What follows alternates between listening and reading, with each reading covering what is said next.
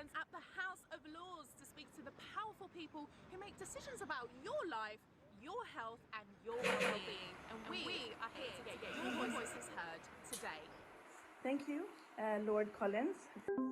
PMNCH is convening the 1.8 billion Young People for Change campaign, a global youth-led effort to Okay, you guys are outside. for adolescent well-being.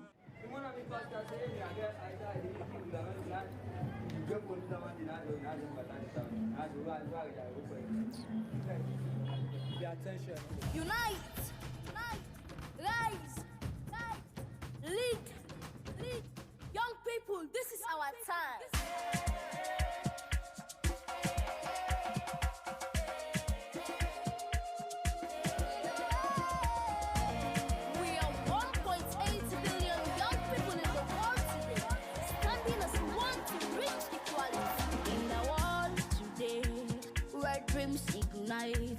We stand as one, younger shining bright, united in spirit, we make a change. For 1.8 billion strong, our voices rearrange. With hope in our eyes, we'll break these walls together. We'll rise, we'll answer the call, bound by our purpose. A love beyond compare, justice, our right. We'll surely get there.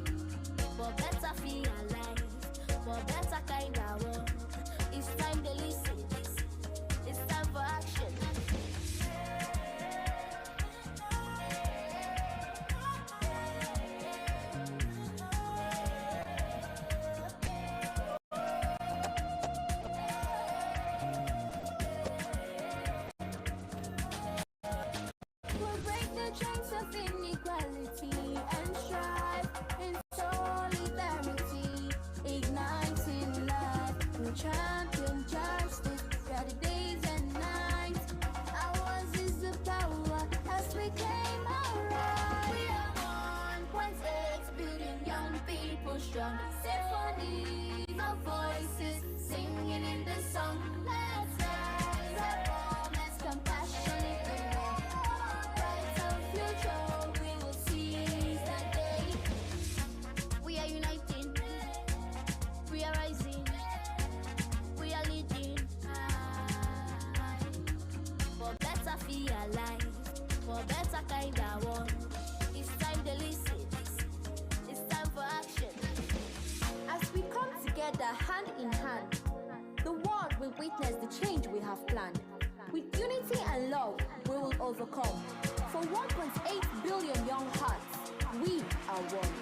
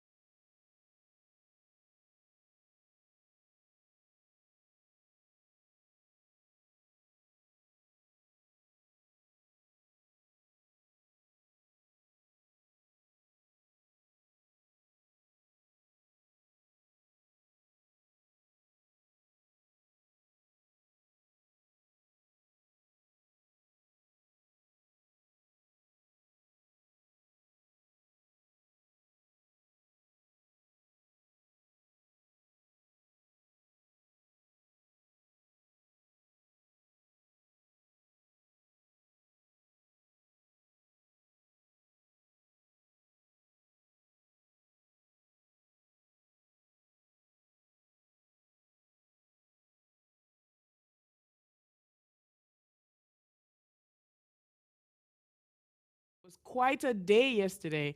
As we meet here at the GFA, we stand together with so many young people, women and children, who are suffering in crises happening around the world, but most recently in Gaza and Israel. Our hearts are with you.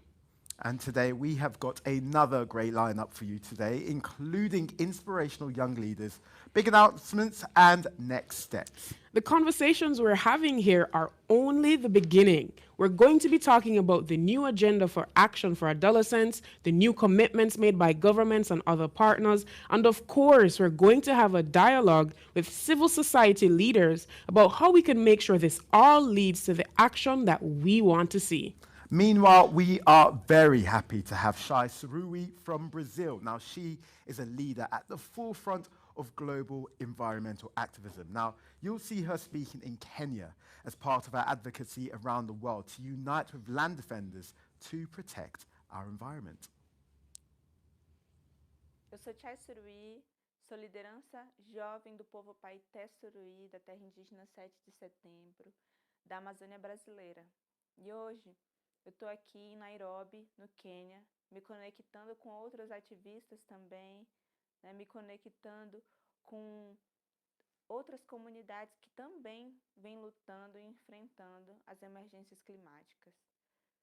Estou aqui também para trazer a voz da Amazônia e dos povos originários para todo mundo. Um olhar, né, de que se entende como nós somos seres natureza. Hoje, nós estamos vivendo uma emergência, né? A gente já sofre as consequências daquilo que os povos indígenas vêm avisando há muito tempo. Mas nós também somos parte da solução para o enfrentamento dessas mudanças climáticas. É dentro dos territórios indígenas do Brasil que a floresta ainda continua de pé, graças à presença dos povos indígenas, que cuidam, que protegem, que plantam, que reflorestam, que cuidam das nascentes, dos animais, que cuidam da vida, né? Então a gente vem trazer essa voz de esperança também, né? Que apesar das nossas gerações serem as que vão mais sofrer as consequências, mais que os nossos pais, os nossos avós, nós também estamos muito mais conscientes, né, daquilo que estamos enfrentando. E sabemos a emergência que isso significa e que nós somos parte da solução. Podemos ser nós todos guardiães da floresta. E as crianças e os nossos jovens são a esperança, porque quando a gente fala de um futuro, a gente pensa nas nossas próximas gerações. Mas nós, como povos indígenas, quando falamos de futuro, também falamos de um futuro ancestral. Ou seja, reconectar também as nossas crianças com esse planeta, os nossos jovens com esse planeta, para que nós entendamos todos aquilo que nós, povos indígenas, já estamos falando, né? Que nós somos seres natureza. What an inspiration she is, and demonstrating such immense courage. And now for today's watch party, we're going to Pretoria in South Africa. Hello to the Global Forum for Adolescents under the 1.8 billion Young People for Change. We are coming to you from South Africa at the State Theatre. My name is Mshonto Buhlekeleba, and I am with the vibrant youth of South Africa standing behind Unite, Rise and Lead. That's right. Right now, I'm just going to be speaking to two special young people for what cause they are standing behind. Hello. Hi, how are you? I'm good, thank you. How are you? I am great. Thank you for having me. All right, tell us about your cause, who you are, what is your cause? My name is Tebogo Lucas Boya. I am an intern here at the Wardrobe Department for South African State Theatre.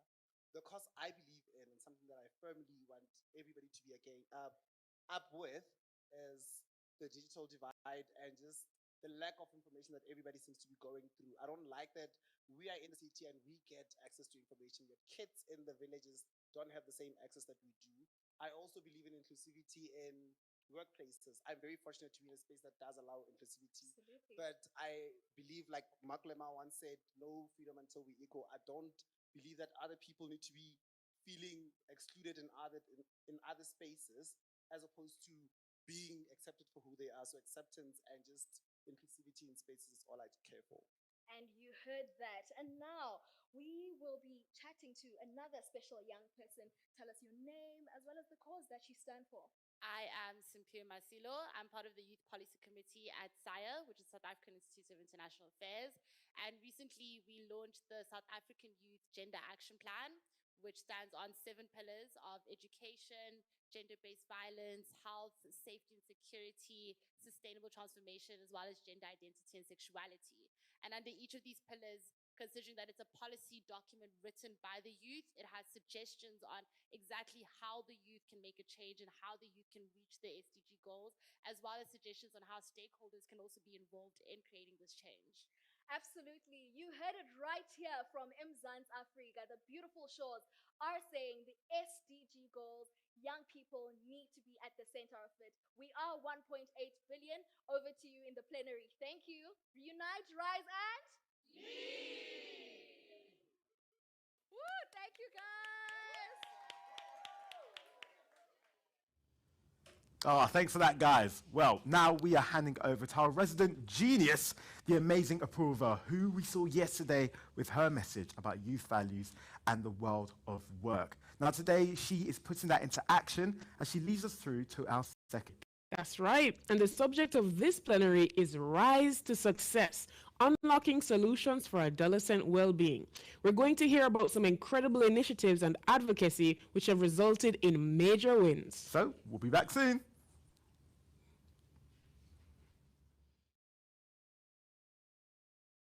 Hello and thank you. It's so inspiring to see how young changemakers and allies are rising to the challenges thrown at them by the poly crisis that surrounds them.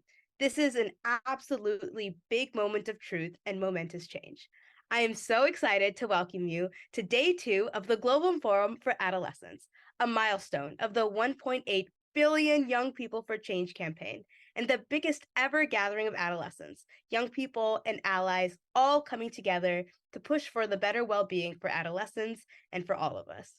My name is Apurva Panidapu. I'm currently studying math, computer science, and policy here at Stanford. I'm a young math researcher, the founder of my own online art gallery for global service, and creator of the award-winning column Gems in STEM. My mission is to help Gen Z leaders be at the forefront of the future of work, innovation, and inclusion. And today, I'm your moderator for this plenary discussion, Rise to Success, Unlocking Solutions for Adolescent Well-Being.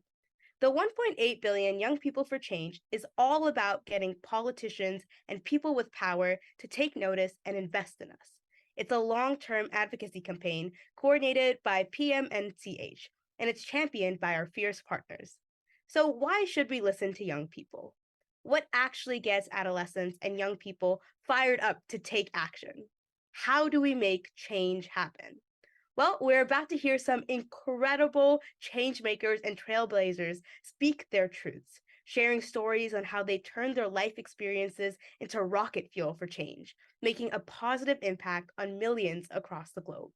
But before we hear their stories, I want to hear from you, our wonderful audience. What's on your minds? What do you think? A question will be shown on the screen momentarily. We ask that each of you answer this question with just a single word. Your contributions will populate the word cloud, giving us a visual representation of your collective thoughts and ideas. For those unfamiliar with Slido, participating is pretty straightforward. You scan the QR code, which will be displayed on the screen. I think it's right there. Simply use your mobile device's camera to scan the code, and you will be automatically redirected to the Slido interface. Or a direct web link will be provided in the chat. Clicking on that will also take you to the Slido interface where you can submit your word. We can't wait to see your contributions come alive in the word cloud. So here's our first question. In one word, tell us what you think is the key to success for an adolescent well-being initiative. And you'll have about a minute to add your words.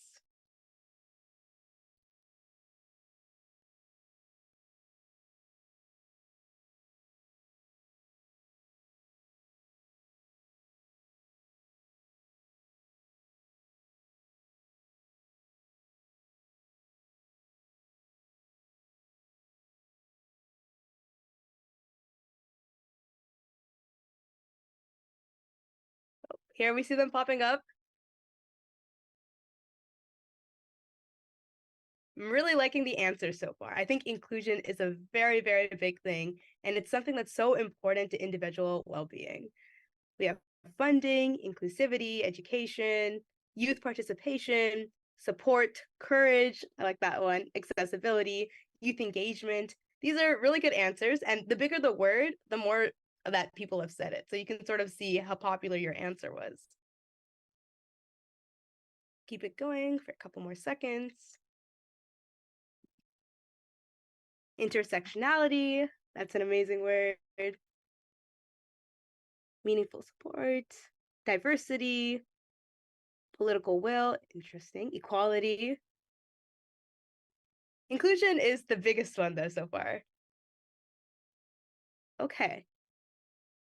I think it's almost about to wrap up, but the answers are all super, super good ones. When we're thinking about well-being, especially for young people, I think inclusion and funding and education and inclusivity, which kind of falls under the umbrella of inclusion, are just probably some of the most important things we can think about because I think finding a space where you feel supported and you feel safe to share your voice and share your story is so important. And I think we'll see some of that from our speakers today who will share, how they overcame adversity to give voices to people who don't normally have that kind of, voice in the spaces they're in. But thank you so much for all your answers. I think we can move on to our second question on Slido. The second question, in your view, what do you think is the biggest obstacle to a successful initiative? So this is sort of the flip side of it. First, we thought about what's the key to success, and now what is the biggest challenge or the biggest obstacle? I think this will be interesting to see the answers and if it's sort of the opposite of what we saw in the first question. We'll give that a second.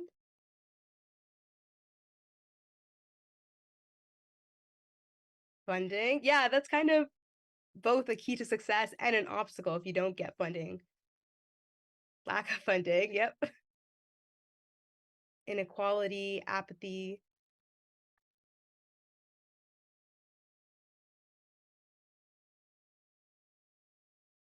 Culture, yeah. I think if you have a harmful or toxic culture, whether that's in a workplace or in a classroom, it can be very detrimental to young people's success or well-being. Yep. Funding, once again. Adults, adult-centric, inequality, community ownership, all sorts of very, very good answers. Trust. Yes, if there's a lack of trust, I think, especially in, your kids and teenagers and the young people of today, it's very hard to feel like your voice is heard and that you can make a difference. So I think that trust goes both ways. Absolutely funding. It's very hard to get your ideas into the world without funding. Culture. Capitalism is an interesting one. Human rights violations. Respect. These are some great answers.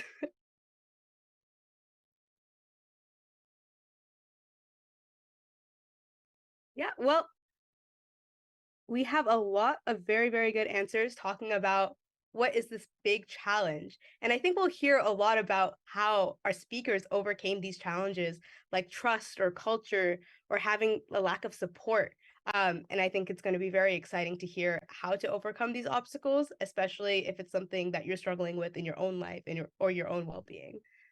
So now for the exciting part of the plenary today. Let me introduce our amazing change makers that we'll hear from today. I am so inspired to be here with all four of these fantastic leaders, each with an incredible story and a unique journey, but with one big thing in common. They're changing the game, and they're making a massive impact on a wide range of people and communities. So let's dive into their stories. We're talking about their journeys and what lit that fire to go out there and make things happen.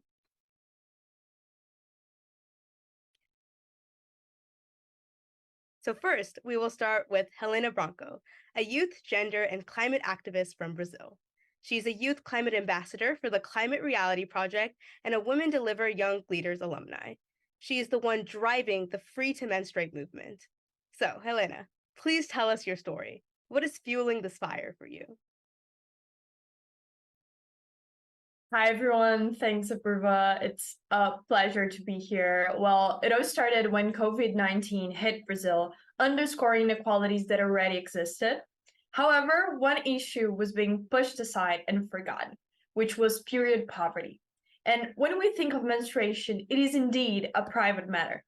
But a healthy menstrual cycle is a human right, and it can turn into a serious public problem for our society when people don't have the knowledge to understand their bodies, facilities such as restrooms in good conditions, or the menstrual products for a healthy menstrual cycle, which can lead to people missing school classes or ending up with health problems. And in early 2020, by the time I was 18 years old, young activists, we noticed that aid packages for vulnerable communities during the pandemic excluded menstrual products. And high taxes also made these products unaffordable for low-income individuals.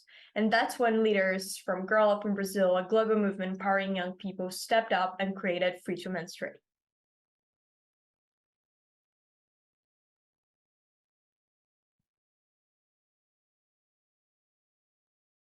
That is so inspiring. Like you said, period poverty is such a major issue affecting girls in high and low income countries. In fact, the World Bank estimates that at least 500 million women and girls globally lack access to the facilities that they need to manage their periods. We can all agree that it's a disgrace that some girls are forced to drop school simply because they can't access proper period projects, which, like you said, is a human right. Things have to change. Thank you so much for your work, Helena. Now, let's continue to talk about another major issue for young people, access to financing. Young people have great ideas, but how do these ideas turn into a reality without money or support? It's basically impossible. And like we saw in the previous question, funding could be one of the biggest obstacles in this journey for well-being. And it's even more of a struggle for people from lower socioeconomic contexts. So how do we turn dreams into reality? Well, I'm so happy to have Regis Bamba from Côte d'Ivoire here with us today. He is the co-founder of Jumbo, a fintech company that offers personal finance services for Francophone Africans. Regis, could you tell us about your motivation and your mission with Jumbo? Hi, Apurva. My name is Regis. I'm the co-founder, one of the co-founders of Jumbo. So Jumbo is a fintech operating out of West Africa, specifically in Côte d'Ivoire. And you might be surprised by only 20% of people have access to financial services in the region. It's one of the reasons why we started Jumbo, because we had the same issue. We had trouble opening a bank account. And it worked so well because the product is very relevant that in 3 years, we got to more than 1 million clients and crossed the $1 billion transaction volume. So it shows you that there's a good appetite for this kind of product in the region. It's a very necessary product for the region.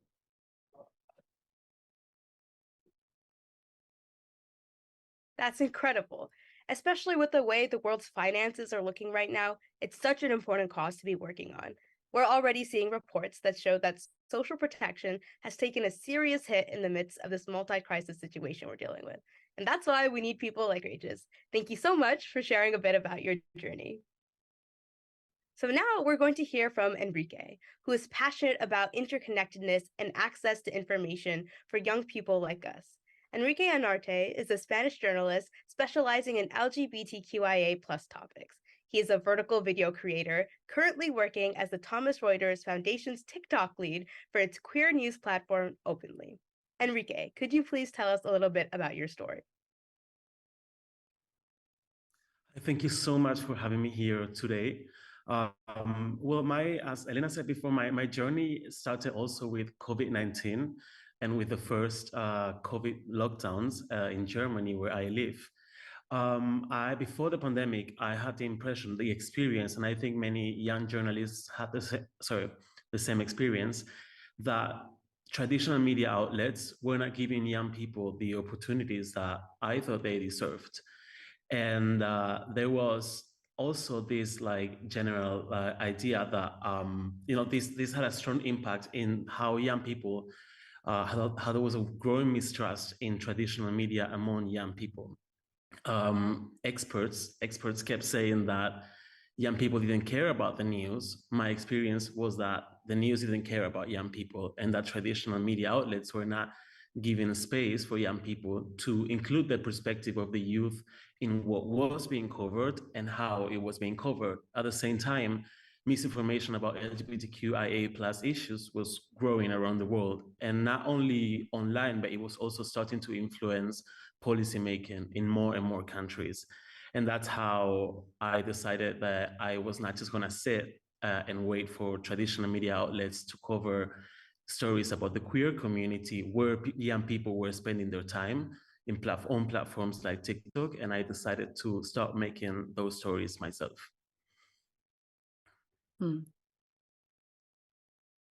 Thank you so much for sharing, Enrique. What an amazing story. There is so much information out there, but there is absolutely inequality in how it's distributed, the accuracy of it, and the voices that are represented in the news and media. So thank you for your advocacy and work in the space. And finally, let's hear from Daniela Liguero. Daniela is the co-founder of the Brave Movement and CEO of Together for Girls, a partnership to end violence against children and adolescents. Daniela, what first motivated you to do the work that you do?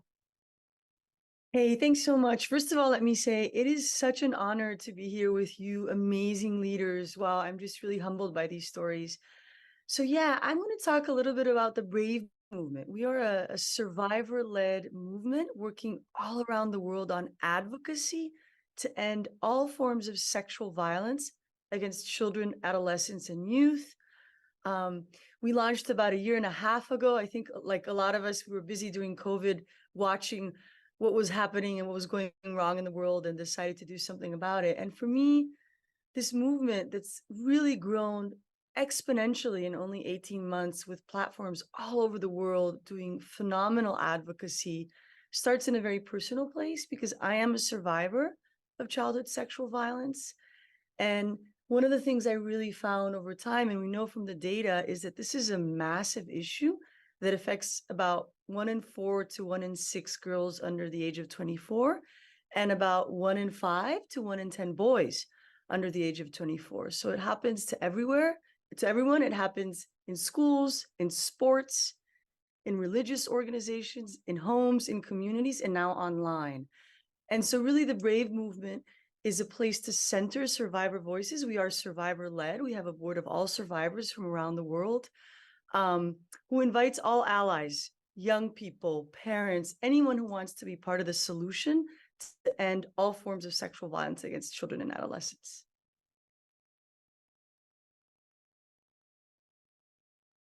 Thank you so much for sharing, Daniela.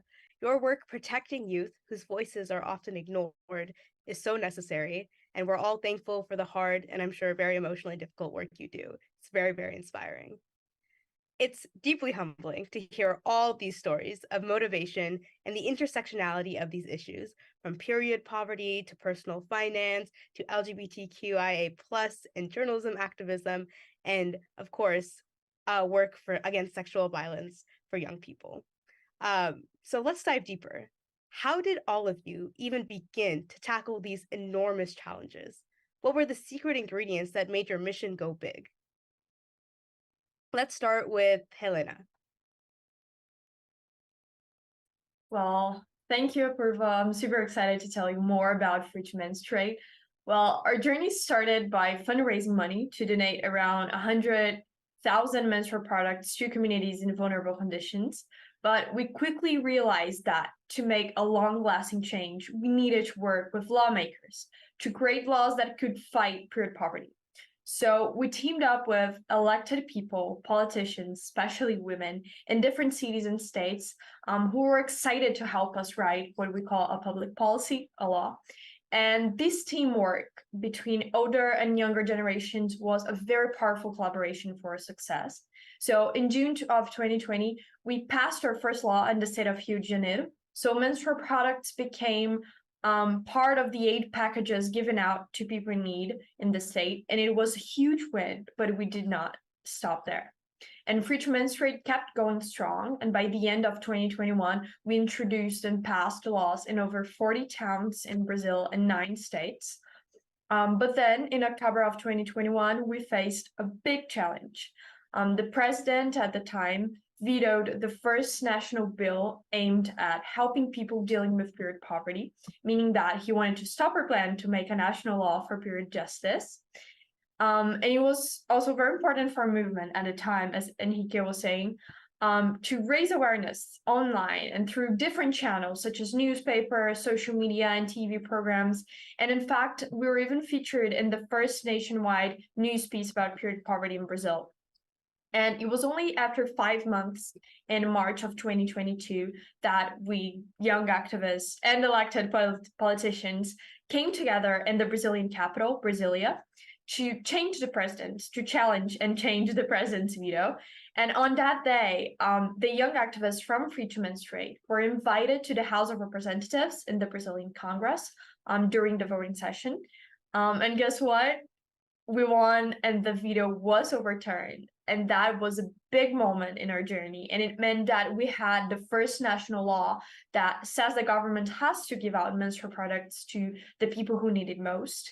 And this law is going to impact around 6 million people in vulnerable conditions. And well, to conclude, Free to Menstruate goes beyond menstrual rights and justice. It demonstrates how persistence and collaboration can create successful actions. It is proof of the young change makers' power and how important it is to invest in young women's participation in political decision making. And the young women from Brazil who founded Free to Menstruate, such as me, we come from backgrounds often underrepresented in politics. Yet it was within the political arena that we found a platform not only to make our voices heard, but to positively impact millions of people. So I think that's my message. Thank you so much, Briva. Thank you so much for sharing, Helena. You've helped 40 municipal bills and 9 state bills pass on menstrual justice across Brazil. And it's clear to see that your perseverance and bravery was a huge part of how you made this happen. I think COVID totally taught us about how we can use online platforms and the power of young people's voices to really change things. And it's so inspiring to see how you made that happen for period poverty. Now, on to the next speaker. Regis, it's so impressive and inspiring to see the increasing investment and massive recognition that your work has attracted. In 2023, JAMO employs 165 people, of which 52% are women, with an average age of under 30 years. How did you make all of this happen? Well, thank you, Apuva. The first thing that we did is that we focused on the value that we're bringing to the people. So what we did is that we put the user at the center of the value proposition. We spent the majority of time talking to the users. We did focus group. We called the users, we went on the ground, and that's how we're able to figure out actually what the user will get. And we're able to put out products like salary accounts, savings, all these products because we listen to the users. The second thing that we did, we said it, is find the money, because without money, you cannot do anything. And we applied to Y Combinator, which is one of the best startup incubators in the world. And we're able to raise $14 million. And with that money, we had the necessary resources to go ahead and build the product. So without the money, you cannot actually build anything. So you need to make sure that in your strategy, you have a plan to actually get the money. And the last thing that we did was to find the right team. You need people, you need like the right people. And made sure that we recruited people that were motivated by the kind of impact they were making around them. And like you said, it worked pretty much. We have like a team of more than 165 people, 25 years old on average, and 52% women. And those people are very impact-driven and mission-driven, and they fight every day for the customer, and they make sure that whatever they implement, works well for the customer. Absolutely. Thank you so much for sharing. I think that was basically a crash course on personal finance and how to make an idea go big. So thank you for that. I think the audience got it exactly right when we talked about the obstacles for well-being and for personal success when they talked about funding. Without funding, it's very hard to build anything.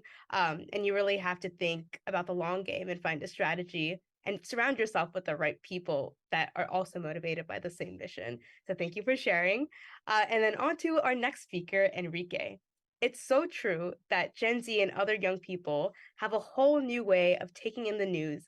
But when it comes to finding sources that are real, trustworthy, and informative, the options are very limited, like you said. So, from your journey, what are the top takeaways that you have? So I started doing this as I said before, in the first COVID lockdown. I was at home, and I downloaded TikTok like millions of other people across the world for fun. And then at some point, I was interested in politics. I worked already on reporting on LGBTQ plus rights. And I seen videos about it. And suddenly, like tens of people were following this random Spanish guy that no one knew. And many more people were getting the content. And while I was like maybe dancing in my living room, or just like sitting at the table with my cat and talking about an issue that mattered to people, this was news at the end of the day. It was just a new, maybe a more engaging, more creative way of telling the news, but it was news at the end of the day. And I think that made me, and also many other journalists, because I am not alone in this field. There are many other young journalists who are doing what I'm doing, trying to take young people, young audiences seriously. I think that showed us that we were right, that we could make news in a different way, that what is most important for me, that does not talk down to people, but engage with audiences as equals in a conversation where journalism is not, deciding what matters to audiences and how. I wanted to talk about mental health because it wasn't always easy. It was suddenly you are exposing a lot of your private life, and you're just a journalist. You're just doing your job. You're not a celebrity, and suddenly, that can have, you can pay a high price for exposing so much of your private life to millions of people that don't know you. And some people can be very mean online. And I think the generations that haven't known life before social media have paid a very high price on this. We're just starting to see what the damaging effects of social media can be, especially when you don't have a perspective of what life was like before social media. But at the same time, social media can be useful to empower younger generations and tell those stories that we want to tell. And I think for me, this has completely changed my career, because I wanted to be a writer, and suddenly I found this way of telling stories where I do not just as a journalist decide what has to be written, but I have a direct relationship with my community, and they tell me what they're interested in. They tell me what perspectives they would like to hear, and that helps me grow professionally, but it also helps me have a healthier relationship, and I think it helps rebuild the trust. I was very happy to see that one of the words that showed up before was trust, because that's for me one of the main issues right now when it comes to both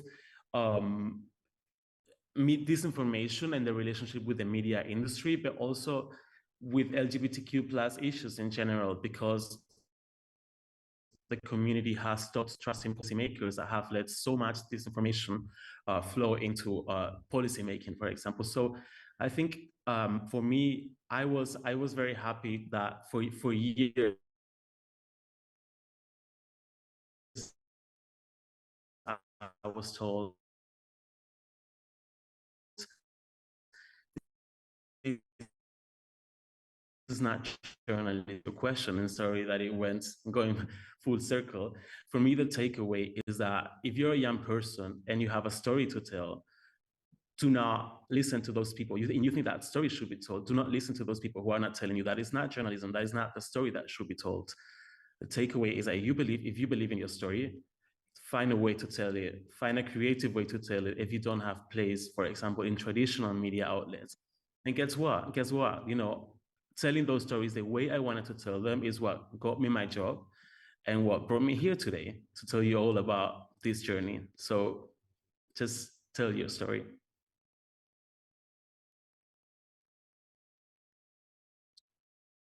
Thank you so much, Enrique, for telling your story. I think that there's a lot of positive and negative rhetoric around social media, but like you said, it really gives marginalized voices a chance to be heard by millions of people in a way that has just never existed before. And I love the point that you brought up about making news a conversation and giving people a chance to engage with it, because I think it can be very dangerous to just blindly consume information online. And again, thank you so much for also talking about protecting your own personal well-being and private life and the power of sharing your story. And I'm sure that everyone listening is incredibly inspired. And now finally, our last speaker, Daniela, your story is so inspiring. The vision of a world where every child and adolescent thrives, free from the threat of sexual violence. Please tell us more from your experience. What has been the toughest mountain to climb? And what's an underappreciated superpower that we should be considering more to make a real impact on the world? Oh, I love that second part. I'll get to that in a second. Yeah, you know, I think one of the biggest challenges with the issue of sexual violence against children, adolescents, and youth is there's still so much stigma and shame associated with it. So we know from data that most people that experience sexual violence in childhood or adolescence actually never tell anyone. And there's this sense of carrying that kind of alone and internalizing that, and a lot of shame and stigma that goes with it.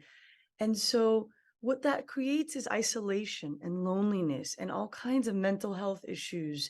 It impacts, you know, young people's ability to go to school, to succeed, to do well. And I think the biggest lesson for me has been, and it was my own experience, you know, I was eventually able to get the support I needed to work on these issues and decided with my story. I love what you were saying, Enrique. It is hard when you publicly start sharing things that are very intimate.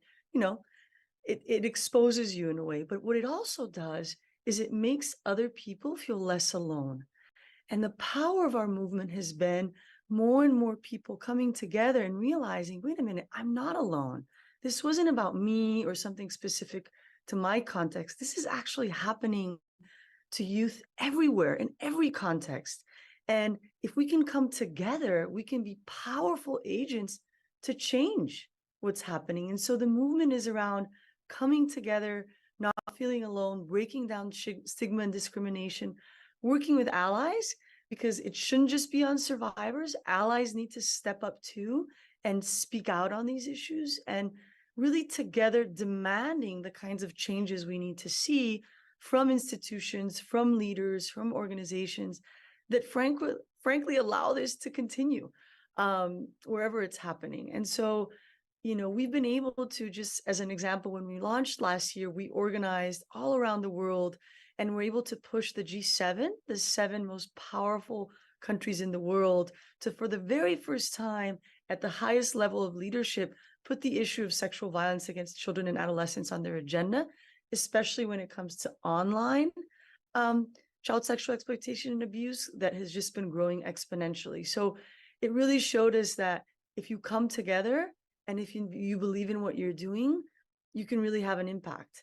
The final thing I'll say is funding. It's people, it's coming together, power and funding. We had to go out and get the funding to do some of this work, and we continue to try to get funding to do it. But it's always amazing to me that when you have a passion and a commitment to an issue, very little funding can go a long way. So I'm excited about what's next. And I actually invite everyone who's interested to go online and look up the Brave Movement and become a member. We're growing rapidly and trying to define our agendas together with those of you who are out there and care about this issue.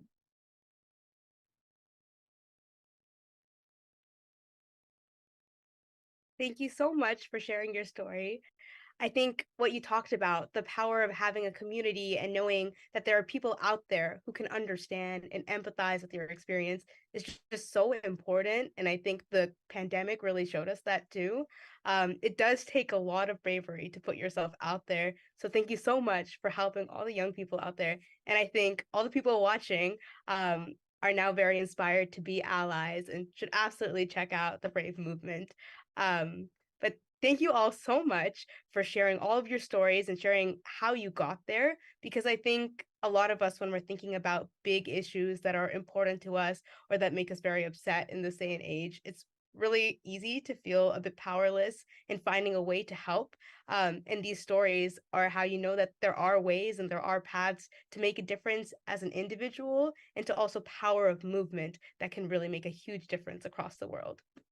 So now, let me ask each panelist in one word, what is your advice to the new generation of change makers who are watching you or their allies?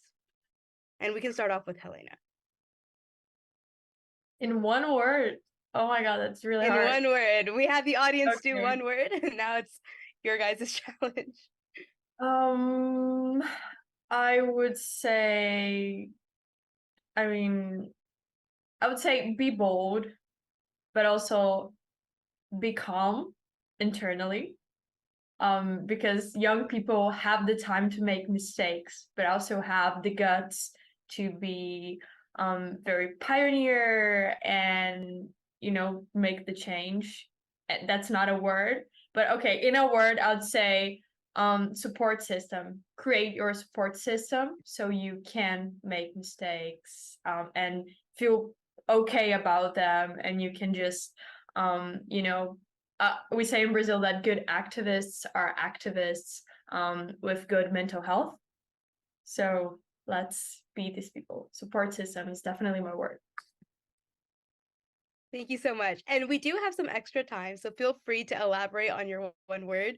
I am curious, because we have some time, is there any advice that you wish you had gotten at the beginning of your journey, when you started, your important work or your movements or something like that? You're asking me to elaborate on it, or someone else? Okay. Yeah, you. And then we'll go through each panelist. So I'd say that young people tend to be very brave and very bold, and we want to see change fast. And I think that's really important because we don't have time. I mean, climate change, many things happening. We don't have time anymore. We need to go faster than the other generations did in creating positive change. So don't be afraid. Take your ideas forward.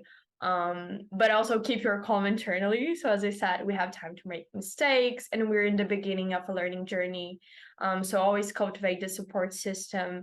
There's a very amazing African proverb, if I'm not wrong, that says, if you want to go fast, go alone. If you want to go further, go together. And I think that's really important. That's the essence of activism, of positive change.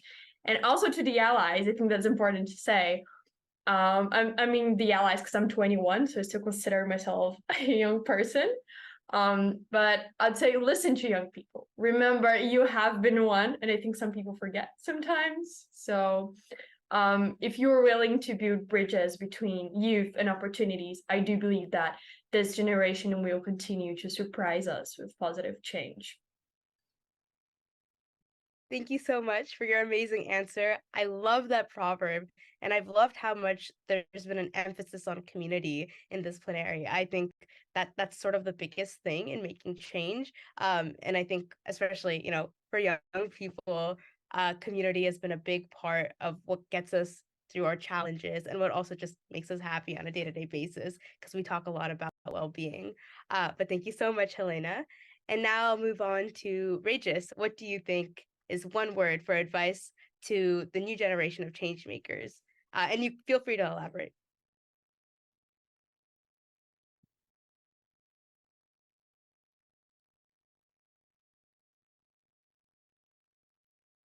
Do we have Regis here with us?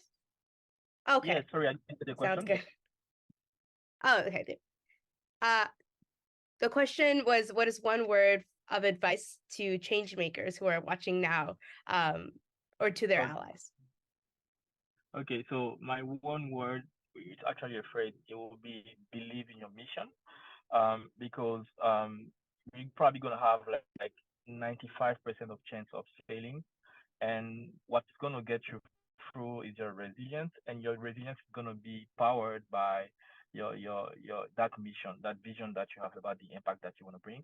That's what you're going to hang on to during difficult times, to get through those difficult times, to get through the hard times, and finding the right resources for you to deliver. So believe in your mission and keep that in close to your heart. Never, never, never give it up. Just keep it close to your heart, and you'll be able to power through all those difficult times.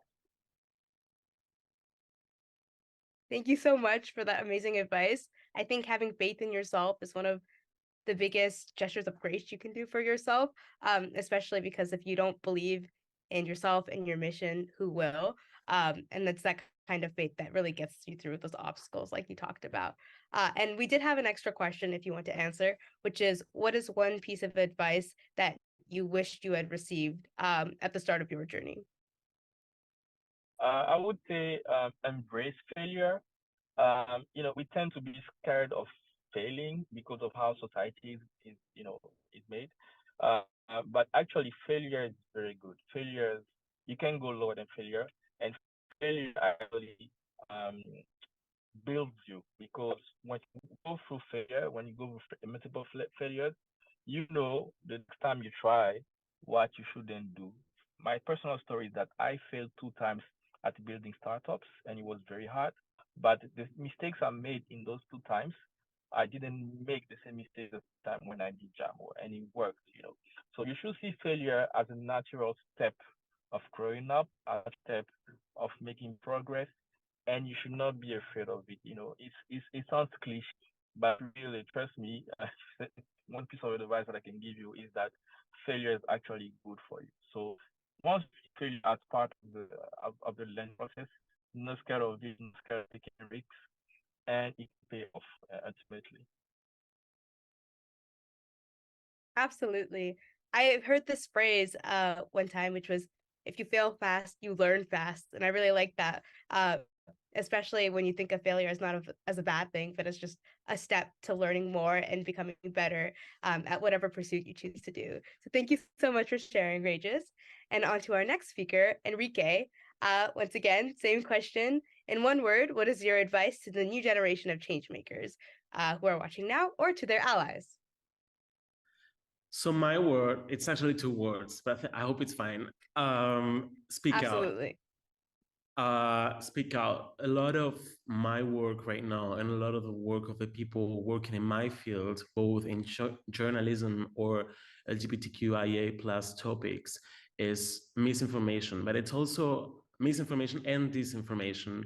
But it's also a huge challenge for anyone working in women's rights, in climate change, in inclusive policy making. We need people to speak out and share their stories and share the different layers of reality to fight all the misinformation and disinformation that are out there and that are preventing governments and also civil society from making the world a better place, not only when it comes to LGBTQIA plus topics, but when it comes to everything, basically. So I would say that do not be scared to speak out. And as I said before, share your story in whichever way, shout it out loud if it's needed, because even if you think that no one cares, I guarantee that there's someone out there that to whom that story will mean the world. So please speak out, because we have a huge task ahead when it comes to making the world a better place for everyone, especially for young people. Absolutely. I totally agree. And I think it also connects to what Daniela said, which is, sometimes when you speak out and you share your story, you'll find that there are a lot of people that relate and who also are very grateful to have a community to share that experience with. And so I think that's very, very powerful advice. Thank you so much. And then our next question, is there advice that you wished you had received at the start of your journey? I was going to talk about failure, but that was already talked about. So I think I would have been told that it's okay to be kind to yourself. It's okay to take your time to get somewhere. You don't need to do everything in the first years of your career. You don't need to get, you don't need to do, you don't even need to do, get to the same places that all the people have gotten. Everyone is different, and we are the most powerful version of ourselves when we are in connection with ourselves, and when we give ourselves the room to show the world the best version of ourselves. So I think that in order to change the world, you first have to be at peace with yourself, and you first need to sleep. You need to have, you know, mental health and physical health. So I think it's very important that those who have, especially those who have very tasks and that are going through very hard times, remember that it is okay to be kind to yourself, so that you can then be kind to others and make the world a better place. Absolutely. I love that advice. I think I'm 18 right now, and I think a lot of people my age are feeling this looming pressure to just get stuff done, to achieve success early. But there's just so much time that we have to really think about the things we love to do and pursue them. And I think that's very, very helpful advice that I will take into consideration. But thank you again. And for our final speaker, again, same question. One word, Daniela. What is your advice to the new generation of change makers who are watching you, or to their allies? Mine's going to be an easy one. Be brave.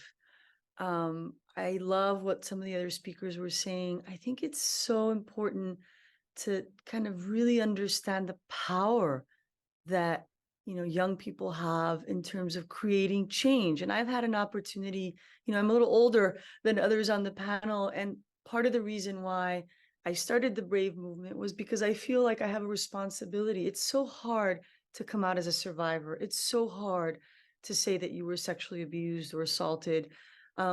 And so to create that space so that generations to come can have less stigma and less discrimination when they choose to come forward. And I think being brave is about, you know, speaking your truth. It's about demanding change. It's not necessarily about telling your own personal story. That comes with a lot of challenges, and you have to be really well prepared to do that. But as part of the movement, we're encouraging people to stand up for the issue. And then whether or not you want to share your own experience is something that's very personal. And I think something that people need to give a lot of thought to, because it does come with some of the negative consequences that Enrique had mentioned. And, you know, people aren't always kind. and we feel it, especially when you're demanding the kinds of change from very powerful actors. And I've had the opportunity, you know, to work with US government. I've worked for the UN. I can tell you that you can do all the research in the world and have all the kind of data and the programmatic work that happens. But if you don't have people knocking on the door and saying, this needs to be different, it's not going to happen. So do it, go out there, create change, raise your voice, demand the kinds of things that you want to see. People might, you know, at first ignore you, but eventually they can't ignore you. And be prepared, because, you know, there's some powerful people out there that want the world to stay just as it is. And it's going to take, you know, a lot of courage and a lot of us in community working together to demand the changes we want to see. So I think really that's my word. And maybe for the advice, should I just transition to the second question? Yeah, absolutely. All right. I really love what everyone has said. I love the idea of embracing failure 100%. I also really like this idea of self-care, and especially for a movement like ours that's dealing with so much trauma that's everywhere around sexual violence and abuse. Really, the importance of self-care becomes front and center. And I've seen it over and over again. Amazing young people who are out there trying to create change, and then they burn out. And then we lose them to the, you know, they can't do it anymore. They give up. They need a break, you know, and we end up losing people that are so amazing because it's just too much. So pace yourself, take care of yourself. And I'm going to read this quick quote because I love it. Audre Lorde, who's an American writer and just phenomenal advocate, said, "Caring for myself is not self-indulgence. It is self-preservation. And that is an act of political warfare. So take good care of yourself so that you can keep changing the world. That is some amazing advice. I loved how you talked about the nuances of being brave and how that doesn't necessarily mean putting your personal experiences out there on the line, while you can still be an ally, and really protecting yourself when it comes down to it. Yeah, no, that's just amazing advice that I think we can all really remember about, you know, like caring for yourself is an investment in yourself. It's never a waste of time. It's never something that you have to put off for like when you're older or when you're more successful or something like that. It's something we can all take steps to do. So thank you all, the panelists, for your amazing advice. I think everyone watching has taken something from it. And we do have some extra time. So I would like to end with one question that I think is very relevant to the idea of community that we've been talking about today. And so I'm very interested to hear, who is someone that has been a huge support in your life or an ally to you that you're very grateful for in your journey? And we can start again, go through the same order of speakers. So Helena, would you like to say something about that? Sure, it would definitely be my mom. My mom has always been the person who, first of all, inspired me to go into gender equality activism. And well, she just supports me every day. So I think she's definitely this person. So she's inspiring, and she makes sure that, this activist will not burn out. And when I'm close to that edge, she's like, are you taking care of yourself? You need to take a break. You have time. So like all the advices that I just repeated here are from my mom, and they usually work. So I think that's it's really, I think it's really beautiful to see this intergenerational sharing of knowledge. So yeah, that would be her. That's such an amazing answer. My mom is also one of my biggest supporters, and I'm very grateful to have her. And I think just having someone that reminds you periodically to check in with yourself is so helpful. So thank you for sharing. I think hopefully Regis is still on the call with us. Do you have someone that you want to share? Oh, perfect. Yeah. Do you have someone that you want to share? I feel like Elena is my sister because my answer is my mom too, and she does the exact same thing as what she said. Yeah, she's been there from day one, supporting and pushing me, believing in me when nobody believed. And she's also part of the journey. I can always go back to her, And again, all the things that I said here, some of the things that she, repeated to me on the regular basis, so that I don't forget about what's my mission, what's the impact. But at the same time, take care of myself, because if I'm not well, I can't actually do anything for anybody else. So it'll definitely be my mom too. Amazing. Thank you so much for sharing. And then our next speaker, Enrique, do you have someone you'd want to share?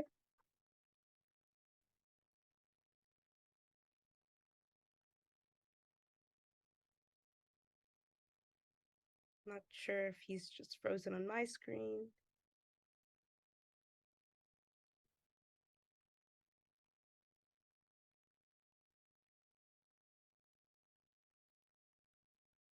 Okay, so hopefully we get his connection back. But in the meantime, Daniela, would you like to share who a supporter in your life has been? Partner, my boyfriend, who has been particularly.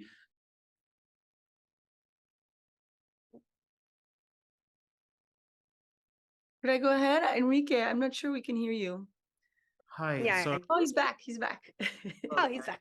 I apologize. I'm on holiday, so the internet is not great. But I was gonna talk about my mom, but I'm not, because everyone talks about their moms. But mom, I love you. I want to talk about my boyfriend, who has been very supportive in this journey since I did this big career shift, in not only supporting me professionally, but also reminded me, as I said before, to take that time for myself, to take that space to see things with more perspective, and to reflect on what my goals are, not only when it comes to work and when it comes to changing the world, but also when it comes to our life, when it comes to my life, what my personal goals are as a person. What do I want to be doing, not only in my work time, but also in my private time in 20 years or in 10 years or next year. And I think it's very important to have those people that remind you when you are very obsessive with what you're doing, and you might be good at it and you might love it, but you still need that energy outside work and outside activism or journalism or whatever you're doing, and have those people, be it partners, be it friends, be it family, that remind you that there's a world out there and that you are not just your cause or your job. You are much more than that. And somehow connecting with what Regis said before, and that kind of like shows us that failures don't matter, because you are much more as a person than your cause or whatever work you're doing. And I think sometimes we forget that because we really love what we're doing, but it's good to have those people in our lives that remind us that we're much more than what we're fighting for. Oh, I love that answer. Thank you so much for sharing. I totally agree that it's very easy to get tunnel vision, especially when you're working on something that you love and are so passionate about. But it's so nice and very important to have people who remind you, how big the world is and how much more there is. So thank you so much, Enrique. And then finally, Daniela, would you like to share who a big supporter in your life has been? Regis and Helena are our brother and sister here, and I'm with Enrique. I'm going to talk about amazing life partners who help us kind of be the best selves. So my husband and partner is just amazing, and I want to do a shout out to feminist men who really support and help women succeed, grow, and become the leaders that they really want to be. And so I'm super grateful for that. And it's amazing to see that there are so many more feminist men out there every day, which gives me great hope. Absolutely. Thank you so much. And huge shout out to all of our amazing panelists. And to our audience, let's all promise to do one thing that'll level up our lives or make someone else's day better. It's all about taking small steps. And when we all promise to help, it can lead to a massive impact on our communities. So before we close the session, I encourage you to make sure to check out the product launch sessions on new tools and guidance, all based on the latest evidence and geared towards making lives better for adolescents.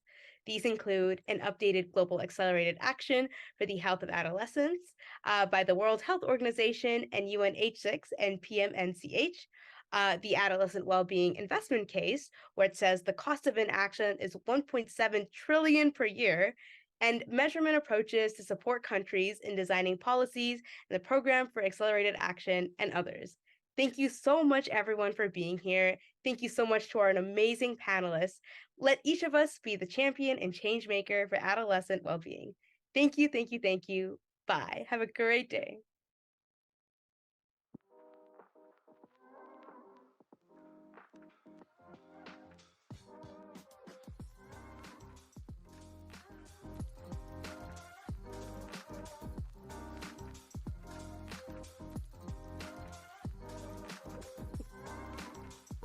Thanks. Bye.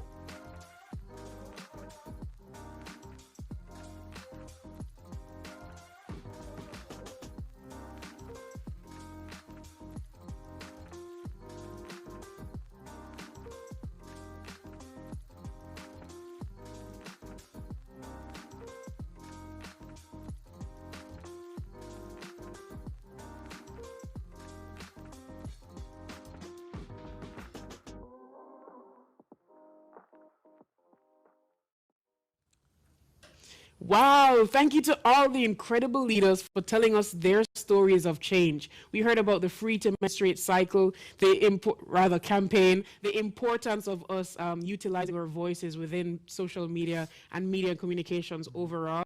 And I'm really reminded of that African proverb: if you want to go fast, go alone, and if you want to go far, go together. We're really getting the message loud and clear.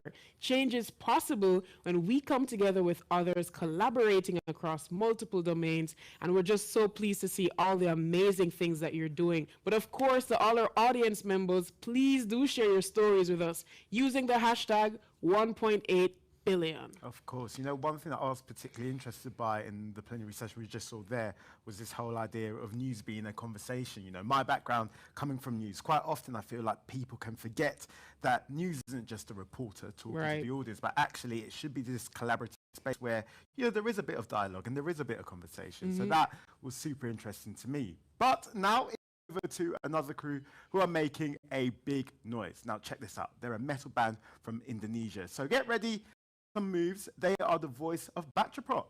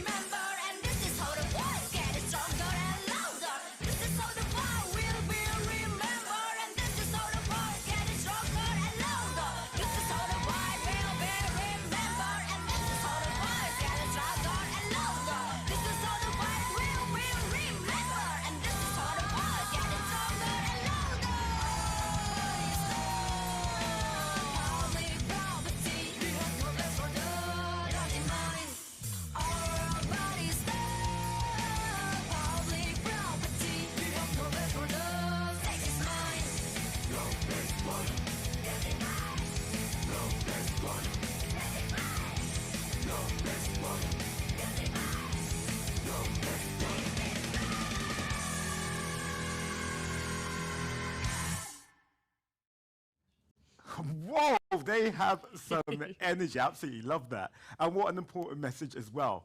Well, now we're going to Michelle Bachelet, former president of Chile and long-standing champion of adolescent health and well-being. Hello, everyone. Taking part of this Global Forum for Adolescents. Wherever you are in the world, whether you are a youth activist or a policymaker, a health professional, journalist, or a student. And a big, loud thank you to Voice of Bachelet for that amazing performance. I was almost literally blown away by the energy and passion of your music. Bachelet, it sounds quite like my own name, means noisy in the Sundanese language. And this is important because we all have to be more noisy. I'm so impressed by the noise being generated here by so many youth and adolescents, not only those of you who are speakers, but by the poets, singers, visual artists, dancers, and drummers. Yes, it is wonderful for us all to be together in this rich diverse, and creative mix, but it's also one powerful to hear each other, to learn from each other, to be inspired by each other. During the 2 packed days of this Global Forum for Adolescents, we're witnessing the culmination of years of hard work on the part of so many committed people in so many different countries. I want to congratulate all of those who have worked so hard to bring it together, especially those who have good news of progress to inspire us. This work is not easy. I know from my own experience and from the history of my country and many others that the struggle for our freedoms is the most important struggle in our lives. These freedoms include our rights to choose what happens to our bodies, our right to a voice at political decision-making tables, our right to dignity, respect, equality. I also know from my own life and from the challenges which face so many activists that to stand up to reclaim your power can be risky. When we demand our rights, it can feel like we are faced with overwhelming forces, and it takes immense courage to do so. And this is why solidarity is so important. If we work together, we can succeed. What I'm seeing at this Global Forum for Adolescents is that we are united by the belief in our common goals. And as I said to you, adolescents and youth who have contributed so much to this event, that if you stay united and you continue rising, you continue leading, then you can be whatever you want to be. The world is yours, be noisy and take it. Thanks to Michelle Bachelet, a legend and an inspiration. And now we have 2 great core sessions for you to choose from. These are about some huge risks faced by young people all over the world. The first is on the topic of substance abuse, and the title is A Healthy Dose of Change, Reducing Harm Through Youth-Driven Drug Education Solutions. And of course, we have a second one that's all about the awful toll of road traffic injuries, which claim lives every 2 minutes somewhere in the world. That session is called Driving Change, Youth Engagement for Improved Road Safety. But first, more 1.8 news with coverage from global events. Unite, rise, lead. Hello, मेरा नाम है विशाल कश्यप और मैं report कर रहा हूँ Delhi, India से 1.8 news के लिए। सेंटर फॉर कैटलाइजिंग चेंज यानी C3 what young people want campaign के द्वारा इंडिया के 11 स्टेट्स से 1,30,000 से भी ज़्यादा रिस्पॉन्सेस कलेक्ट कर चुका है और आज यानी 6 अक्टूबर को C3 इवेंट कर रहा है Delhi school of social work के स्टूडेंट्स के साथ। So let's find out what India's young people want.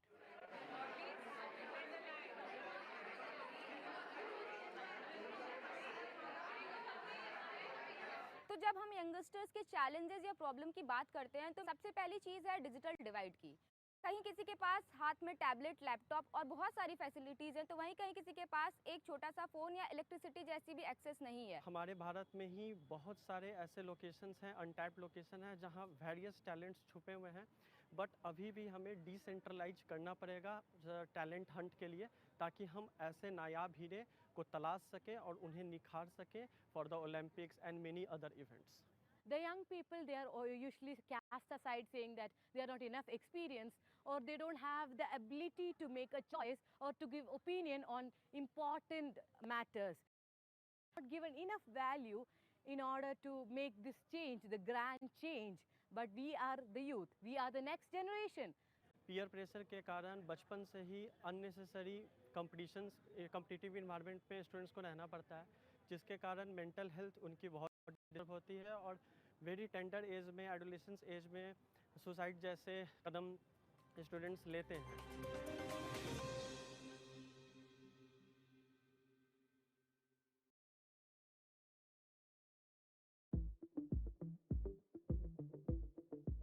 Hello, my name is Lara Boujaber and I'm from Lebanon, and we're gathered here today in the Arab Adolescents Forum in Tunisia. We were discussing several things. Some are limitations. We don't have data in our region, and this is a very irresponsible and very devastating and disappointing point. So for that, we request data and youth engagement and research in order to have tangible resolutions. And for that, we discussed some recommendations on several aspects that hopefully we can attain them and we have them as tangible resolutions. So as for participation and interaction from youth and in their societies, We discussed several things. Some of them is that we request quota for women representation as well as youth representation and a percentage in the parliament. And as well, we request to have safe spaces by which people, and especially youth, can go to, can discuss their fears, their emotions, and everything, as well as we need to change the referral system so that we can have a different and quick and tangible resolutions. As for health, we discussed several topics as well as injuries. We have devastating numbers in accidents in the MENA region, and for that, we need to raise awareness and work on programs regarding to car accidents as well as non-communicable diseases, by which lifestyles should be changed, and we need to be careful about our health and take care of our mental health as well. Mental health is crucial and is a priority, and so for that, programs must be done today before tomorrow. Mental health isn't just any topic, it's the umbrella of everything. So we need to know the difference between the terminologies, we need to know how to cope for stress, for example, which is a basic thing we need in our educational systems to have responsible citizens. These recommendations and many more should be taken held from the organizations and government to be taken as serious as possible from today before tomorrow.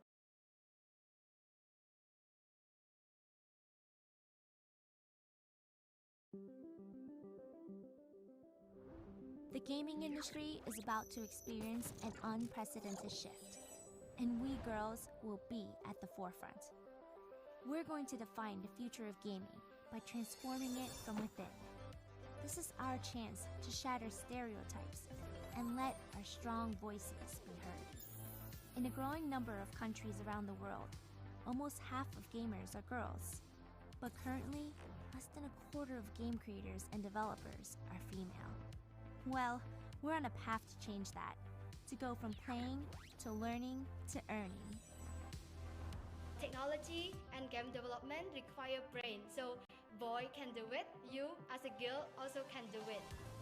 UNICEF is teaming up with the gaming industry and partners in a coalition to help girls like me develop skills such as coding, social entrepreneurship, design, negotiation, and communication. If someone wants to be in the industry and they have the potential, the mindset, then they should be able to be there.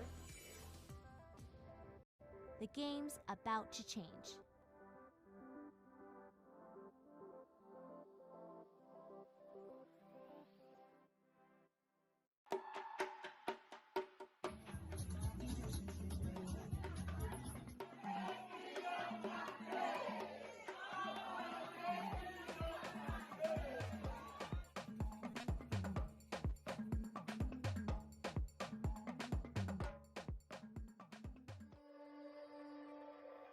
I'm humble and grateful to just be able to connect and meet with other girls from all around the world.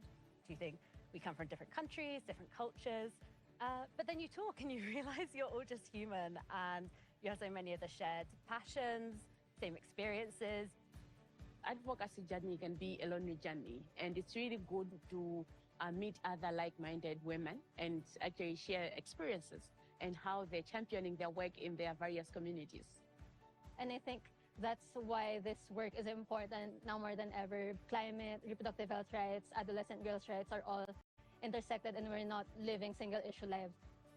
Si j'ai une demande, surtout beaucoup, c'est d'inclusion, surtout les adolescentes en ce qui concerne la prise de décision sur la reproduction. I feel like if we saw more representation, not just of women, but of women from marginalized communities, young migrants, young women living with disabilities, we would have a very different kind of policy and we would have a different kind of culture. نكتسب خبرات جديدة، نتعرف على ناس جديدة، ناخذ ثقافات جديدة، نجد حلول، كنا مع بعض إيد واحدة نقدر نجد الحلول مع بعض. There will be a young girl even watching this and she'll be like, oh, I want to be there where she's standing right now. And that's how she'll strive, also helping her community, helping adolescent girls. And yes, I think it's very important. There's real immense power in the fact of you using your voice. Be you in every room and just do what you are called to do. Don't let your age determine what you can do in life. Il faut toujours commencer avec des petits moyens et après on va arriver au top. You're worth more than you think. Don't let anybody tell you otherwise.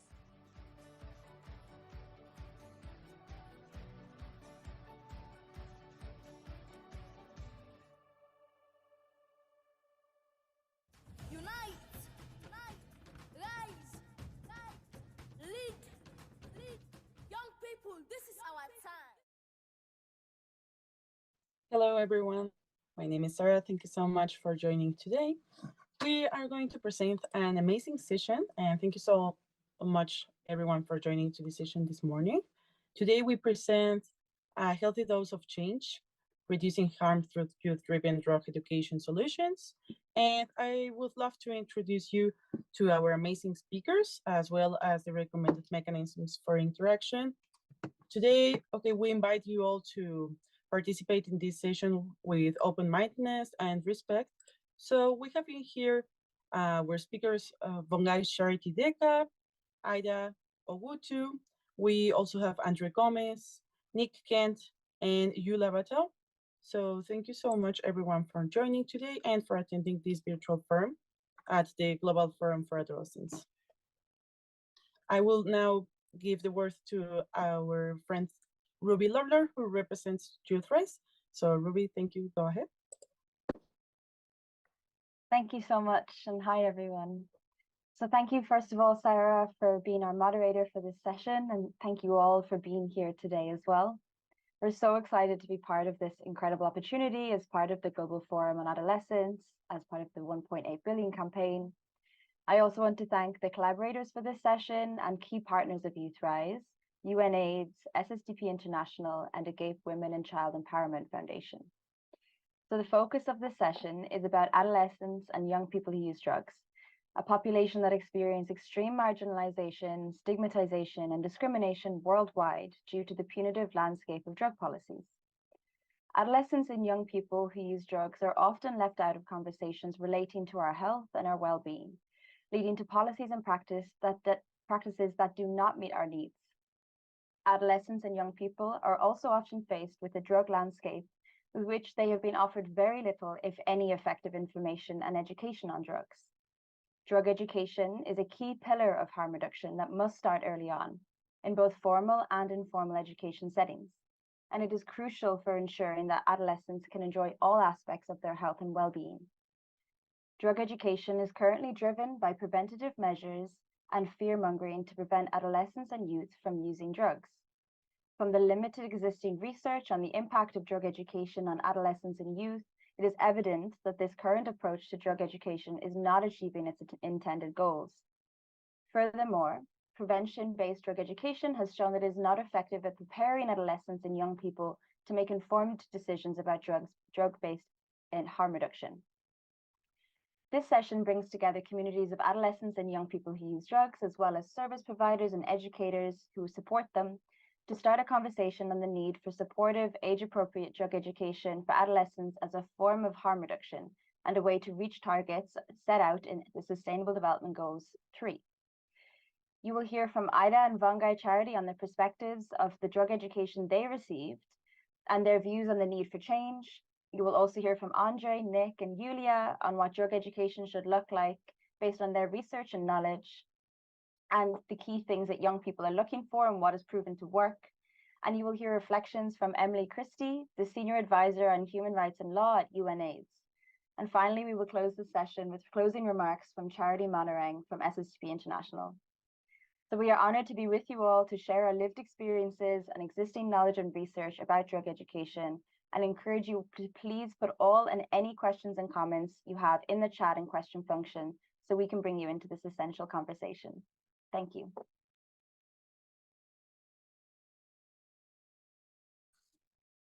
Thank you so much, Ruby, for that amazing introduction. And well, now that we are everyone in here, I would like to start with this session. And keep in mind that now we are going to introduce the first batch of our recorded interventions. As Ruby mentioned, these are from harm reduction youth advocates. So, well, you will now see the interventions. The first ones are from Bangai Charity Deka, Ida Agoth Ogutu, and we also have another one, which you will also see. So if the team can go ahead with the pre-recorded interventions. And now, as Ruby said, you can also feel free to add all of your questions at the chat group, and we will shortly dip into that.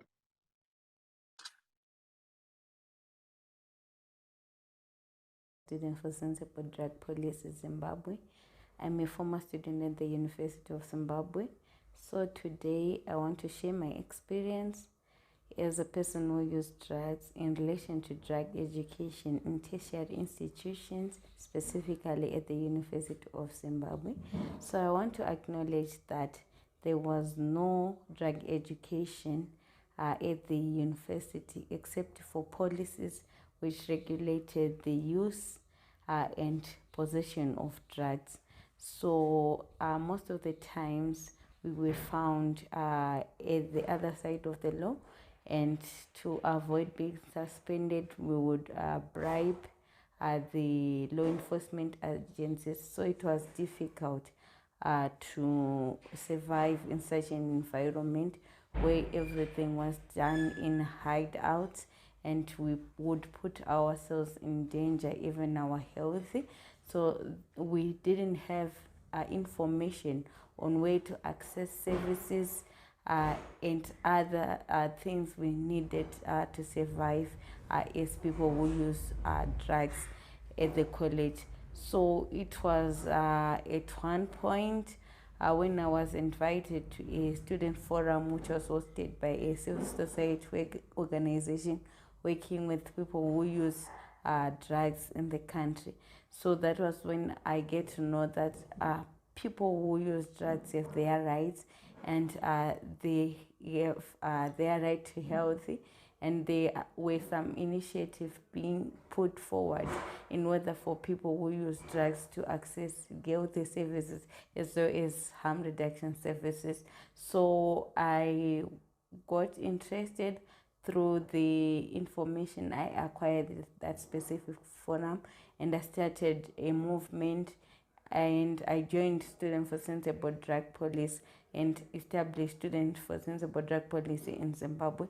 So in Zimbabwe, the education curriculum is not that inclusive, to the point that it incorporated issues to do with drugs and safer use of drugs. So the civil society organizations are playing a very pivotal role in terms of sensitizing people, and we can now experience change in terms of drug use behaviors due to the information and knowledge being developed and shared by the civil society organization. So we would want a curriculum which is inclusive and which incorporates issues to do with drugs, so as for people, especially students in tertiary institutions, to carry on and continue with their education in health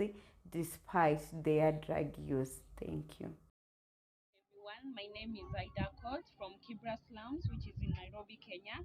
I work closely with the Water Foundation, we start for Agape Woman and Child Empowerment Foundation, where we do mentorship, and in that mentorship we do drug education, and in that drug education all we do is try to make sure that the youth are provided with information about drugs use or substance use. And drug education is prominent for providing safe and healthy living. Which it can also help in making the rise of awareness of community needs. So you may find a community that which is infected. When you do drug education, you may find the government which is there to help in curbing the situation which is in the community. And youth being involved in the drug education, it also helps them in develop strategy for risky situation and empower the youth to make safer and healthier choices. And when it comes to abstinence, abstinence does not really provide the tool for those who are dependent on the drugs, because you may find that when someone is dependent on drug, all they need is the education to know the triggers that may help them go back where they were, with the triggers that may make them go back to where they were, that may make them go back to be to be substance users again, dependents again. So the main thing is always the education, the drug education, which it fits everybody, and it becomes safe to the community, and it also provides safety to the community. Thank you.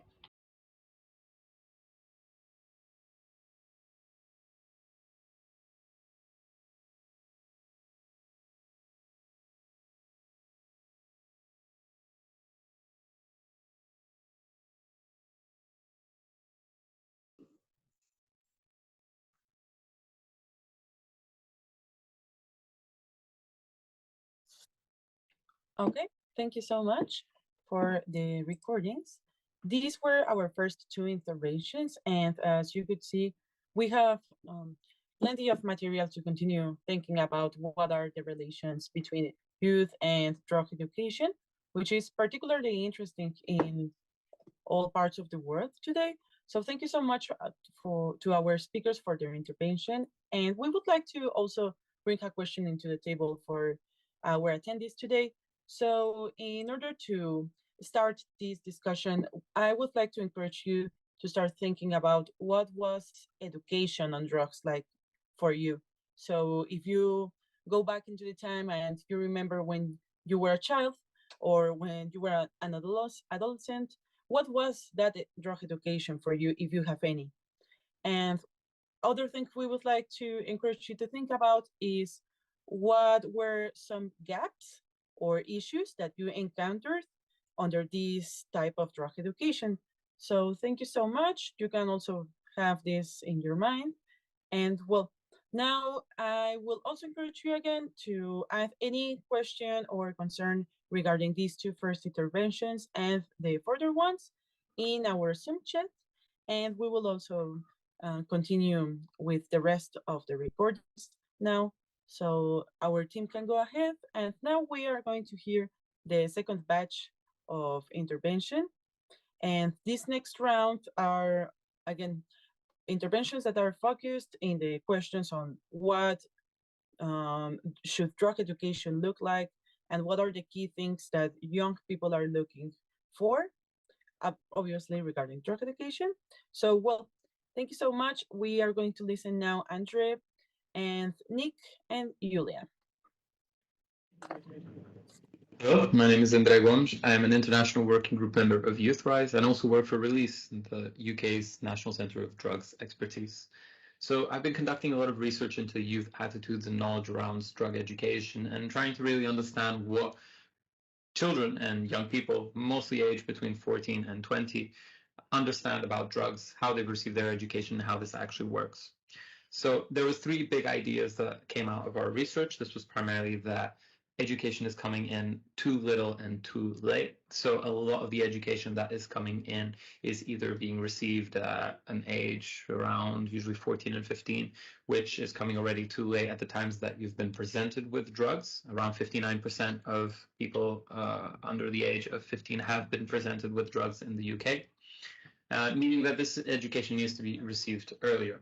It is also too little, meaning that a lot of the content that is usually delivered is a mass amount that is delivered usually around a couple of classes in 1 month, when you could actually be spacing out the education for a more frequent and over the years experience to understand really what drugs do. Now, some adjustments are needed, and this is the second section. These adjustments that are needed need to be relevant to the cultural context that people are using drugs inside. So if you come from an African household, if you come from a religious background that does not usually allow for drug use or is incredibly prohibitive around it, a lot of times schools end up being the only place that this kind of education is being received, you know. So you need to be aware of the cultural context that you're delivering information in. School-based education is incredibly important to understand how drugs are going to be discussed. And a lot of times you need to bring students with you from zero knowledge to a lot, or for some knowledge to a lot. Another thing that needs to be adjusted is for the age of students. And this is where all the different disciplines that cross with drugs can come in. From a younger age, you can be delivering information about drugs' effects on the bodies and the mind and how this could be developmentally detrimental. And then when kids are older, say around 14 and above, you can approach reasons for use, why criminalization exists, what kind of impacts that it has on kids. You can approach it from various subjects, from biology to social studies to politics to any other classes that drugs are touching in. Now, the third point I want to bring is the importance of being real about drugs. And quite often we talk about this scale of abstinence and addiction, and we don't really understand what's in the middle.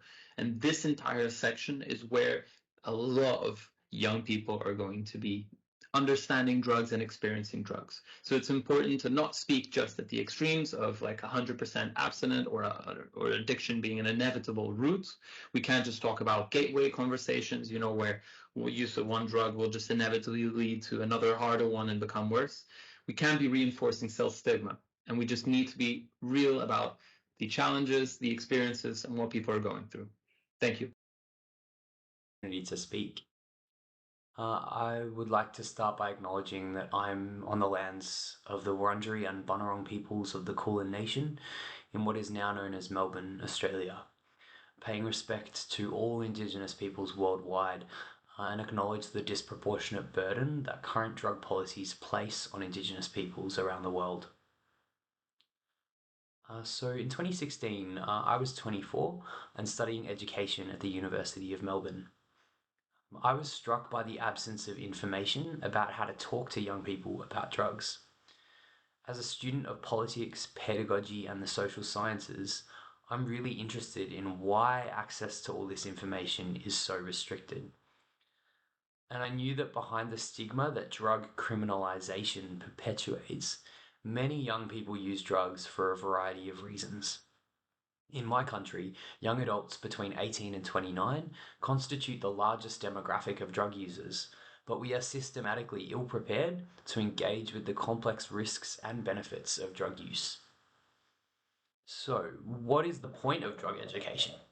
Should we be teaching about how to use drugs, how not to use drugs, how drugs and people who use them are dealt with by society, and why? Or should we be avoiding mentioning drugs altogether and focus just on building protective factors amongst young people? These are the questions I've come across in my research, education, and advocacy work over the last decade. And as a lover of the social sciences, I think it's important to start with some history. We can trace modern school drug education, at least in English-speaking settler colonial societies like Australia, to the late 19th century.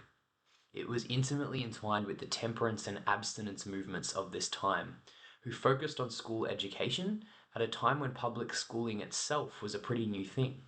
So in short, the idea of educating against drugs, that drugs are bad or inherently evil and immoral, has been present in our schools from the beginning. It could even be stated that the first generation of the temperance movement's abstainers of tomorrow brought a school-bred bias in favour of prohibition to the ballot box when they were old enough to vote. Here, Jerome Beck theorises that abstinence education, poor understandings of the complexities around drugs, and a misplaced desire for total drug prohibition are key intersecting features of the early 20th century. Young people grow up to be adults, and they take their education with them. The rest of my master's thesis looked at the pedagogy of current Australian drug education, looking at policy and school education resources. I'm short on time, so long story short, I found that key curriculum terminology refers to terms like harm minimization, harm prevention, and harm reduction, taking them from mainstream drug policy and treatment interventions and messily applying them to the business of school education. There are no consistent definitions of what these terms mean in this context, how teachers should apply them, and there's no standardized training for teachers to implement them. Therefore, in the absence of clear pedagogy and training, and under the pressure of dominant social discourse, teachers will usually revert to abstinence education, despite research and policy increasingly acknowledging that this is ineffective. I'm not going to pretend to have all the answers, but I do think there are some important themes we can draw on that exist in contemporary pedagogy. So that's the art and science of teaching. It's what we learn in a teaching degree. So in constructivist pedagogy, teachers are encouraged to build, above all else, critical thinking skills. In this environment, drugs are not good or bad, they're complex. Their complexity is to be dissected from a multidisciplinary perspectives across history class, politics class, science, health, and even language classes. This emerging pedagogy has been trialled in Canada, where the Centre for Substance Use Research has developed a curriculum based on the notion of drug literacy. In terms of what I call substance-specific education, so how to use the drugs, how to avoid risks and harms, and how to maximize their benefits, I believe at the moment that this education is best delivered in peer-to-peer contexts, drawing on the philosophy of harm reduction. Peer-based harm reduction services must be resourced and actively promoted and accessible to young people, especially young people who use drugs. I'm lucky to volunteer with Harm Reduction Victoria's DanceWise program, which provides this education to young adults who use drugs, and we're currently exploring ways to increase access to these services for young people under 18 who use drugs. Finally, I'll just speak briefly to a pilot project that I worked on called Smarter About Drugs, which involved a 4-week unit of work in Year 11 Civics and Legal Studies classes. We used case studies to understand drug policy, drug policing, media discourse, and access to health and education services for people who use drugs. An independent evaluation by RMIT University found that this project facilitated open discussion, facilitated critical thinking, increased capacity to search for more information or evidence, encouraged participation in broader discussions and debates, cultivated more empathetic responses to drug use, engaged otherwise disengaged students, enhanced teacher-student relationships, and enabled more open discussions with family. We need more projects and evaluations like this, and we need to conduct them longitudinally over time to see how this kind of education influences drug use trends as children and young people grow into adulthood. Perhaps then we'll start to find ways to safely and sustainably live with drugs in our society, because they're certainly not going anywhere. I speak here today as a representative of Students for Sensible Drug Policy International, a grassroots network with chapters in over 30 countries across the world. The international community has made key commitments to ensure the welfare of youth in relation to drug policy. The UNGAS 2016 outcome document highlights the importance of educating young people on drug use, offering equal opportunities for us to be able to lead healthy lifestyles. The 2009 Political Declaration and Plan of Action equally emphasized the commitment to invest in and work with youth in a range of settings. Our organization has been grateful for the opportunity to contribute and provide input to high-level multilateral discussions as a result of this commitment. We particularly welcomed the reference made by UN bodies such as UNODC to our peer-based, youth-led drug education program, Just Say No. Today, we wanted to share further insights on what this harm reduction-based model has achieved in line with the aforementioned policy documents. In this way, we hope to further encourage policymakers to actively support and implement drug education initiatives that can empower young people from all walks of life. Our representatives in the United Kingdom have worked together with other local charities to train students in harm reduction, first aid, and stigma. They built accessible educational resources and provided clear information on available services in the areas. Students became fully trained peer educators that were able to share knowledge with some of the most vulnerable youth groups in the area, including asylum seekers and teenagers that have been in contact with the criminal justice system. During workshops, young people became educated on a wide range of life-saving tools, from overdose prevention techniques to needle and syringe exchange. They got the opportunity to ask questions and receive answers without judgment or fear of punishment.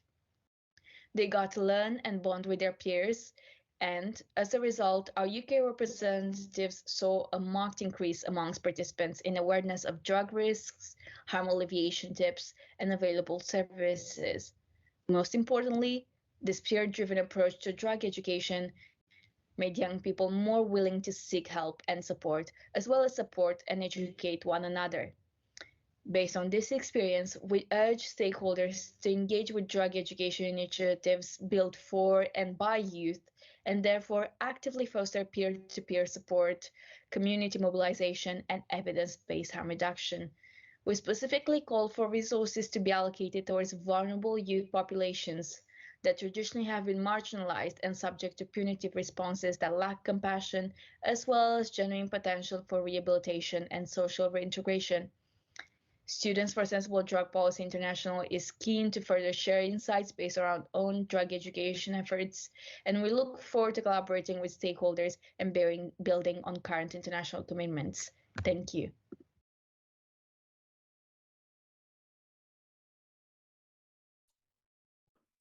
Okay, thank you so much. I do believe that we all share that those were amazing interventions. So thank you so much to all of our speakers. It is incredible to have these spaces so we can start discussing new methods, new ways, on new concerns regarding youth and drug education. I do believe that I would like to highlight some particular points in here because, well, in as we already heard, all over the world, we have different concerns regarding youth and drug education and school education as well. So thank you so much to all of our speakers today. I think that a key point that we shared during all the interventions was the importance of recognizing that school education is crucial in all of the places of the world. So youth can have incredible tools for harm reduction and so they can also build their ownership regarding this situation. And well, it's also important to share the knowledge to the most vulnerable key populations so they can acquire these life-saving tools. And in this sense, I would like to invite Emily Christie, she's here with us today to reflect on the efforts of youth-led drug education. And we would also like to discuss a little bit about um, how do these fits into the HIV response as well. And we can also discuss a little bit about adolescent well-being and how can we support youth leadership when it comes into drug education programs. So thank you so much, Emily.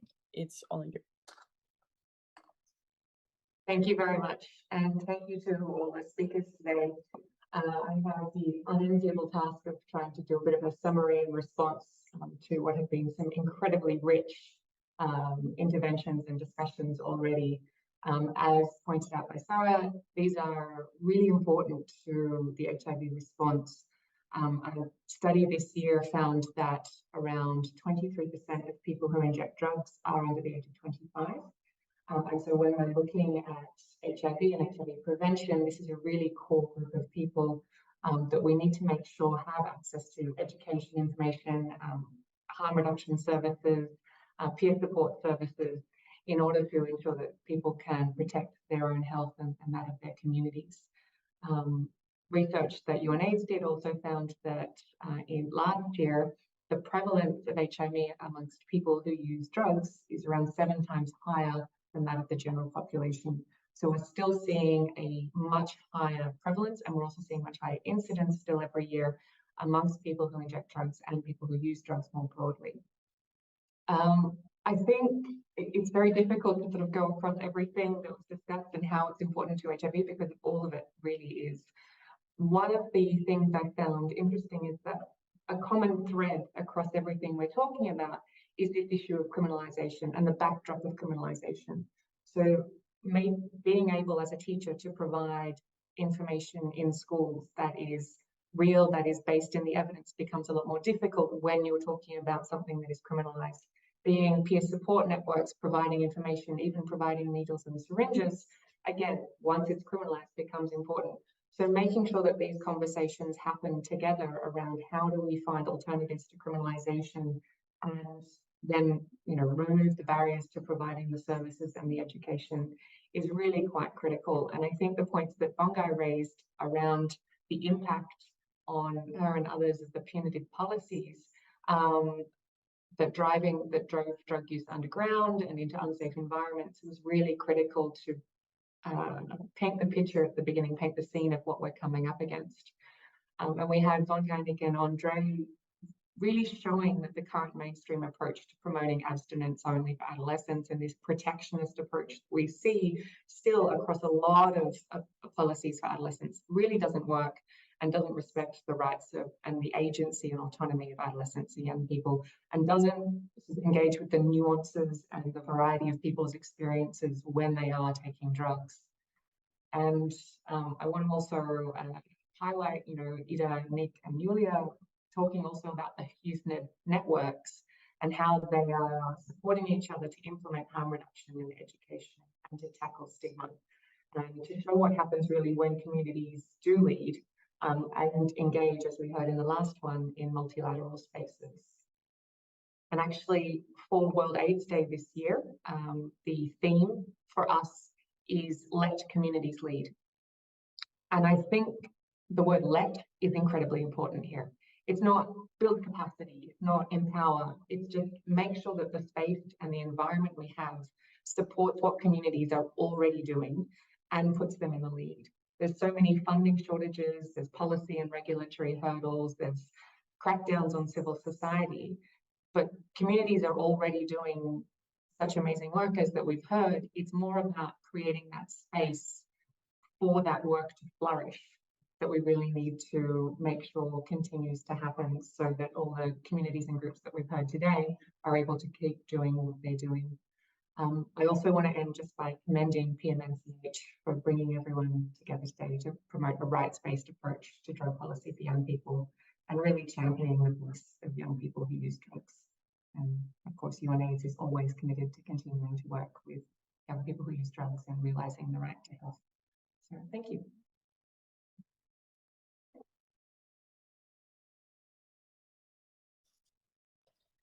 Thank you, Emily. It was amazing to hear that those incomes from you. And well, now that we have a little bit of more time, we're going to continue with the questions and answers moment. So I would like to encourage you again to place all of your concerns or questions, anything that you would like to share, any thought regarding all of these topics over our Zoom chat, and well, the platform chat as well. In this case, I would like to start the questions and answers with one particular question that I would like to invite our speakers to answer. I was thinking about my own personal life, and well, when we're young, sometimes it's very difficult to access to information that is evidence-based, of course. So we always reach out to persons that are closer to us, our friends, some family member that is closer to us. And obviously this information, at least on my end, wasn't easy to access. And the complexity of school education, I do believe it's something that we can take advantage of to provide some tools and knowledge to young persons who are in really need of drug education all over the world. It doesn't matter particularly where. And I would like to invite Julia over to answer this brief question. So, well, when was the first time that you hear about drug education at school, for example? Or do you remember when was the first time that you discussed this situation or this topic at school? I think that is quite an interesting question, because I grew up in Romania, where I at least in the part of Romania that I lived in, which was one of sort of like the poorer, less developed parts of Romania, we didn't have as many opportunities for even both informal and formal educational sessions around drugs. And I know that at least the kind of drug education that is done in Romania by the national agencies tends to be very much fear-driven, and it doesn't include any sort of harm reduction tips and actual life-saving information. So for me, actually, my introduction to drug education came ironically when I started volunteering and leading the UK chapter of SSDP International during my university days here in the UK.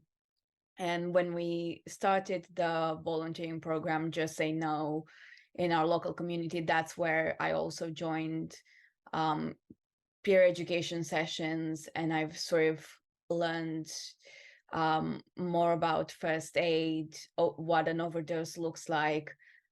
So my drug education was quite late, and it was very much facilitated by having sort of these communities, this sort of drug reform communities led by youth in my university.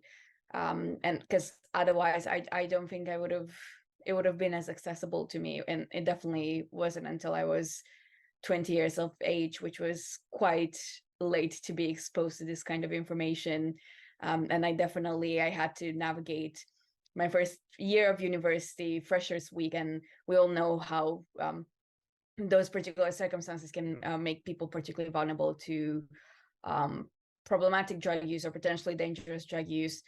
And not having had that information for an entire year of university was I guess disheartening. But yes, I think I learned a lot as part of Students for Sensible Drug Policy International, and I think it highlights how important it is to encourage community organizing and peer-to-peer education as much as possible, and especially how important it is to also look at sort of democratizing access across sort of different regions, different countries, given that at least where I was from, that sort of like educational culture, even within youth networks, isn't as prominent, isn't as present.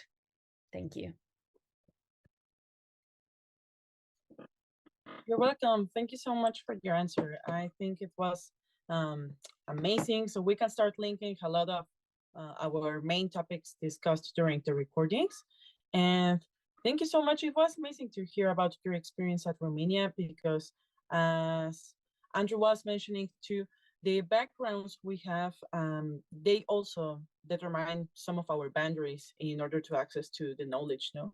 So when it comes to speaking up regarding complex topics such as drug use, sexual health and reproductive rights, for example, or any other topics that we encounter and face during, for example, our elementary school, or even later now, high school, etc. These are topics that youth is also always discussing. It doesn't matter if we are from Catholic background, or if we are living in Middle East or in Latin America. People are always discussing the youth concerns, no? So in this case, I do believe that it's something very, very important to think about when it comes, as you said, to democratizing this access to the information globally, no? In many of the countries, we are also facing a lot of stigma, and I think that youth is not willing to approach to older persons due to these inconveniences, no, with mind topic related. And in this case, I also would like to continue with the questions we have on our chat. I can see here one that says, and I would like to invite Andrew to answer this one. One of our assistants is asking, what measure can government put in place to help young people when it comes to drug education?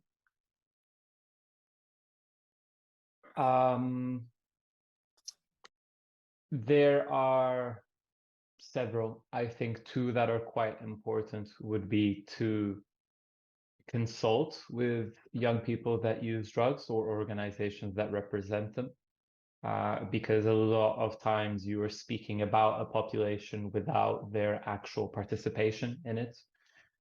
So quite often, I mean, that just helps to have a bit more of a realistic approach towards it.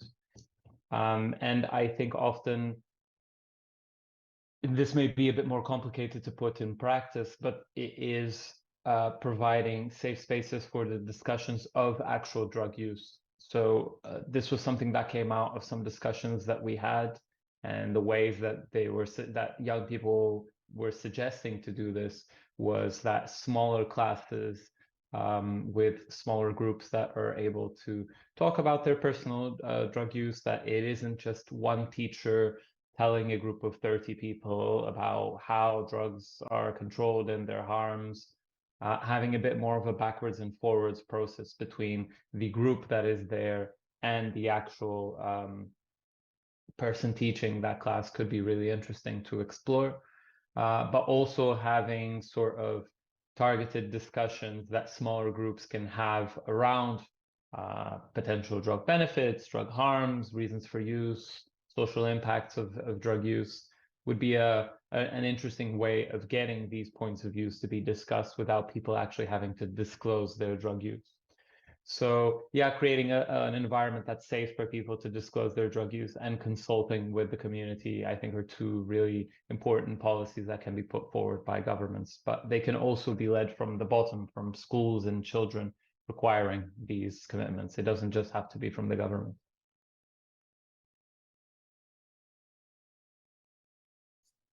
Amazing. Thank you so much. Yeah, I also shared this thought that the the information should not always come from the government, or that the spaces are not always provided from them. I think that, as you said, approaching consultants and directly young people who use drugs, and for example, women who use drugs, and other organizations that are daily working on the field, it's something very important when it comes into creating proposals on how to measure this. And I can also think about what Nick mentioned earlier, that, well, as when it comes to, for example, colonized education, we also need to think that the experiences we are recognizing today are the efforts from youth-led organizations. And in that sense, well, many of these proposals are always coming from peers-to-peers training or from youth-led organizations. And I would like to ask Nick about, for example, when you, Nick, started your research, was it hard for you to find this information, or how did it start? That's a good question.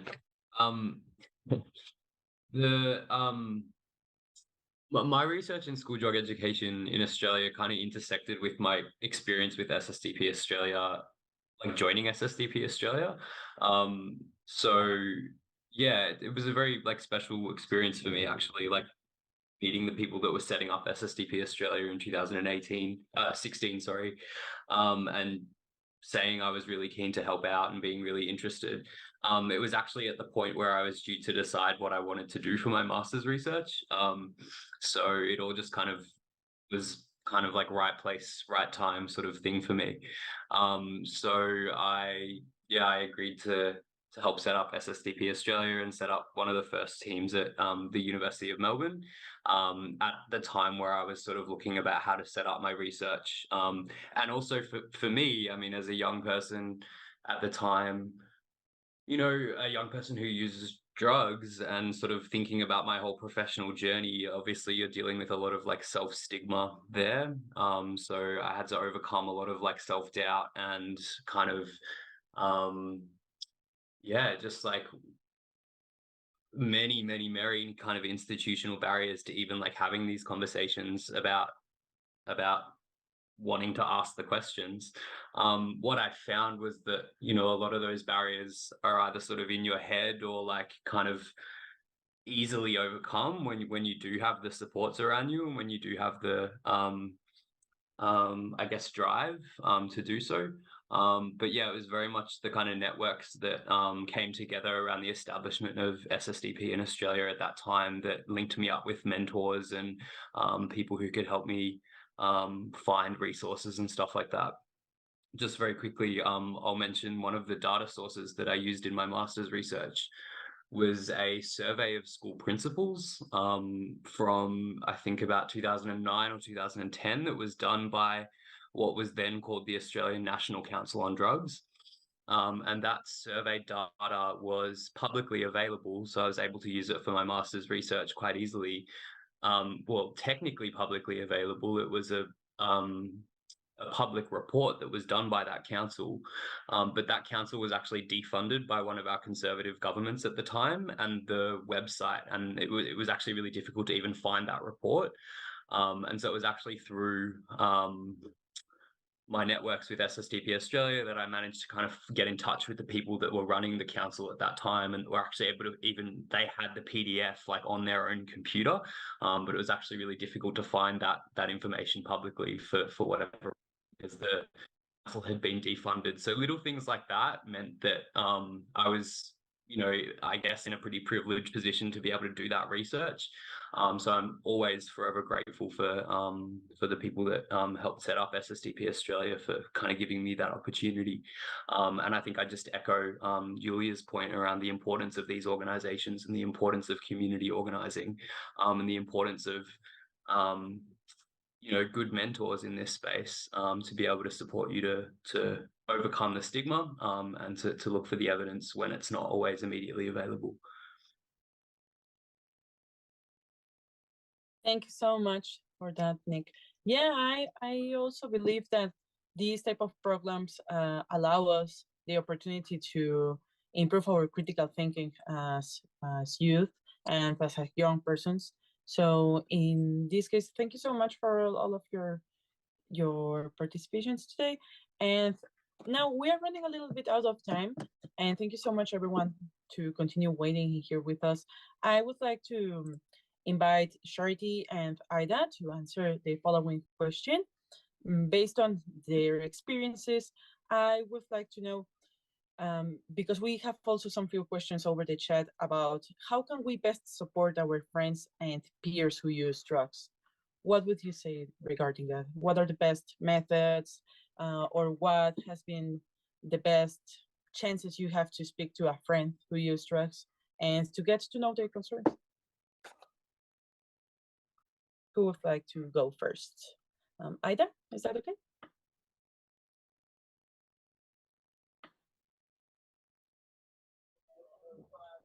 Okay. So,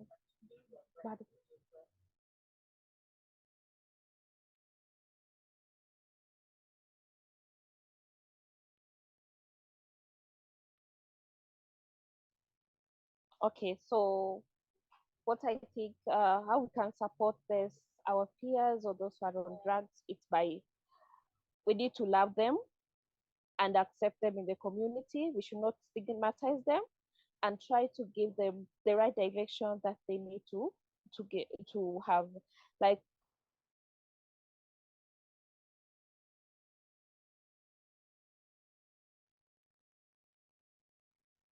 I think that we are missing Ida. So just let's continue with our next question. Give me just one moment. Okay, so, well, I think that we unfortunately missed Ida, and we would like to continue directly into the next question. I would like to invite Charity to answer this question as well. So how can we best support some friends who use drugs? And also, what are the key points for the Agenda for Action for Adolescents at SSDP? We would like to take a little check into that. So Charity, could you please help us? Okay, thank you so much. So in terms of supporting our peers, I think we need to develop education materials so that we can disseminate information that can help them.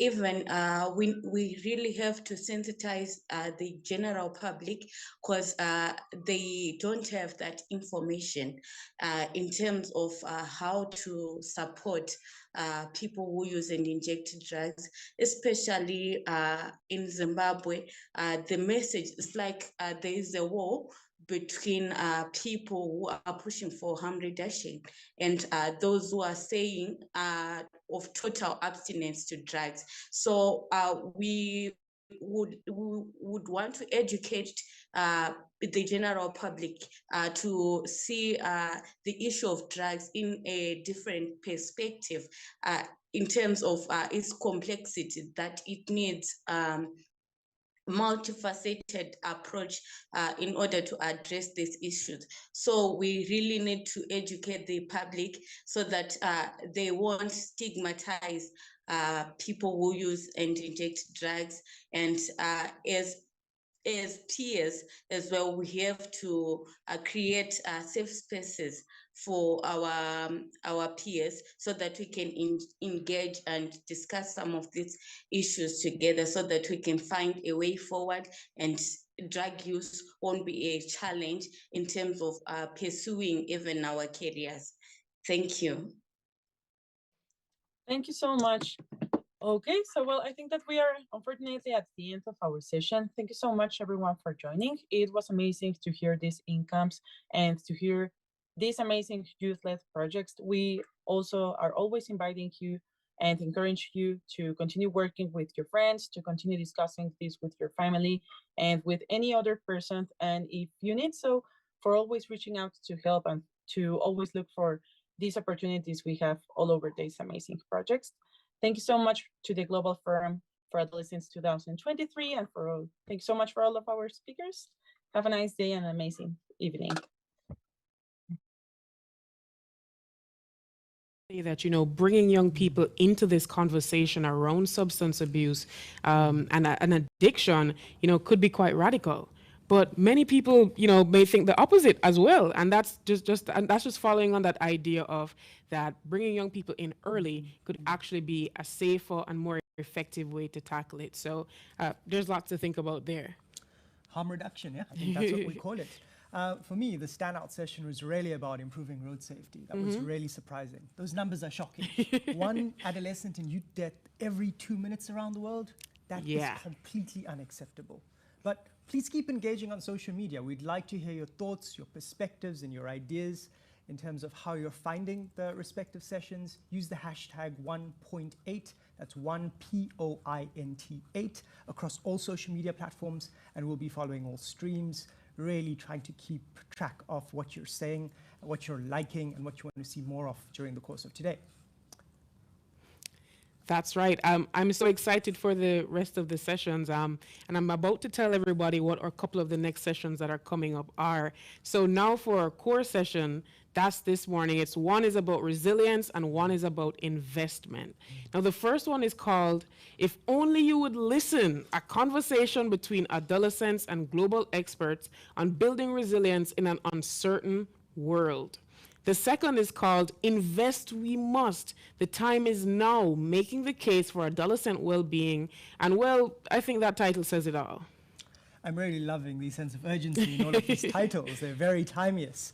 Now we have some great content for you, and we hope you'll enjoy listening to the wonderful poet, Sammy Rhymes, who performed recently at the legendary Glastonbury Festival. She's performing the 1.8 billion campaign poem, and she is definitely going to blow you away with this poem. And then we have some excellent pieces of content from incredible events from the African continent. So we're heading to Ghana and Zimbabwe. See you in an hour.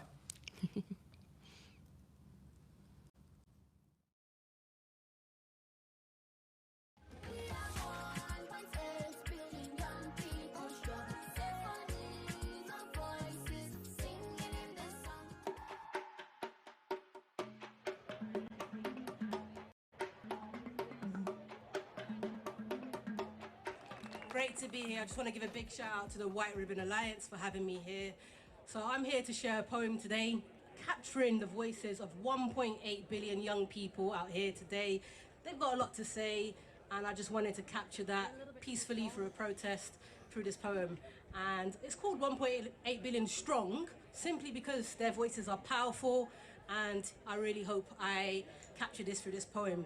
So here goes. A young mother in the camps told me they only turn the lights on twice a day. Once at dawn when they get up to pray, and once towards the end of the day. An opportunity to put the darkness away, tackle the suicidal thoughts and put the trauma at bay. The children didn't have too much to say, other than the fact that they're grateful for being able to break fast every day, walk to school and back home to play. They say they know these hard times aren't here to stay, and that they are gonna make changes one day soon as they make room at the table and start to listen. The people in charge of long been abusers of power that's given. It's only the same power cuts could be applied to corruptors embedded in the system. The first task of any leader or politician is to ask, and the second is to listen. We want transparency on the hidden. Everything from the cost of living to the cost of giving, because too many are living below the line. Many say they are okay, but they are not fine. Physically unwell and mentally in decline. And even in these times, our girls are undermined and marginalized. Education's been cast aside for 12 million worldwide. provide underage brides who are forced to loosen up when things are tight and tight because money is tight, considered a burden, sold off or sterilized by surgeons through coercion, captured and moved from rural to urban, sold to a man more than twice her age, understandably full of rage but silence, living cage but bearing the brunt of violence, becoming stock during climate shocks and health epidemics, lacking access to menstrual products, prescribed pills and medics, going through pandemic after pandemic, and life is far from epic for those who only venture out to shore, an adventure where mother and child remain unsure of destination, passing ports only to be captured by immigration, fleeing from famine and war-torn nations, seeking freedom from oppressive obligations enforced by leaders running corrupt corporations. Many want to lead, but very few successfully do it without meeting an axe or a bullet, assassinated from close range for bringing about change. And if things are to change globally, we need to openly converse with the youth and consult them when we set goals, for they are currently left out in the cold and underrepresented in polls, governed by souls with self-serving goals. We need to involve more Malalas and Gretas, have policies shaped and led by Gen Z, for they are the generation of go-getters. In this rat race, they are the pace setters, running around trying to make the world better, and those in power should know better but to turn them away. Let them have their say, for they are the voice of tomorrow and the voice of today. 1.8 billion strong, with opinions of what's right and what's wrong, powerful voices. They want consent and childbirth choices. They are tired of being raped, trafficked and exploited, often ignored and undervalued. Despite bringing so much value, they demand inclusion, equitable distribution, and push for the evolution of environmental friendly, sustainable solutions. But we need a fusion of experienced allies and young advocates to collaborate and find these solutions. We are 1.8 billion strong, with opinions of what's right and what's wrong. We have tactics and we have tongues. Don't dismiss us because we're young. Let us unite, rise and lead. Let us plant the seed, for there is nothing about us without us. Listen to our plea. Thank you.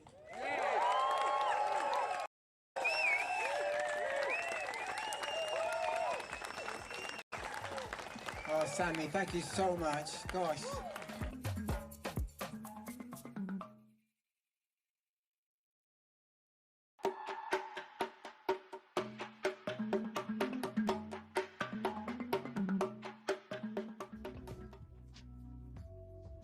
The internet is the invention of our lifetime.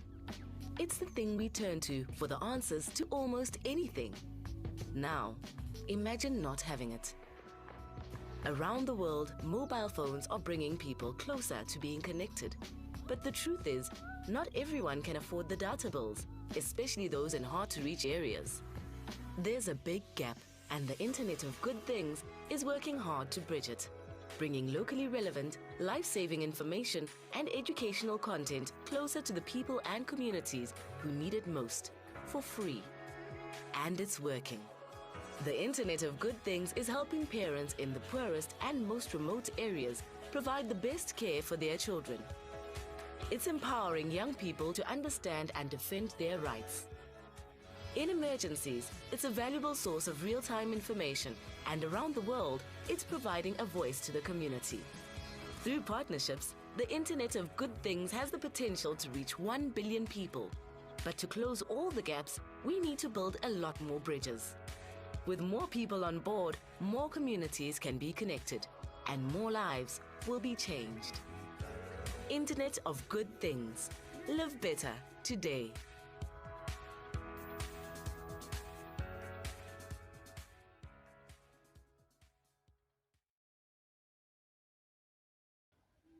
Good day, everyone, and welcome to the National Youth Forum on Adolescent Health and Wellbeing.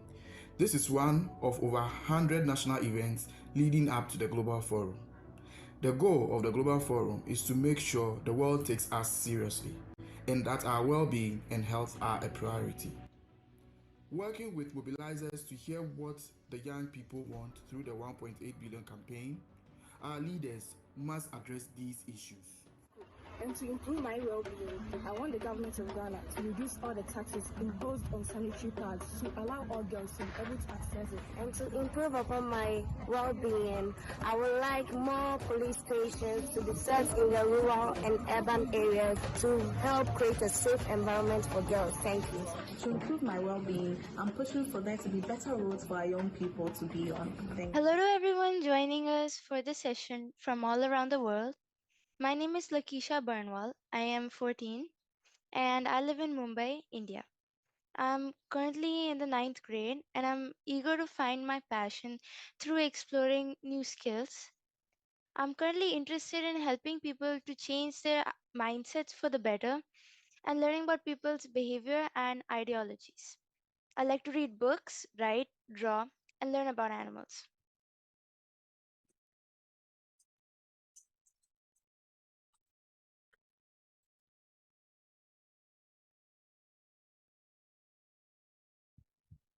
Yes, a warm welcome to everyone joining in this session on adolescence and resilience. My name is Ridhima Jain. I'm 17. I live in Chandigarh, India. I'm in my freshman year majoring in public administration, geography, and French. I'm passionate about human psychology and believe that everyone should have access to mental health resources and no shame or stigma must be associated with mental health disorders. We both are also members of the advisory board of Teenbook, India's first digital life skills resource hub. And today we are here to moderate and provide adolescent voices to this conversation about life skill, which might be critical for adolescents in an increasingly uncertain world. But before we talk about this life skill, it's important to ask what has made our world increasingly uncertain. As we build up the conversation, we would like you in the audience to also think along with us. So, on the chat box running with our session right now, there is a link to two poll questions. The first is, what are the greatest global challenges presently facing adolescents? The second is, what capacities and skills are needed to help overcome the challenges they face? So Son please necesarias respond para to our poll questions and join in the conversation. So, what has made our world increasingly uncertain? Well, the COVID 19 pandemic has, no doubt, been one of the biggest global challenges of the century. The pandemic affected everyone, but for adolescents, it brought challenges that even their parents had never faced before. Schools were shut down all around the world, education came to a grinding halt, and all of us struggled with the health of our loved ones. That's right, but even as the pandemic ended, all around the world, there's other challenges that prevent adolescents from reaching their potential and dreams. Climate issues like drought and floods, unemployment and poverty, mental health, substance abuse, domestic violence, early marriage, and underage pregnancy. These are just a few of the many crises that impact adolescents every day around the world. To help build a better world for the next generation, it's important to equip adolescents with tools that will help them deal with such crises. And today in this session, we'll talk about one such tool, resilience. Research shows that promoting resilience helps adolescents survive and thrive. For example, programs such as economic support, supportive parenting for adolescents, access to safe schools, and life skills can help adolescents safely transition to adulthood. Today, we'll explore this topic with four experts who are joining us today to tell us what we can do to promote resilience among young people, enhance their agency and bodily autonomy, and help build brighter futures for young people.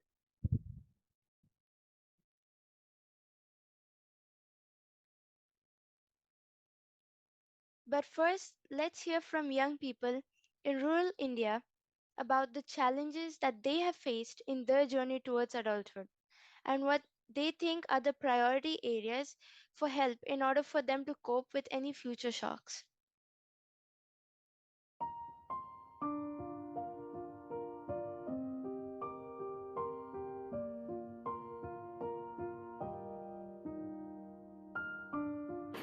मेरे ख्याल से अभी के time में अगर देखा जाए तो जो सबसे बड़ी चुनौती है वो बेरोजगारी है। पिछले 5 वर्षों में सबसे बड़ी महामारी कोविड-19 है। पिछले 5 वर्षों में बाढ़ तथा सूखा एक बहुत बड़ी समस्या रही है। हमारी तरफ बाढ़ की बहुत ज़्यादा समस्या है, जिसका मेन प्रभाव हमारी शिक्षा पे पड़ता है। इन 5 सालों में सबसे पहले तो हमारा शारीरिक विकास किया, जो हमारे मानसिक शारीरिक पे प्रभाव पड़ा, सबसे ज़्यादा हम पे प्रभाव पड़ा, क्योंकि ये हमारे शरीर में बदलाव आ रहे थे तो हमें उसका पता नहीं चल रहा था। जैसे में पीरियड्स ये शुरू में आया तो फिर बहुत सारा घबराहट हुआ। मेरे ख्याल से पिछले 5 वर्षों में बढ़ती महंगाई एक बहुत बड़ी समस्या रह चुकी है। कोविड के टाइम पे बहुत ज़्यादा लड़कियों का बाल विवाह किया गया है, जो कि मेरे ऊपर भी प्रभाव पड़ रहा था। युवाओं को तो बेरोजगारी की समस्या बहुत ज़्यादा प्रभावित किया है।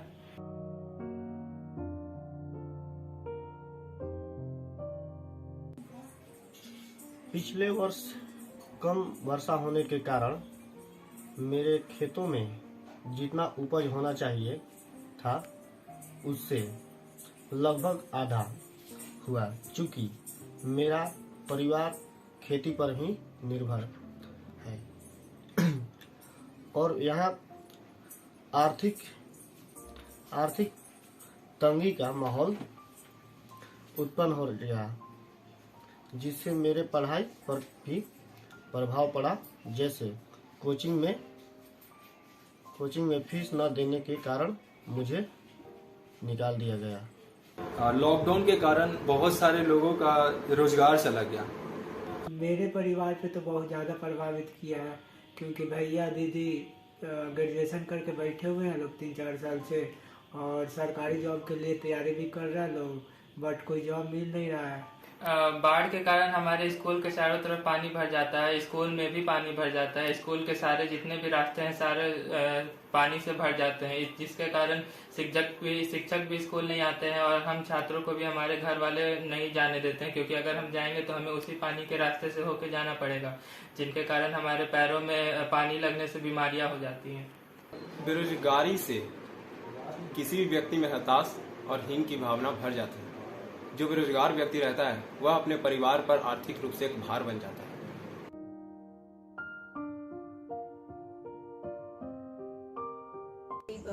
मिल नहीं पाया है हम लोग को सरकारी सुविधा, बस एक राशन था, उसमें छूट थी कि पैसा नहीं लग रहा था, वो राशन आप उठा सकते हो, लेकिन बाकी किसी तरीके का कोई सहायता नहीं मिल पाया हम लोग। अगर हम किशोरों और स्टूडेंट्स की बात करें तो उन्हें भी सरकार ने सहायता की है, जैसे कि student credit card. Student credit card एक ऐसी स्कीम है जिसमें बच्चों को उनके आगे की पढ़ाई के लिए सरकार 4 लाख रुपए की लोन देती है। लोन टेंथ करने के बाद 10,000, इंटर करने के बाद 25,000। नहीं, वित्तीय सहायता तो नहीं मिली है, बट स्टूडेंट क्रेडिट कार्ड है स्टूडेंट के लिए, उस पर लोन मिल जाती है कोई कोर्स करने के लिए। 12वीं और ग्रेजुएशन के बाद सरकार आपको आगे पढ़ने के लिए कुछ पैसे देती है, जो कि समय खत्म होने पर वह आपको इंटरेस्ट के साथ वापस ले लेती है। तो वो हम मदद नहीं कर सकते, वो एक तरीके से उधार होगा, जो कि लोन होगा, जो कि हम लोग इंटरेस्ट पर ही देते हैं।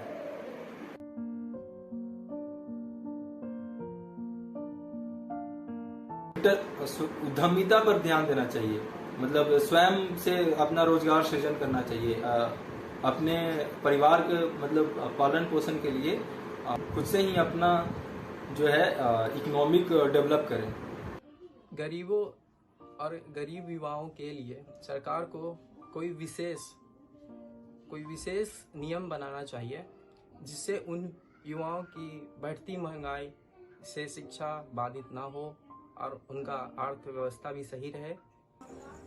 सबसे पहले तो हम चाहेंगे कि हमें ज़्यादा से ज़्यादा अपने बारे में बताया जाए, हमारे शारीरिक स्वास्थ्य के बारे में बताया जाए, पीरियड्स के बारे में बताया जाए, कुछ एजुकेशन पे भी बताया जाए, और भी हमें बहुत सारी सलाह दी जाए, इससे हमें काफ़ी अच्छा लगेगा। कहीं पानी ही लगा रहेगा तो लोग कैसे जा पाएंगे, तो इसके लिए मेन सरकार को नाव जैसी चीज़ों का प्रबंध करना चाहिए, जिससे उन्हें स्कूल जाने में सहायता हो। और बाकी वो तटबंधों का इंतजाम करे जिससे पानी की समस्या ही ना हो हमारे गांव में। युवाओं के लिए सरकार को कोई टेक्निकल जॉब लाना चाहिए या आपको लोन वगैरह रोजगार के लिए सस्ता लोन देना चाहिए। सरकार को स्किल डेवलपमेंट करना जरूरी है। इसके लिए सरकार को हर जगह मतलब कि ब्लॉक के पंचायत में टेक्निकल पढ़ाई की स्थापना करनी चाहिए। हमारे पेरेंट्स के साथ में कुछ इस तरीके का बातचीत करना चाहिए ताकि बच्चों पे वो उस तरीके का थोपे ना, जैसे समय के अनुसार वो बदले ना।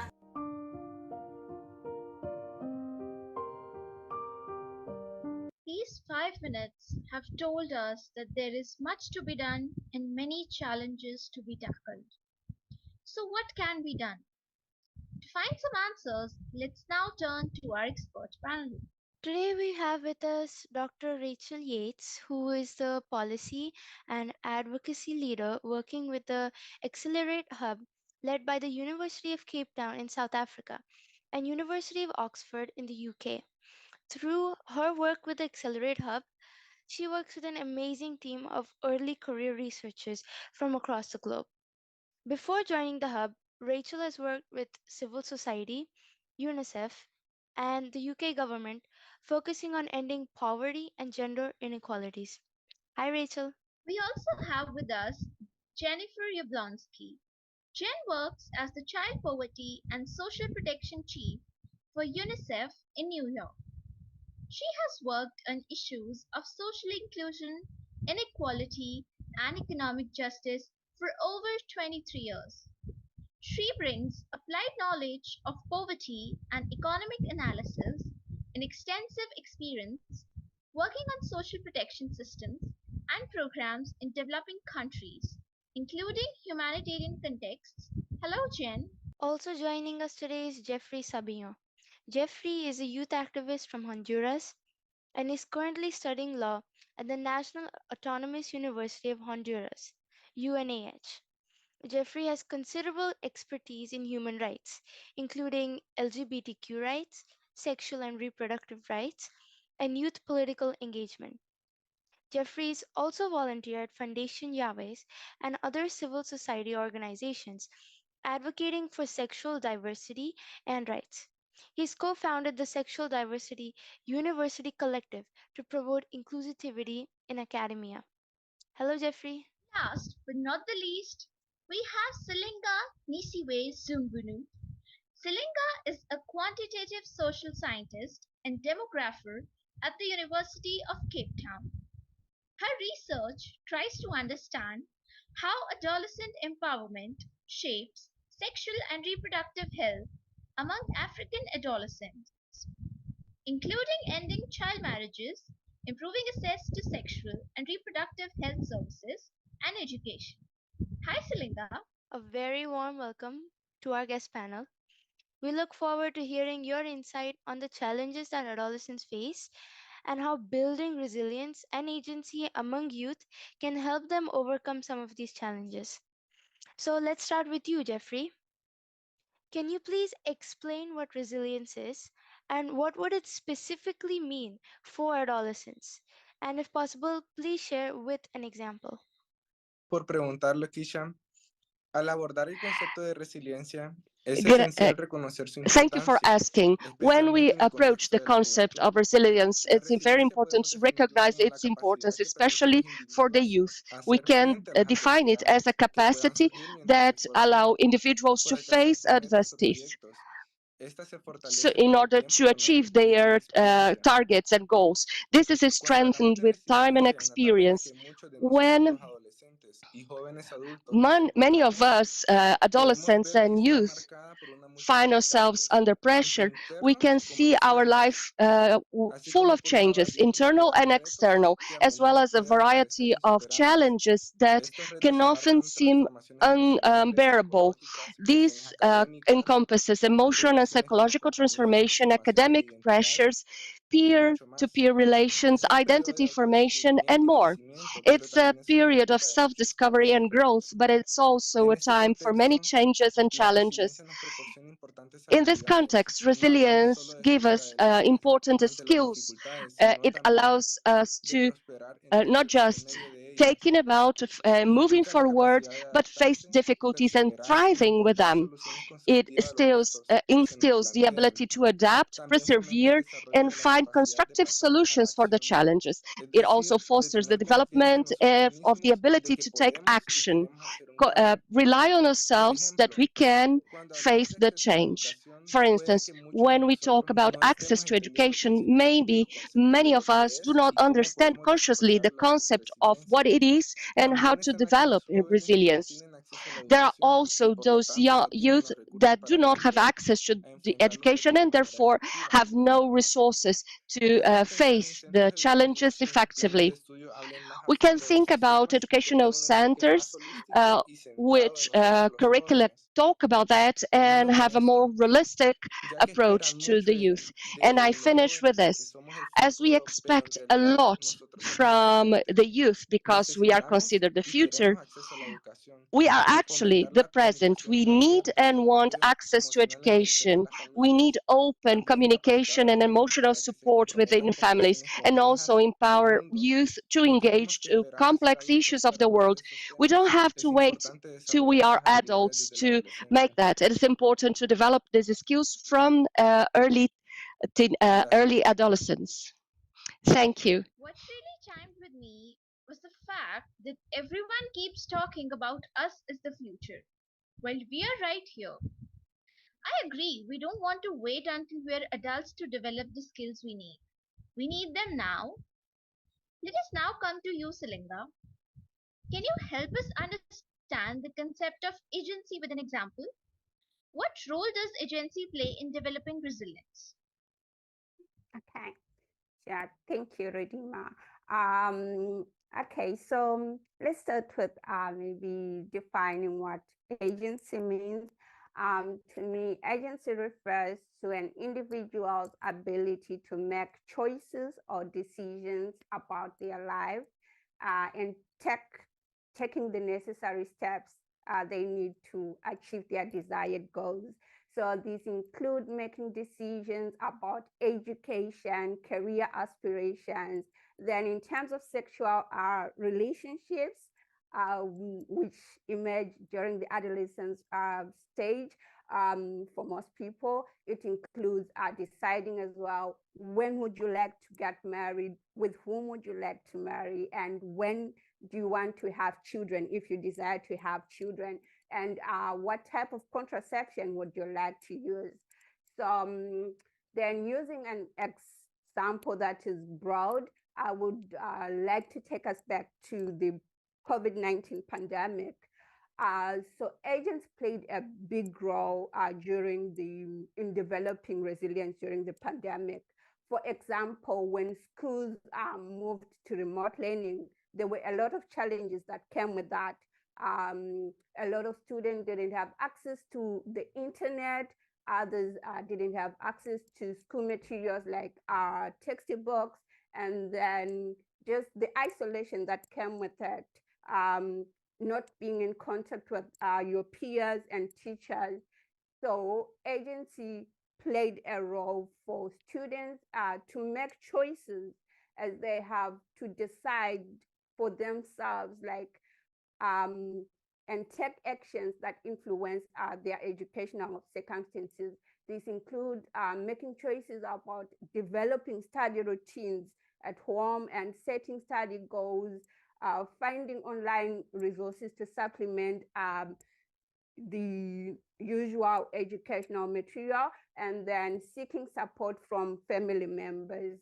So in summary, I would say agency plays a crucial role in developing resilience, and as it builds an individual's self-confidence, it helps with develop problem-solving skills, promotes taking personal responsibility of one's action, and aids in setting and achieving goals.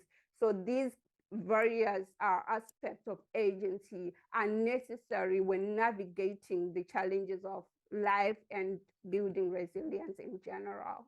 Thank you. Okay, Thank you, Selinga. So we can say that agency is the skill of taking charge of our own lives through the choices and decisions we make. Is that right? So it's an Yes. ability that centers around taking an initiative to pursue our goals, being in control of our decisions, and basically taking responsibility for the outcome of the decisions that we make. But I'm wondering, and now let me ask you this, Rachel, is it possible to develop meaningful agency among adolescents while they're still financially and emotionally dependent on adults? Thanks, Lakeisha. That's a really interesting question. Now, as I'm sure you're well aware, that adolescence can be an extremely exciting time, but sometimes it's also quite a terrifying time in life. It's a time where there's a lot of changes going on in our bodies, in our minds, and in our relationships with others, particularly the adults in our lives, whether they're parents or other caregivers or teachers. And when we're adolescents, there are a lot of changes going on in our brains, which pushes us to experiment, try new things, and at times take risks. And this can be challenging, but it also is a time when we also learn a lot and test who we want to be as adults. And this change also affects the way that we relate to others, including our adult caregivers. So really, what I'd like to say is that in developing agency and resilience, adolescents do need to spread their wings and experiment, but this doesn't happen by doing it alone and without any support. And for positive transitions to adulthood, these changes really need to happen in a sort of safe and positive way. And adolescents do need some safety nets, whether these are physical or emotional safety nets. And I should really stress that financial safety nets are critical to adolescents, particularly those living in poverty, as that can also drive them into behaviours which are like risky sexual behaviours and early marriage. So financial safety nets are really important. So really, it is important when thinking about supporting people's agency to think about these critical relationships in young people's lives, and to make sure that both adolescents and caregivers have the right tools and support to keep young people both financially and emotionally safe, and to ensure that adolescents can enter adulthood with the best skills and capabilities for the future. And I'll say a bit more about this in the next round of questions. Thank you, Rachel. You really understand adolescent brains so well. I really like the concept of entering adulthood with the right set of skills. Jen, I would like to bring you in here and ask you about the financial support that is needed to support adolescents and their caregivers. Can you expand on the topic of economic security and explain it with an example? Also, would the governments and NGOs have the money to make all needy adolescents financially secure? Great, thanks, Radima. And actually, Rachel's last point about financial safety, I think, is a good transition into this topic. I think it's really important to underline that economic security is actually a fundamental human right for all people, right? For adolescents, for their caregivers and families. And it's important as a right in itself, but also because it helps ensure other rights. Before really talking about what economic security is and what we might do about it, I wanted to talk about why it's so important to our conversation today, and linking to some of the points many of you have already made, which is, adolescents, and particularly adolescent girls, in almost every context face tremendous barriers, many of which we've talked about already. Poverty, lack of financial inclusion, health, bodily autonomy. And just to give a couple of numbers, I think are useful, that globally, almost double the number of adolescent girls between the ages of 15 and 19 are not in any form of education, employment, or training compared to boys. And while we've made important gains in terms of primary education for girls, improving gender equity and parity in school learning, this parity is not widespread. And still, far too many adolescent girls and boys drop out of upper secondary school. And underpinning a lot, this is with a strong focus on the education aspect, underpinning many of the challenges we've talked about, is financial insecurity, illiteracy, and exclusion, particularly for adolescent girls around the world. So I think then the question is, given these challenges, economic security means that adolescent girls and their families have the economic resources and stability, the kind of financial safety that Rachel was referring to, that allows them to access important services such as education, health, reproductive information, and resources for their development and security. In other words, that poverty or lack of sufficient economic resources don't stand in the way of what adolescents want to achieve and aspire to. One of the critical tools for ensuring people's economic security is social protection. These are public programs, for example, cash transfers, cash programs that link adolescents to services, social health insurance, that provide economic support and address some of these barriers that we were talking about earlier to social and economic well-being. As UNICEF, we support governments to establish these national systems that can be basically the baseline or underpin, I think, the kinds of economic and financial stability that allows or sort of enables in an easier way for adolescents to act on the agency that you guys were describing earlier. And just for an example, cash transfers in particular have been shown to be instrumental in ensuring, particularly for the poorest and most vulnerable children, who are often not visible, such as young girls, children living with disabilities or in crisis contexts, or for instance, children that are in situations of migration, that they're actually able to attend school, right? By, for example, replacing or covering the costs for tuition, books, or uniforms, or replacing the need or avoiding a trade-off, for example, between going to work and going to school through child labor. And this helps to ensure that all children have access to inclusive education, especially adolescent girls. Thank you, Jen. So, economic security would essentially mean providing enough money and support to adolescents so that they can go to school, get health care, or fulfill other important needs of their lives in case their parents or caregivers are unable to provide them this support. It is very good to know that governments and groups like UNICEF are currently working on this, and this way, more adolescents, including adolescent girls, can have a chance towards a happy adulthood. So, now from economic security, I would like to now turn our attention to the importance of bodily autonomy, the lack of which is still a major roadblock to adolescent well-being in many parts of the world, including India, where we still have a very high number of teenage pregnancies. So, as per the National Families Health Survey of India, around 11.8 million teenage pregnancies occurred in India in 2016, and this number has only fallen down marginally in the latest data of 2021. So, Jeffrey, how would knowing about your body and freedom to make decisions around it help adolescents build resilience? Could you please explain with an example? Gracias, Loquicha. Parar y darnos un ejemplo. Bueno, Thank you, yo creo Lakeisha. firmemente que el conocimiento es poder Well, y I'm conocer a bien nuestro true cuerpo nos believer permitirá that ser más knowledge sabios en las and the decisiones power que to tomemos. know in our Conocer los límites bodies de mi cuerpo allow me us to be permitirá wiser in identificar our decisions. qué By proyectos knowing my podré body, I realizar. can Me hará identify entender que what no somos máquinas projects I indestructibles, can carry porque on no and puedo realizar una understand tarea that con they are not éxito si mi cuerpo está machines, cansado because o enfermo. I cannot Además, a menudo perform a existe una task idea bastante if my body is simplista y tired or if reduccionista de I que los cuerpos sick or jóvenes if I don't know it. In los cuerpos addition, it's jóvenes often o a que más rather allá de nuestros simplistic genitales and y orientem reductionist idea etcétera, of young bodies somos seres because of our multidimensionales. Por lo genitalia tanto, and cuando los jóvenes somos gender capaces de orientation, tener we una are still visión más amplia, multidimensional tendremos beings. más So oportunidades de comprender nuestro cuerpo if físico youth y nuestras are able necesidades. to Comprender understand el in a broader cuerpo way y tener la their libertad de bodies, tomar decisiones opportunities, and informadas needs, sobre él desempeña understanding un the papel body importante and en el having the fomento de la freedom to make resiliencia entre los informed adolescentes. decisions is very Esta important es la to conexión foster entre conciencia resilience among corporal y la adolescents.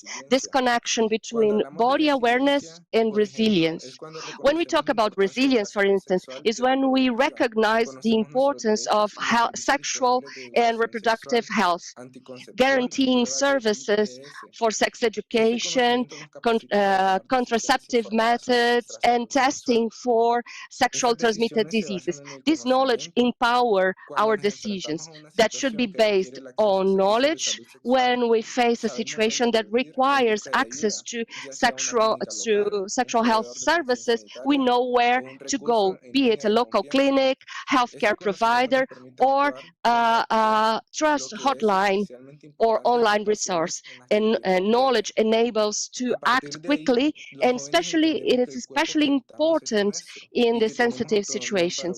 And youth should understand that the body they live in are theirs, and we should approach this without fear or excitation.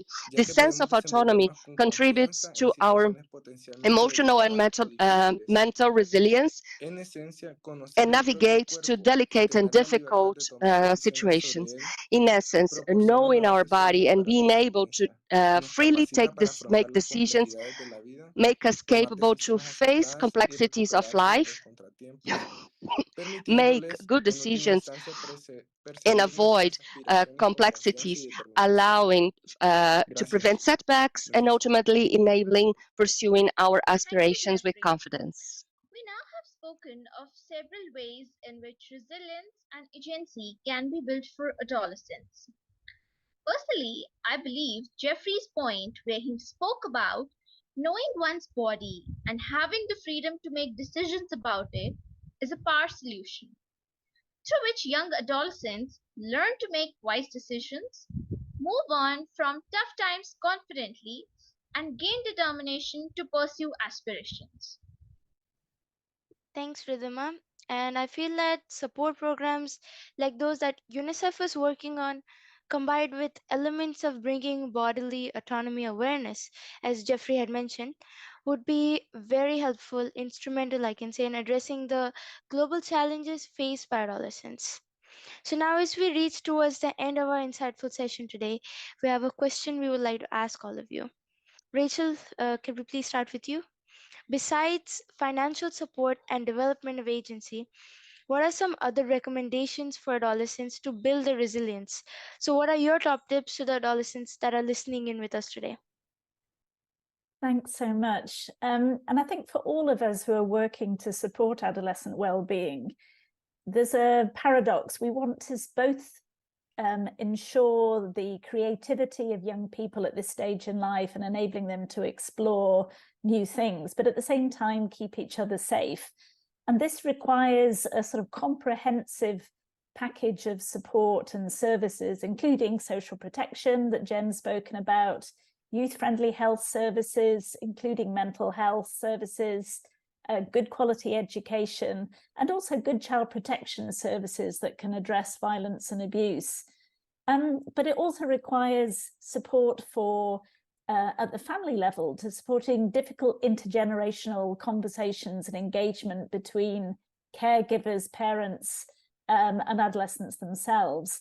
And the World Health Organization, with UNICEF and networks like Parenting for Lifelong Health and the Global Parenting Initiative, have developed a set of resources to help adolescents and caregivers with information, skills, and support. And these programs can help those difficult conversations, promote confidence and agency, but also looking at ways of protecting young people from different forms of violence. The other thing that we haven't really spoken about is having programs that really support respectful relationships between boys and girls, and challenging some of the harmful gender norms that can in particular hold girls back. We've heard from Jen about the importance of social protection and keeping girls in school in particular, and that social protection has a big role in this, whether through cash transfers or school feeding programs. And we know that access to school is a really important platform where young people can gain new skills and really help them to reach their full potential. We also know the importance of adolescent health services and how tough it is often for young people to access a clinic where they may be shouted at by caregivers. And having services that are both respectful, kind, and responsive to young people's needs are really important. And finally, we shouldn't forget about the adolescents who find themselves in the most challenging situations and the sorts of support that they need to become resilient and also to bounce back from adversity. And this includes young people living with HIV, adolescent mothers, and those who sort of marry early, and those particularly living in conflict and humanitarian settings. So really ensuring that no one is left behind. But I'll leave it there for now. Thank you. Thanks, Rachel. I really loved the idea of parenting programs for both adolescents and caregivers. It's really something new. What do you think, Jen, about this? Yeah, I wanted to say maybe a couple of things as we kind of move towards the closing. One is really to I think acknowledge, and this panel is a great example, right, that we know adolescent girls around the world, right, and boys are fighting for their rights every day, right? Whether that be sort of within their own lives or passing on what they have learned, you know, to other girls who are facing same situations, showing us how incredibly resilient and collaborative they are, right? So I think we should start there. I did want to come back briefly to the point about that adolescents can turn to social protection as a resource to help them build their resilience, right? Through just emphasizing and building on some of the points before, for example, by providing access to health insurance for sexual and reproductive health, linking into the bodily autonomy piece, as well as cash transfers covering basic needs from food and nutrition to menstrual hygiene to school tuition and fees, and the ability basically to flexibly choose what is the priority, right, in your lives. And I think in the context that Rachel was saying of kind of healthy relationships with the adults around you. And it can also be support kind of an economic on-ramp as adolescents make that transition, right, from school to work, getting and keeping in school, from a learning to earning pathway. And all of these things together build the resilience of adolescents, especially girls who may face more hurdles than boys in particular circumstances. But the one thing I do want to emphasize, particularly in a forum like this, is I think we also recognize that social protection programs need to be more responsive to the needs of girls and boys in order to be an instrument for them to build resilience. And for this reason, for example, UNICEF has launched with partners the We Deserve Better initiative to mobilize women and girls to make social protection more gender and age responsive to their needs by participatory policymaking, directly engaging with girls and women to give feedback about what are the priorities for them even within social protection, and really acknowledging that girls have a right to demand their ability to activate and be agents of their own potential. Thanks. Thank you, Jen. It's definitely important for us to keep these economic and financial barriers in mind as well when thinking of solutions when we want to encourage adolescent agency and resilience. Because there's only so much I believe a young person is in control of, and social protection can definitely help cover resources that are crucial to survival and well-being so that young boys and girls can focus on building resilience at that time. So moving on to Selinga, what would be your top tips? Okay, thank you, Lakeisha. So just to add to what the other panelists have already mentioned, my top tips to adolescents listening today will be there is also a need from their side to engage in continuous learning that is outside the academic setting. So it can include a range of talents, maybe we get involved into some painting, some soft skill activities, communication and leadership. And as we can see that the world is becoming more digital every day. So engaging in technical and digital skills that can help you successfully navigate the modern world. As well as another key tip is to participate where possible in community activities, volunteering and community activities that involves identifying challenges like Lakeisha mentioned already. You are identifying some of the challenges in India, that child marriage is an issue. So having your voice heard, being an active participant in these conversations about challenges being faced by adolescents in your community. That's a very good thing. Then just to add to that as well, being involved in great supportive networks with peers and with mentors as well to build great skills that are necessary to build resilience and navigate life in general. Thank you. Thank you, Selinga. I acknowledge your point on lifelong learning. One can really gain from it. Jeffrey, what would you like to add as your topic? Okay, gracias por preguntar. Thank you for asking. Creo que tenemos que aprender a escuchar nuestro cuerpo. I believe we have to learn how to listen to our bodies and connect to it, see it as a territory that we have to constantly take care of and protect. We cannot take care of the world if we do not take care of our own bodies. Thank you. Definitely agree. Our bodies should always come first. Now, we've accumulated a really rich pool of ideas today. We would really like to thank all of our panelists for the work that they are doing in the field of adolescence resilience, and hope that all the insights we have gathered today will feed into PMNCH's work in improving adolescent well-being. Thank you also to the listeners who tuned into our session today. Hope you have shared your inputs via the poll link we shared on the chat. We also hope that you leave this session with a head full of ideas, and the implementation definitely will involve adolescents. Thank you for joining us today. We now bring this session to an end. Goodbye and good luck. Such articulate young people in that plenary. It was just, quite amazing and good to understand the challenges and the practical ways that they can actually respond.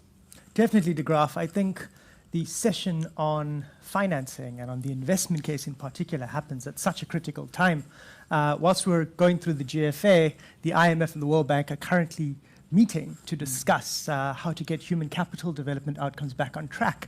And I know coming into this Global Forum for Adolescents, we know that only 1.6% of all global development spend went towards adolescents. And that's quite catastrophic when you consider that there's 1.8 billion of us globally. And I think what the investment case has unpacked further is that if we don't act between now and 2035, the cost of inaction in terms of investing in adolescent health and well-being will be at around $20.5 trillion. That's 20.5 trillion with a big T. And I think the investment case sets out quite the clear areas of investment, reducing road traffic accidents, reducing child marriages, investing in mental health, investing in education and training, investing in HPV vaccines, are all critical areas of investments with exponential returns on investment for adolescents and young people. If you're following the finance session and the session on investments, I would urge you to continue to follow the money, but most importantly, let's look at holding our leaders accountable towards showing us the money and showing us more money as we move into the commitments session later today. And now on to our core sessions. The next round of them are coming up, so get ready to select which ones you'd want to join into. One is all about families. I think we all come from families, or we all have families of our own. And this session is really looking at how our families can support adolescents in challenging times. The session is called It Starts with Families, Improving Adolescent and Well-Being Through Strengthened Support. There is, of course, another session, and it's about data. Yesterday we had the session on data by the group marker, and this one really builds upon that. And it's really talking about how can we progress if we can't measure the impact that policy and programming is having on adolescent health and well-being outcomes. So if you're a data nerd and if you like numbers and statistics, this is definitely a session for you. And this session is called Data That Matters, Championing Adolescent Well-Being Measurements. Wow, it all sounds pretty interesting. And meanwhile, we have an important wellbeing message from poet, model, and activist Ebony Davis, plus some more exciting content. We have a recap from the Arab Forum for Adolescents. And by now, you know the drill. Enjoy the content and the sessions, and we'll see you in 50 minutes from now. See ya. Unite! Unite!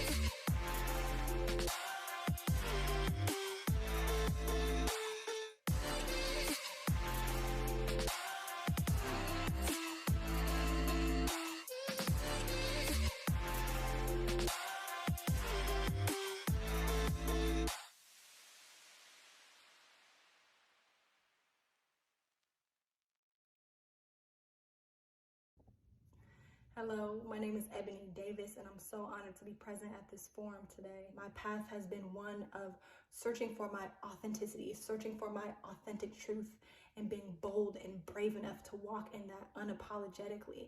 And I know as a youth, I wish I heard those words. I wish I knew how powerful it was to own my truth, to walk in my truth, despite pressures from the outside world, despite programming from my family or my community, the place from which I came, to really trust my heart, trust my own intuition, trust my inner guidance, and know that it's going to take me so much further than the opinions of others. So.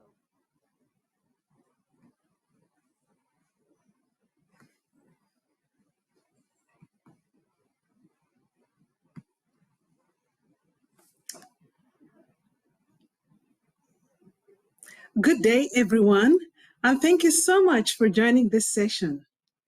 I'm Dr. Isang Awa, Head of Advocacy at the Global Parenting Initiative, Department of Social Policy and Intervention, University of Oxford, and I'm delighted to welcome you to this session, which is titled, It Starts with Families, Improving Adolescent Well-Being Through Strengthened Family Support. I'll start the session with a brief presentation on the topic and then move on to a panel discussion with three fantastic panelists. There will be opportunities for questions for our panelists, so please share your questions in the chat. That said, I'll dive into my presentation right away. So adolescence is a critical period of development, and during this time, parents and caregivers are the primary sources of support and guidance for adolescents. Parenting has a profound and lasting impact on adolescents. Let me briefly explain what I mean by parenting and by caregiver. Parenting is the process of raising and nurturing children from infancy to adulthood, and caregiver is a person closely attached to the child and responsible for the child's daily care and support.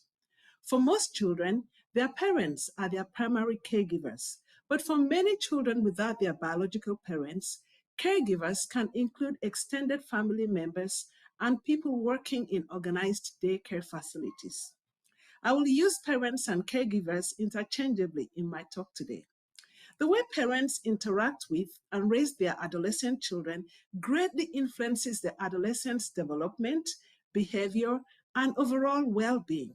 And I'll speak more about this later. But given the impact of parenting on adolescent well-being, it is important that all caregivers are supported to provide responsive, nurturing care to their children. The next slide, please. Adolescents face a range of threats to their well-being, which can have significant and long-lasting effects on their physical, mental, and emotional health.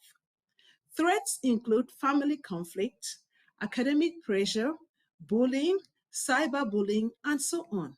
For adolescents affected by humanitarian crisis, the threats to their well-being significantly increase as they may go through physical abuse, sexual abuse, absence of school, food insecurity, harmful social norms, a strained relationship with their caregivers, orphanhood, or other adverse experiences.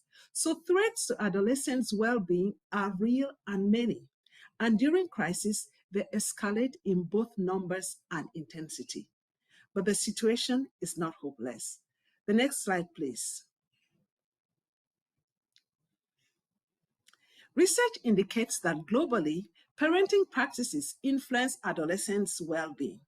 There is ample evidence that a nurturing, responsive parenting approach reduces adolescents' behavioral problems and has positive impact on the adolescent's psychological well-being, physical health, mental health, health behaviors, character, and even their academic achievement.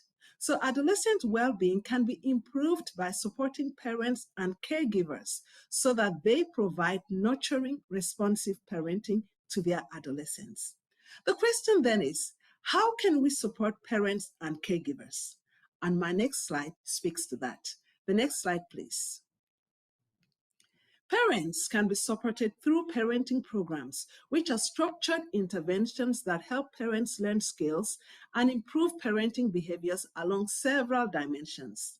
These improve parent-child interaction and the quality of parenting a child or adolescent receives, and so reduce harsh parenting. Most evidence-based programs have similar content and principles. There are several programs, including the Parenting for Lifelong Health programs, which were developed by researchers at the University of Oxford in collaboration with UNICEF, the WHO, and other partners. The next slide, please. Parenting programs have content on how to improve parent-adolescent interaction, promote communication and play, praise and encourage good behavior in adolescents, manage emotions of both parents and adolescents, promote clear instruction and rule setting, apply positive discipline, avoid harsh punishment, involve adolescents in problem solving, and promote love, attachment, and a sense of belonging for adolescents. The next slide, please. All parents and caregivers need some support to care for their children and adolescents, and some need all the support they can get. There are tiered parenting interventions with different intensities based on the level of support needed. Parenting programs can be delivered by professional or paraprofessional staff or peers, and even by the target populations at risk, depending on the intensity of the intervention. And parenting programs can be delivered to groups through weekly meetings over a period of time. They can also be integrated into existing services like health services, or combined with other components such as cash transfers for better impact. The next slide, please. And this slide shows us how parenting interventions work. We have the core content, which is evidence-based, adapted for the local context, and so on. As caregivers participate, they get knowledge and develop the skills that they need to positively parent, and this then produces positive child and adult outcomes, such as improved mental health for both parents and adolescents, and the society benefits as there is more human capital. The next slide, please.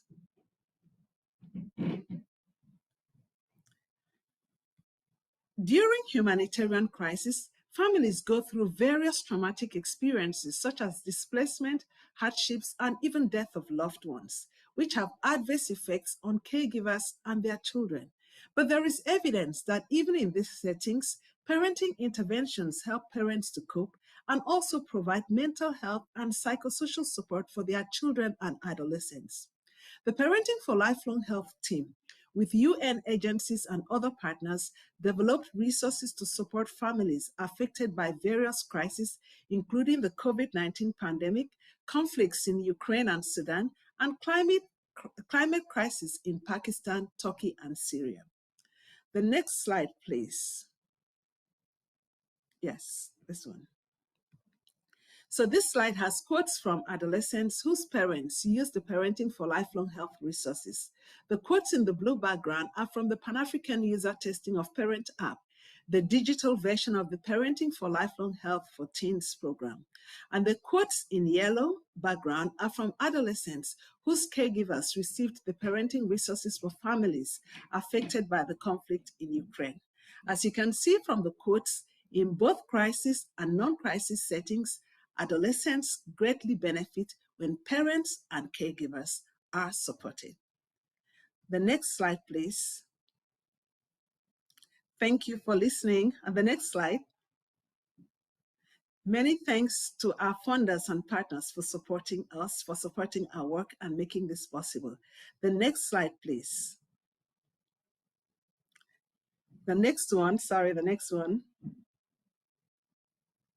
Great. I'm now going on to the panel discussion, and I want to first introduce our three amazing speakers that we have for the panel discussion. Our first speaker is Mr. Binza Joel. Binza Joel is a Parenting for Children in Crisis coordinator with Parenting for Lifelong Health charity, and his role focuses on providing parenting support in humanitarian settings. He's experienced in development policy advocacy, intervention planning, implementation, monitoring and evaluation. BINZA has worked with several renowned organizations and collaborated with UNDP, WFP, and UNICEF on projects focusing on children's, youth's, and women's empowerment, food security, and health. BINZA is based in South Sudan. And our next speaker is Maximina Jokonya, who is the Y+ stroke Her Voice Fund Coordinator. Maximina is an accomplished and driven social sciences professional with experience in HIV, SRHR, education, and gender equality. She has many years' experience in health programming with a focus on adolescent girls and young women, gender equality and women's empowerment, sexual reproductive health and rights, youth development and leadership. Her experience also includes supporting children and young people living with HIV to access quality care through differentiated service delivery. Maximina is based in South Africa. And on our panel, we also have Kara Henderson, a Senior Program Officer, Global Early Adolescent Study, Johns Hopkins Bloomberg School of Public Health. Kara is a global health professional passionate about improving adolescent well-being by addressing gender inequality, social norms, and health disparities. She has experience in designing and managing mixed methods research studies and program evaluations in the nonprofit and higher education sectors, and has worked in both domestic and international settings, focusing on sexual and reproductive health, nutrition, women's empowerment, gender-based violence, and adolescent health. Her international experience includes working with multinational and community-based organizations in Côte d'Ivoire, Morocco, South Africa, and Ethiopia. Kara is based in the US. We're now going to hear from Binza and Maximina. So my first question is for Binza. Binza, you have a lot of experience working in fragile settings. From your experience, what are the top stressors for families experiencing crisis? Thank you, Isang. It is important to recognize that humanitarian crisis presents challenges that are deeply intertwined with the specific context of situations. And families and caregivers in particular endure remarkable difficulties during such times. Drawing from my own experience, raised by a single mother in a refugee setting, and my work with the parents in crisis situations, I have come to understand a number of significant challenges that families face.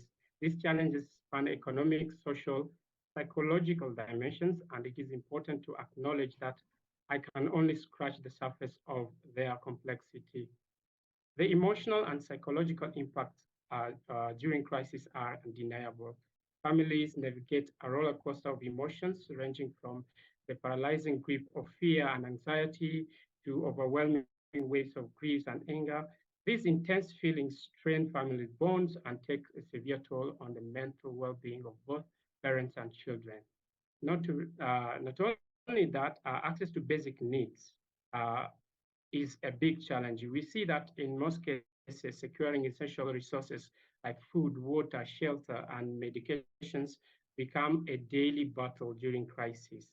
The unrelenting struggle to meet these basic needs heightens stress levels as parents grapple with the constant pressure to provide for their children. Furthermore, I want to highlight that parents have a deep concern about their children's well-being.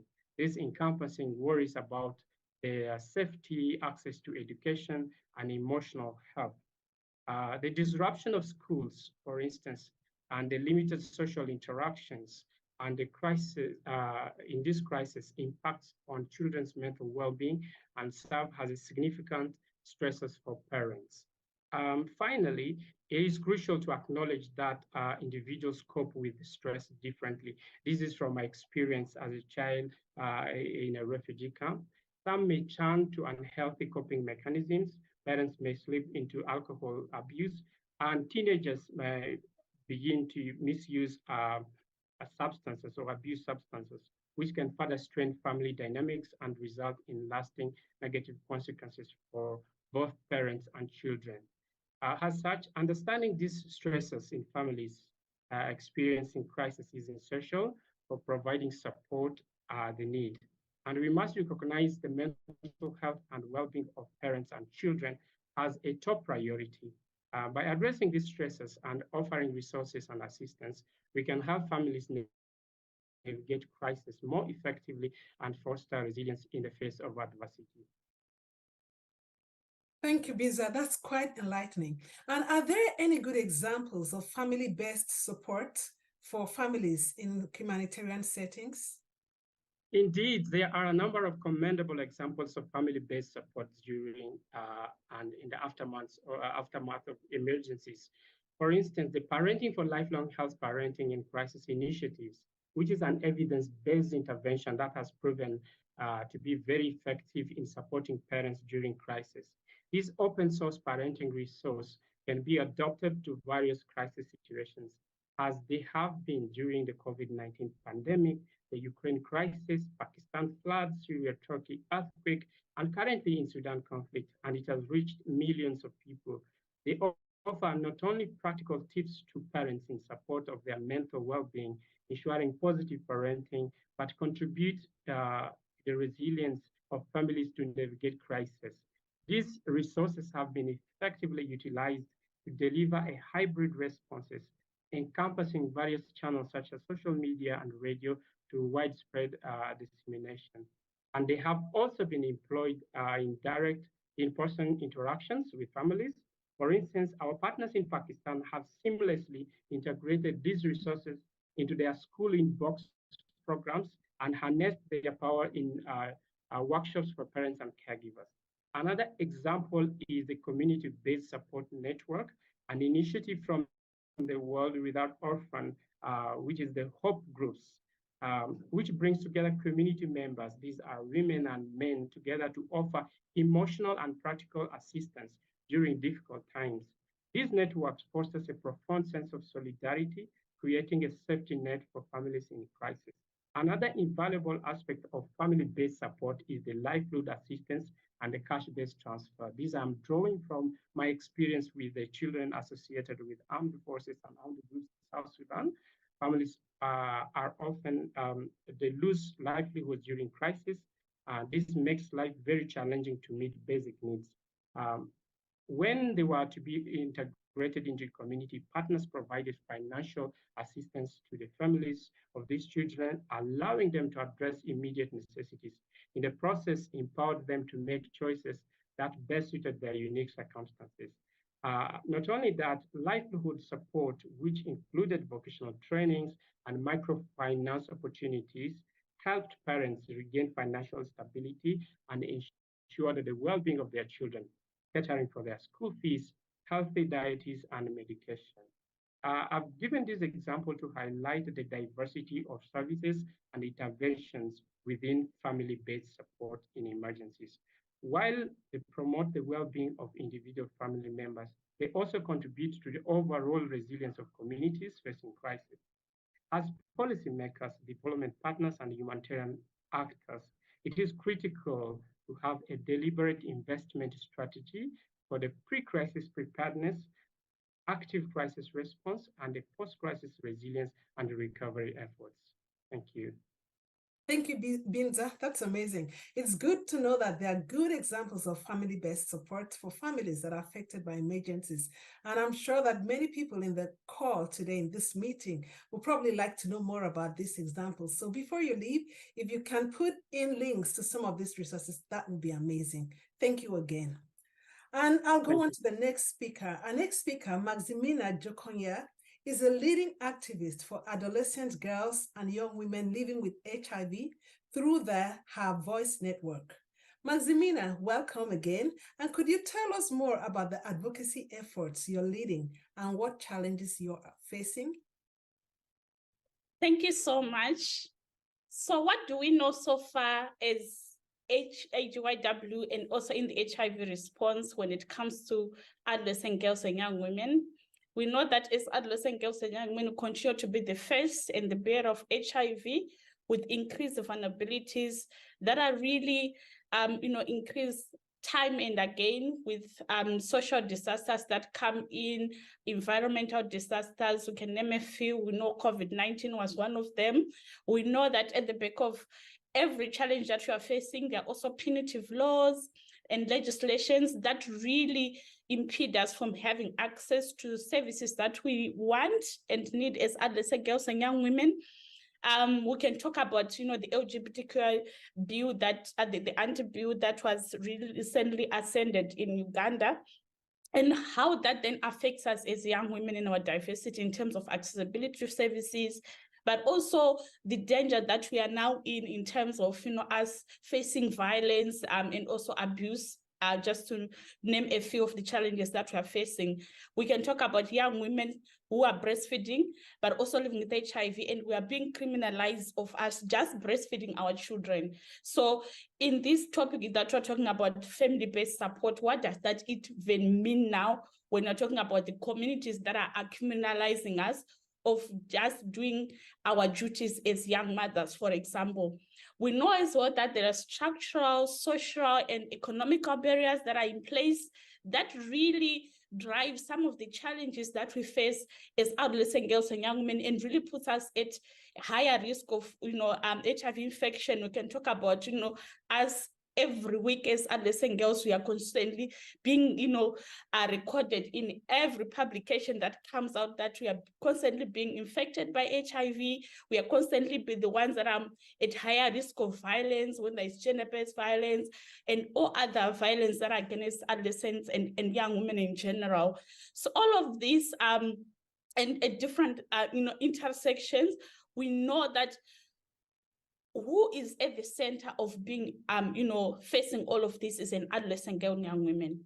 Other challenges, and I think my previous speakers already also mentioned around climate change, around migration. We then find ourselves being disjointed with our families, but also we find ourselves in refugee camps where we then are more susceptible to other risks in terms of abuse, gender-based violence in those camps, but also no access to even services that we need as adolescent girls and young women. So at the center of this, we know that when it comes to family support and also communities, it is already disjointed. And in the context that we are also living, we are also finding ourselves being in a cultural kind of controlled environment where we have to conform to certain values, to certain norms, in a way that then kind of put us even at more risk, because we know some of the practices that are still in place are still promoting some of these harmful norms in order for us to have access to services, but also violating our rights, violating our body at the end of the day. So what exactly are we saying when it comes to family support, family-based support, and what is the role of the communities to take responsibility so that as young women, as adolescent girls, we are safe, we are promoting our health, and our rights are also being observed at the end of the day. I remember last week I was in Zambia, in a district that is in Zambia, where they're actually practicing the issues of harmful laws. They're still doing the rite of passage, where as early as 10, you have to go to a certain practice, you have to taught how to please a man and everything. So I could imagine a 10-year-old me as an AGYW. What does it even mean? My rights being violated, I'm being exposed to certain things that I'm not understanding, but also some of the practices that I go where I have to be cut on my body, everything. All of that really encompasses into the topic that you're talking about, which is family-based support and the values that we want for them to actually support us as adolescent girls and young women. As a Voice Fund, like what we mentioned before, a Voice Fund is around an initiative that we are working as adolescent girls and young women across 13 African countries, where we are looking at what we call the socio-ecological system or approach, where we are really centering AGYW as an agent of change. So here's what we've discovered and what we are pushing as adolescent girls and young women is that if we are not in the forefront, if we are not the ones that are taking charge in terms of other issues that affect us, other challenges, other laws that are affecting us, no one is coming to our rescue. So what we are doing with your Voice Fund is we are empowering us as AGYW through different mechanisms, be it training. We are equipping ourselves on how to do advocacy, for example. How do we formulate our objectives and how do we approach the target audience who are our policymakers? How do we show up in a space and make sure that they are addressing our needs when it comes to health and rights? They are respecting and they are valuing our expertise as adolescent girls and young women. When it comes to family support, we know it's also part of the socio-ecological model, where we are also working with caregivers, parents, on how to really, facilitate a dialogue, what you call family matters, where we need to really bring it up again, because we know in the early days, yes, our parents used to have those dialogues, but somewhere along the way it died, where now, as in the Generation Z, we no longer want to interact with our parents, and our parents are doing their own things, while us are doing our own things. So we're trying to bring back that platform, that environment for us to just have a dialogue. What are the current issues are we facing as adolescent girls and young women?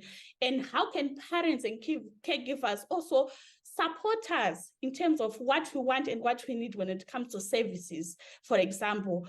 And then we move on to the community. How does community take responsibility in some of those cultural norms that I've talked about? How do they keep them? How do they make sure that us as HYW living in this community are not in harmful way? We are not being violated, for example. So it is them being champions and also advocating for some of these practices to be completely removed, so that we have access to services, but also our rights are also being respected, for example.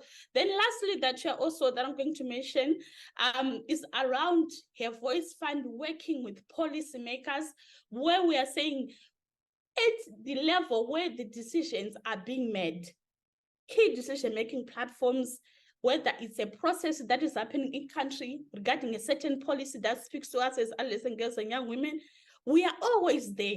We are advocating for our issues to be prioritized, to be documented, to be part of the policies that are being currently developed and they're going to pass in their parliaments. So we are supporting ourselves because we know at the end of the day, they will never open a door for us. They will never provide a chair. They will never provide a table for us. We are bringing our own. We are saying, even though we are not providing all of these things that we need, we are still going to come at that decision-making platform, and we are going to table our issues that we want to see changing in our lives, so that at the end of the day, we are able to realize our own health, our own well-being, and also our rights are being really observed at the end of the day. So lastly, what I can say is that unless we start doing development differently and just being intentional about, addressing certain issues that we are facing as adolescent girls and young women, not just to talk about it, but just to have interventions that are led by young people, adolescent girls and young women. Then we have support from different structures, whether it's family, community, as a holistic approach. I am sure we will not win in this response that we are trying to push, especially in the HIV response. Hence, this is a really important conversation that we are having today. Thank you so much, Isanga. Back to you. Thank you. Thank you for sharing these challenges and the advocacy efforts with us. And, just being on this platform and telling us, speaking so passionately about this to us is great advocacy work that you're doing.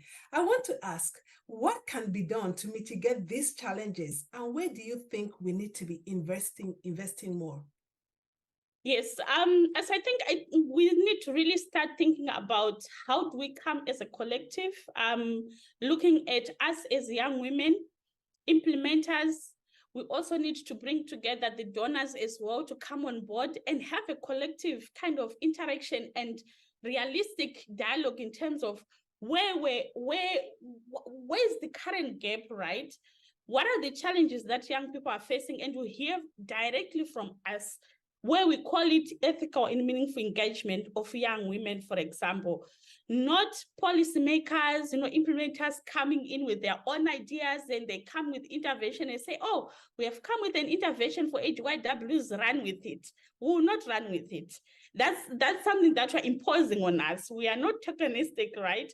Absolutely. We want to be really engaged from design of the design of the idea to the actual work plan, to the implementation, to monitoring and evaluation, all along with us. We don't want to be engaged and consulted and then to drop us.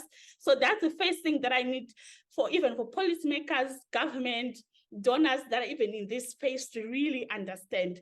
That's doing development differently. So if we get it right there, we then now look at what is the current financial mechanisms are in place and how can we invest more in communities, but also in HYW-led organizations or young women's or women's-led organizations, for example. Many times we find out that donors will then want to come and say, oh, we're going to invest in big organizations with different structures in place. But if we look at it, the most left behind is the HYW-led network or initiative that is down in the rural areas, where literally no one wants to come in and do an intervention. They want to come in towns. They will say, oh, we've reached adolescent girls and young women. But us who are in the rural areas, we don't even know what is a PrEP is. We don't even know the interventions that are in place. So I think we need to start thinking about it. Where is the need to, where we want to move it, and how can we reach those that are most left behind? So which means every programming that we're going to start to think about, let's be intentional about it, right? And the finances, the funding itself, it's really important.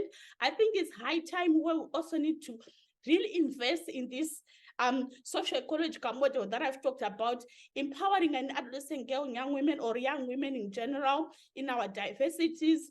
Then also look at how do we also invest in family support systems, which is super important. Then we move on to the community as well, because I think if we only support one piece of the component, it might not work, because if you empower me as an adolescent girl, young woman, I'm gonna go back to the family. This is where I live. I'm gonna go back to the communities where I'm still facing the cultural norms and harms that are still there. So how do we make sure that at each level we are investing and we are doing a holistic kind of approach when it comes to investing? But also we want to also look at how do they make it more intentional, because we know the funding is going down, right? And no one wants to really invest in us as communities, but also in the family support kind of approach or innovation. We are asking all the donors that are here and more broadly, please invest in us. Make sure that whatever funding that is out there, we are also part and parcel of your funding portfolio. We can do it. We can implement our own initiatives. We are able to achieve the results that we need. And we know with this family support kind of structure, we are able to achieve so much. Thank you so much. Over to you, Isaac. I have so much to share, but let me end here. Over to you. Thank you. Thank you, Maximina. Before we go to our next speaker, we will take a few questions for Binza or Maximina. And Maximina, if you have questions, please add them in the chat. There's a question here for Binza. It says, Binza, how do you think parenting support can be integrated into humanitarian responses?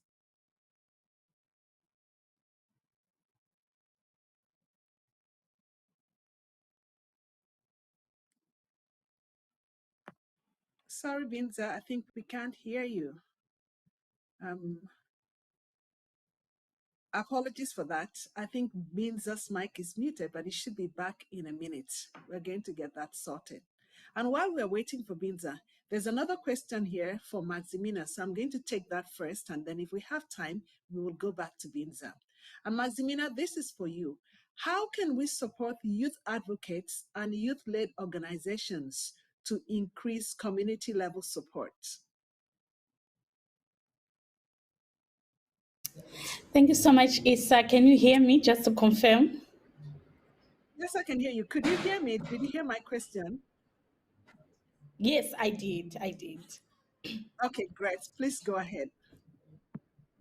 Okay, thank you so much. So I think the first thing that we need to really consider is around first of all the capacity building. And so the capacity building really comes in two ways, right? So there's capacity building for the young advocates who are going to be the agents of change.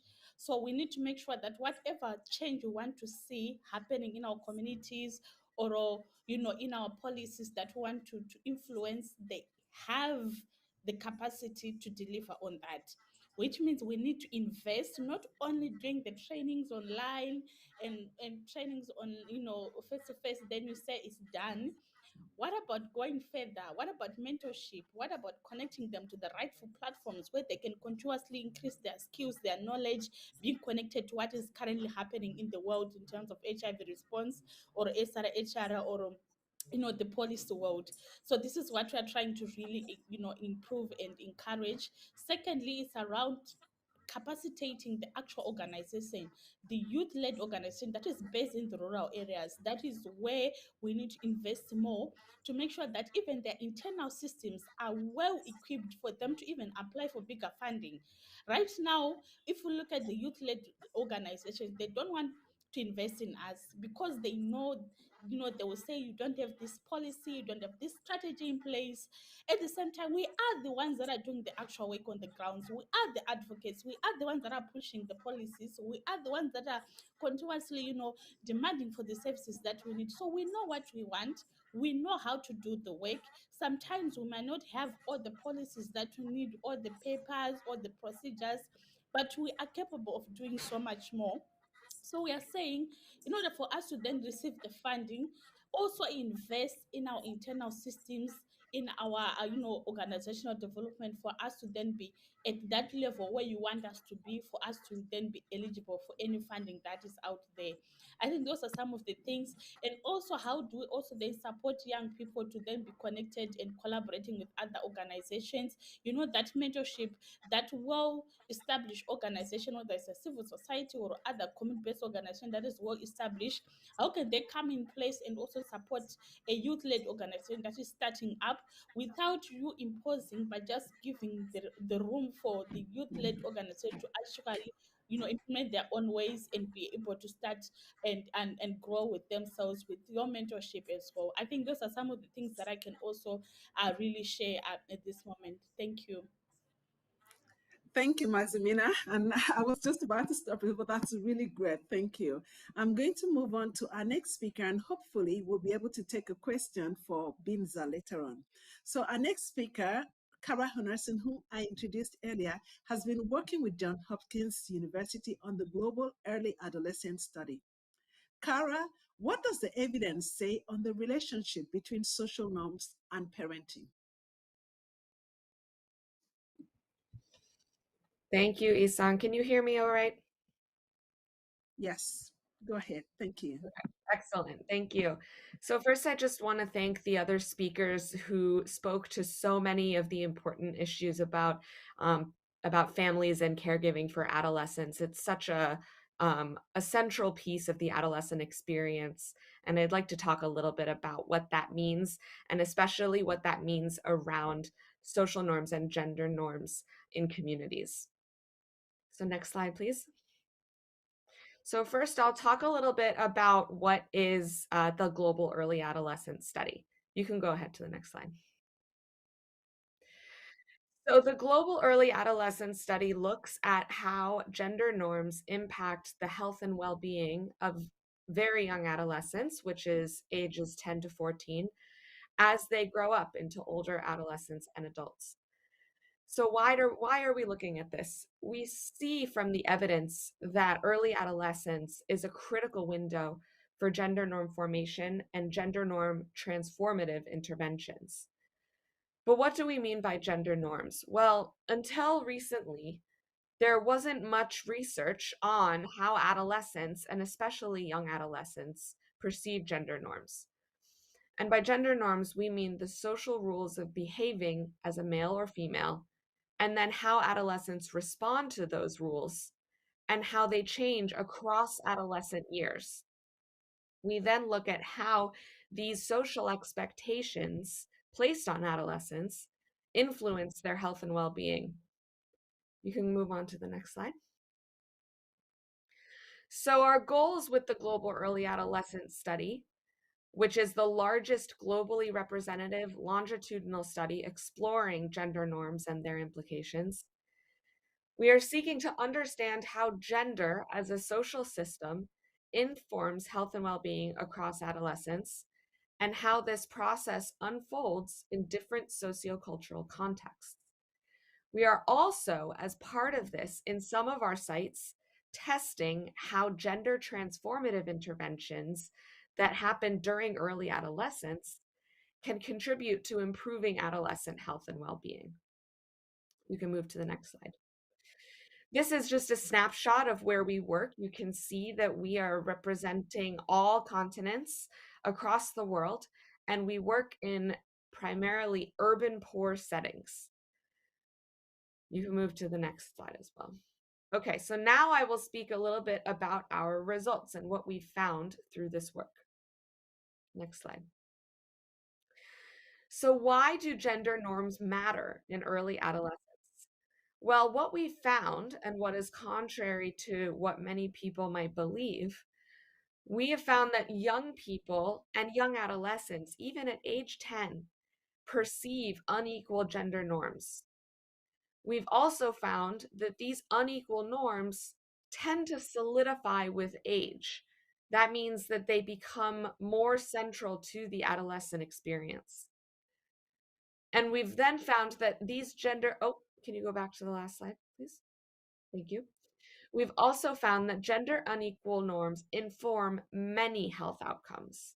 This includes their relationships, whether it's romantic relationships or with their peers. It affects their experiences of violence and bullying, and it affects their experience of mental health. And these effects vary by culture, and they can inform very specific behaviors. Now you can move to the next slide. So the key messages that we have found with the GEAS are that we now have a greater understanding of gender norms among young adolescents. We know that they're complex, that they're fluid, and that they're influenced by young people's social environment.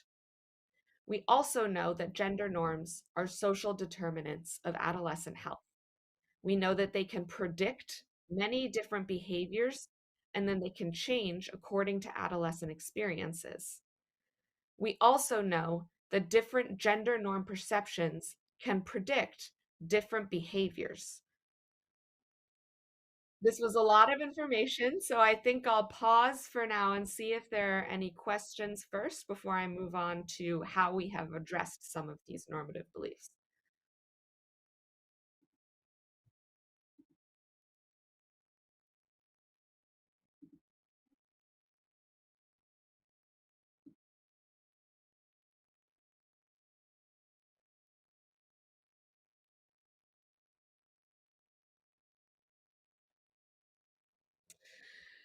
Thank you for this question. I'll definitely get into this in some of my next slides, but I'll first share that I think that we've seen that finding space and time for families to interact is often one of the biggest barriers to participating in an intervention.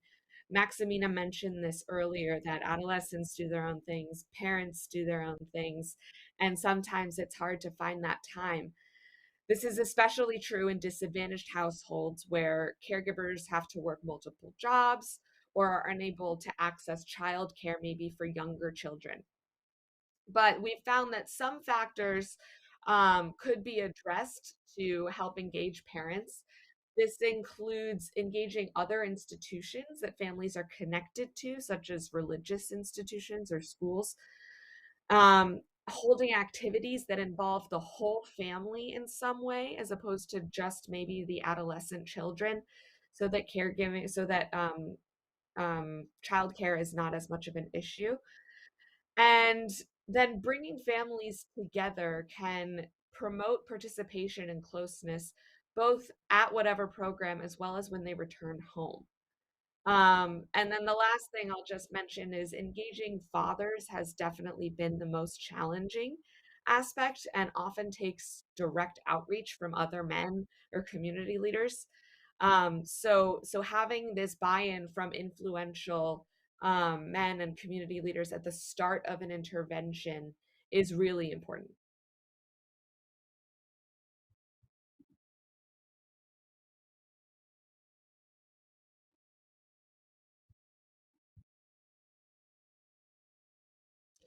Sure. So, as I mentioned, we find that normative beliefs start to appear at an early age and tend to solidify over time. So, prior to adolescence, children mostly rely on their families and parents for social norms and cues. But in young adolescents, they start to look to friends or peers, even though their behaviors are still largely controlled by their caregivers. Well, once they reach older adolescence, these norms have been reinforced by their institutions and communities, and they might start exhibiting these norms themselves. So, when we think about intervention, we really have to understand that normative beliefs start early. And what you are presenting or teaching your kids matters because they are internalizing everything.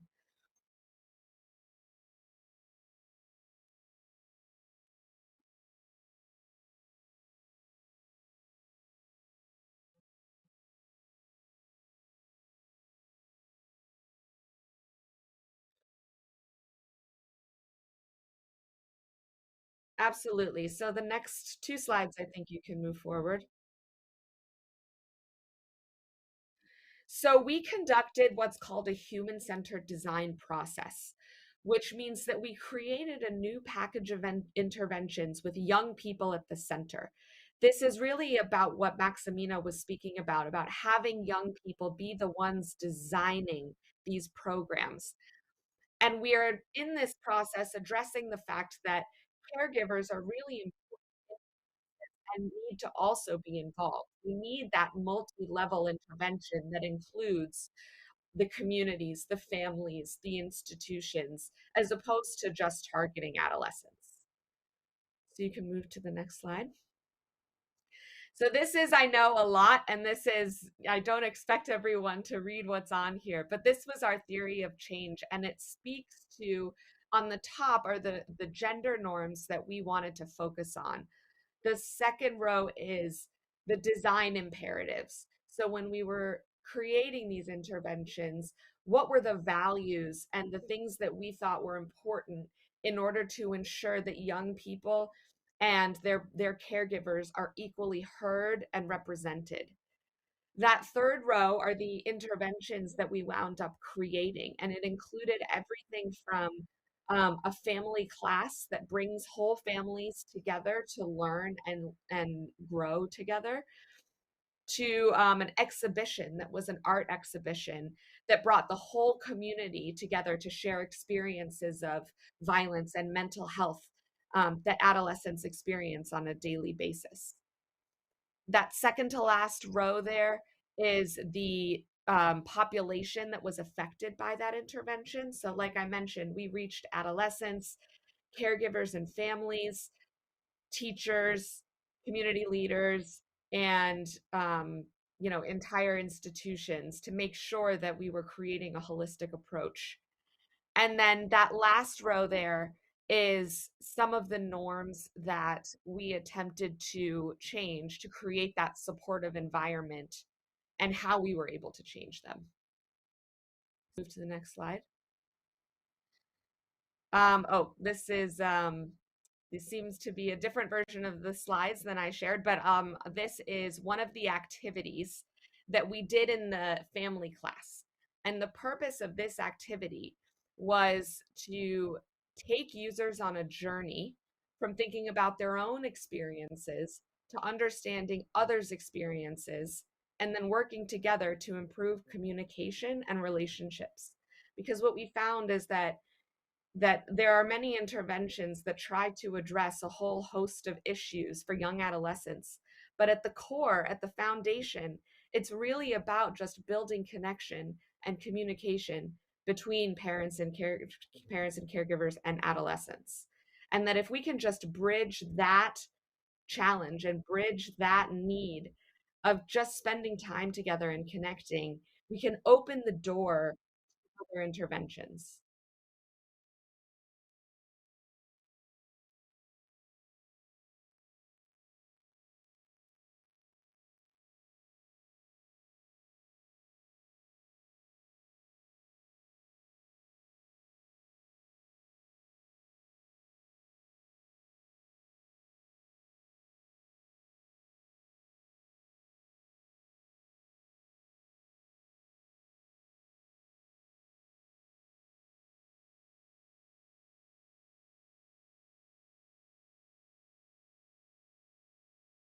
Must go beyond theoretical insights.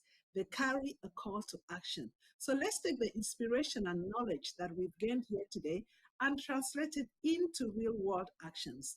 Let's strive to be parents, caregivers, and mentors who empower our adolescents to live happy, healthy, and fulfilling lives. Thank you, everybody.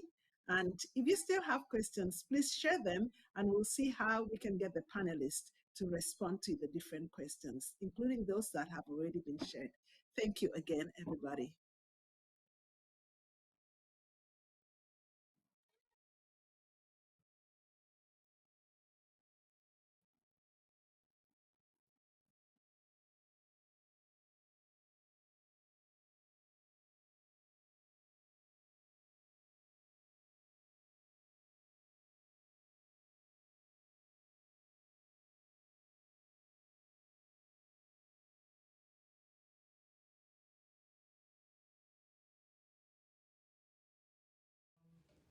I mean, wow, that session on families, I mean, so many threats and complexities, and also quite a heavy one. But it was good to hear about all the things that can help families as well. Yeah, most definitely, the Graft. It was so interesting to hear about the efforts to measure well-being as well, you know. It does make sense that we have to measure what's important to us if we're going to keep track of progress. And it also helps for us to hold our leaders accountable for the commitments that they're making.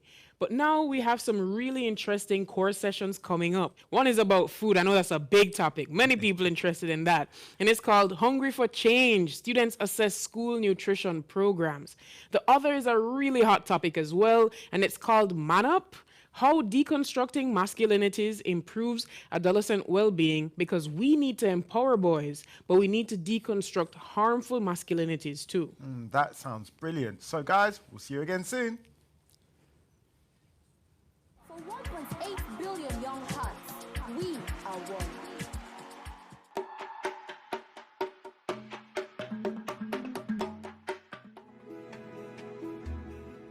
Poverty, violence, and abuse can increase the vulnerability of adolescents to mental health problems. UNICEF Belarus has developed a unique platform that creates a real-time interaction between adolescents with psychological care providers, as well as among other peers. In the Read section, adolescents can receive reliable information about mental health, well-being, and most common issues. The Play section provides games that help to build coping skills. This platform also provides information for parents who want to learn about adolescents' development. The counseling can take place through Messenger, video, or audio communication. All counseling sessions follow specially designed protocol. The importance of the mental health of adolescents is now our top priority at the regional and country level. This platform provides an array of opportunities for adolescents to strengthen their mental health awareness and well-being, while also not being alone when support is needed. We believe that no one should be left without psychological support in difficult moments.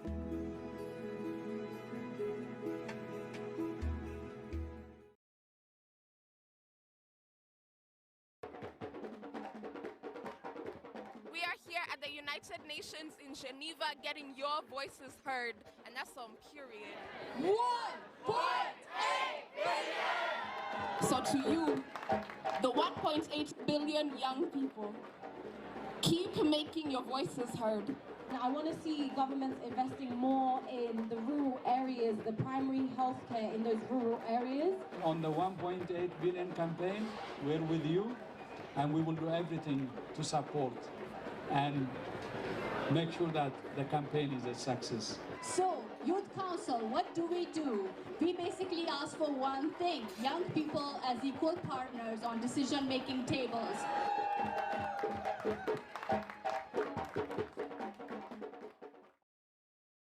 PMNCH is here in Bahrain at the 146th IPU Assembly to share with the parliamentarians the 1.8 billion campaign for adolescent well-being. I am supporting the 1.8 billion campaign.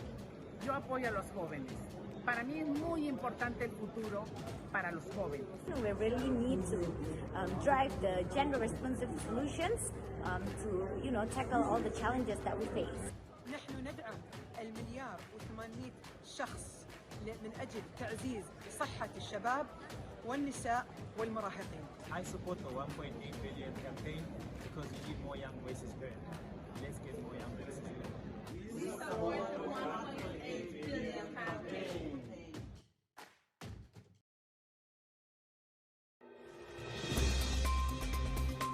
Muy buenos días, Presidenta. Un gusto poder estar con usted en esta conversación. Mi nombre es Fogstad, soy estudiante de segundo año de la carrera de Derecho en la Universidad Alberto Hurtado. Y bueno. Buenos días, yo soy Sofía Pastén, soy estudiante de Administración Pública de cuarto año de la Universidad de O'Higgins y tengo 21 años. Encantada, muchachas. Igual. Presidenta, partir la conversación un poco hablando de la educación. ¿Cómo cree usted que con los avances en el mundo laboral y tecnológico, cuál cree que es el rol de los jóvenes para que estén lo suficientemente preparados? ¿Cuáles son los desafíos de los sistemas educativos para que los jóvenes estén preparados en este nuevo mundo? Yo creo que esa es una pregunta súper clave, porque en la gran mayoría de los países el problema, en los países de lo que le llaman el sur global, es decir, en países menos desarrollados, el gran tema era el acceso a la educación, incluso primaria, y por cierto, además, también la posibilidad de que los jóvenes lleguen a estudiar en la educación media y superior, ¿no es verdad? Y nosotros tuvimos en un momento una comisión que el Banco Mundial planteó justamente para mirar los avances en educación, y veíamos que se había avanzado en términos de acceso, pero que la educación continuaba siendo una educación que no se hacía cargo de lo que iban a ser los desafíos del futuro, ¿no? Claro, hay algunos avances, ¿no es verdad?, desde el punto de vista de, qué sé yo, todo el tema digital, robótica, una serie de cosas. Pero la gran pregunta que existía es, los niños que estaban entrando al colegio iban a salir, no sé, 20 años después, y si eso le iba a servir para enfrentar los desafíos que hoy conocemos y los que no conocemos y que van a estar 20 años. Entonces creo que no hay una respuesta como una receta mágica, sino la necesidad de ir evaluando permanentemente los cambios y qué cambios educacionales se requieren. Mirar si los currículums son los adecuados para el tipo de cambios de futuro tecnológico, pero también si existen nuevas áreas de desarrollo en un país. Por ejemplo, dos ejemplos. Nosotros dimos gran importancia a los salacunes y jardines infantiles. Y entonces nos dimos cuenta que no había suficiente parvularias o asistentes de la educación. Entonces se generó la posibilidad de más carreras o más estudiantes y además que tuvieran empleo, ¿no? O por ejemplo, cuando decidimos ampliar lo que era la red eléctrica, y había que preocuparse no solo de las fuentes de energía, sino también de la distribución, nos dimos cuenta que había algunas profesiones que no teníamos y que estaban viniendo obreros de Perú y Bolivia, esto que se suben a las torres de alta tensión, porque nosotros no teníamos eso. Y nos pasa ahora con el hidrógeno verde. Vamos a tener que revisar los perfiles de las personas que se requieren para poder generar toda esa industria del hidrógeno verde. Entonces yo diría, hay que estar permanentemente mirando el cambio, los avances tecnológicos, la innovación necesaria para también innovar la educación de los profesores, ¿no es verdad? Y por supuesto los contenidos de la educación. Y creo que eso tiene que ser un proceso bastante permanente porque hay cambios en el mundo, ¿no es verdad? Todo el tema, por ejemplo, de inteligencia artificial, que está yendo mucho más rápido que lo que los gobiernos han podido dar respuesta a eso. Entonces hay desafíos que de repente van a ser muy urgentes y donde espero que haya el tiempo para los estados para poder generar los cambios necesarios que permitan asegurar, ¿no es verdad?, una educación de calidad. Y de calidad entendiendo no solo educación de calidad en sí misma, sino también que responda a los desafíos, pero también a las oportunidades de futuro, que sean oportunidades de trabajo, ¿no?, interesantes. Y por cierto, tiene que ir de la mano de la innovación, porque todo esto es un elemento muy fundamental de la sociedad del futuro.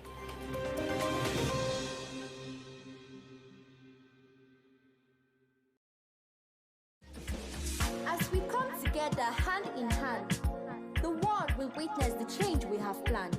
With unity and love, we will overcome.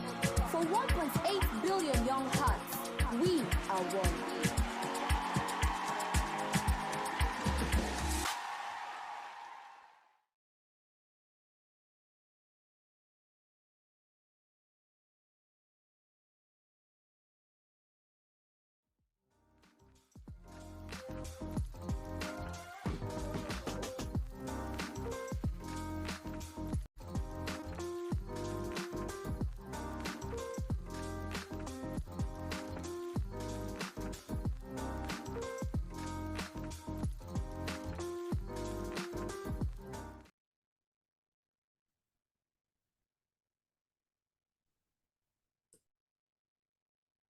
Hello, everyone.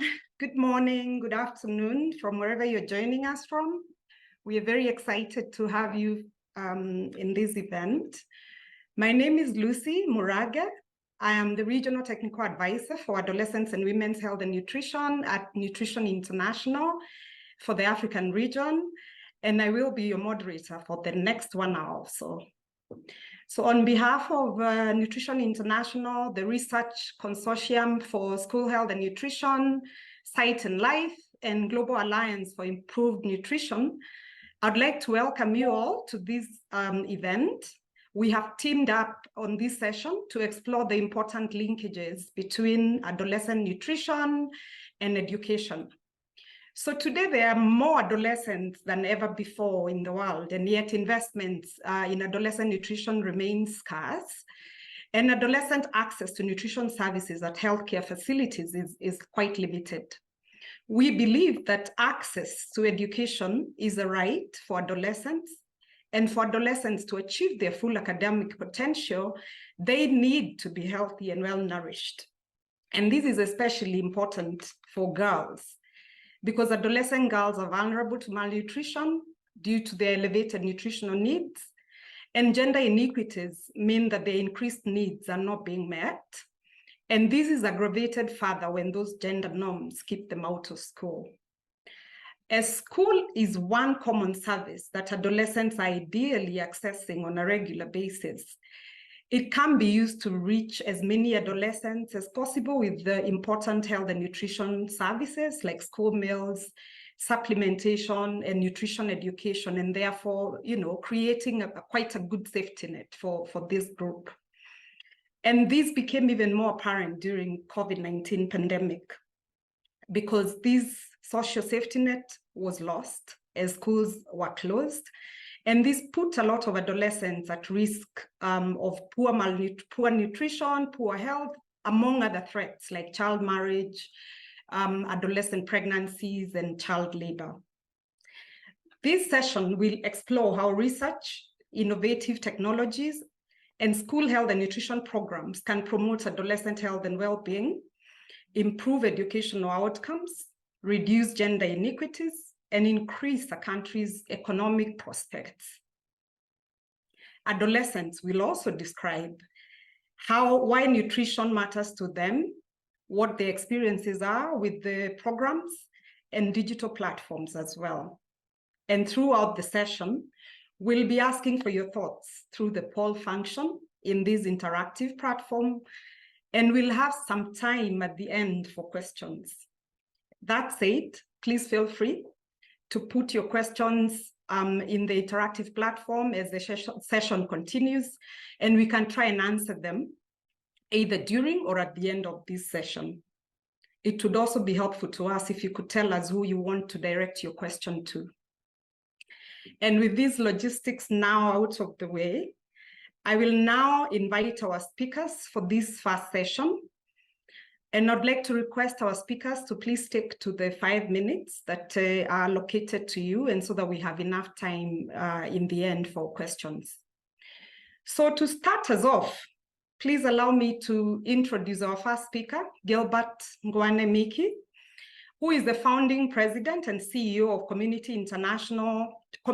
Community Vision Group. He is an international development expert with over 10 years of experience, has a Master's of Arts degree in international development, and is a PhD researcher at the University of Reading, focusing mainly on homegrown school feeding. Over to you, Mickey, for your presentation. Hi, Lucy. Thank you very much for the amazing introduction. Just to say how privileged I am to share with the rest of the team what school meals stand to contribute to adolescent well-being. Can we have the slides on, please?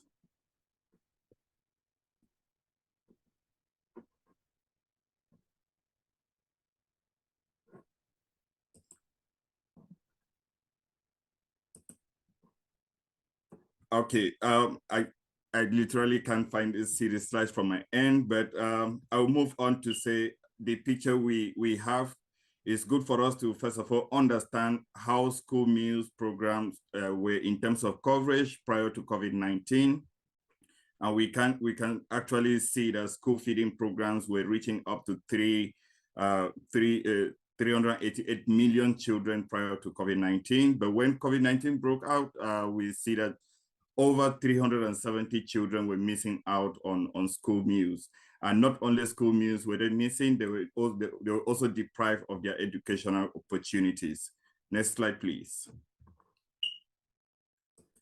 Now, when we move on to understand the impact of school closures as a result of COVID-19, we see that the impact of COVID-19 also translated to poor mental health in children and young people. And we also realized that child marriages were more than double during COVID-19 pandemic, with numbers set to increase as World Vision indicated. Child labor also rose to over 160 million, and this increase was first in 2 decades. We can see that this is really a big challenge that was ushered in by COVID-19. Next slide, please. Yes, moving on, as a result of COVID-19, the importance of school meals even became more apparent, and we could see that many countries took up this as a priority, a policy orientation for their respective countries.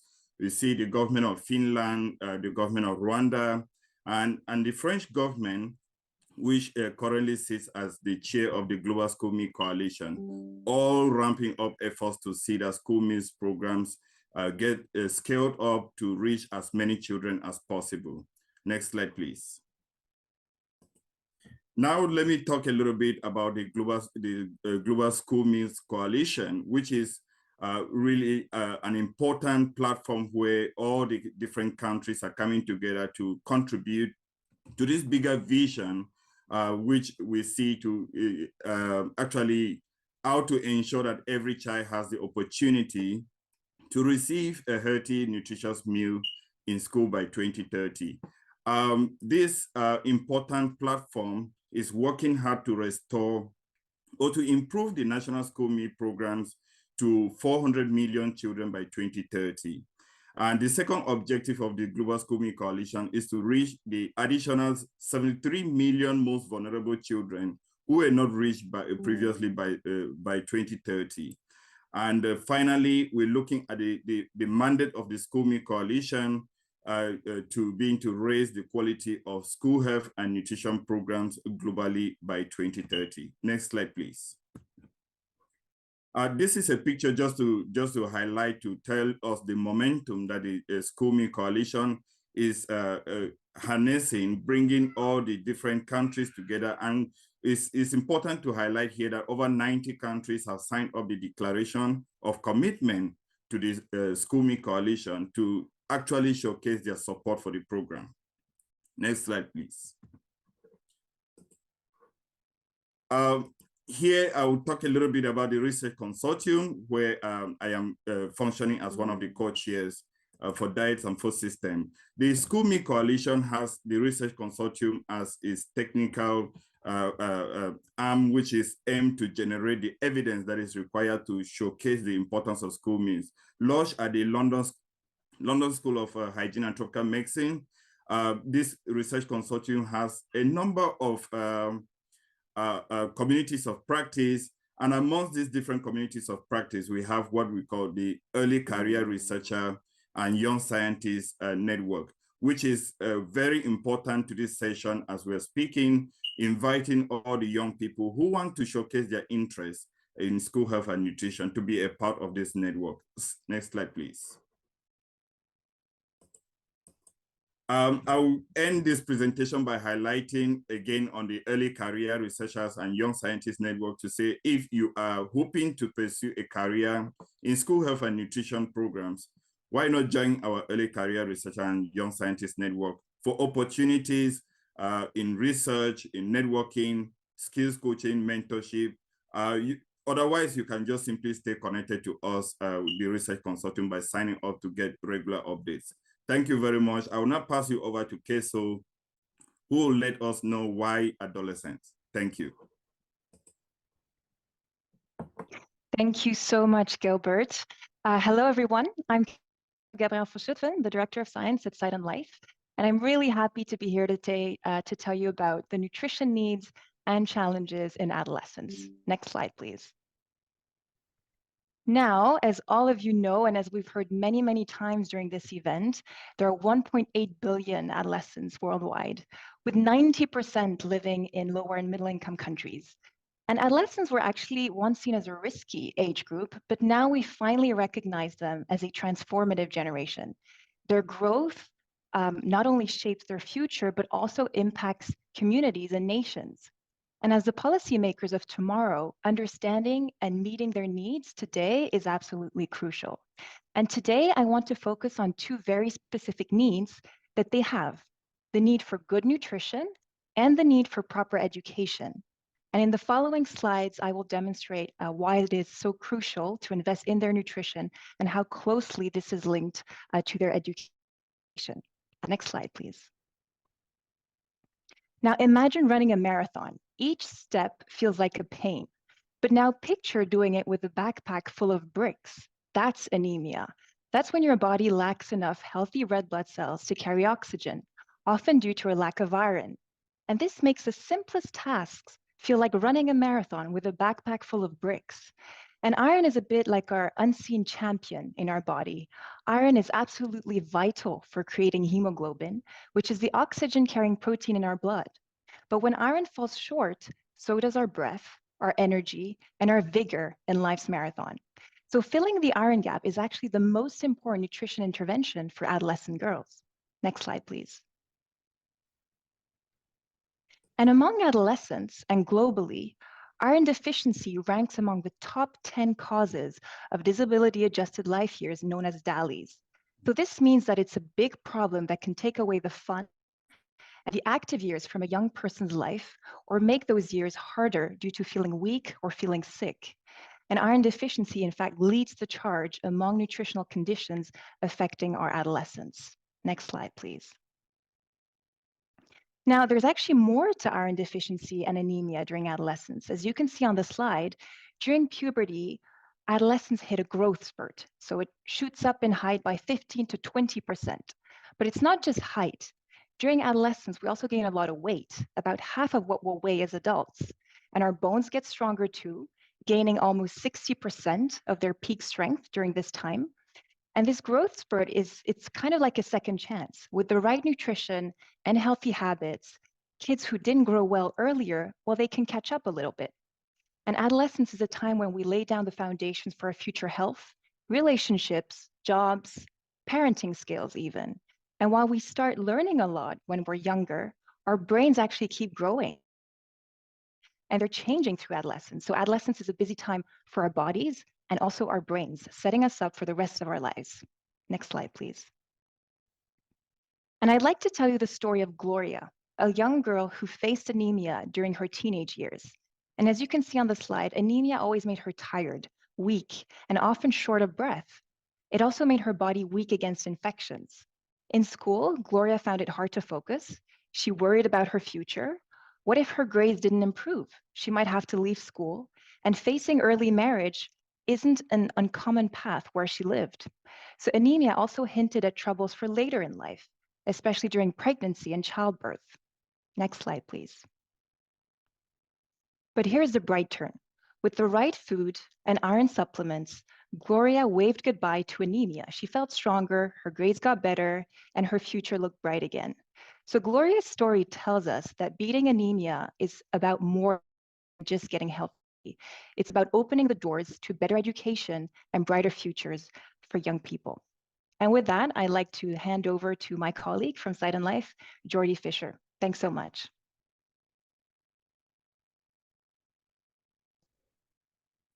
Thanks, Kesso, and hello to all tuning into the Global Forum for Adolescents today.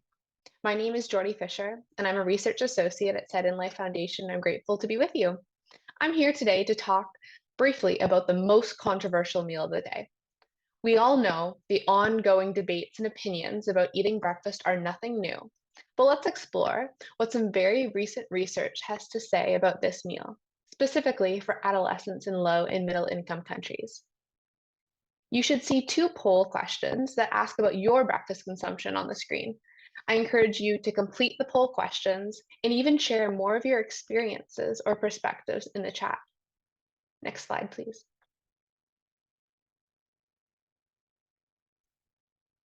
As Kesso had just mentioned, adolescence is a period of rapid growth and development for which good nutrition is necessary. The research shows that among adolescents who regularly consume breakfast, it's associated with improved school performance, overall improved diet quality, as well as a reduced risk of being overweight. Next slide. Yet, a systematic review from 2018 revealed that 40% of adolescent girls from low and middle income countries reported skipping breakfast. We also saw an age-related increase. So those that skipped breakfast were more likely in the 15 to 19 age group compared to 10 to 14. There's also regional differences. Nearly half of girls sampled in Africa are reported to skip breakfast, while the prevalence was less than 20% in areas like Latin America and Caribbean. These numbers are shocking, as breakfast skipping is a risk factor for anemia, the increased odds of anxiety, depression, and psychological distress in adolescents. Next slide. Much research has been done on children and also on adolescents in high-income countries, but our review specifically aimed to combine all the research together in a systematic review to examine the scientific evidence from LMICs on the association of breakfast habits and anthropometry and nutrition-related outcomes in adolescents aged 10 to 19. You can click. We outlined study inclusion criteria for a review, of which 44 studies met these criteria and were included. With a total population of 162,188 adolescents residing in low and middle income settings. The map that you see on the screen shows where some of these studies were conducted.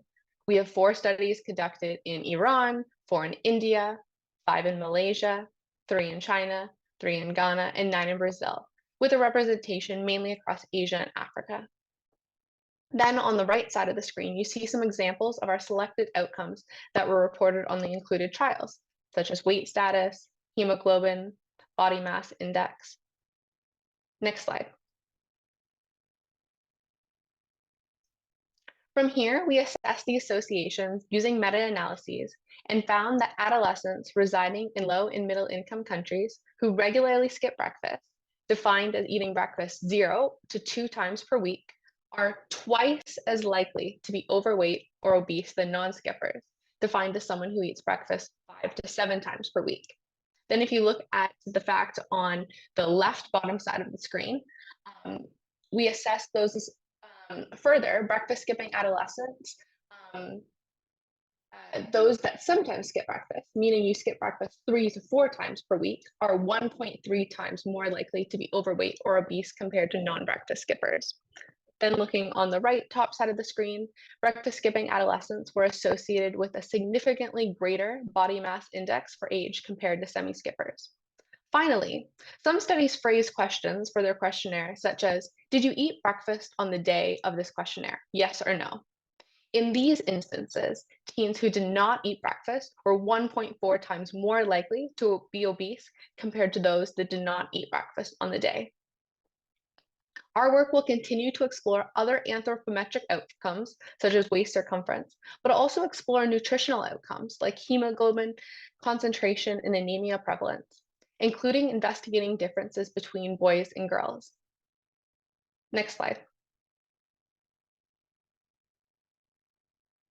Our work makes clear from this large sample size of adolescents residing in a variety of LMIC contexts that skipping breakfast is associated with negative health outcomes, and this meal is incredibly important to live, study, and play to your full potential.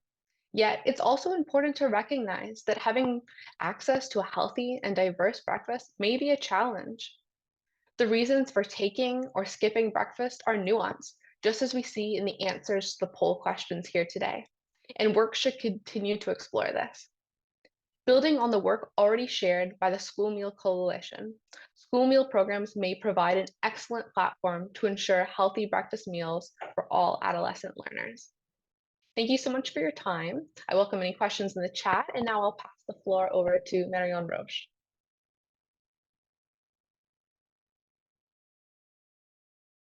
Hi, everyone. Thanks so much for joining, and thanks, Jordy.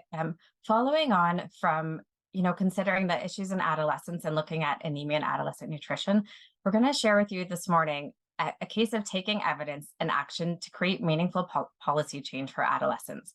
And this is telling the stories of how WEFAS is on the essential medicines list to accelerate anemia reduction for adolescents. Next slide, please. So at the country level, when there's programs for adolescents, these are also often followed by guidelines. These are global guidelines in adolescent nutrition, and there's guidelines from UNICEF. World Health Organization has effective actions for adolescents, and World Health Organization also has an additional guideline specifically on weekly iron folic acid supplements.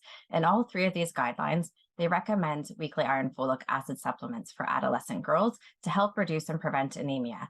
And they recommend a dose of 60 milligrams iron and 2.8 milligrams folic acid once weekly. And we'll see why this matters in the next couple of slides. Next slide, please. So this can reduce anemia by 35%. And weekly iron folic acid supplements, or WEFAS, for adolescent girls, they can reduce the risk of anemia by 35%. This can contribute to improved potential school performance, supporting cognitive development. This can be for adolescent it can be a feeling of increased well-being, productivity, energy, and these can also be gender-responsive programs. These programs are often delivered at schools and can overcome gender barriers and highlight the gender barriers in girls' nutrition and also in school attendance. And they're also an opportunity to address that immediate gaps in the inequities that girls face in getting enough iron they need from their diets and meeting that gap with the iron supplements. Next slide. One of the challenges we found in our first 7 years of implementing adolescent nutrition programs is World Health Organization had recommended formula for the WEFAS, but this was not available in the market. It couldn't be purchased. There were major bottlenecks to the anemia reduction efforts in countries because of this. The supplements that were being recommended for girls just weren't available. And manufacturers were unwilling to produce the WEFAS formulation because it wasn't on the model list of essential medicines. And this is a list that really influences what medicines a country procures, purchases, and produces. And countries were reluctant to support programs for adolescents when they couldn't yet purchase the supplement or the commodity that was intended for adolescents specifically. So this really created a bit of a program barrier where we had a policy recommendation, but that was not met by the supply. And the essential medicine list seemed to be the key for unlocking this. So NI really took an evidence to action approach, and we saw what was required. WEFAS had been submitted twice before to the essential medicine list, but both times had been rejected. And we realized that there was data missing on the efficacy of the products, so we conducted a randomized control trial. The other piece that WHO had suggested was a gap previously was that they needed to know that this product was acceptable and programs could feasibly be delivered to adolescents and that adolescents would consume the supplements and wanted these products. So NI combined 7 years of program data through school-based delivery, along with this randomized control trial data to show that these programs were acceptable to adolescents and could be effective in reducing anemia, as well as potentially preventing neural tube defects should an adolescent girl become pregnant. Next slide, please. So the World Health Organization Model List of Essential Medicines. This is the key list. It's published by the World Health Organization, and it contains the medications that should be effective and safe to meet the most important needs in a health system. And this list is frequently used by countries to help them develop their own national or local list of essential medicines. It's updated every 2 years, and it's possible to submit a medication for consideration on this list. So in December of 2022, NI combined 7 years of program data along with the randomized control data and submitted WEFAS for the purpose of reducing anemia in adolescent girls and women. Next slide, please. So we are happy to share that in 2023, in July, WEFAS was added to the model list of essential medicines. And this was one of a few products specifically to meet the needs of adolescents. And it's specifically there for preventing and reducing anemia for adolescent girls and also in women. Next slide, please. So what does this mean? Having WEFAS on the model list of essential medicines, this really reaffirms that anemia in adolescents is a priority public health concern. So having the WEFAS on the list, it also signifies that the product should be available and consistently accessible in sufficient quantities in a functioning healthcare system. So this really gives acceleration to anemia reduction efforts and really shows that this is a key product that we need to make available in functioning healthcare systems, and that adolescent anemia is a priority health intervention. And at NI, this is one of the things we're committed to supporting governments to work with adolescent girls to ensure that they have access to these supplements, whether it's through school-based programs and also considering girls who may be living in vulnerable contexts outside of schools. Next slide, please. So this is just an example of taking that scientific evidence and creating meaningful action and policy change. Back over to you, Lucy.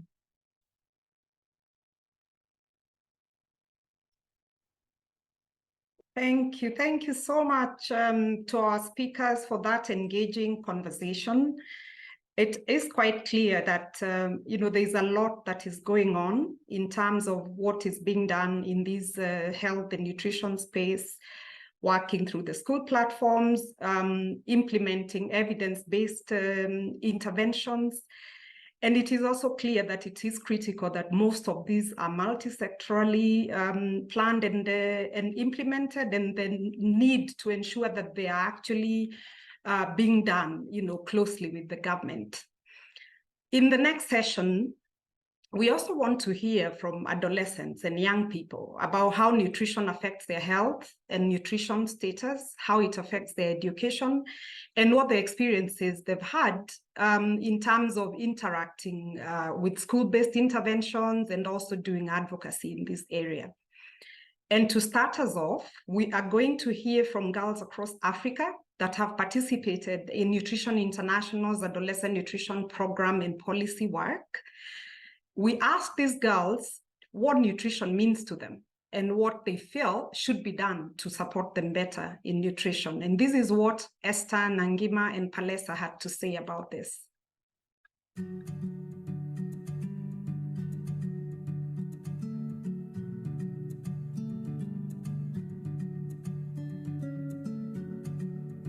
Good nutrition means to me that eating variety food that gives me energy and good growth in my body. My experience in taking weekly iron and folic acid is that I have been able to do a lot of exercise. I have been strong and I have been concentrating in class whenever the teacher is in. I have been able to get good grades, especially mathematics and all the other subjects.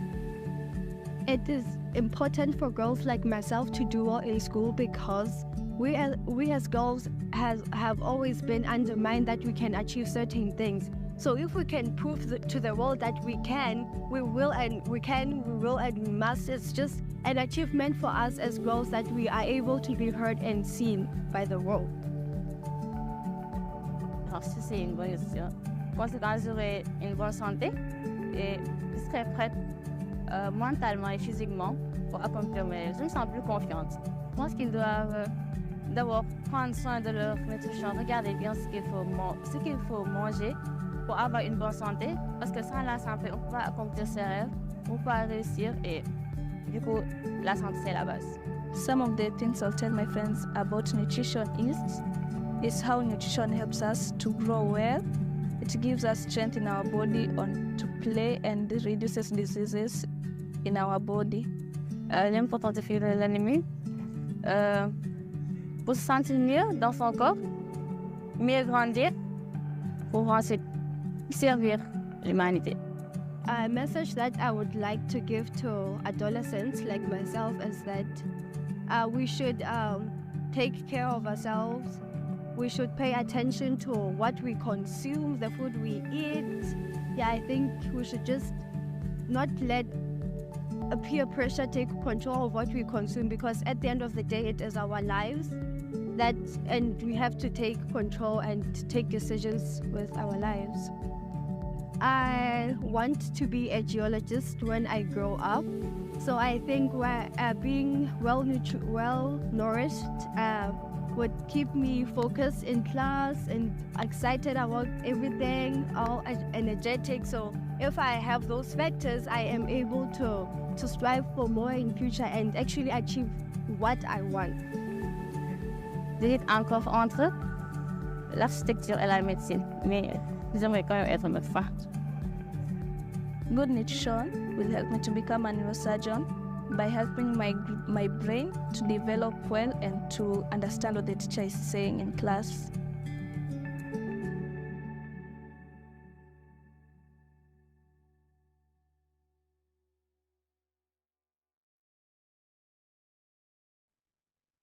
So thanks, Medina, for joining. Could you kindly introduce yourself and tell us your age and what you do? What's your occupation? My name is Medina Jubilate Kimaro. I am 19 years old and I am from Tanzania. I am a student taking business studies at Tanzania Institute of Accountancy, but also I'm a climate advocacy champion and a nutrition champion in my country. Awesome. Could you kindly tell us a bit more about your nutrition advocacy work? Okay, as a nutrition advocacy champion, I have been reaching out to girls in schools and girls who are out of schools and providing nutrition education to them so that they can know the importance of having good nutrition. But also in schools, I have been engaging with my peers to plant vegetable gardens so that they could have proper school menus. And in the community, I have been talking to caregivers, parents, and community members and explaining to them about nutrition education and its importance in their lives and the lives of their children. Oh, that's great, Medina. You're doing quite a bit in your community. Can you tell us why you believe that it is important for young people, especially adolescents, to get involved in nutrition advocacy? Okay. First, we have to understand that good nutrition is essential to having a healthy and fulfilling life. When we have good nutrition, we will be able to participate well in schools and have proper and high academic performance. And having that, we'll be able to get good jobs, which will increase our standard of living. But also having good nutrition will help us to be able to have strong and healthy body systems, and it will help in the growth and development. Also, we will not be exposed to several diseases like anemia, yes, in our bodies, and will be strong. So how should young people and adolescents engage the government and other stakeholders in ensuring that they are, putting in place the right policies and programs for adolescents? The government and the leaders should prioritize nutrition, and they should invest in nutrition programs. And young people taking place in those nutrition programs will help them to understand why it is important for them to prioritize having proper, balanced, diets in their families. And so the role of the government is to prioritize investing in nutrition programs, and the role of young people is to take part in those programs and to spread the word to other people so as to learn more.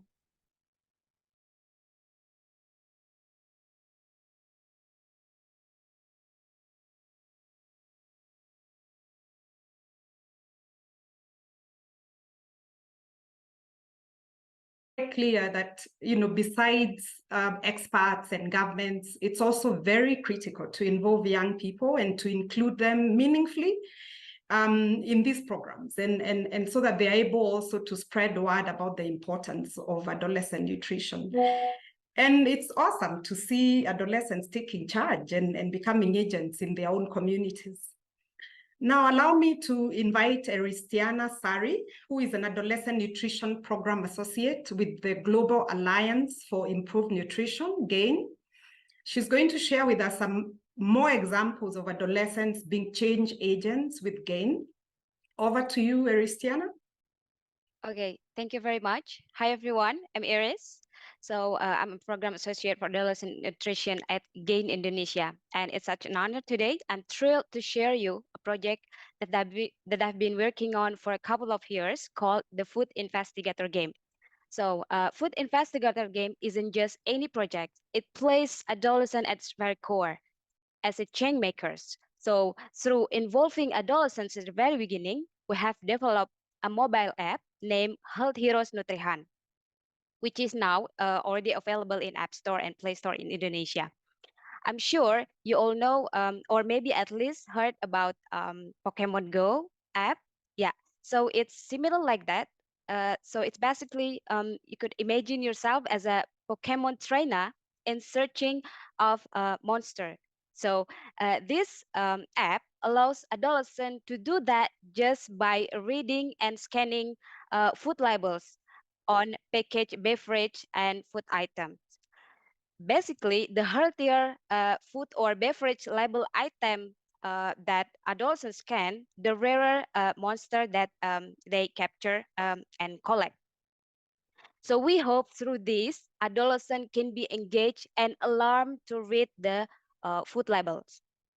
And most important, we also cultivated a community of vocal adolescents who are passionate about nutrition, who name themselves Health Heroes Indonesia. To date, we have 120 Health Heroes who've reached over 200 schools, impacting more than 60 hundreds of their peers to increase their awareness of consuming healthier food options.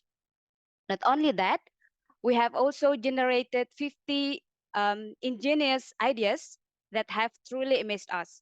So without further ado, let me introduce you to the future of nutrition advocacy, the brilliant Health Heroes Indonesia. Please play the video. Indonesia had 64.5 million adults. That's almost a quarter of the population, where 16% of them are obese and 8.7% are underweight. Adolescents needs to be aware of the nutrition content of their food. Health Heroes Indonesia has trained adolescents to become agents of change. They campaign about building awareness that adolescents have the right to get information about what they consume. I got the information to join Health Heroes Facilitator. I got a lot of experience. Rapat koordinasi bareng Kemenkes dalam pembahasan Perkemenkes nomor 30 2013 tentang pencantuman tabel informasi nilai gizi. Kita juga belajar pengenalan logo pilihan lebih sehat, klik GGL, mengkampanyekan gerakan Act for Food, Act for Change. Health Heroes Indonesia are actively campaigning. They're sacrificing their time to campaign in schools, create petitions, and even use their own social media to build and spread awareness. Until now, there are 120 Health Heroes Indonesia have reached over 2,610 adolescents, fostering 39 ideas, mentoring the youth community, and advocating to promote the rights of young people to understand the labels in consumed food. And finally, their voices are heard. Health Heroes Indonesia are involved in discussion with the Ministry of Health of Indonesia regarding the inclusion of sugar, salt, and fat information on packaged foods. Not stopping there, they want to continue contributing. They aim to expand their campaign on nutrition and the environment. environment. Through momentum of the International Youth Day 2023, it's time for the youth to be aware of green skills and sustainability. It has been 1 year, and Health Heroes Indonesia will keep fighting for a better nutrition and a sustainable world. Health Heroes Indonesia!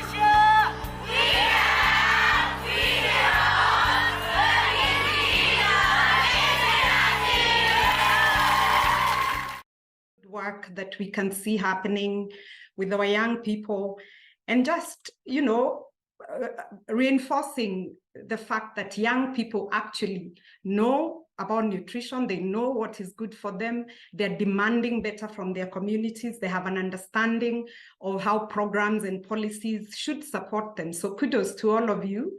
And as Keso said in her presentation earlier, this is a transformative generation. It's not a generation at risk, and we need to honor that by supporting them to grow into the policy makers of tomorrow, by listening and amplifying their voices.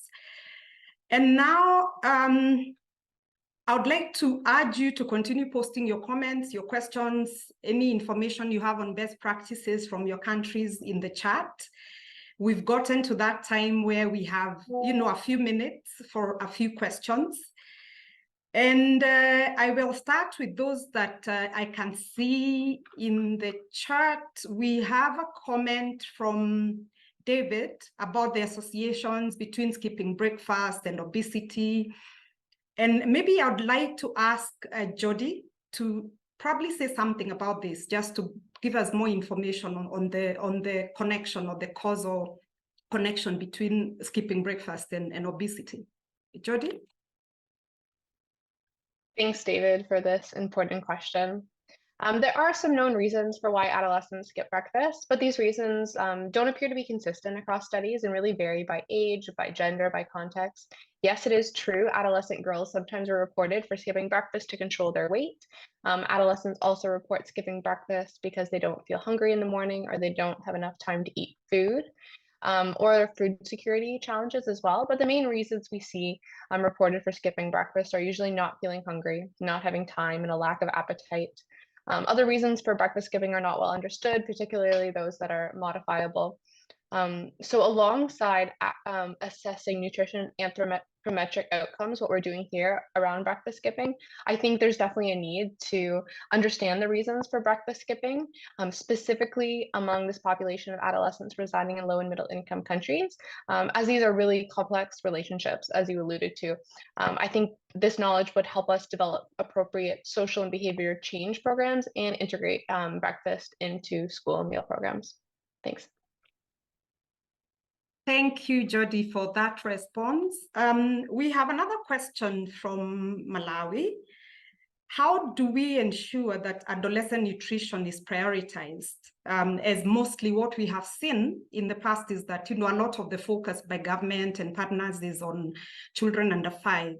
And as I invite Marion to respond to this question, Marion, maybe you could also take a few minutes to tell us about the poll on anemia that we ran a little earlier. Over to you, Marion. Thanks very much, Lucy. And Ndikalo from Malawi, thanks so much for this question. I think it's something that's top of mind for all of us. You're very right that often we see a focus on under 5s and then under 2 and that 1,000 days windows in pregnant women because of those nutritional needs. But I think there's also increasing recognition that adolescence is another opportunity for growth and development, and adolescents have unmet nutritional needs that are not currently being met by health systems. I think part of the issue also that we see is often decision makers don't have access to the full story about adolescent nutrition. They often don't have data to be able to make decisions. But I think we know there's evidence-based actions that can be done right now. I think forums like this, the Global Forum for Adolescents, drawing attention to the needs of adolescents, nutrition as a part of that. Nutrition for growth, for well-being, for future economic opportunities, and for current well-being and participation of adolescents in society and school are all critical elements. I think it's not just about the effective actions, it's also about investments and accountability. I think we also need commitments and then tracking of those commitments and greater investments in adolescent nutrition. We've often seen, investments in adolescents can have up to a 10-time return over the life of an adolescent.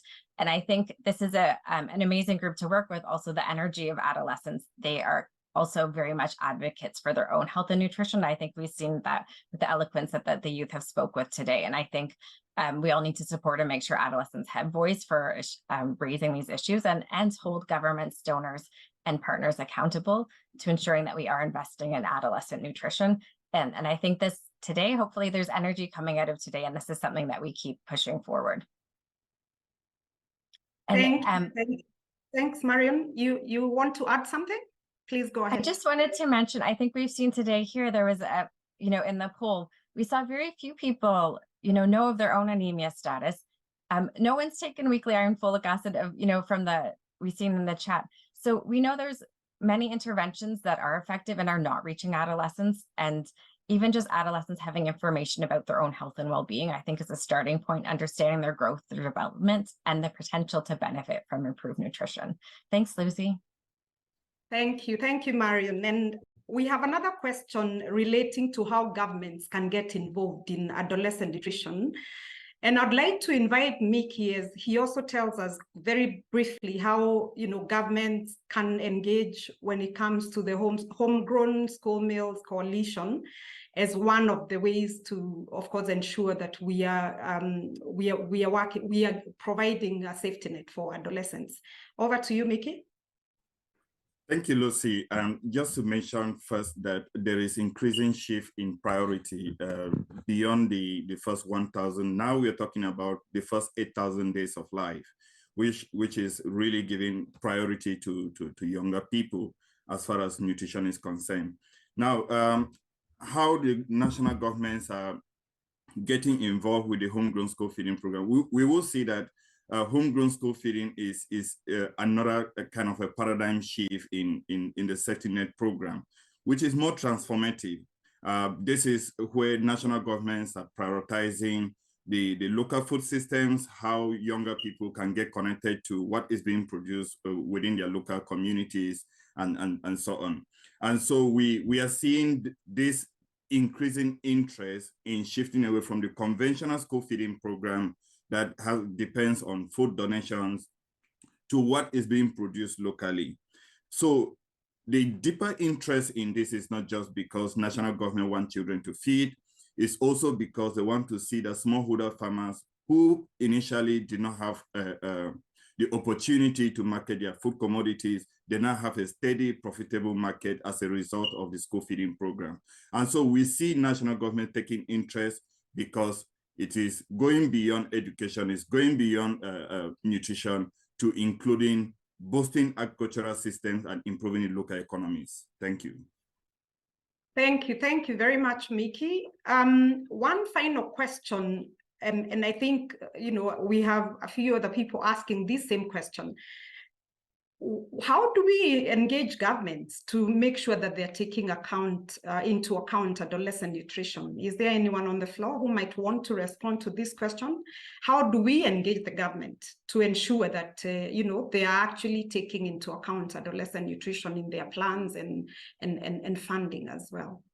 Yeah, Lucy, let me just come back again to say national government, just by signing up the declaration for the Global School Meal Coalition, is a step towards indicating their interest in adolescent nutrition. We can see that even in national policies, the orientation in the way governments formulate their policies is taking into consideration the aspect of school health and nutrition. But what is even more important is the upcoming Global School Meal Summit, which is trying to see how national government don't only end at signing up those declarations, but committing to them to see that they actually move from just the declarations to the action on the ground to see that something is happening. And so if you ask me, I would say a lot is happening and a lot will continue to happen for the better interest of the adolescents. Thank you, Mickey, and thank you to all of you, our speakers and our audience for today. I think that's all we have time for. We would like to now just acknowledge, everyone who has taken time to be with us. We sincerely hope that we have made a strong case for the importance of adolescent health and nutrition and the linkage between that and school and education. Our greatest hope is that we still We will be able to see more investments in school-based programs that can help ensure that adolescents can get the most out of their education and meet their potential.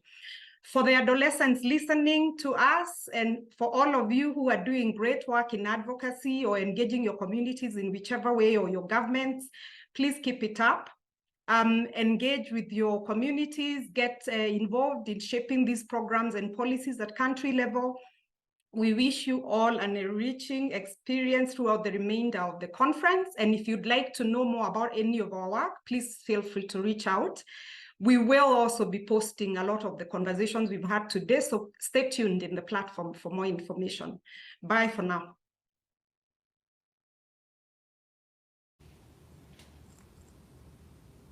I mean, those young champions representing nutrition internationally, I mean, very, very vocal.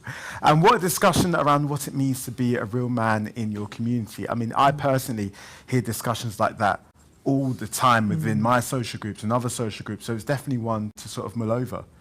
Definitely to graft. And more great sessions to choose from this afternoon. Most of our governments have committed to healthcare for everyone, universal healthcare. But what is the reality for young people trying to access healthcare in these times of workforce shortages? We have a session coming up called From Silos to Systems, Bridging Adolescents into the Healthcare Agenda. Another great session to look forward to, with an incredible title, is about empowering young people in matters of sexuality education. It's called Ask Us What We Need, Youth-Led Approaches to Redefining Sexuality Education. Now, we have had a lot of fantastic music in this show so far. That Leonis the Genius number is, you know, it's firmly in my head, just running round and round and round. And it's such a great way to do advocacy, which is why we're proud to present the winners of the Art for Wellbeing Music Awards. Check this out.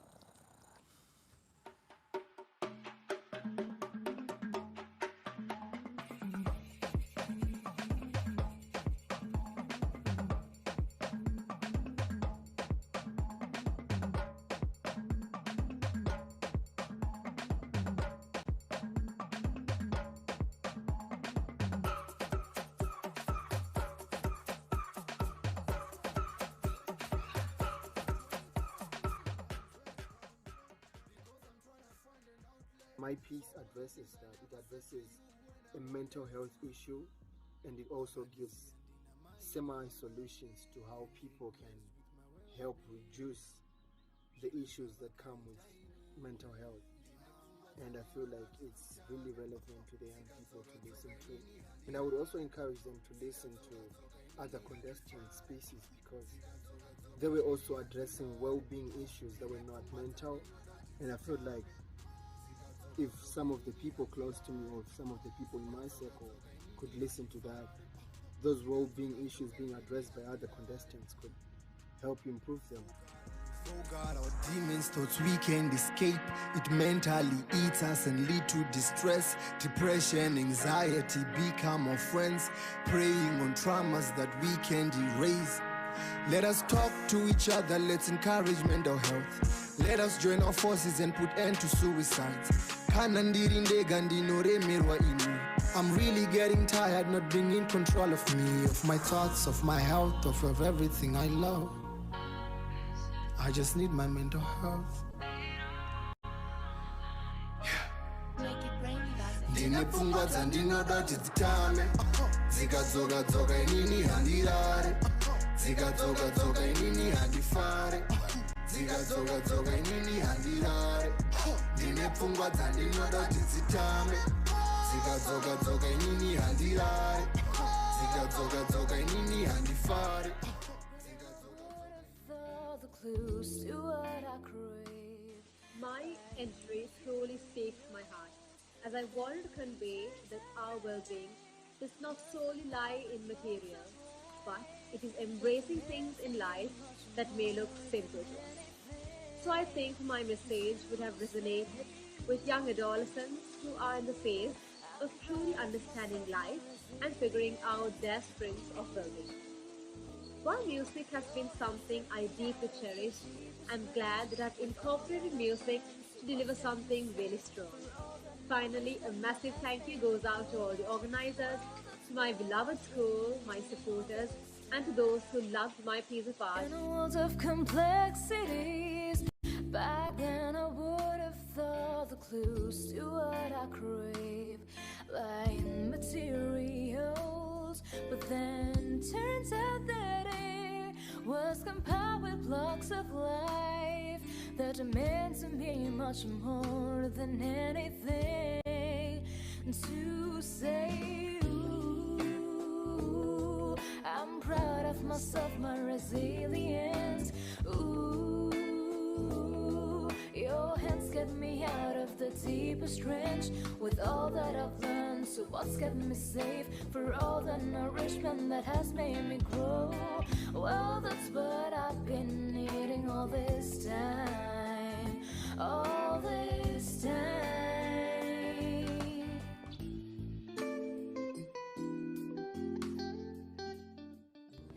Through my song, I aspire to inspire anyone who listens to it, irrespective of their location, to find strength within themselves, believe in their abilities, and remain motivated to persevere. Also, I would like to mention that one of my teenager friends told me that when she was listening to my song, she was sad, but the song uplifted her and made her feel herself more powerful. I sincerely hope that my music resonates with people from every corner of the world, reminding them to prioritize their well-being and offering encouragement during challenging times. Find the way you are.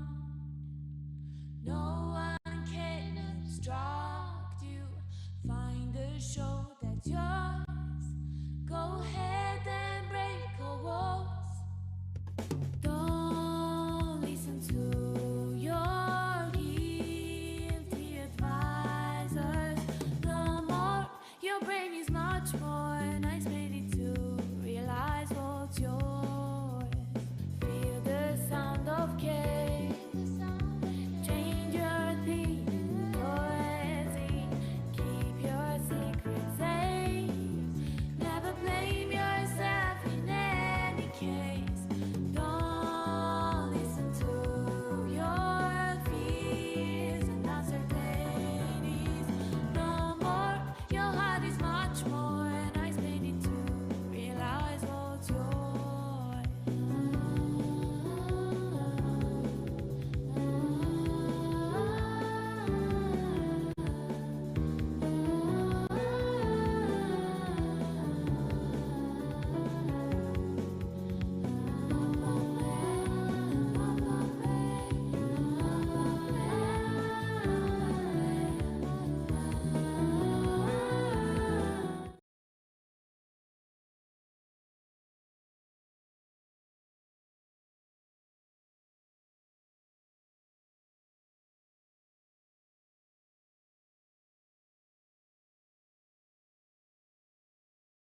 Break the rules for you now. They've created for decades. You can even break the ones you always try to say. You can change the color of yours. Many different colors. You can save the better ones for many sticky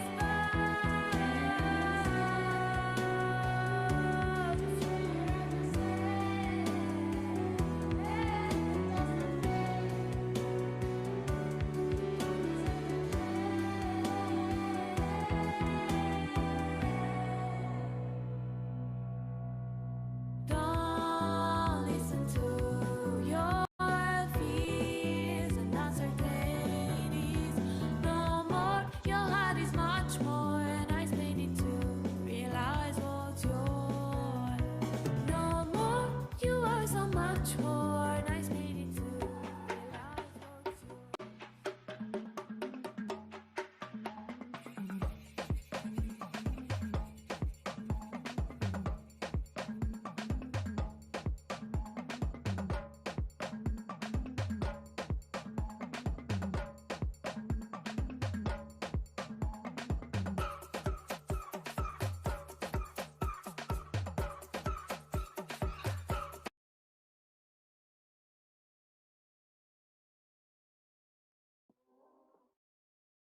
Good morning, good afternoon, and good evening. My name is John Klein. I'm the president of the International Association for Adolescent Health and the treasurer and a member of the executive committee for the International Pediatric Association. And it is my pleasure to welcome you to this session on Track A, Good Health, from Silos to Systems, Strengthening Adolescent Health as part of the Universal Healthcare Agenda. Today's session, as several of the previous sessions have mentioned, is about what can we do to have better health services for adolescents and young adults. We will explore the challenges that adolescents face in getting access to comprehensive, respectful care, and why this is an important gap in the UHC movement, and the challenges that healthcare providers face in providing care to adolescents, including how workforce shortages impact the delivery of services. We'll also feature some examples where youth advocacy and accountability and commitments from healthcare professional associations have been able to help ensure that adolescent needs and rights are integrated into the health system. I'd like to introduce my co-moderator, Yahan Zhu, from the International Federation of Medical Students, who will tell us a little more about how the session will run. Over to you, Yahan. Thank you, John. Hi, everyone. Welcome to the session. My name is Yahan, pronounced she, her. I'm currently a third-year medical student based in Sydney, Australia. I am the liaison officer for sexual and reproductive health and rights issues at the International Federation of Medical Student Associations. So during this session, we try to bring everyone closer together through this session, even though everyone is joining from different locations. Which shouldn't be very hard because we share the same goal of integrating adolescent health into the health agenda. We try to make this session as interactive as possible, so please do not hesitate to send through your questions and comments in the chat. We have our chat moderator who will be monitoring the chat during the session, and it's a fantastic opportunity to engage with our other participants. On top of that, we also set up a couple of polls, which will be an opportunity for you to share with us what your opinions on the topics relevant to our discussions today are. So the first poll question coming up is, what do you think is the biggest health issue when it comes to adolescents?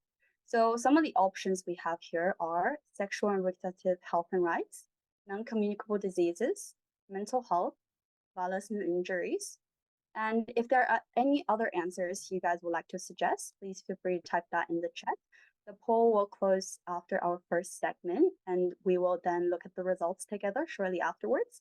So now, without further ado, I'll pass it back to John to introduce our first speaker of the session. Great. Thank you, Yahan. And you should be seeing the poll for the first interactive question now. So please go ahead and put in your answers because we'll be sharing them with the group soon. They should be visible to you as they're recorded.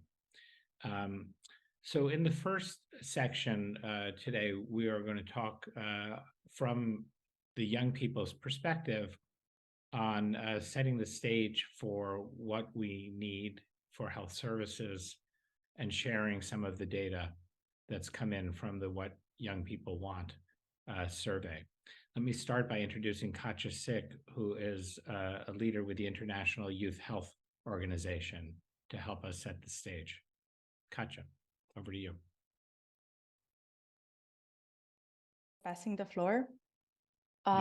So as it was already mentioned, a vital but very often overlooked aspect is the power of youth voices and youth perspectives, especially when it comes to universal health coverage, because it might be a topic that is not very close to young people's hearts, or at least they don't know how much it affects them.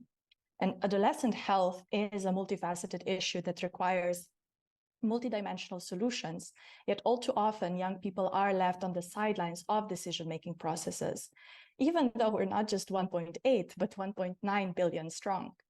The voices are being stifled, the perspectives are disregarded, and sometimes even the basic human rights are erased, especially in the sense of universal health coverage.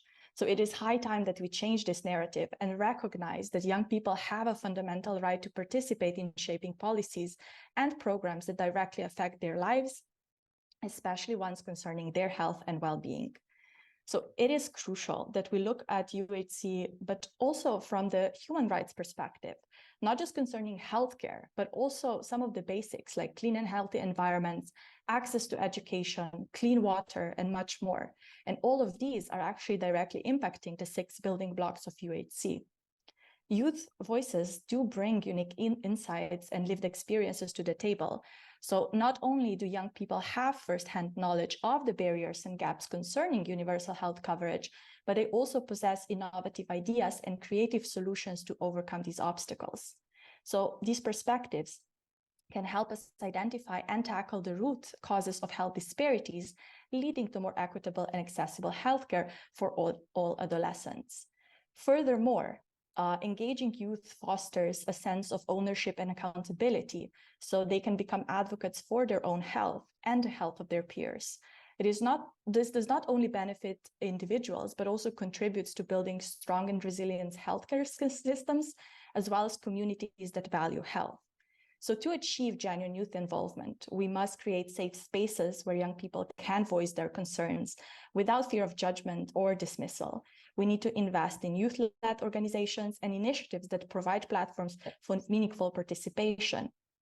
So governments, civil society, and other stakeholders should actively seek out youth perspectives, listen, and integrate these perspectives into decision-making processes to adequately address the needs. So in conclusion, we cannot achieve comprehensive universal health coverage without amplifying youth voices. We're not just passive recipients of healthcare, but active agents of change. So we need to commit that in order to create a healthier, more equitable, and prosperous future for all. Thank you. Thank you so much, Katja. Our next speaker is Aditi Sivakumar. She's a medical student, an advocate, highly accomplished in many different areas, but she also is the co-chair for youth, but the co-chair for the entire Partnership for Maternal Child Health, Partnership for Women's, Children, and Adolescents Health. And it's a pleasure to welcome her to share some of what we've learned from what young people want. Aditi, over to you. Thank you so much, John. It's a pleasure to be here with everyone today. My name is Aditi Sivakumar. I am the board vice chair under 30 for PMNCH, and I'm so excited to be here with you all to talk about the Global Forum for Adolescents, the 1.8 billion Young People for Change campaign, and how we at PMNCH are working to address the unmet needs of adolescents. So the What Young People Want initiative was launched by PMNCH in early 2023. And it is the world's largest survey of youth opinion used to drive in national policy, investment, and action. And the What Young People Want initiative takes into account meaningful adolescent and youth engagement by providing a robust platform for youth to share their opinions with the highest level of decision-making processes. Through this initiative, we essentially asked adolescents from the ages of 10 to 24 one simple question: to improve my well-being, I want, and we allowed them to fill in the blanks. And I'm so proud to say that today we have over 1 million adolescents who have participated in this initiative from continent to continent across the globe, and we are still actively trying to amplify youth voices. The responses were then categorized into 1 of 5 domains for adolescent well-being, and the domain good health and optimum nutrition had the second highest number of responses at 13.6%. So an overview of the most frequent words for each domain is also available on word clouds, which can be seen on the 1.8 billion Young People for Change campaign website. And for good health and optimum nutrition, the main words included health, education, nutrition, access, and sexual health. And we also have direct quotes from adolescents across the globe who've participated in this campaign. For example, we have a 20-year-old man from Indonesia who said there's a need to increase the quality of healthcare. And we have a 15-year-old woman from Liberia who said sexual and reproductive health education and service is important to her. In 2021 alone, 4,500 adolescents and youth passed away every single day due to health-related concerns. For example, 1 in 6 children or adolescents experience early pregnancy and childbirth. There are over 115,000 road traffic injuries resulting in death every single year. We have over 1.8 billion adolescents worldwide, and in some countries, adolescents make up a quarter of the population. However, globally, there are more than 1.5 million adolescent deaths every single year. And while a majority of these deaths are preventable or treatable, adolescents face numerous barriers in terms of accessing healthcare. Progress towards universal health coverage requires keeping young people healthy, and adolescence represents a critical window of opportunity for effective prevention and treatment that can last the life course. Delivering universal health coverage requires addressing priority areas, including improving service delivery, laws and policies, increasing financing, and strengthening governance. And I'm looking forward to working with you all to ensure universal health coverage for adolescents. Thank you. Thank you, Aditi, for your insights into the needs of youth and the actions needed to address this important issue. We also have here the results of the poll that we've done earlier. The results is what's rapidly changing. So at the moment, we have the highest is mental health, it's 43%, and sexual reproductive health and rights was 42%, which was also mentioned by Aditi. So the greatest number of audience commenting on mental health issues and the urgency to address also highlight the need of the actions we need to implement. We can also see that the results match very well. And so now please allow me to introduce our next pair of speakers, Patrick and Melis. So Patrick too is a Council of International Neonatal Nursing board member, currently working as a neonatal nurse in newborn unit Kenyatta Hospital in Kenya. He represents COIN in PMNCH under the youth constituency. He is a registered nurse with a higher national diploma in neonatal nursing. He is currently at Aga Khan University for Bachelor of Science in Nursing. And another speaker would be Melis. Melis is an associate professor of pediatrics and adolescent medicine specialist at the HSTP University. She's a co-chair of the IAH Emerging Professional Network and a member of IAH Education Committee.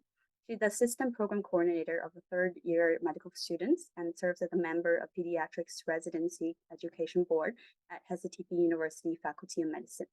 So Patrick and Melis, all over to you. Thank you so much, Jan. My name is Patrick. As you have heard, my name is Patrick Tor. I'm a nurse working in Kenya. I'm also a COIN board member. COIN stands for Council of International Neonatal Nurses. I represent nurses globally. I promote sharing of knowledge and quality care.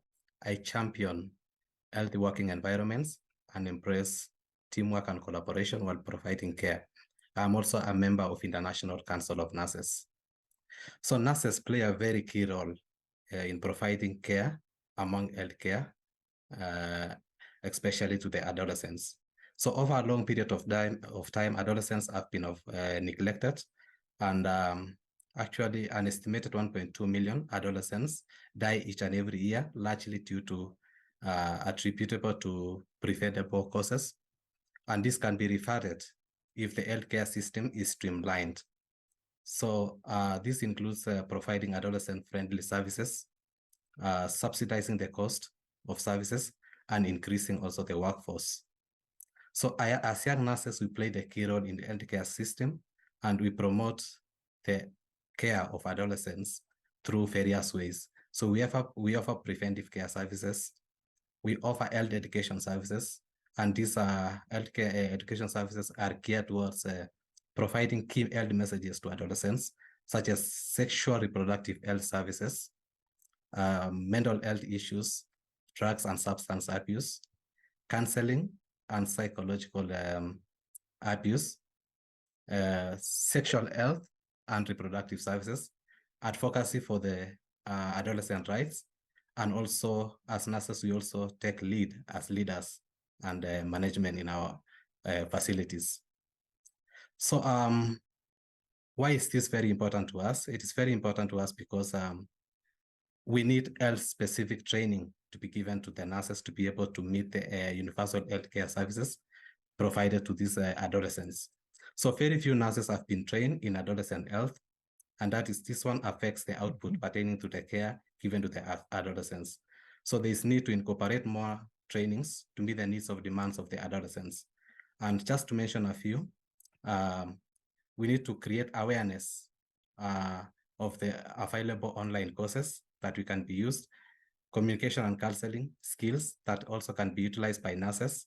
These platforms will equip and enable the nurses handle adolescent health specific related issues as we prioritize the rolling out of universal healthcare services.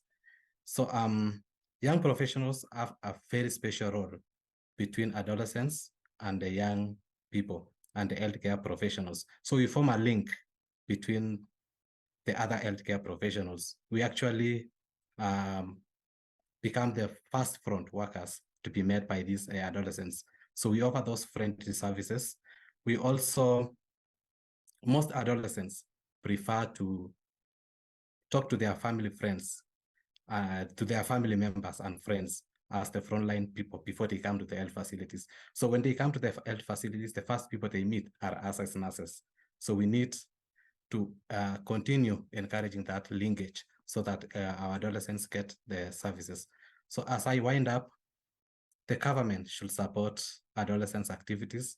They should train nurses, especially in adolescent-specific activities that are geared towards preventing these diseases and that are attributable to the deaths that our adolescents are having.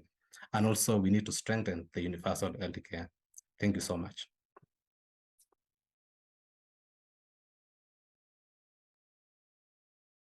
Passing over to Melis. Thank you so much, Jahan. I'm honored to address you of the International Association for Adolescent Health, representing not only our organization, but also the collective commitment of the PMNCH, Healthcare Professional Associations constituency.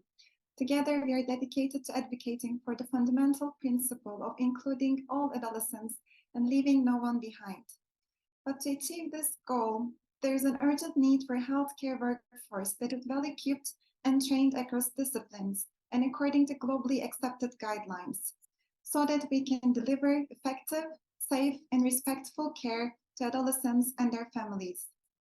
However, there is a significant global shortage of accessible adolescent-friendly services, particularly in regions with high youth populations. Similarly, the delivery of high-quality, sustainable, culturally tailored, and competency-based adolescent health training is limited and often concentrated in high-income countries. The change will start by investing in the proper training and professional development of emerging professionals. They are now on the front lines of healthcare and soon to be global and national leaders in adolescent health. And investing in their training not only empowers our current healthcare workforce, but also it's a crucial investment in the future of adolescent health. For all our adolescents to thrive, be nurtured, heard, and protected, we need high quality, easily accessible, up-to-date, holistic, and free healthcare services everywhere. We need these services to address the unique healthcare needs of adolescents by integrating their perspectives and insights into the system. We need these services to be equipped with an adequately trained workforce who prioritize not only their physical health, but also their mental and social health and well-being. And we need mental health to be an integral component of this care system. We need stigmatization and barriers to mental health services to be dismantled so adolescents feel safe and encouraged to seek help when needed. The need for this change and progress is pressing and immediate. We strive for a world where every adolescent's well-being is at the forefront. Together, we can create a brighter, healthier future for adolescents everywhere. Thank you for your dedication and support to this vital cause. Thank you, Patrick and Melis, for addressing the access of care for adolescents and why should it matter to young professionals. At the International Federation of Medical Student Associations, we hold a very strong emphasis on promoting adolescent health through self-care and digital interventions to complement the health services we already deliver in order to achieve UHC, including building their healthy habits and also taking care of their mental health. So now we're going from problems to solutions.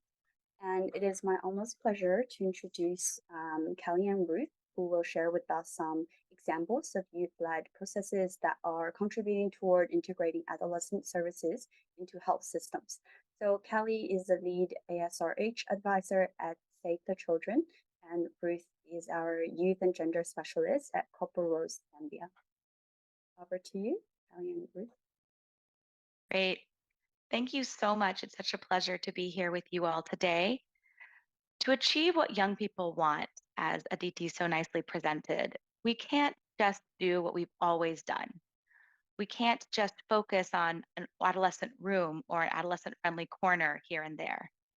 Instead, as we've heard from our other panelists, we must work to ensure that all aspects of the health system, from the health workforce to the health information systems to the places where services are delivered, meet the needs and rights of adolescents.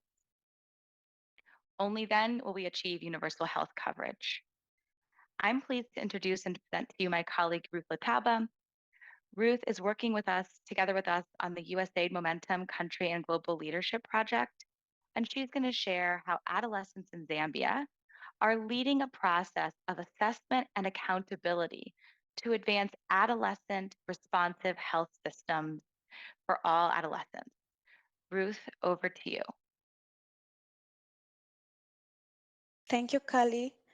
So to start with, Zambia has prioritized adolescent health as part of achieving the SDGs. So this is included in the adolescent health strategic plan, as well as the national health plan, which puts forward the adolescent responsive health systems pathway to attain a universal health coverage. However, gaps remain in the ability of the health system to provide comprehensive health services to adolescents. So Copper Zambia, a youth-led organization in Zambia, under the Momentum Country and Global Leadership Project, led a participatory process in Northern Province as well as Central Province to assess how the health system is currently meeting the needs of adolescents. So we used an adolescent health and gender responsive health system assessment tool, which was developed by WHO and looks at 6 health building blocks plus the community building block.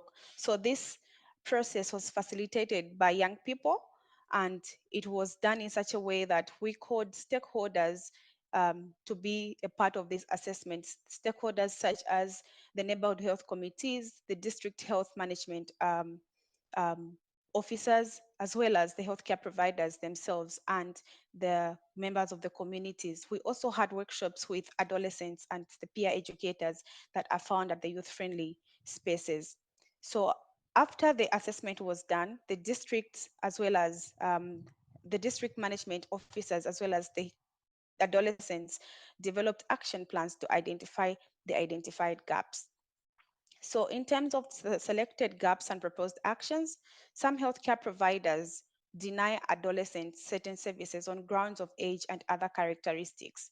So the proposed action was to enhance capacity of health workers in the delivery of comprehensive quality services for adolescents, as well as strengthening adolescent considerations in the mentorship approaches.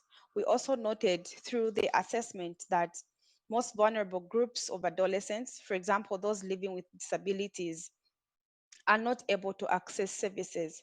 And so the proposed action was integrate adolescent health in existing health service outreach activities, as well as accommodation for diverse adolescents.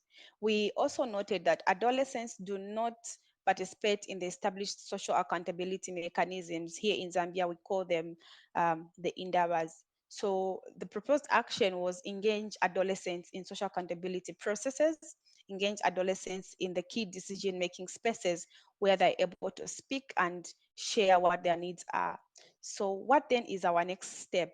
As a country, but also as Momentum, we want to provide technical assistance and capacity strengthening to the districts in line with their prioritized actions as a way of strengthening a responsive as a way of strengthening the responsiveness of the health system and accelerating action on adolescent as part of the universal health coverage. We want to ensure that the health system is responding to the needs of adolescents. The adolescents themselves are involved in the planning process, are involved in the service delivery processes and all other processes that the ministry has, because we do not want the ministry to plan for adolescents without them. The adolescents know what their needs are.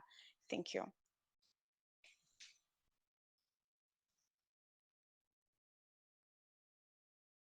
Thank you.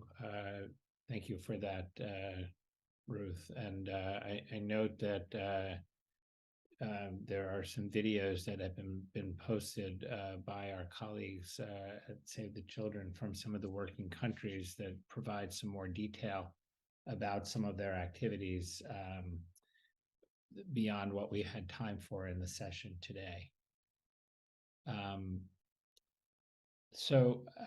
We're now going to shift gears a little bit and go from hearing from young people about their needs and hearing from some of the examples of in-country solutions to hearing what some of the healthcare provider organizations have been thinking about and doing when it comes to addressing the needs of young people when it comes to healthcare services. And we've also asked some of our global stakeholders, the UN agencies, WHO and UNICEF, to share some comments about what they do to try to address these needs on an ongoing basis. The first comment there comes from Dr. Naveen Thakur, who is the president of the International Pediatric Association. And over to you, Naveen, for a discussion of healthcare professionals' commitments. Thanks, John. Hello, everyone. I'm truly delighted to be here and talk about our joint healthcare professional commitment to adolescent well-being. First, let me start by giving assurance to you, adolescent and young people, that we are listening to you. We are committed to act on your ask. I have taken note on comments and questions made also during other sessions during the forum, and we will work on them. When I say we, here I am speaking for other healthcare professional associations as well, bringing together the voice and commitment of millions of healthcare professionals across the globe. As PMNCH Healthcare Professional Association constituency, we consider prioritization of adolescent health and well-being critically important for young people across the life course. It means that investing in adolescent health and well-being affects adolescent present health, their future adult health, and their children's health and well-being. Therefore, it is so critical also to achieve improved outcomes for maternal, newborn, and child health, as well as sexual and reproductive health and rights. The HCPA constituency and its member organizations such as COIN, FIGO, ICN, IAAH, and IPA, and representing doctors, nurses, midwives are joining together to commit to the improving adolescent health and well-being by initiating and strengthening collaboration by our member National Healthcare Professional Association to prioritize and work together to improve adolescent health and well-being. Second, ensuring respectful care, including confidentiality and anonymity, respectful treatment. Advocating for capacity building and ongoing training opportunities across different disciplines to ensure a strong and effective task force of healthcare professionals across discipline able to provide adolescent appropriate services. Investing in early leadership, including mentorship program. And finally, advocating to ensure universal access to sexual reproductive healthcare services. My dear adolescent and young people, we are open to your advice on how we can best ensure healthcare is tailored to your needs. Let us work together to ensure every adolescent can thrive. Thank you. Thank you so much, Naveen. Our next speaker is Joanna Lai from UNICEF. Joanna is the lead for adolescent and mental health for the technical side at UNICEF and Health at headquarters. Joanna, over to you. Thank you so much, John. And it's so important that we get to hear what young people are saying today and that we're seeing such strong efforts that they're leading. As Dr. Naveen has reinforced, we are really listening to what young people around the world are saying, and we hear you. At UNICEF, health and well-being of adolescents is at the heart of our mandate to ensure the rights of all children, which includes adolescents. And so our commitment to adolescent health and well-being is integrated across all 5 goal areas of our strategic plan. That's focused on advancing policy, action, also programming that's across systems and across sectors that, yes, address the risks, but also boost the protective factors that are impacting health and well-being outcomes of adolescents. And what this means is we are focused on and committed to partnering first and foremost with adolescents themselves, also their caregivers and their communities, to proactively empower them and work with them to care for their own health and their own well-being. That also means that we're working to invest and strengthen systems and workforces across primary healthcare, education, social protection systems that will help us better meet the health and well-being needs of adolescents in a gender-responsive way. And also that is focusing our advocacy and our policy efforts on also the social, commercial, environmental factors that are placing health and well-being of adolescents at risk. So these are some of the commitments that we look forward to continue working with partners and also young people around the world to continue advancing on. Great, thank you so much, Joanna. Next, we have Valentina Baltag, who is at the World Health Organization in maternal, child, adolescent health and nutrition, discussing their focus on young people.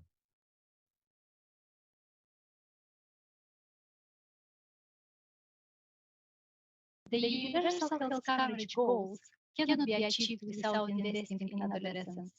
This is why the World Health Organization works tirelessly to ensure that adolescents are visible in the UHC agenda. The latest example is the political declaration of the UN High-Level Meeting on Universal Health Coverage 2023 that calls, among others, to include a focus on youth to ensure that no one is left behind. There are no better solutions to ensure universal health coverage for adolescents than by investing in adolescent responsive health systems. To this end, the Global Accelerated Action for the Health of Adolescents Global Guidance, the AHA guidance, is a key resource. Everyone has a role to play in translating the AHA recommendations into concrete actions in countries, be it through advocacy and activism or capacity building or service provision.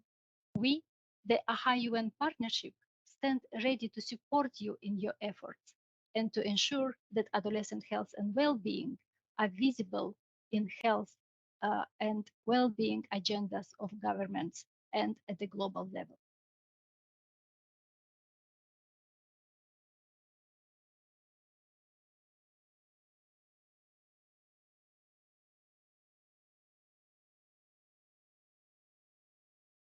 In addition to the maternal, child health and adolescent piece of WHO, there's the global coordinating mechanism for non-communicable diseases. And the prevention of non-communicable diseases, as well as access to care, is a critical component of how we think about what adolescents need when it comes to staying healthy and being able to thrive. So we have Yvonne Aravaligan from the Global Coordinating Mechanism standing in for Guy Phones, the director of the GCM, because of his travel disarrangement and lack of internet access. Thank you so much for being here, Yvonne, and over to you. Thank you very much, John, for the introduction. So I'm Yvonne. I'm with the WHO's Global Coordination Mechanism on Non-Communicable Disease. And this is a statement that we've prepared with our very close partner, NCD Child. So our view is that global commitments around adolescent health and non-communicable disease require strong youth participation and empowerment And this approach views adolescents as co-creators, designers, and implementers, rather than simply recipients or stakeholders. An important consideration here is the meaningful engagement of young people who live with non-communicable disease, mental health conditions, and neurological conditions to shape the relevant agendas.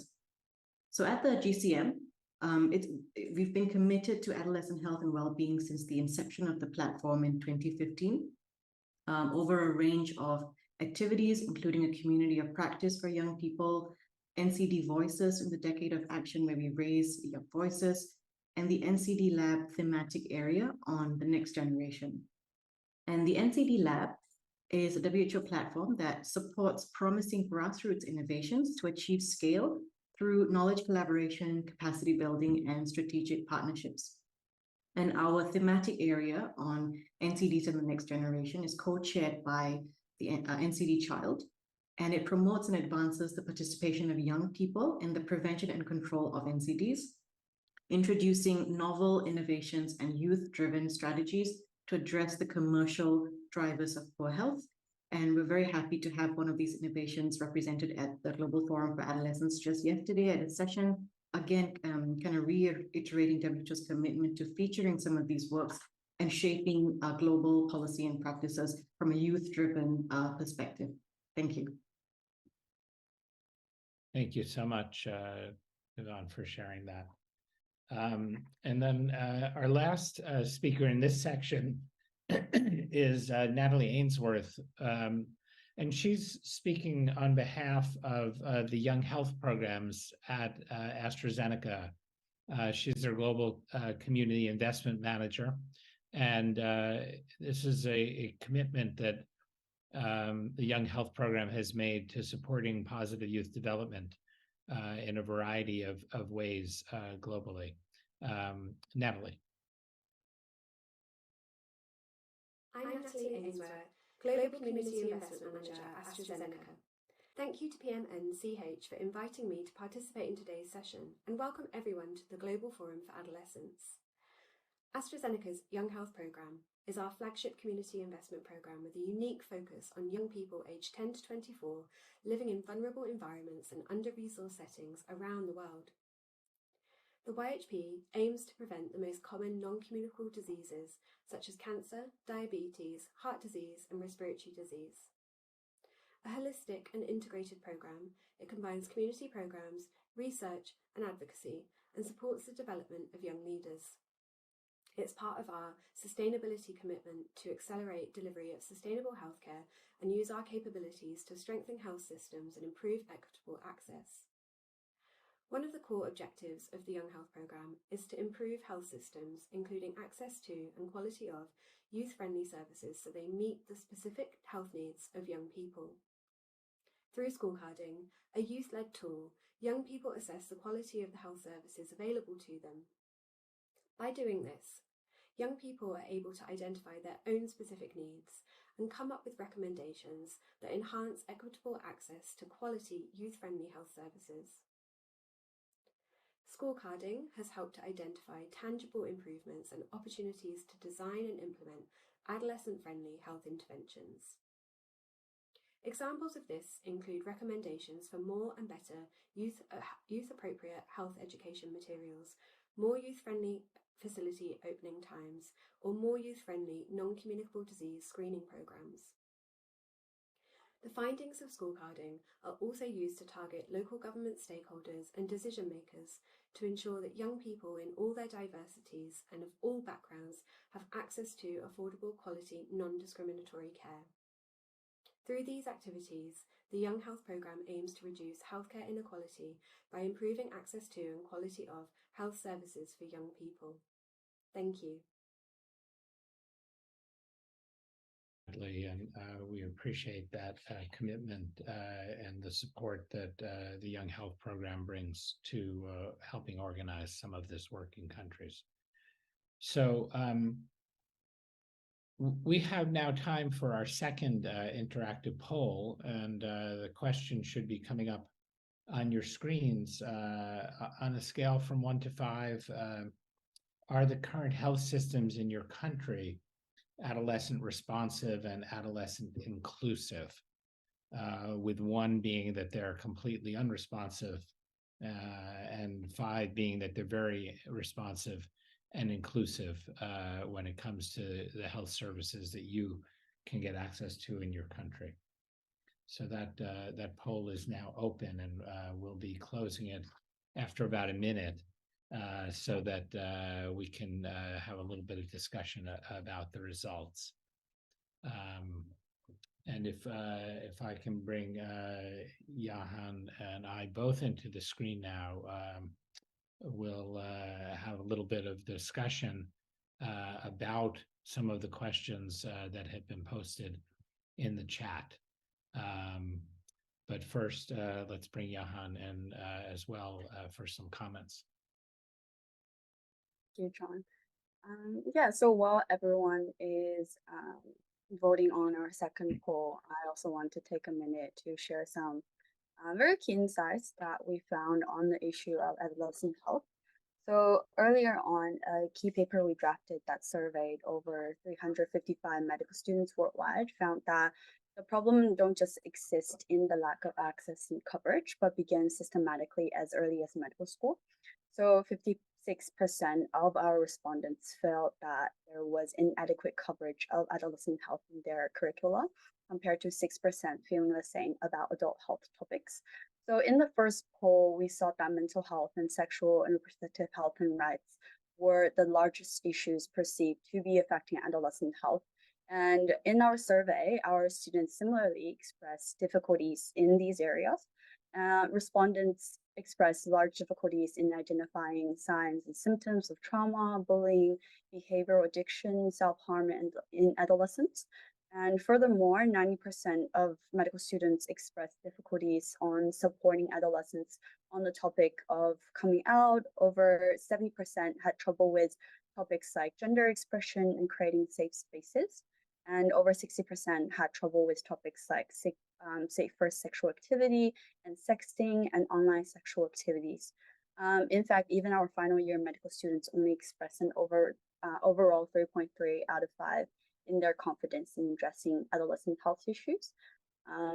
So I think that's a very significant thing to bring our attention to, that the inadequacy of inclusion of adolescent health is also rooted in this disregard shown by many medical schools, including adolescent health in their curriculum. And I think now we should have the results for the poll. So the greatest number of people chose 2 on the scale of 1 to 5 of how youth responsive and youth inclusive do they think their country's healthcare systems are. And what do you think, John? Well, I think I would like to know which countries are scoring in the 4 and 5 range, because it looks like we have a long way to go to bring the quality of care and the responsiveness of care up to where we'd like it to be for young people. One of the questions in the chat that came up is, how do we access adolescents and youth that are at greatest risk and don't access health systems? And there were some related questions about outreach and communication. And I'm going to ask our tech people to bring both Melis and Katja onto the screen with Johan and I. And you know, I think to kick off a little discussion about that issue of access, I think we've got, you know, most people in the world, including most young people, will only see one frontline healthcare worker in their life. And so we have an issue in reaching every community and every young person and making sure that the healthcare worker at that front line has the skills and knowledge to be able to address prevention and treatment as it's needed and get access to different levels of care. But Melis and Katja, we'd love to hear your thoughts as young professionals about this issue of communication and reaching everyone with services. Let's go to Melis first, up to a minute. Thank you so much, John. This is a great question, and I don't think it has only one answer. It's a very, very complicated way to achieve this, but we should prioritize the youth that are most vulnerable and very hard to reach to. And for that, I think the first step should be all the governmental policies and funding and resources to prioritize the vulnerable youth that don't have any access to healthcare or resources within the healthcare. So this should be the first step. And what I have in my mind is that we also have schools, and schools are a very, very strong places to invest in, because health promoting schools can help with the empowerment of the youth, with health education in topics like mental health, sexual and reproductive health, as discussed by many of the panelists of this session. And finally, again, as discussed, digital healthcare seems to be one of the future goals for youth that have access to internet, if not to healthcare access. But unfortunately, the youth that don't have any access to healthcare systems mostly don't have any access to digital healthcare as well.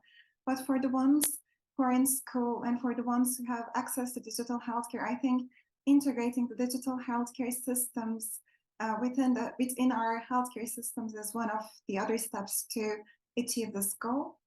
Great, thank you, Melis. Let's go over to Katja for less than 1 minute if you can, because Patrick and Ruth also want to make quick comments on communication if we have time. Yes, of course. Well, I think that sometimes we overthink in terms of how to access adolescents and youth, because we can access them through other adolescents and youth, because youth is especially well connected. And we are also very good at peer-to-peer education and community-based learning, shared learning, and so on. And these can be great tools that you can use, especially if you then also have, from the other side, the support of governmental policies and the stakeholders, the decision makers that are actually providing you with the necessary platforms to actually support this integration of youth at risk and integrating them better into healthcare systems. And the last thing I want to also mention is that youth play a big role in sharing different aspects of health literacy. And this is something that is a big part that our education also needs to focus on, because with good education and better health literacy skills, we're also able to bring this disadvantaged youth to the table, have them, have their voices gain strength and really be integrated into the healthcare systems according to their needs. Patrick, I can give you 30 seconds. We're rapidly running out of our time.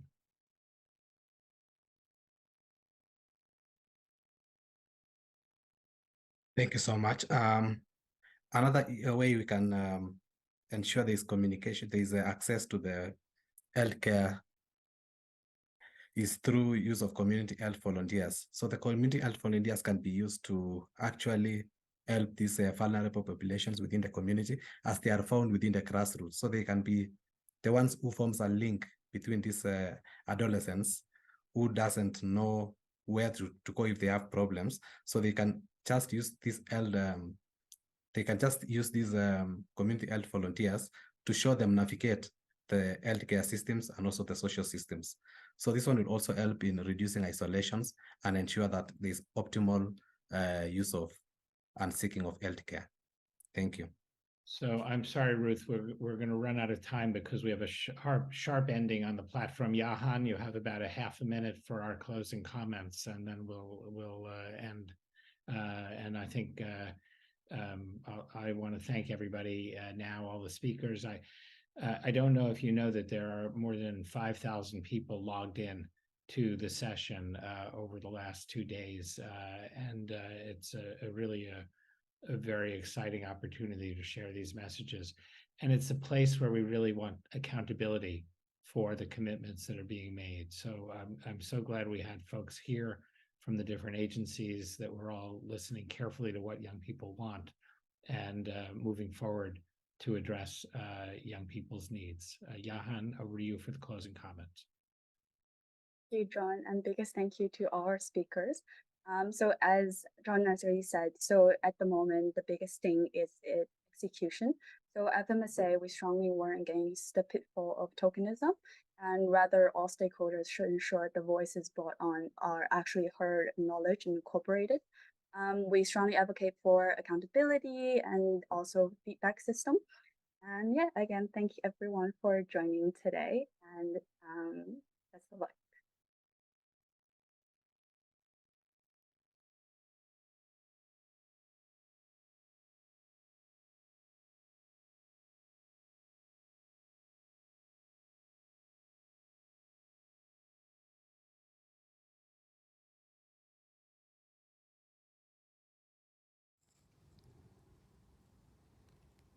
Hello, everyone. Another excellent session just gone on universal healthcare. And it's great to hear from the young activists and organizations as well. Definitely, Degra.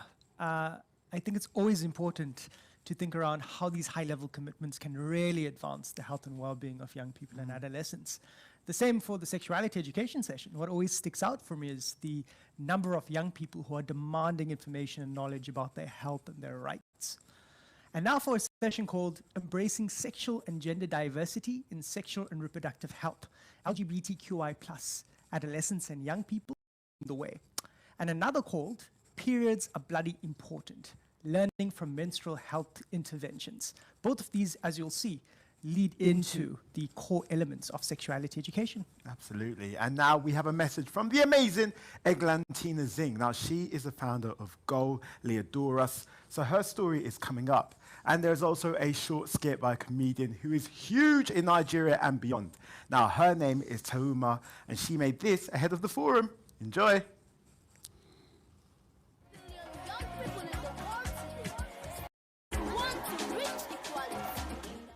Hi everyone, I'm Eglantina Zing here, and I'm super honored to be joining you today at the Global Forum for Adolescents. I want to share with you a little story. Perhaps it's something that inspires you, motivates you, or make you just as me, that I'm just a troublemaker, a trailblazer, a person that is super hard to make her sit down and just watch things happen. I will like change, and I'm sure that we can all ask, and our biggest mission in this life is to ask each other, how can we contribute to making this world a better place? So my story goes, I grew up in the Venezuelan Amazon, and my father is an explorer. I have no tattoos, but a bunch of scars from a jaguar, a crocodile, piranhas. And yes, it sounds like magic realism, but it was my reality. In my little camp, there was a soccer ball. My neighbors were persons that did not speak my same language, were not dressed the same way. We had very different traditions, but through that soccer ball, we forged these really strong bonds of friendship, of collaboration, and solidarity that until the day I took those with me. At a very young age, that soccer ball taught me that we have much more things in common than what divides us. So I went off years later to the United States and started a career in entertainment, in MTV, Project Runway, and a bunch of other shows that are music and fashion oriented. And yet I was still one of that generation of, well, because you were a woman, you will get to, no, you cannot do that. No, you're a woman, you cannot play soccer. No, you're a woman, you cannot wear a short skirt. No, you're a woman, that's not your role. No, you just go play gymnastics, you just stay at home, limiting us. There are stereotypes and the societal rules that they don't define us, but they do limit us. And that's why, since I cannot sit around and just watch things happen and comfort myself to the status quo, I found the Goleadoras Foundation. With its unique mission is to make this generation of girls the generation of yes. That through sports, a great catalyst to bring us together, to forge character through discipline, through sorority and teamwork, this new generation, they will never get to hear a no because they're women or because they are girls. So I invite you all today and every day to join us at Goleadoras, and as we say there, together we change the game. It's about time. we're in this together. Happy International Girls' Day.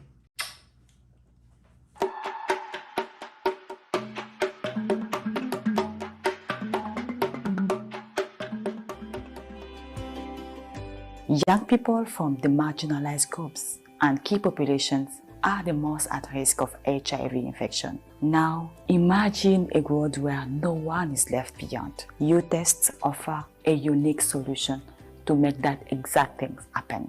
J'avais peur de fréquenter des centres de santé de mon quartier, de peur de me faire juger ou soit que mes résultats soient divulgués par des personnes qui ont de mauvaises intentions. Et là, par le biais d'un agent communautaire U-Test, il m'a permis de connaître un centre de santé où j'avais la possibilité de me sentir à l'aise, où je ne serais pas jugé. U-Test leverage mobile technology and artificial intelligence to mobilize young people through social media platforms, Facebook, WhatsApp, and LinkedIn to geolocalized health services which are friendly to them.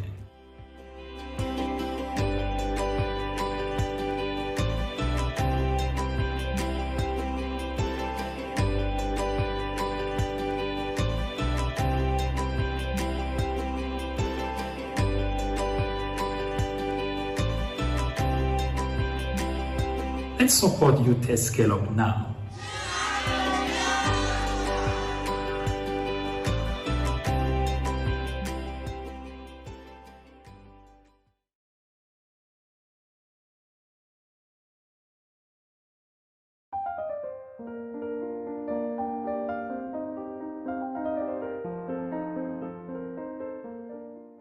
女士们、先生们，大家晚上好！您现在收看的是凡恩 Ananda 首届国际交流线上论坛之青少年健康，很开心能够在我们的直播间与您相遇，不论您此时此刻在世界上的哪一个地方。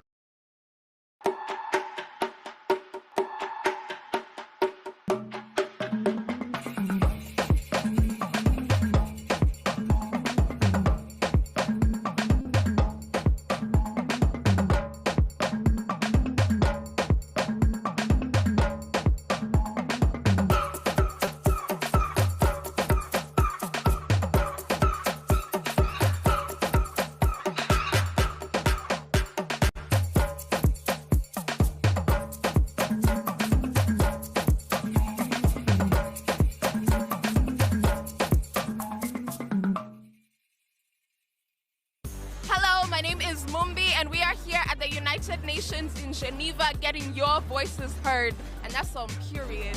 Hi, I am Saidu, courtesy of Youth Partnership for Peace and Development. I am serving as one of the mobilizers for the 1.8 billion Young People for Change campaign. I join hands with Global Forum for Adolescents in making the clarion call for governments and partners to invest into the lives of young people. Hello everybody, how are you doing? My name is Mrs. Engineer Alaja Professor Doctorate Akokagiroke. Today I am here to tell you something. First of all, I would like to thank everybody, hundreds and thousands of young people out there mobilizing to demand for better health and well-being from the hands of our world leaders. I say thank you very much for the work that you are doing. Now it's remaining you. If you open your mouth and say something, it's you I have come to tell now. You are sitting down there, your mates are there, mobilizing to demand for better health. What are you doing? Go now and go and register for the Global Forum for Adolescents. Follow 1.8 billion and register for it. Only food, the full horror. You are not doing anything. What do you want to say? Will you go and register? Muchas cosas han pasado, estamos en decadencia, porque la juventud no hace presencia, porque se ha notado mucho nuestra ausencia, pero gracias a nosotros se acaba la ultraviolencia. Así que silencio. Ya.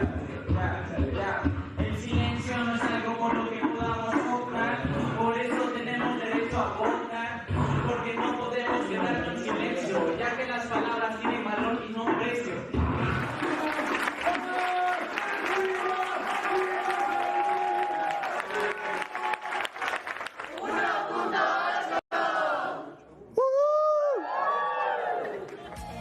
We are 1.8 billion young people in the world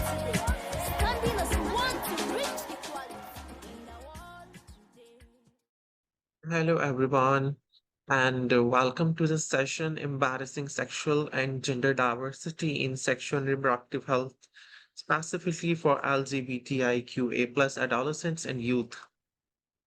I'm Sarah Imran. I'm a transgender activist. I'm working for the sexual and reproductive health and rights of transgender and other sexual and gender minorities. And we will begin with the session with the introducing a story that revolves around queer activism in Africa by 28 African human rights defender. Speak Your Love, Tanzania. At age 23, after a decade of calling Twalib my best friend, I decided to tell him the truth. I couldn't let my love go unspoken anymore. In the middle of 2020, with much of the world still in COVID lockdown, we rented a house together in Dar es Salaam. We even shared a bed. He was always talking about his girlfriends, but I found him irresistible. As a Muslim, he was very religious, and I found it difficult to tell him how I felt. I thought he was bisexual, but I didn't want to ask.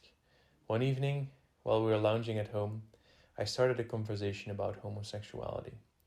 As soon as I mentioned the word, he sat up and said through clenched teeth, "Homosexuality is a sin." My heart was burning for him, but he was homophobic, so I suppressed my attraction. One morning, while alone, I wanted to send him a text message, telling him how I felt. Afternoon came, I didn't send it. Evening came, and I did nothing. Then a sudden courage came over me. I texted him, "Hey brother, I have been hiding this for a long time, but I think I'm bisexual, and I really love you. I want you to be my boyfriend." I sent it. My heart was pounding. Twalib came back that evening. I was so anxious. I watched him closely to see if he could reveal his feelings about my message, but he didn't show any emotion. He never texted me back. Silence sat between us that night. In the morning, I watched him grab his bags and walk away. I didn't see or hear from him the rest of that year. I felt so stupid for being rejected and ignored, but I missed him so much. My nights were sleepless. The time only made things worse. Even in my bouts of depression and suicidal thoughts, flashes of how I met Twalib entered my mind. I met him in early 2010 when I was at secondary school in southern highlands of Tanzania. In class one day, my eyes fell upon this tall, handsome guy. We connected instantly. Within a few weeks, we became best friends, but deep down, I knew what I wanted. I was so sad when he turned me down. I knew I couldn't continue wallowing in pain and sadness, so I got help. I reached out to Dr. Michael Brady, a UK national medical advisor for LGBTQI health, who I met while president of my college's sexual health club, and poured out my heart to him. I told him I felt worthless and undeserving of love. He sent me an affirming message. "Innocent, you are valid the way you are. True love and true friends will always stay." Dr. Brady's message gave me hope. That hope yielded fruit a few months later when I met Melvin. At first, I was self-conscious about telling him I found him attractive, worried I might be appropriate for our working relationship at the sexual health club. So I was pleasantly surprised when Melvin walked up to me one day with a big smile. "If a man told you he finds you attractive and tries to seduce you, what will you do?" he asked, grinning. "What?" I responded, not believing my ears. Melvin repeated the question. My smile grew, even wider than his. "I would appreciate the seduction and love. If I found the person attractive, I would date him." "Well, I find you very attractive," he laughed. "I hope you feel the same way." Instantly, I wrapped my arms around him and confessed that I did. Melvin reassured me that there is no way to let love go unspoken. Our relationship inspired me to do something for other queer boys who feel rejected and unworthy, the way Twalib made me feel. I used my leadership skills to become a youth mentor and started traveling to southern Tanzania to lead trainings at sexual health club events. In early 2021, I became program director at a youth-led organization that works to advance young people's sexual health and rights. I now use this platform to support LGBTQI rights. Through my advocacy work and personal experiences, I have learned that no matter the disappointments we face, hope will prevail. We must protect this hope and enjoy its fruits so we can inspire hope in others.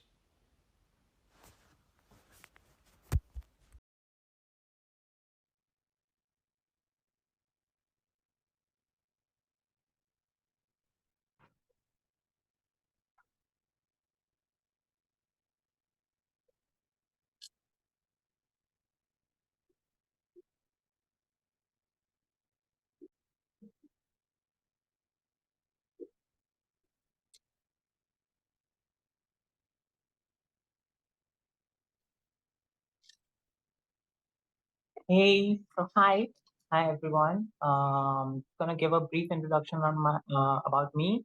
I'm Rayan Monkey. I go by she, her, they pronouns. I'm a writer, content creator, and a diversity and inclusion specialist. I live here in Mumbai.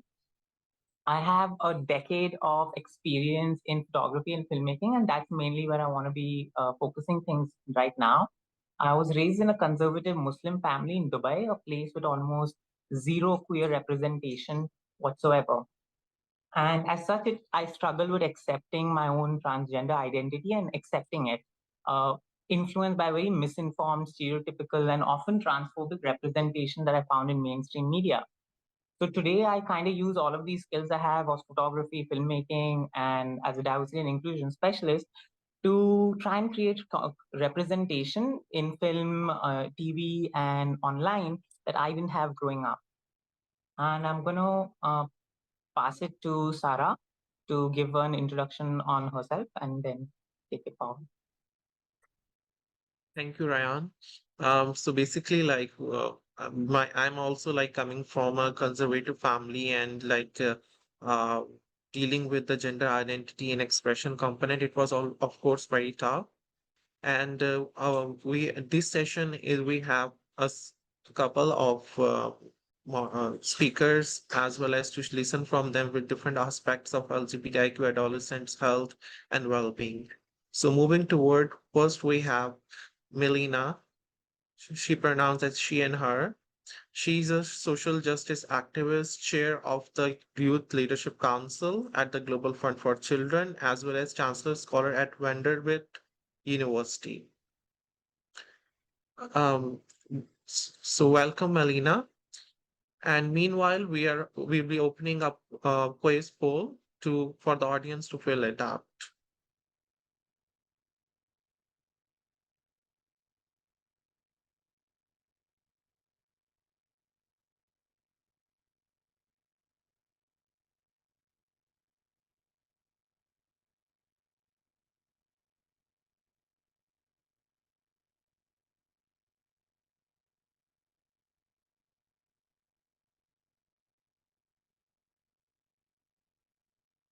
So Hey, while Melina, the honest?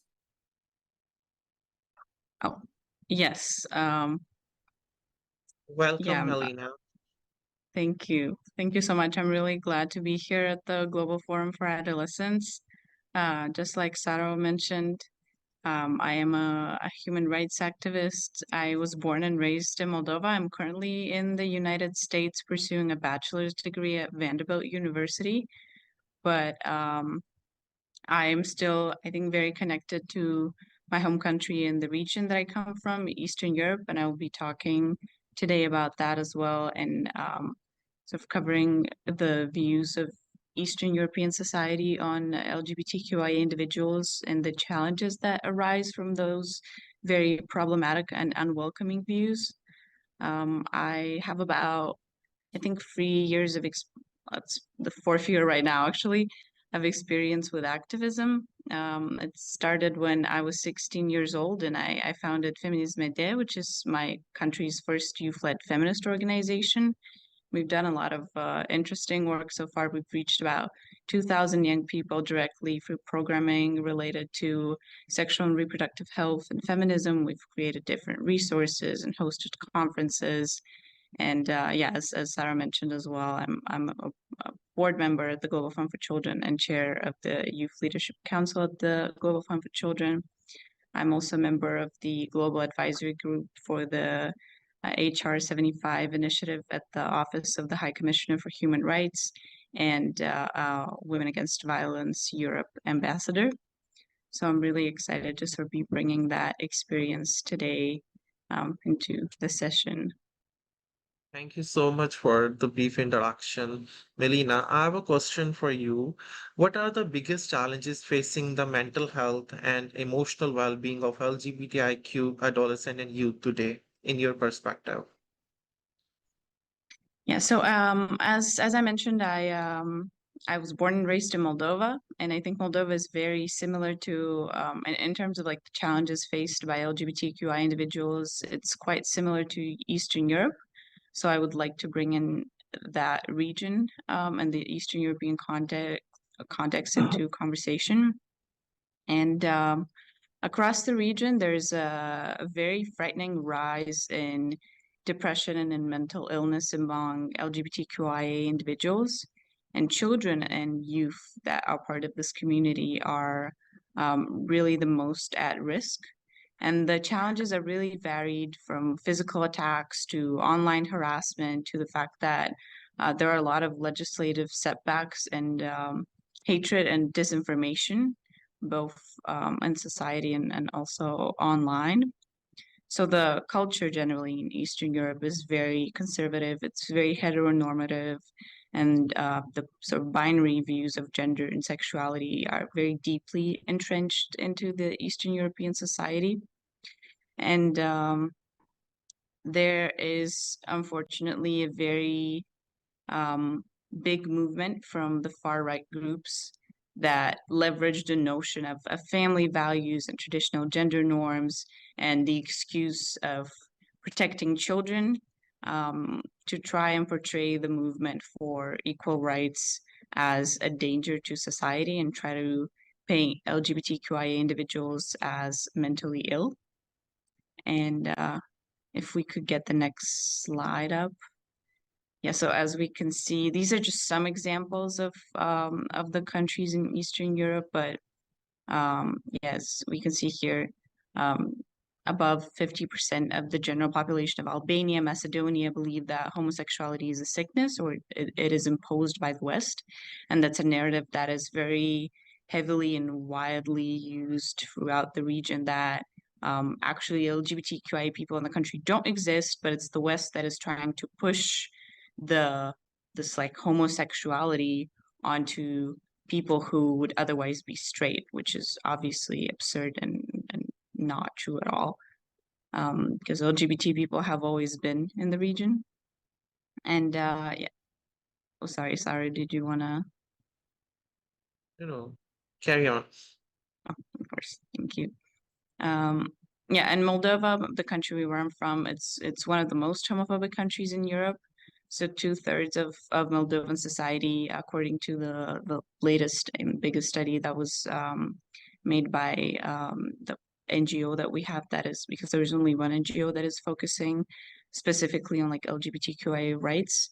2/3 of Moldovan society believe that LGBT people do not belong in the country. They should be kicked out of the country. And only 1%, and that is a very scary statistic, only 1% would be ready to accept an LGBTQ person as a family member.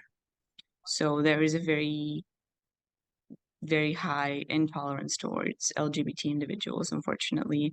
And these negative attitudes in society that are really everywhere in schools and media and in the family, combined with the lack of access to sexual and reproductive health and to mental health services, they have really immeasurable negative consequences for LGBTQI children and young people.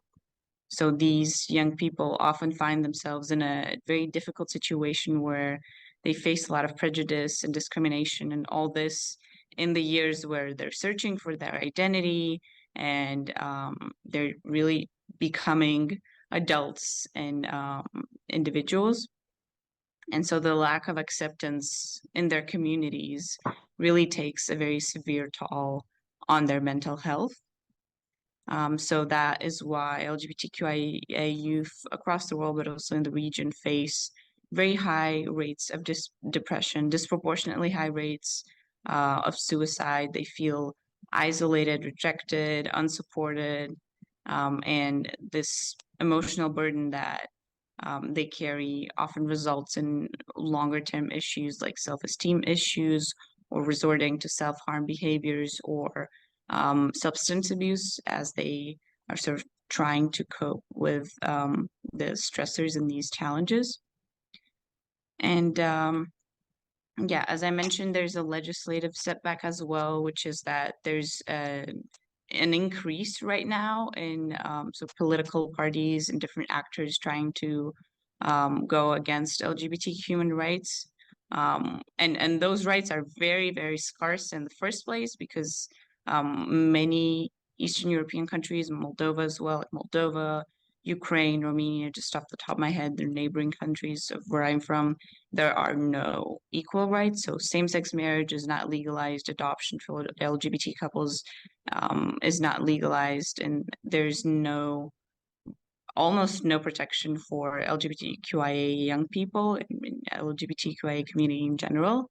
And even if those rights exist of supposedly the country should ensure non-discrimination, they're really not respected. And this, we could see that in other countries too, the sort of rise of anti-rights movement, which is the LGBT-free zones in Poland, as they call them, the bans on sexual and reproductive health information in Hungary. So these are just some of these. Thank you so much, Melina, for the very detailed answer. Just quickly, a second question. If you can just tell us, can you 3 ways in which digital technologies, the internet and the social media platforms could provide access to essential mental health care and provide emotional support to LGBTIQ adolescent and youth? 3 ways. Yeah, of maybe. course. Yeah. I know that a lot of people talk about the negative impacts of social media, and I know that there's some truth to that, but I think for LGBTQIA youth especially, social media and digital technology, including social media, can be very helpful. One of these ways is that through digital technology, through access to the internet, LGBTQI people and young people gain access to a lot of informational resources. So it makes it easier for them to explore their identities in a more safe environment.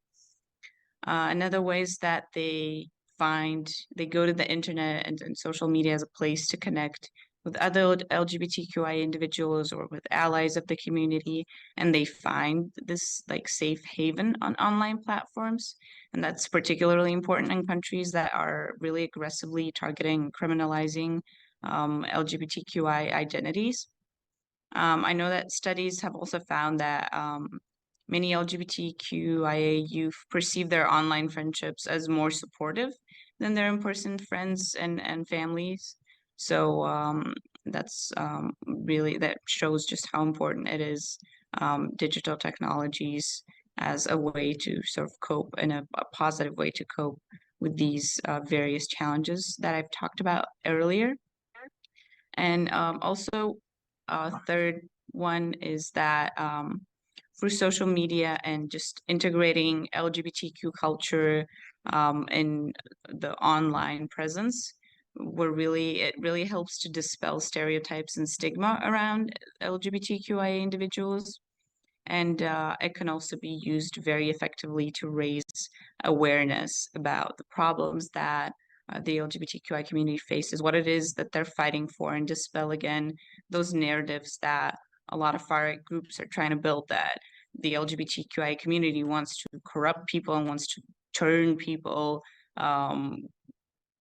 into just essentially that is the narrative that's being used, that LGBTQI people are trying to turn other people gay, which is again very absurd. So by really using social media as a tool for change and talking about what are the actual problems and what are the concrete steps of what the community wants, that really helps mobilize their peers to sort of lead that critical social change. Yeah, thank you so much. Like, for really, like, social media can be a platform to help raise awareness and the things. And next we will move to Ryan. Take over for the next speaker. Hi everybody. Thank you so much, Melina. That was really insightful. So I'm just going to tell you all really quickly what the topic is that we are talking on, and then move into introducing who our speaker is and hand it over to them. So the topic is identifying family planning and reproductive health needs of LGBTQI youth by including them in sexual and reproductive health and rights and SBC programs. And our speaker is Kevin.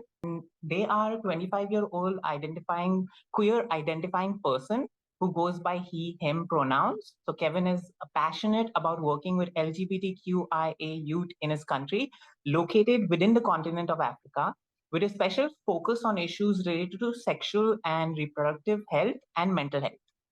In the year 2022, Kevin was among 15 Young and Alive fellows, where he received sexual health leadership training in 3 tracks of service delivery, advocacy, and social entrepreneurship.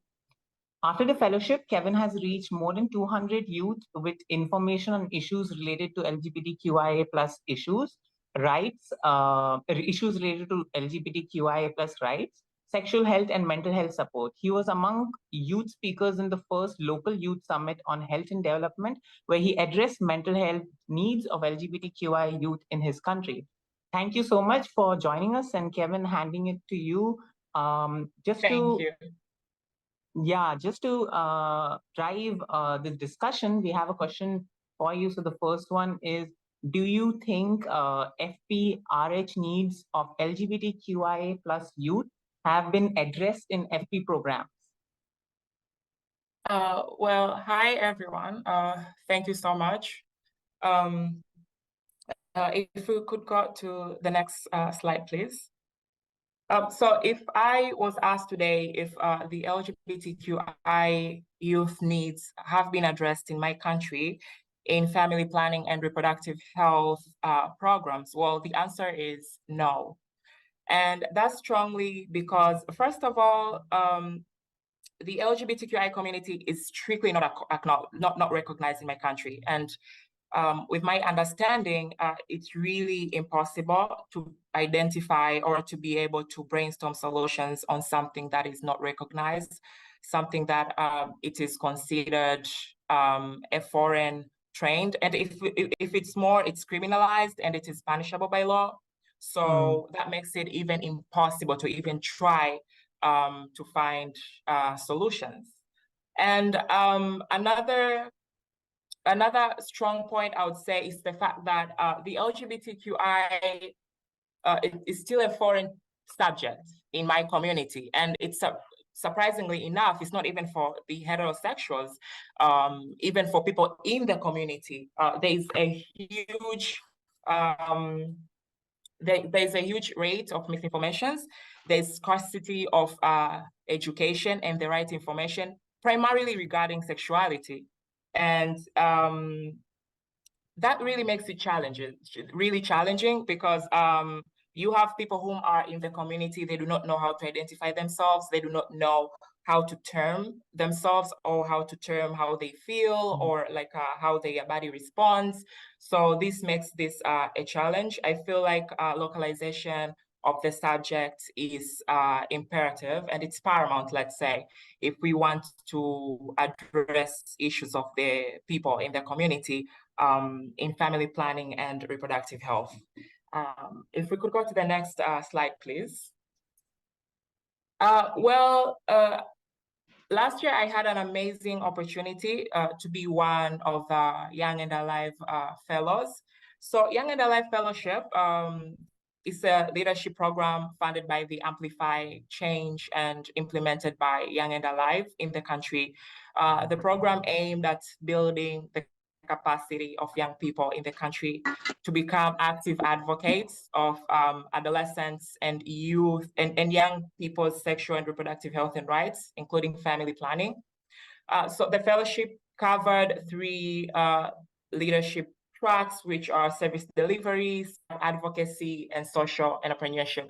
Actually, this was my first, I was 23 to 24, and this was my first ever program that incorporated people in the community in subjects of reproductive health and family planning. And you can see how alarming this issue is in my country.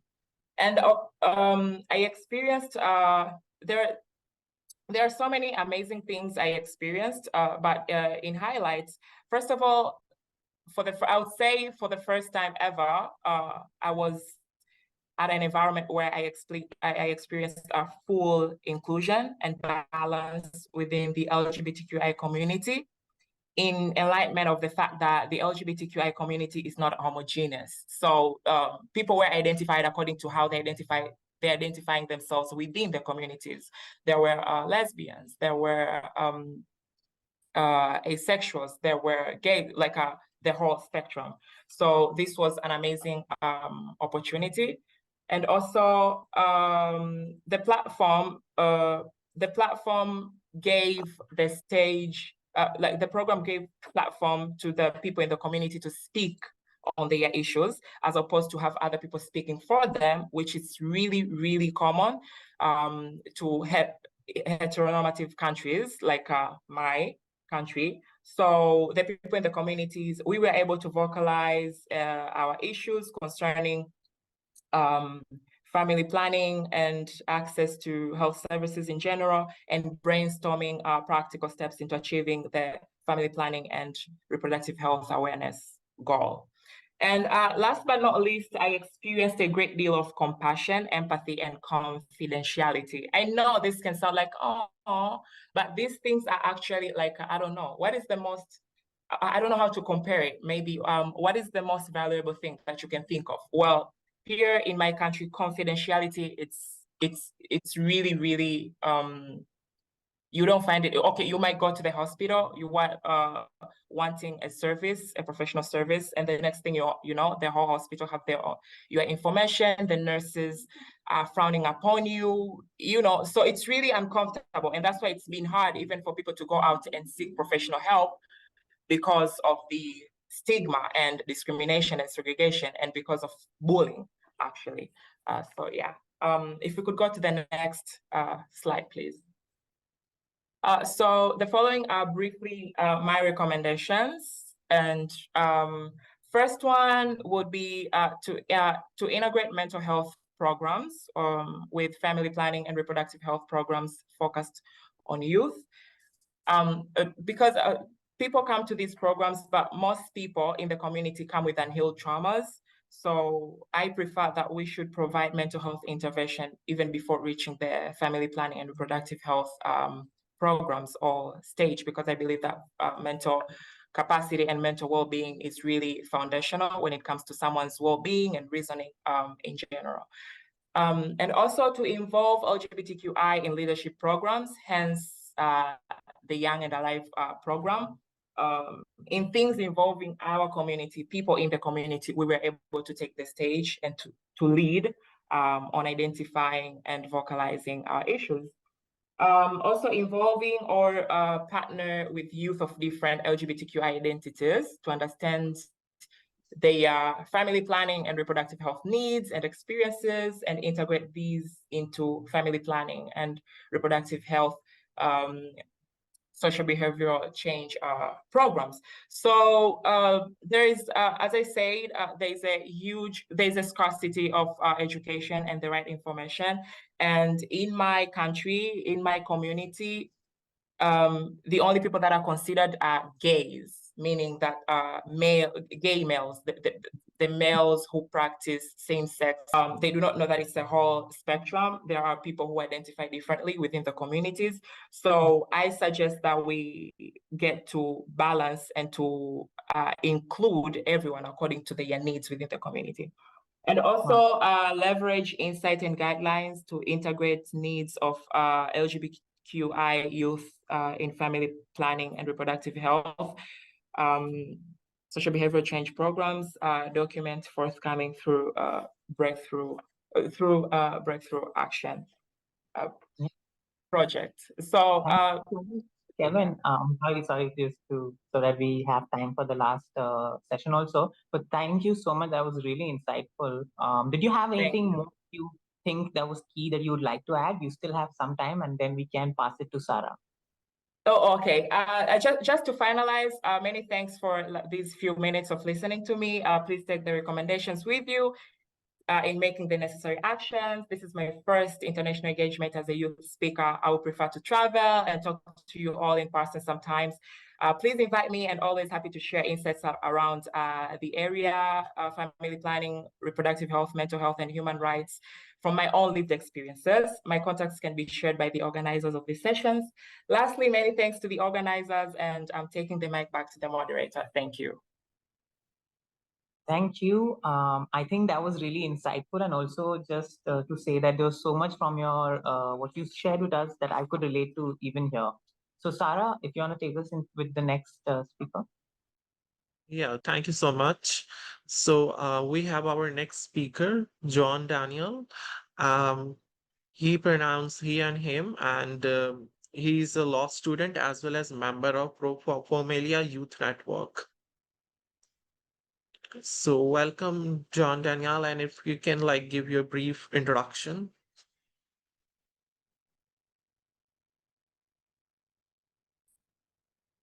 Bueno, un saludo muy especial a todas las personas que nos acompañan desde greetings to everybody that follow us. Great embrace from the Colombian family. It was a pleasure to be invited. The Youth Network. Bueno, desde el año 1965, Pro Familia Colombia. Well, since in 1965, Pro Familia Colombia, that is leader in terms of public policies, scientific innovation, and materials for sexual and reproductive health in our country. Among the strategies, we have this the pro-family agent that is a protagonist in promoting public policies and the constitutional agenda of our country. In 1990, the National Program for the Youth was created, and with that, a sexual health program. From then, it emerges a strategy for youth empowerment.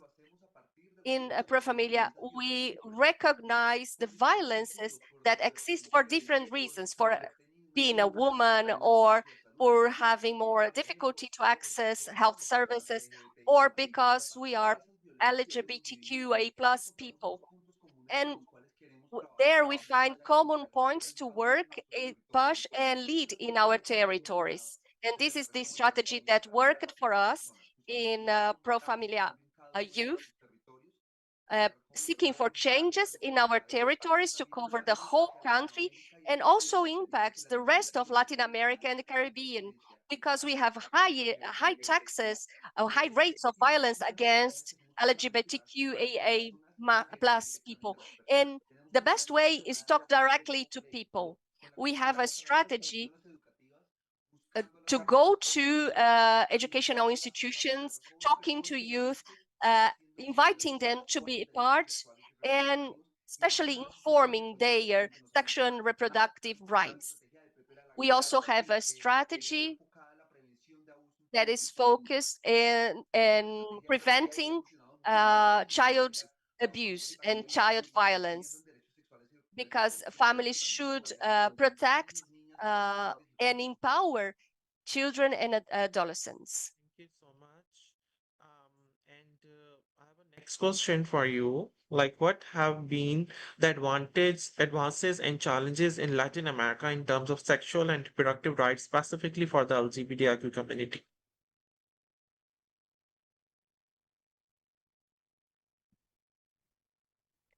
Nuestra región es completamente diversa.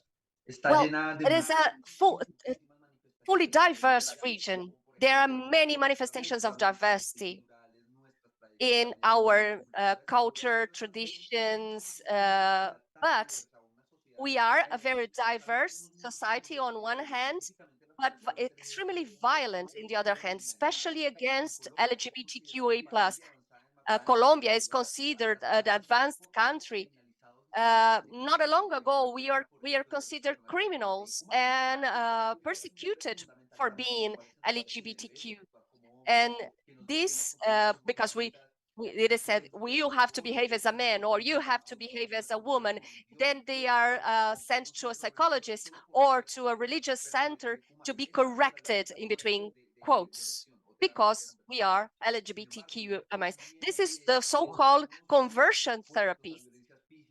We are also exposed to chronic physical violence, family exclusion, loss of jobs, lack of access to education.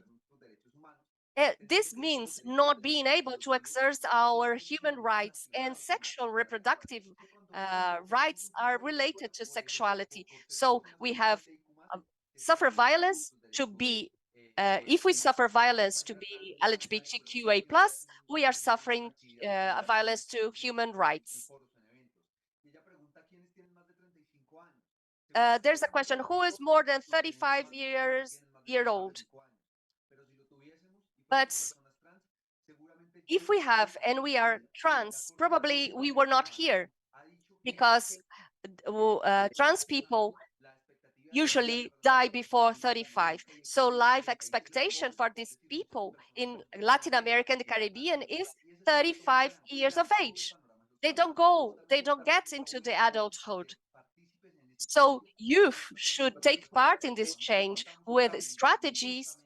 With Pro Familia, we are achieving this change by implementing this network to empower youth and make them stakeholders in each of our countries, as in Pro Familia Colombia. And these proposals have to be promoted and supported by all national governments and local governments and international community. Valuable insight and reflection on the barriers that LGBTQ adolescent and youth encounter in accessing sexual and reproductive health and rights. And we will move forward towards Ryan for the key messages and takeaways and call to action. So yeah, so from everybody's speak, from whatever everybody had shared, there were some things that I could relate to very heavily, and I thought that maybe I'll just speak about those. One was this thing that Juan just now said, which is about trans people's life expectancy is 35. And this is something that when I was coming up, I only came out at the age of 30. And when I was looking this up in India and our statistics here and the life expectancy, it was a huge factor. I'm like, I already lost all those other years, and I've come to this point where, I'm getting to a point where that was something that affected my mental health for really long. This threat of violence that a few of us shared, and then this, are we criminal? Are we not criminal? Almost all of you shared in this session something or the other about either living in a state that is still highly criminalized or living in a state that just got legal, which is something like, I think for Juan and for me and even for Sarah for a little while and then went back. But we all live in this, which is very unique in Sarah's case because like the Khwaja Sira were considered legal for a while, for a good amount of time, and then went illegal. And we live in this duality of being legal and illegal, and it has a huge effect on our mental health. So one thing from everybody we could see is the need for a lot more support with our mental health and sexual health, something that I think we all agree on, and we need a lot more support on programs like the one that Kevin mentioned about the Young and Health programs. We need things like that happening a lot more for Young and Alive program. We need a lot more of those happening. So thank you, and passing it back to Sarah. Or actually, Julia. Yeah.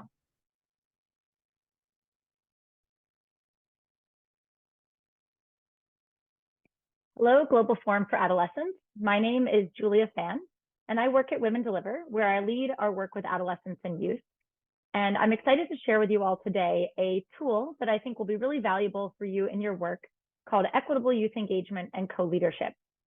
Now, as we just heard from our incredible speakers, having adolescents and youth at the center of policies, programs, and initiatives is critical to ensuring that the outcomes of that program or policy are accomplished, but also that the program or policy really addresses the needs of adolescents and youth.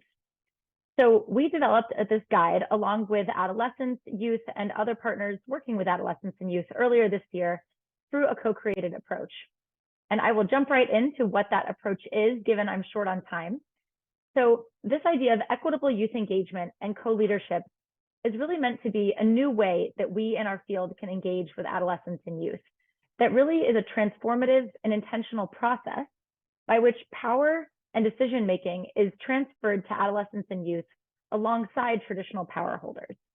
This includes the power to create agendas, convene collective action and coalitions, and write new policies and programs, as well as research initiatives. Now, this approach wouldn't be possible without these three pillars that underline equitable youth engagement and co-leadership, and that's what really makes it equitable as well. So first is the need for technical and capacity support, not only for adolescents and youth to ensure that they have the skills they need to thrive, but also for adult allies working with adolescents and youth, maybe for the first time in an initiative. We all have something to grow and learn in this partnership. Second, adolescents and youth need to be adequately and fairly compensated for their work, just as any other expert or leader or advocate would be. And third, we need to ensure an enabling and inclusive environment for adolescents and youth in these kinds of co-leadership and co-creator roles. So this includes ensuring robust safeguarding for adolescents and youth's mental, physical, and emotional health. It includes ensuring information is shared in a timely and youth-friendly way, and also includes ensuring that this process is in place and integrated at the outset of an initiative that's being designed. So the idea of having young people and adolescents in co-leadership roles needs to be created from the very outset of an initiative. So I'll leave it here with that. Please check out the resource which will be shared on the platform after today's session. Thank you so much. Of an initiative. So I'll leave it here with that. Please check out the resource which will be shared on the platform after today's session. Thank you so much.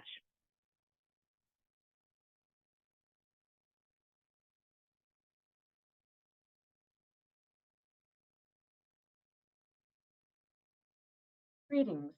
My name is Danette Wilkins, and I use she, her, and they, them pronouns.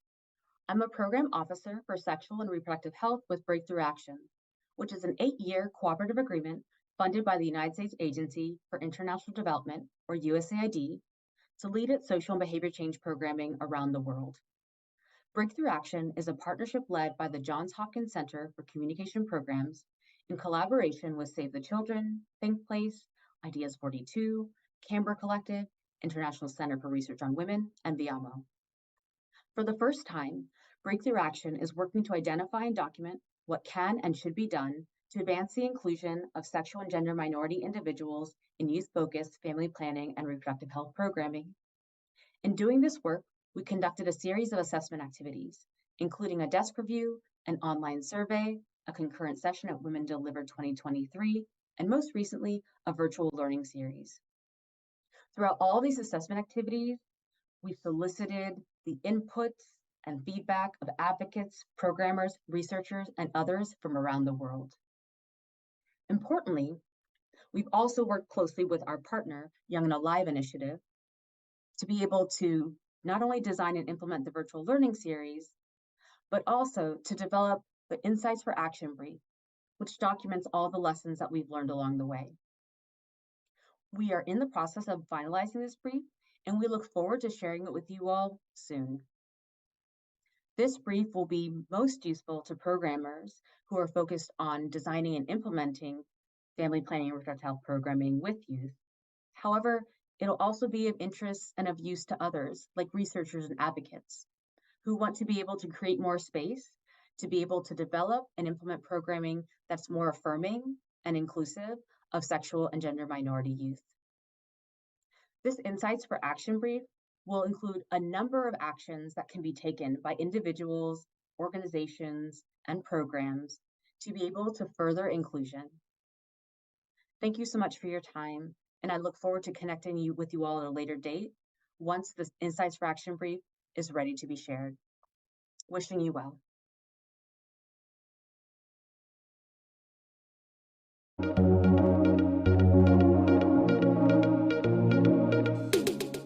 Ser parte de la red Jóvenes, conocer mis derechos sexuales y mis derechos reproductivos, empoderar a otros jóvenes para que vivan de forma segura e informada su sexualidad. Recordemos que la vida es una y es un carnaval. Yo soy muy barranquillero. Ser parte de la red jóvenes, vivir plenamente mi sexualidad. Saber que puedo impactar positivamente en otros jóvenes. Give freedom for my sexuality, where I can fight other youth, that because those who live are those who use. The youth network is a safe space for the defense and the sexual and reproductive rights made by youth using creativity, power, difference, empathy, and love to empower other youth in leading to this important transformation. I'm aware of my body. When do I when I respect the diversity? When do I have a reproductive right? When I take I use this space to share and learn with others, fostering autonomy and comprehensive sexual education.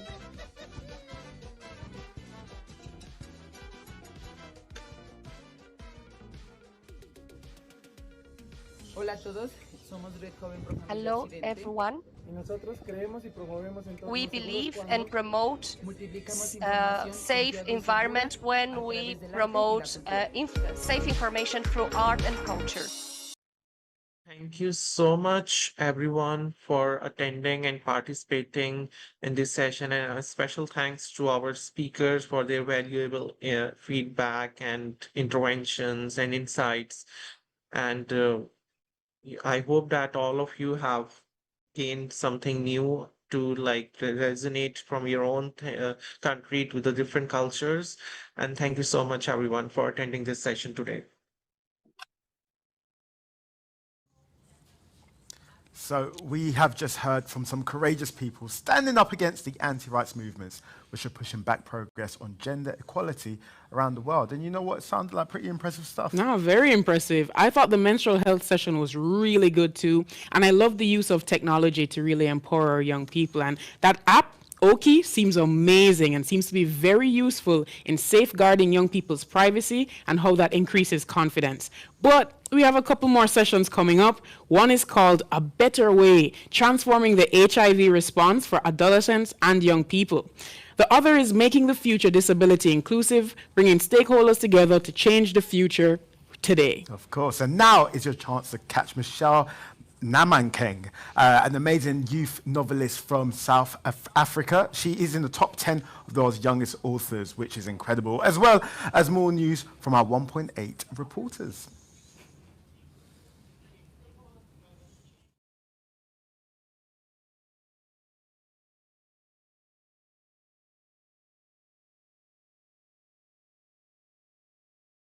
Unite! Unite! Rise! Rise! Lead! Lead!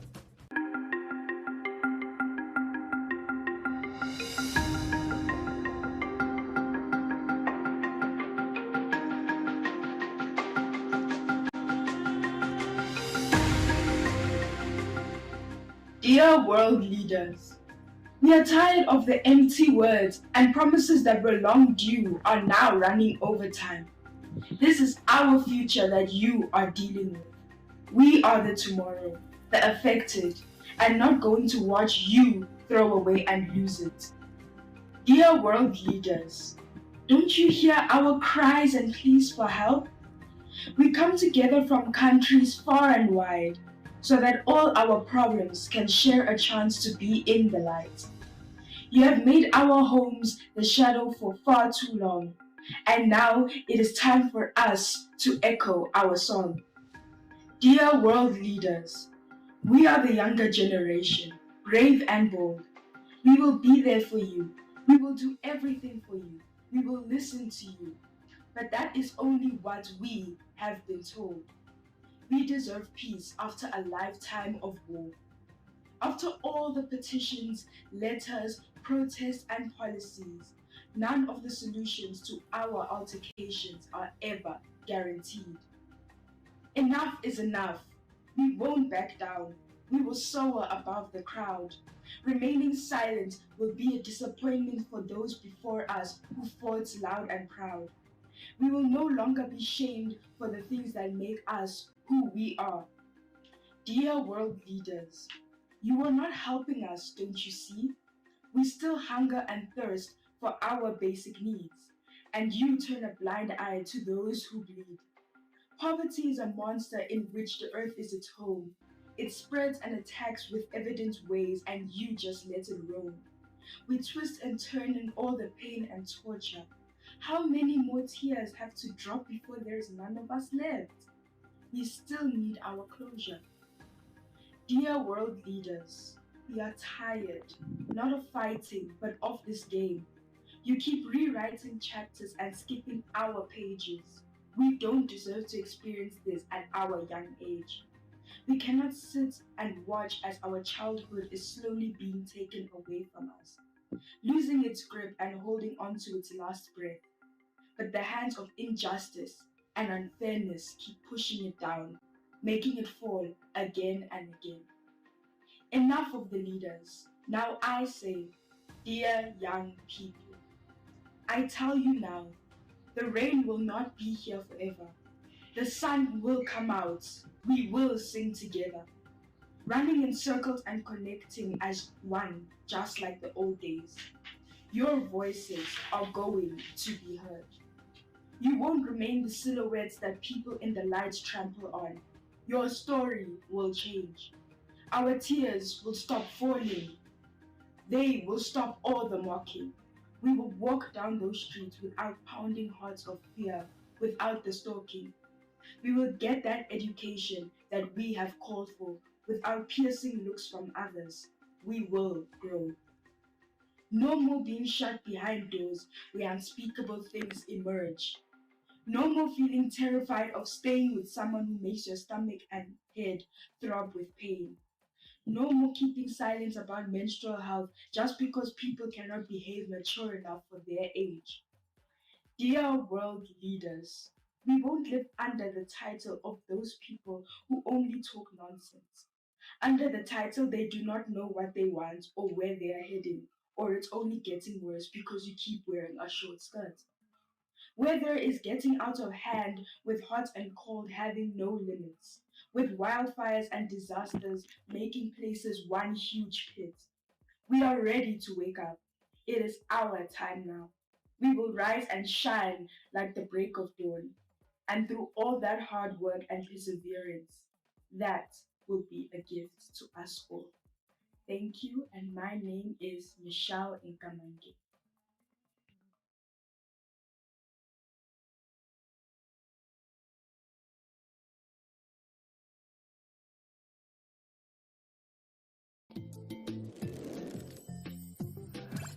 Hi, welcome to Aki, a period tracker app for girls like you. My name is Ari. Use Aki to get to know you by tracking what's going on with your body and mood every month, and learn about periods in fun ways. Create an account and choose an Aki friend like me to accompany you. This is your monthly menstruation cycle. Each shape is a day of the month. And this number is your personal countdown. It shows how many days until your next period, or how many days left of your current period. Track your mood, period flow, body, and activities with emojis on the daily cards. See your whole month at a glance. And check out the Aki menstruation and puberty information to learn new things about your body and health. And don't forget to send me some love. Welcome, friend, to Aki. For girls, by girls, period.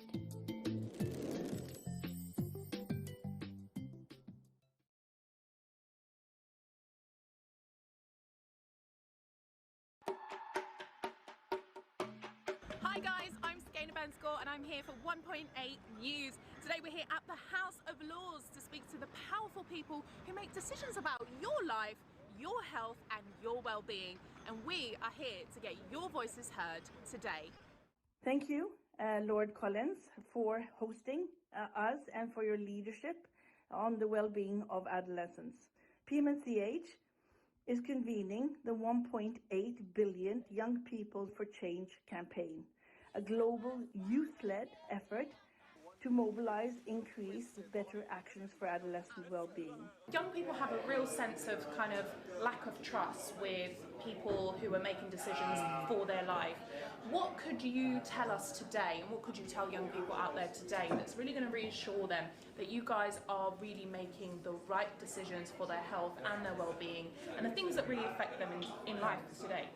Thank you. So Save the Children has just recently released something called the Adolescent Health and Nutrition Index, and the purpose behind this piece of work is to really identify how far our country is going really to support adolescents and young people. So we've looked at health and nutrition indicators and gender indicators across 75 low and middle income countries, and also looked at what are the policy and financing provisions in these countries. So if you're a young person out there and you're keen to advocate for yourself, please join our index, go online and look at it and find out what is your government doing in your country to support you to meet your health and nutrition needs. And hopefully you can also provide feedback to us. Unite!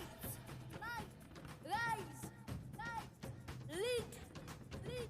Young people, this is our time.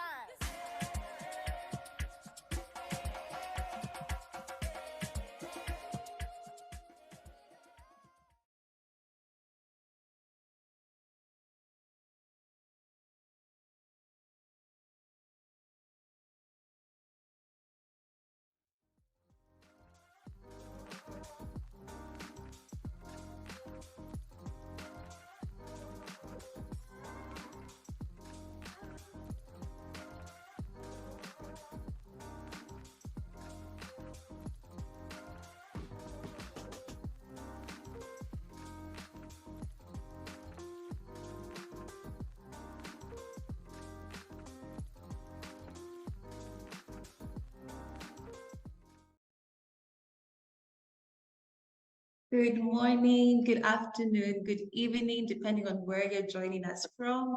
Thank you so much for making the time to join in on this session today. And our session title is A Better Way, Transforming the HIV Response for Adolescents and Young People.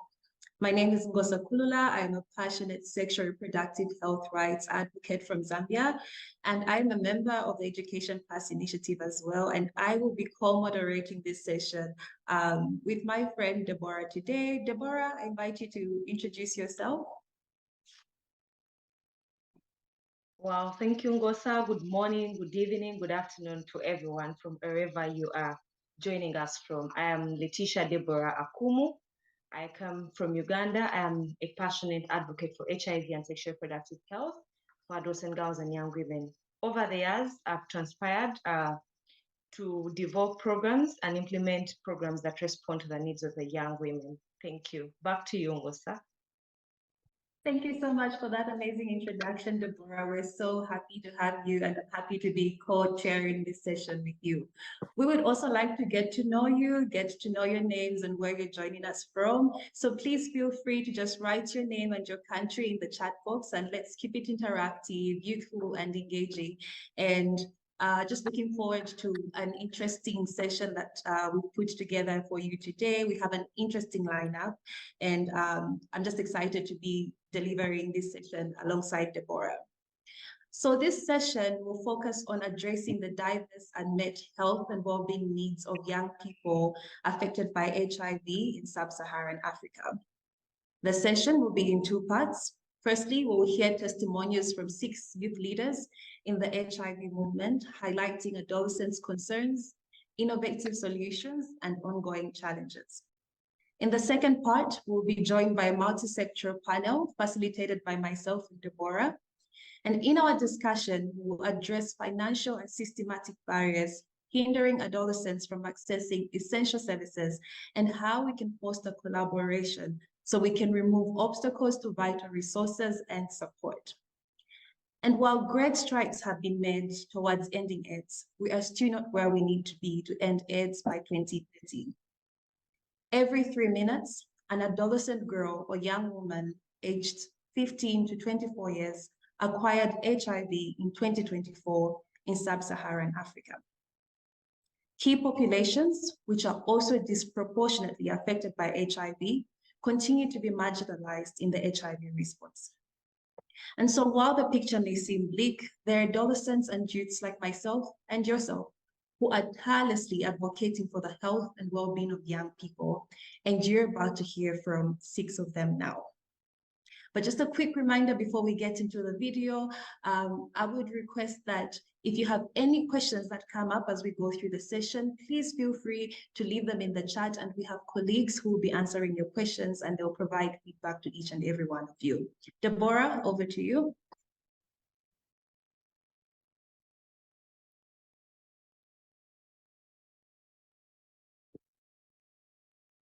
Please do not forget to register in the chat. We want to know whom we have in the room. And thank you so much to our online audience for joining.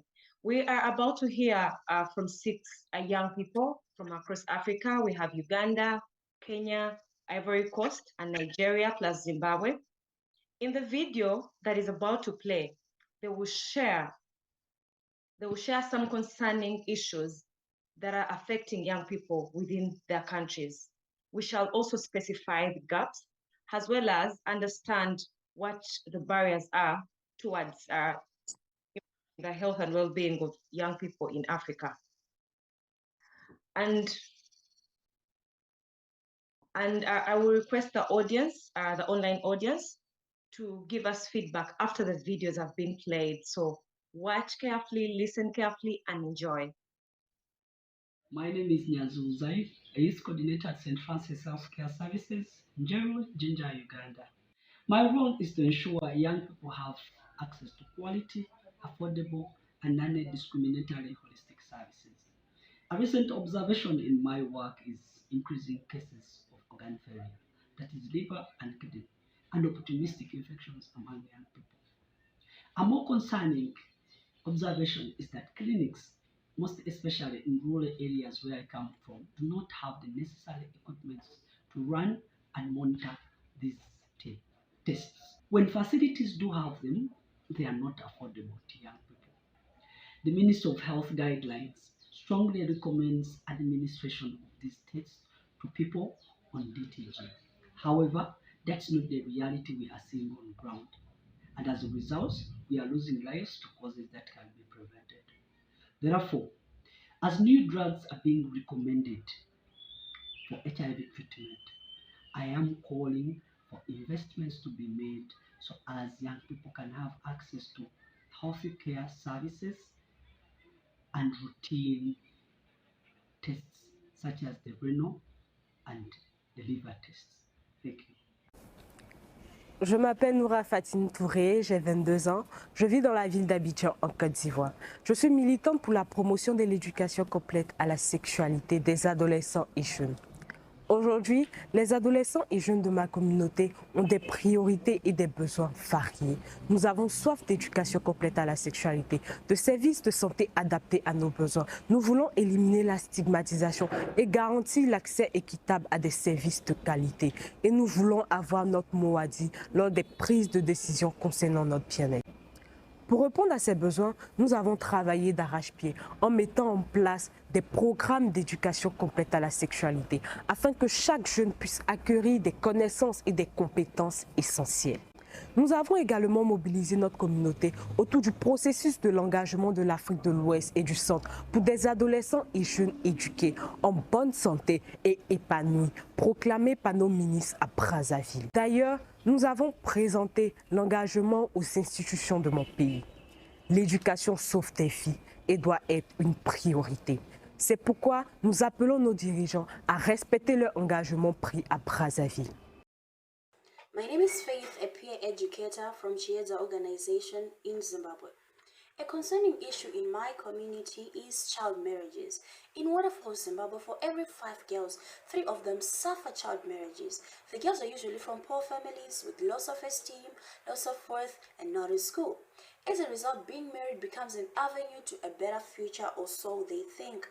Child marriages threatens girls' well-being as they are more likely to experience gender-based violence and put them at an increased risk to acquire HIV. Grassroots organizations like Chieza have holistic supports in place to reach the girls at greatest risk and challenges the inequalities that allows human rights violation to thrive. Therefore, I urge you to increase sustainable funding for community-led organizations to empower them to continue implementing programs aimed at addressing pressing social issues such as child marriages so we can continue towards ending AIDS in 2030. Thank you. Bonjour, je suis Tara Nikema, présidente de l'ONG Women Leader et je travaille avec les jeunes adolescents sur les questions de santé sexuelle et reproductive en Côte d'Ivoire. Alors en tant que jeune activiste en Côte d'Ivoire sur les questions de santé sexuelle et reproductive, nous rencontrons plusieurs défis sur la santé des jeunes adolescents en Côte d'Ivoire. Alors, il s'agit de la précarité menstruelle. Aujourd'hui, nous avons 68% de femmes en âge de procréer dans les zones rurales qui ne bénéficient pas de serviettes périodiques. Et il y a également un manque de formation et d'information sur les jeunes, sur les questions de santé, et un manque de moyens de contraception et le harcèlement sexuel que vivent les jeunes filles dans les communautés. Alors, avec mon ONG, nous avons distribué des serviettes périodiques, des moyens de contraception dans 8 zones rurales de la Côte d'Ivoire et pu prendre également en charge plus de 20 cas de viol et de harcèlement. Alors, ce que je pourrais demander au gouvernement comme plaidoyer, c'est de mettre en place des espaces sûrs et fonctionnels pour les jeunes où ils pourront bénéficier de formation et d'information, où ils pourront également bénéficier de moyens de contraception. Et en deuxième lieu, de mettre en place des cellules de VBG, surtout fonctionnelles dans les mairies pour la dénonciation des cas de violences basées sur le genre et également de distribuer des kits de dignité pour les jeunes filles. Merci. Hi everyone, my name is Roel Okeyo, all the way from Nairobi, Kenya. And in every city there are voices unseen and stories unheard. For the LGBTIQA community, these punitive policies become chains, limiting freedoms and potentials. These policies further restrict access to HIV services, making health a privilege and not a right. Policies that marginalize, discriminate, and punish on the basis of identity further perpetuate cycles of violence, homelessness, and health disparities. For the LGBTIQA community, restrictions to basic rights such as access to restrooms impose daily struggles. Discriminatory hiring practices have seen many unemployed, if not homeless. If we are to end AIDS in 2030, we need to ensure that the LGBTIQA community is not left behind. I am calling on investors for the protection of the LGBTIQA community and non-discriminatory access to health services and employment. Thank you. My name is Agboti Victoria Ugoma. I am 17 years old. I live at Afikpo North, Ebonyi State, Nigeria. I am a peer educator and an advocate for school health program for adolescents. At 15, I did not have accurate and factual information on sexual and reproductive health. My life skills were not built, so I did not have refusal skills to say no and mean no. I was pressurized to have sex. The first time I did, I got pregnant and dropped out of school. Principal of my school, through the intervention of the school health project, took me back to school to write my exams. And after having the baby, I am reintegrated back to school. Our teachers, who were also trained, have taught us accurate and factual information on sexual and reproductive health. The school health program has empowered me with life skills. And as a peer educator, I am committed to training other adolescents.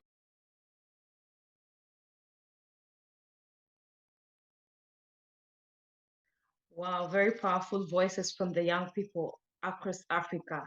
Do not forget to check the speakers section so that you can know more about the young people that we have just had and listened from. They had very powerful issues concerning the health and well-being of young people. I will share my taking notes from the videos that we just watched. And we're going to have an opportunity for us to share 1 or 2 words from what we've just watched and what we think about is happening with the health of young people in Africa. There is a Metimeter link that has been shared in the chat. So kindly please go to the chat and type one, any word that you feel like could describe how you feel or how your experience has been after watching the videos. I think we need to make sure that we need to ensure that adolescents have access to correct and appropriate non-judgmental sexuality education so that they can be knowledgeable about and where to access services from, especially sexual reproductive health services and HIV services in general. We also need to eliminate the legal and the poor legislative constraints and financial barriers that limit access to adolescents' health as we ensure equitable, accessible, available, affordable, and in whole general access to universal health coverage for young people in all their different diversities. At this point, I request our online audience to click on the Metimeter link. Please kindly just share any word, 2 words of what you've really got from the videos as I just shared mine. It could be 1 sentence, it could be 1 word. And please do not forget to register in the chat as well. Thank you.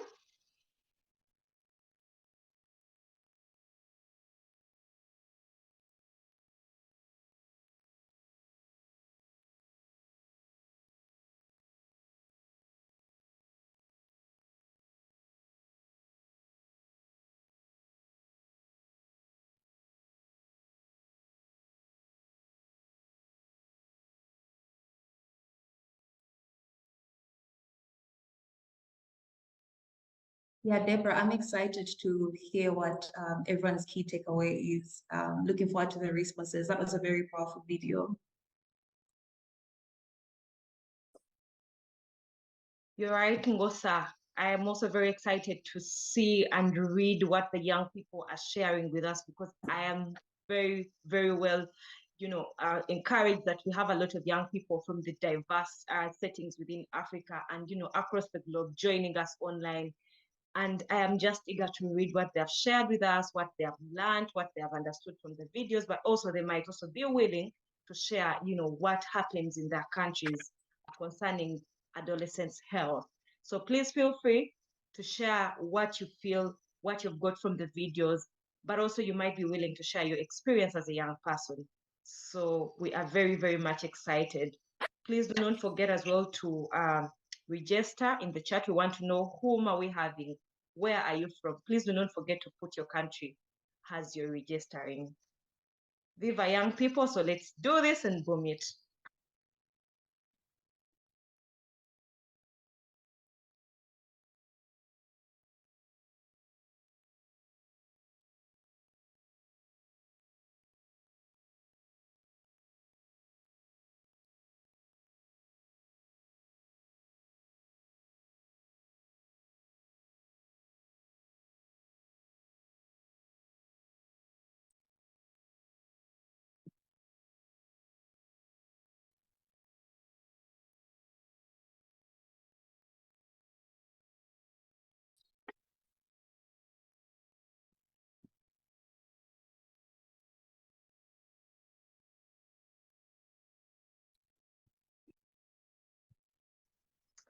As the young people are, trying to send in their responses, allow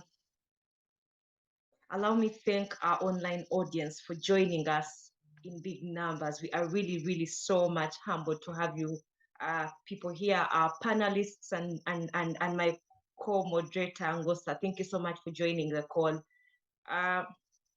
It is such an exciting experience for us to have you all on this call. It is so, so fantastic and wonderful.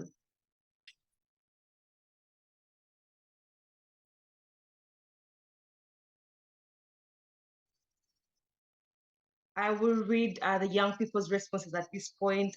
Someone is saying it pained them. Power of peers. This is so fantastic. Youth voices to be at the center of our programming. This is so wonderful. Empowered and enlightened. Strength and resilience. We must be serious about ending AIDS in 2030, and that means no discrimination, equal access for all. Youth leaders should be at the center. These are very powerful responses. Youth have expertise. This is so fantastic. I'm seeing young people taking on the lead. Fatopol, okay, this is, I think, a language I can't read at the moment.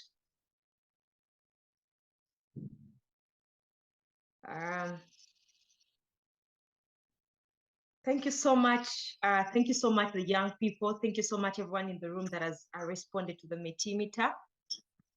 It is so fantastic. I am aware more responses are still coming in, and we are eager to read them, and we are recording everything. So we have everything on document. Just feel free to share more as you feel free to share more. I think one of the outstanding responses that has really, taken my thoughts is youth have the expertise. It is very, very key for us to recognize young people as expertise in everything they do. I am very, very much happy that young people are now starting to advocate for, not thinking about them as beneficiaries of programs, but also, programmers and, developers of these programs. It makes it much more better and encouraging for young people to join the programs when they see that young people have created the programs. That is why we stick on the saying that says, nothing for us without us. Everything has to be about us young people. And the fact that there needs to be a recognition on our diversity and gender needs is also very, very vital. So I am happy that the young people are bringing out, issues like we must be serious about ending AIDS in 2030. And this means no discrimination and equal access for all. So we need these programs to be responsive to our needs in our diversities, the strength and the resilience that young people have showed out. Young people have come out and spoken about their HIV status, about the issues they're facing, menstrual health management, access to health services is a challenge. So the resilience that we are bringing out is very, very key and fundamental.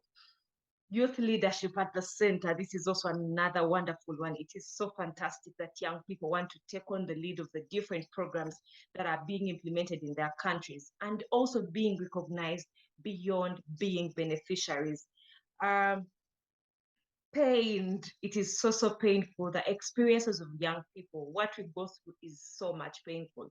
We have gone through sexual assault. We have gone through stigma and discrimination. We have gone through drug outstock. We have gone through, sexual commodity outstock. We have gone through a lot of things, and it is very, very painful. So I hear someone who says it is painful, but we are working towards progressing. And I am sure by 2030, we shall have, reached our agenda and worked towards it. The power of peers. Peers have very, very strong power, and they have helped and supported a lot of people to respond to their health issues. So I would want to end here and say thank you to everyone that has, taken part in the, I'll call it a challenge to send in a response. It was so fantastic. I'll hand over to my colleague, Ngosa. Thank you so much for facilitating the video on the Mentimeter, Deborah. It was so enlightening to hear everything that youth have to say about the fight against HIV, speaking from their lived experiences. And indeed, the experts of youth-led change are young people who are on the ground leading change. And it was just amazing to hear from them. We are now moving on to hear from our panel, who will be responding to concerns shared by young people and the kind of investments needed to be put in place to promote young people's health and well-being. Allow me to introduce our amazing panel of duty bearers. We are joined by Dr. Owen Muburungi, who is a Director, AIDS and TB Unit from the Ministry of Health and Child Care, Zimbabwe. Dr. Owen, you're welcome. Allow me to also introduce Dilani, who is the Global Team Leader, Safe and Healthy Learning Environments from UNESCO. Welcome. We also have Hilda Achayo, who is the Community and Social Support Manager from Reach Out Mbuya Community Health Initiative, Uganda. You are welcome and thank you for joining us. And last but not least, allow me to also introduce Tia Palermo, who is President at Policy Research Solutions. Welcome, Tia. Thank you all so much for making the time to join us today, and we look forward to this discussion. So to kick off our discussion, we will start with you, Tia. We just heard how punitive laws and policies result in poor health outcomes for marginalized communities. How then can we create a more conducive policy environment for multi-sectoral responses that address the social determinants of HIV for youth, especially for traditionally marginalized gender groups? Thank you for that question. We need to take a holistic approach in terms of advocacy, policymaking, and healthcare. Structural factors like poverty and economic insecurity affect adolescents' risks of HIV infection and adherence to treatment among people living with HIV and AIDS. For example, the DREAMS partnership, which aims to reduce rates of HIV among adolescent girls and young women in high-burden countries, includes comprehensive economic strengthening as a core element in its package of services. In addition, the UN AIDS Strategy 2021 to 2026 now includes social protection under multiple results areas. Social protection is defined as the set of policies and programs aimed at preventing or protecting all people against poverty, vulnerability, and social exclusion throughout their life cycle, with a particular emphasis on vulnerable groups. A common type of social protection program in Africa is a cash transfer. A holistic approach to the HIV response recognizes that economic security and health are mutually reinforcing. Adolescents can only reach their full potential when policies and interventions address these together. Economic insecurity can increase adolescents' risk of HIV by creating an environment in which adolescents may have to drop out of school, engage in risky behaviors, or stay in relationships where gender-based violence is occurring, all of which increase their risk of HIV. With colleagues at UNICEF, the National Institute for Medical Research in Tanzania, and Policy Research Solutions, we recently synthesized the evidence from multi-sectoral interventions targeting adolescents with both economic strengthening and health or life skill components. We found these interventions were effective at improving economic security, HIV prevention knowledge, gender-based violence, and mental health. Results were split in terms of HIV risk, where half of interventions found protective effects and half found no change. In terms of advocacy, we need to communicate clearly with policymakers that efforts to address HIV cannot be siloed. Ministries of Health and Ministries of Social Welfare or Community Development need to work together at national and local levels to invest in adolescents, including through initiatives to link social protection programming with the health sector. Zambia has made significant progress in the area of health sector linkages, and in Tanzania, there is a bill now being considered in Parliament which would allow national cash transfer participants to enroll in the Community Health Fund with a premium fee waiver. Advocacy efforts for multi-sectoral HIV programming for adolescents can emphasize both the benefits of multi-sectoral holistic approaches, but also their cost effectiveness and opportunities for cost sharing across sectors. Thank you. Thank you so much for that response, Tia. I like that you bring out the effectiveness and the economic benefit that a multi-sectoral approach has. And I hope this is something that we can still put out and recommend further. You've highlighted countries that have been able to integrate and link social protection with the health sector and the benefit that it has had so far in the fight against HIV and AIDS. So thank you so much for that response, and I'm eager to hear from other panelists as well. So I will go to you, Hilda. So Hilda, through your organization, Reach Out Mbuya, it supports adolescents' economic empowerment and healthcare needs. Community-led organizations like yours play an important role in mobilizing resources and responding to community needs. Yet we continue to see power imbalances and hegemony of funding where community-led organizations are not adequately catered for. What does sustainable financing of grassroots youth-facing NGOs like yours look like? Over to you, Hilda. Thank you so much. And like you have rightly put it, the community-led grassroots organization have a key role to play in terms of meeting the needs and the demands of the young people. Like you heard from their responses, they have high expectation and this need to be financed. And as a grassroots organization, we are in a very competitive development space where you have to be able to look for the funding in the general space with the other actors. And so we have to position ourselves and be relevant in order to tap this financing so that we have sustained financing for all our programming. And what does that take as a grassroots organization? First of all, you have to ensure that you are a recognized institution, you're legally registered, because no donor would want to associate with someone who is not legally registered. So you have to position yourself and have a strong system and strong human resource so that you're able to sustain the little funding that you get as a grassroots organization. As a grassroots organization, you also have to diversify your funding sources. You don't put your eggs in one basket. Ensure that you have varied funding from various sources. And also you have to be able to use the resources that are given to you properly. And you also explore possibilities of having flexible funding. That can be done. You can either have a social enterprise, membership fee. You can also invest in bonds if you can, but you have to have some level of flexible funding that can sustain you in the event that there is any kind of drought. The other thing is that usually people are supported as a result of their work. And as grassroots organization, we need to invest in documenting our successes and be able to ensure that we are visible in the space. There we can easily be identified and have continued funding.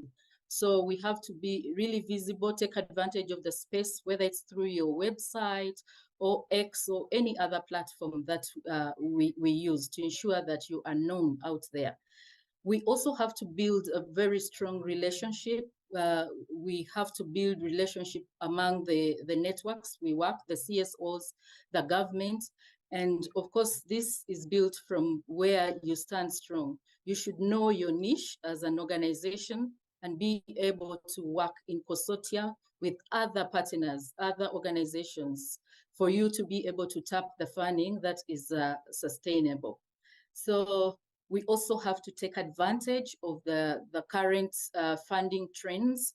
Most donors these days are talking localization, and we really want to work with the grassroots organization. Therefore, we have to position ourselves in order to tap into that funding space for the local organizations. Like we rightly put it, while we are working with the young people, we have to work with them in order to sustain this funding. Like they said, they are skilled and they have the talent. And so if they are part of your program, then it's much easier for you to also market what they are engaged in. It's a competitive space, so you have to be visible, you have to be legally registered, you have to always look out for the leads to see where the opportunities are. Thank you. Thank you so much for that, Hilda. And I think I really like the fact that you highlighted the flexible funding that we have to look out for to ensure that we have an unrestricted source for us to do more and have more impact in terms of our programming and the work that we're doing in our communities. And I believe a lot of young people out there who are leading community-led organizations have learned so much from the feedback that you have provided. I will now move on to Mary. And so, Mary, evidence shows that there are multiple social and economic benefits to young people, especially girls, when they complete secondary school. So how can we better utilize schools and educational institutions to play a better role in the transformative HIV response for youth? Thanks, Ngosa. Really great to be here and to have this opportunity to share some ideas. Well, you just answered your first question in terms of what we can do to make sure that schools are playing this appropriate role in the transformative HIV response. And one of the first answers is the one you just provided about keeping young people, bringing young people to schools and keeping them there, especially girls and young women. We know that that has a huge protective effect, and we need to ensure that schools are able to do everything they can to make that happen. We heard in one of the videos about a girl who had fallen pregnant, but was able to have her baby and come back to school. That's a very important policy aspect. Other things that happen in schools beyond the classroom, like school feeding, appropriate extracurricular activities. There's a number of things that schools do to ensure that they're meeting the needs just beyond just the education needs of the children that attend. Schools also need to make sure that the climate that's established in the school acknowledges that HIV is not over, that it's a prevention issue every single day for young people, and that many young people are living with HIV. And without saying we should normalize what is an incredibly difficult situation, we need to ensure that it acknowledges that this is the reality for most people, living with HIV and also coping with what it takes to stay negative, which isn't always easy. Another aspect of what happens in schools is around school health services. And we need to make sure that school health personnel, they know about HIV, they can talk about it, they're comfortable talking with adolescents about issues around HIV and sexuality, that they know about sexual and reproductive health, and that they're well hooked in so they can refer young people to healthcare services when they need them. And the other, of course, very important things that schools do is through education itself.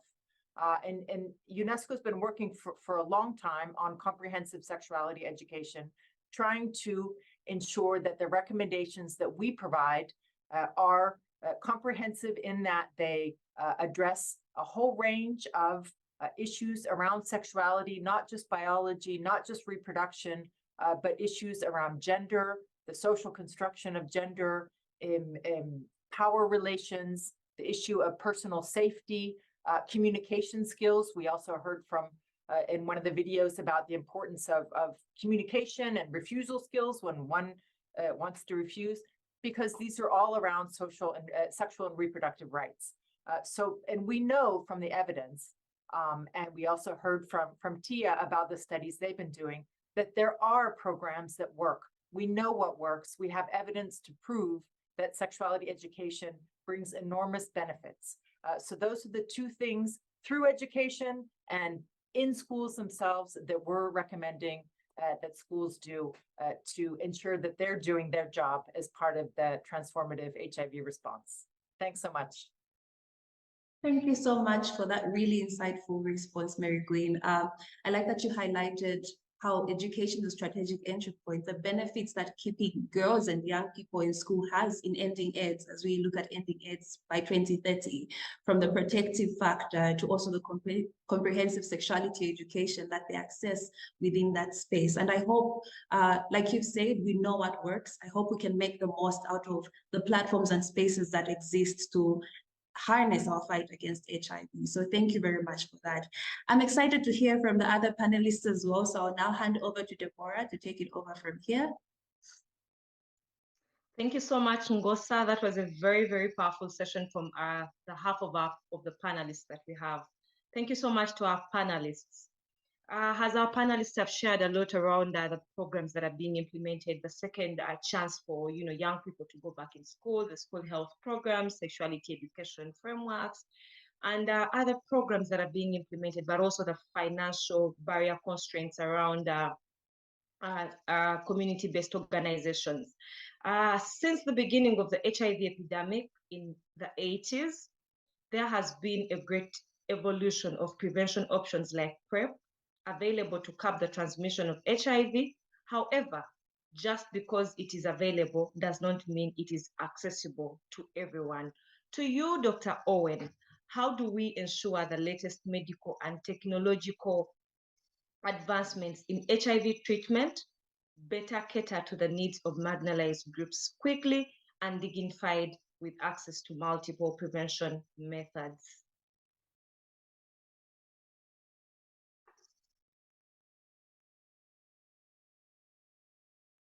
Did we lose Dr. Owen?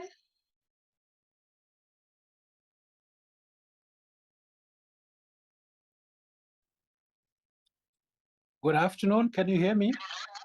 Yes, we can hear you. Good. Thank you so much. And sorry, I have some connectivity problems, but I'm hoping that you'll be able to hear what I have to say.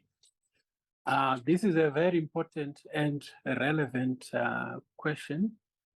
The most important thing is to start by saying that we need to make sure that we address the structural and systematic barriers that hinder access to services, specifically the sexual and reproductive health services for young people. We know that in a lot of times, young people are treated as subordinates. They are usually chaperoned when they seek health services, and they don't have the power to go and seek health services on their own. So we need to start by deconstructing and making sure that the legislative agenda and the structural issues are dealt with. In most cases, young people do not have the economic power to go and seek health services. They have to go and ask a parent or a guardian, again, to be able to do that. So our systems should be child and youth friendly to make sure that our young people can access these services. The second bit is, of course, to create the awareness and the necessary information that is disseminated among us young people so that they can know what is available and where they can get it. And we know that today, the young people are probably the most ones that use the technology, the cell phones, WhatsApp, and all those things. And it has the power using that to reach the most of the remote areas in our population, and also those that are disadvantaged, specifically our key populations and people with disabilities. So we need to utilize those so that our young people can get into that. We can also use mobile health services and telemedicine to make sure that they can actually consult or they can get information from service providers that can give them the necessary and the important information on where and how to get those services. The critical issue is, of course, making sure that whatever we're doing, we also take cognizance of the young people. They have the capacity, they have the expertise, and the leadership to provide all this. So PLA... Dr. Owen, I'm sorry to interrupt, but has you wrap it up? Thank you. Okay. So we use PLA interventions using the young people to make sure that they come up with programs that are specific, tailor-made for themselves so that they can access services for our adolescent girls, young women, men or sex men, and sex workers. We also can differentiate our services to make sure that the marginalized and those that do not usually have access can be treated and be provided with the services. So in short, all I'm saying is that involving and making sure that the young persons are at the center of whatever we do in terms of the research, the provision of HIV prevention activities like PrEP and others is core to what we need to be doing. Thank you very much. Thank you so much, Dr. Owen. Dr. Owen sums up everything on making sure that young people have to be at the center of their programs in their different diversities. This question goes to all our speakers. Youth leadership is very, very key to getting more young people to information and access to services. How can youth leadership programs be integrated into the broader HIV response? Just 6 seconds to every speaker. I'll start with you, Tia. Thank you.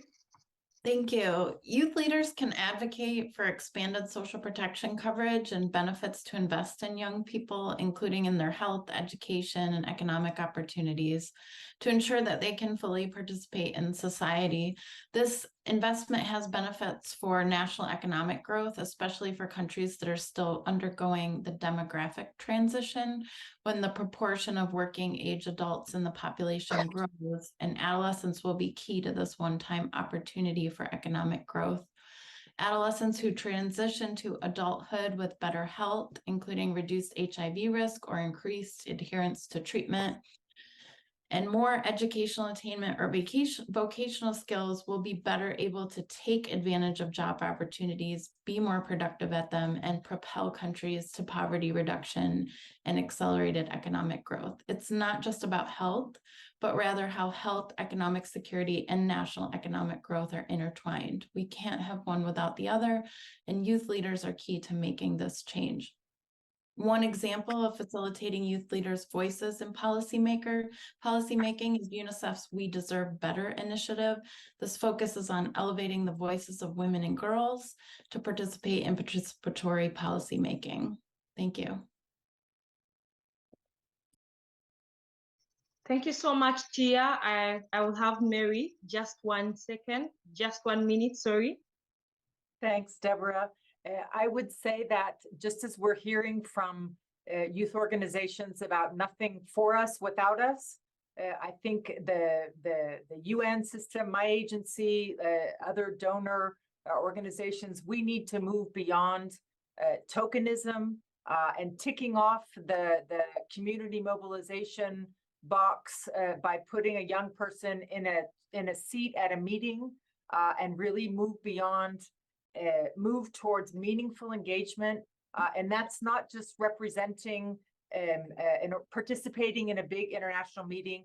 That's engaging young people in the early stages of research, of policy design, of needs assessments from the beginning, and recognizing that this isn't free, that young people do have the expertise to participate with their skills and can make a contribution. And just like any other service that we need or procure, we need to find ways to fund that in stable ways so we can take best advantage of the skills and knowledge that young people and youth organizations bring to the table. Thank you so much. Thank you so much to our panelists. It has been such a wonderful panel. Recognizing the need to make sure that we have a better way to transforming the HIV response for adolescents and young people. I'll give it back to Ngosa. Thank you so much, Deborah. Thank you so much to our amazing panelists. It has been such an insightful discussion. And I think it just further cements why we need to meaningfully engage young people in issues that affect them. And we need to continuously invest in the leadership of young people as agents of change, but also as people with their own agency in ending AIDS in 2030. So while at the same time, we also have to hold governments and other world leaders accountable to prioritizing our health and well-being. I'd just like to remind the audience to make use of the resources section to access reports and publications and some of the materials that have been referenced in this conversation, just so we can, be more informed when it comes to ending HIV by 2030.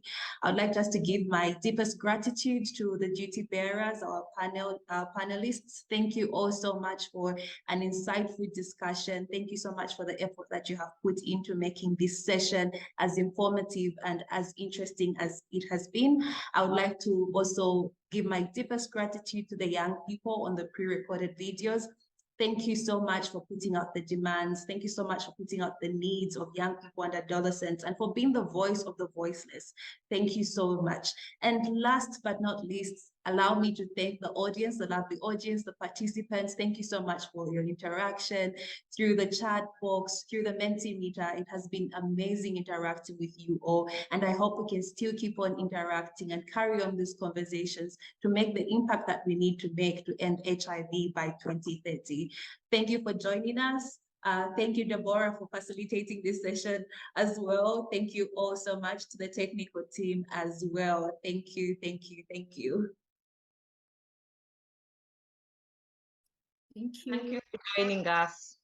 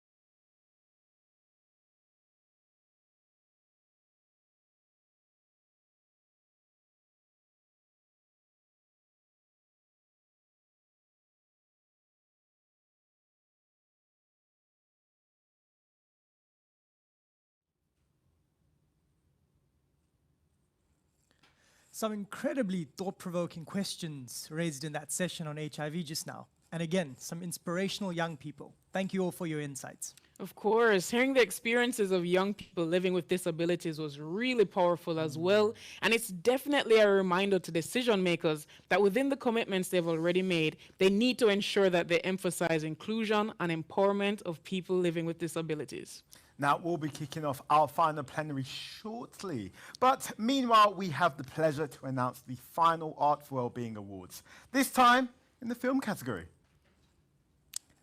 Keep watching to find out who won.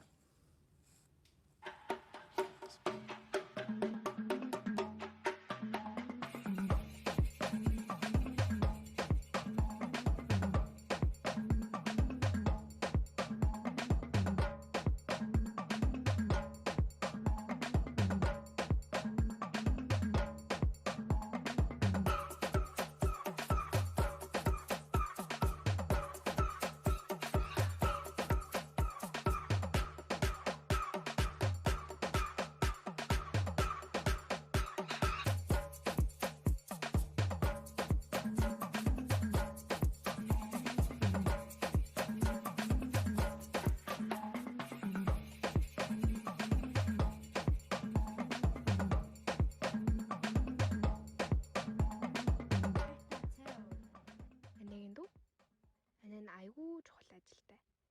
Чи маргааш дүүгээ дагуулад эрт унтчих юм бол энэ маргааш чамайг дахиад таниндаа дагуулж явах шүү. За энэ. Чухал ажил гэж юу юм? Чухал ажиллаа дараа хэлье заа юу.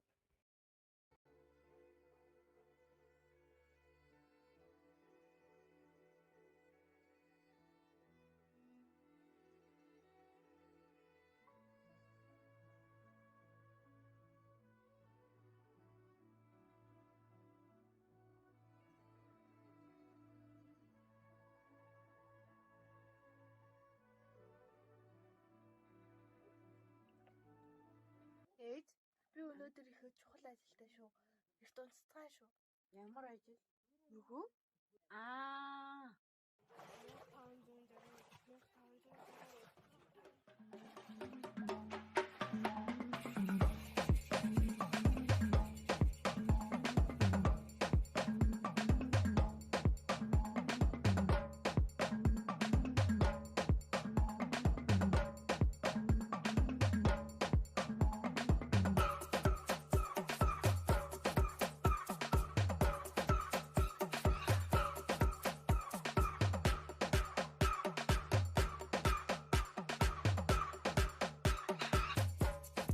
Social well-being revolves around building and maintaining healthy relationships. It's about finding, belonging, and creating meaningful connections. Purpose and meaning provides a compass for an adolescent's life. It's about finding one's passions, setting goals, and pursuing them with determination. Emotional well-being is when an adolescent learns to navigate their emotions, express themselves authentically, and seek support when needed.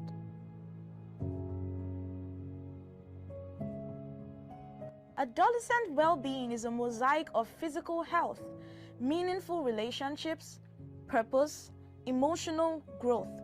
It's a journey of self-discovery, resilience, and personal development.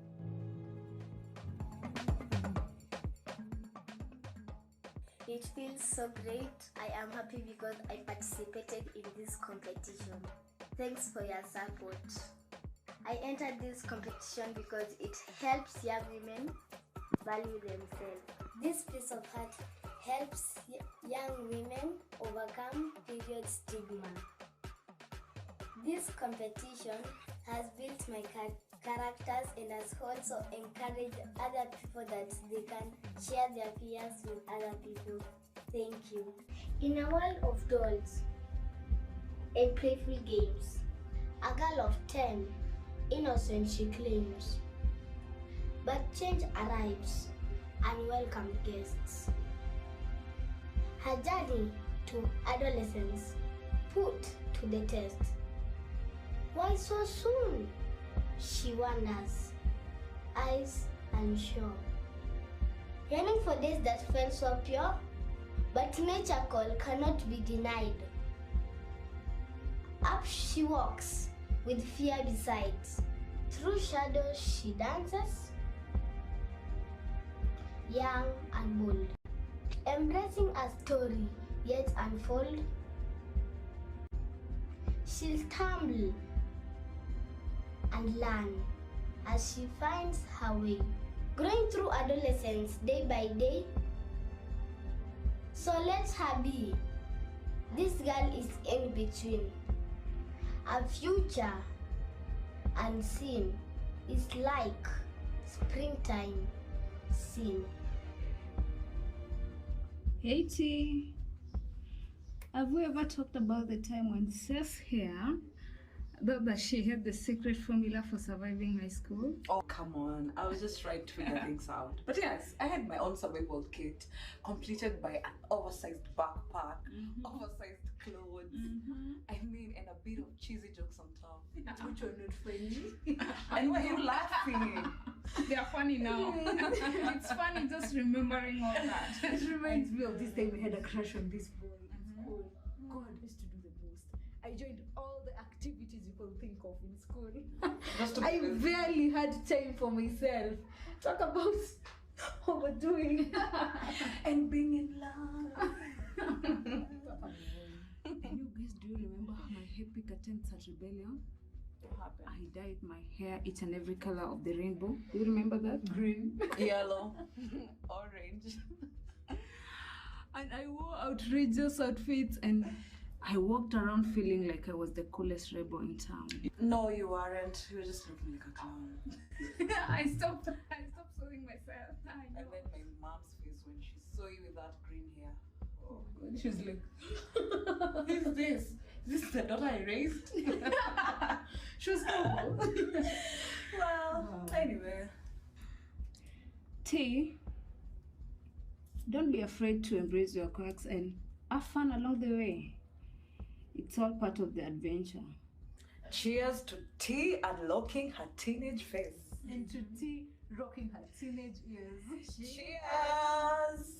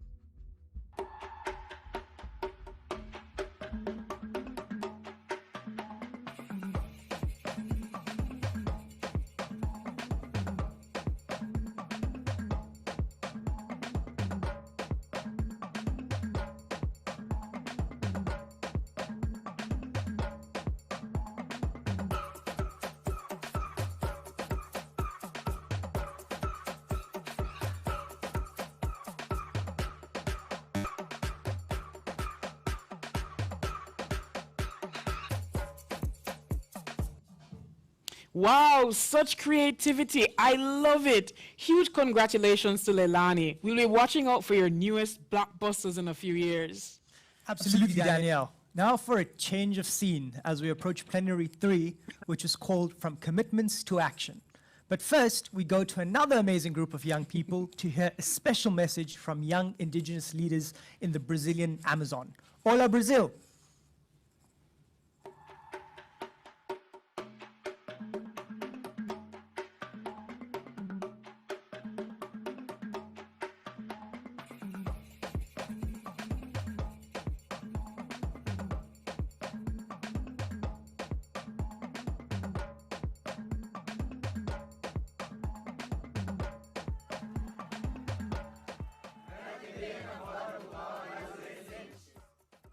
Olá, Fórum Global para Adolescentes. Nós da juventude.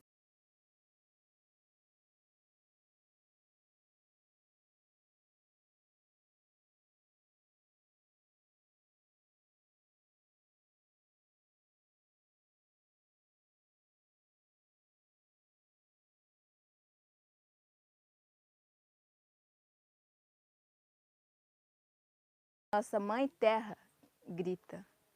Todos devemos adaptar-nos para enfrentar um grande problema que o mundo vive. Nesse momento, secas na Amazônia que nunca vimos antes.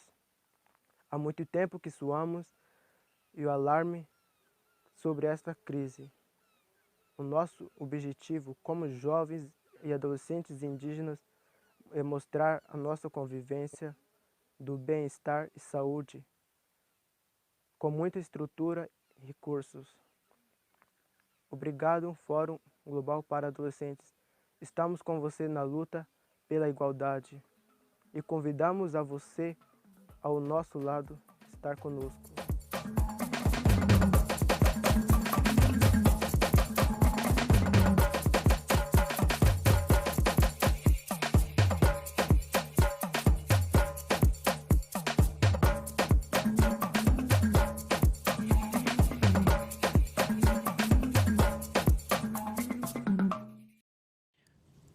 Wow, that was quite something. Thank you so much to the Paitev Surui young people. That was a critical message straight from the Amazon rainforest to participants in over 100 countries at this forum today. We are truly uniting, rising, and leading for change.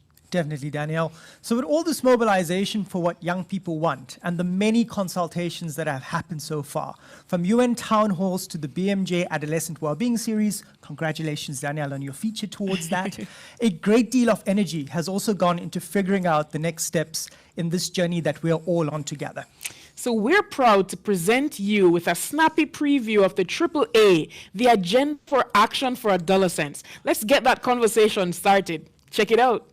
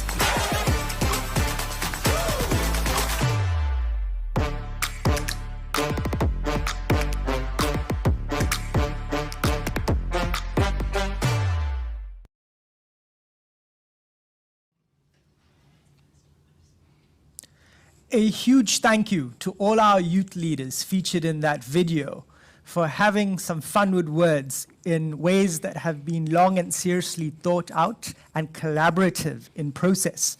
Now, to guide us through the AAA in more detail, we're joined by my good friend and comrade, Gareth Jones, who is on screen. And Gareth, welcome. And we're so glad that you could join us. If you could tell us a bit more about how the AAA came about.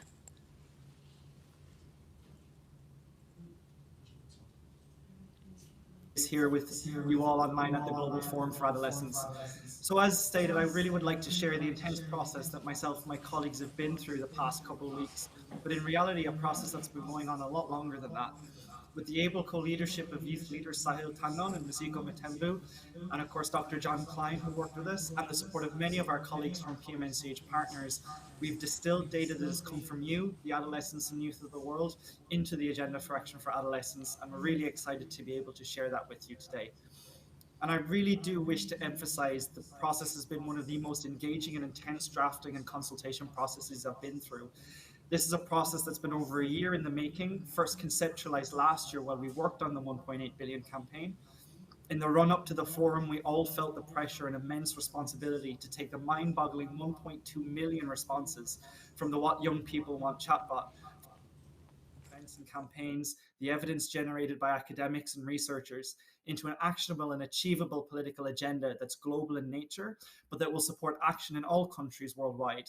We also took great care to ensure that the agenda reflected the interconnectedness of the adolescent well-being domains that we have seen is so important in our lives.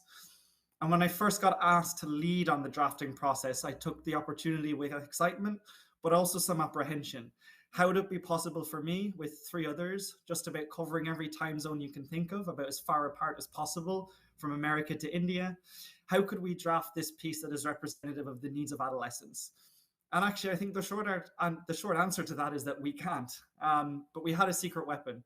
And in fact, we had 1.2 million secret weapons. We took our cue from all of you who engaged with us and really championed what you told us you want through the What Young People Want chatbot and campaign. That's why I'm really excited that we get to launch this today and share it with you. And actually, I don't think we get to share it with you. I feel more that we're handing it back to its rightful owners. I think the most important thing about this agenda and the GFA is that it's all been under the able leadership of adolescents and youth from the very beginning. Everything in the agenda that we will be presenting to you today has come directly from the work you've all done in mobilizing for the 1.8 billion campaign, and it's really come from the 1.8 billion Young People for Change.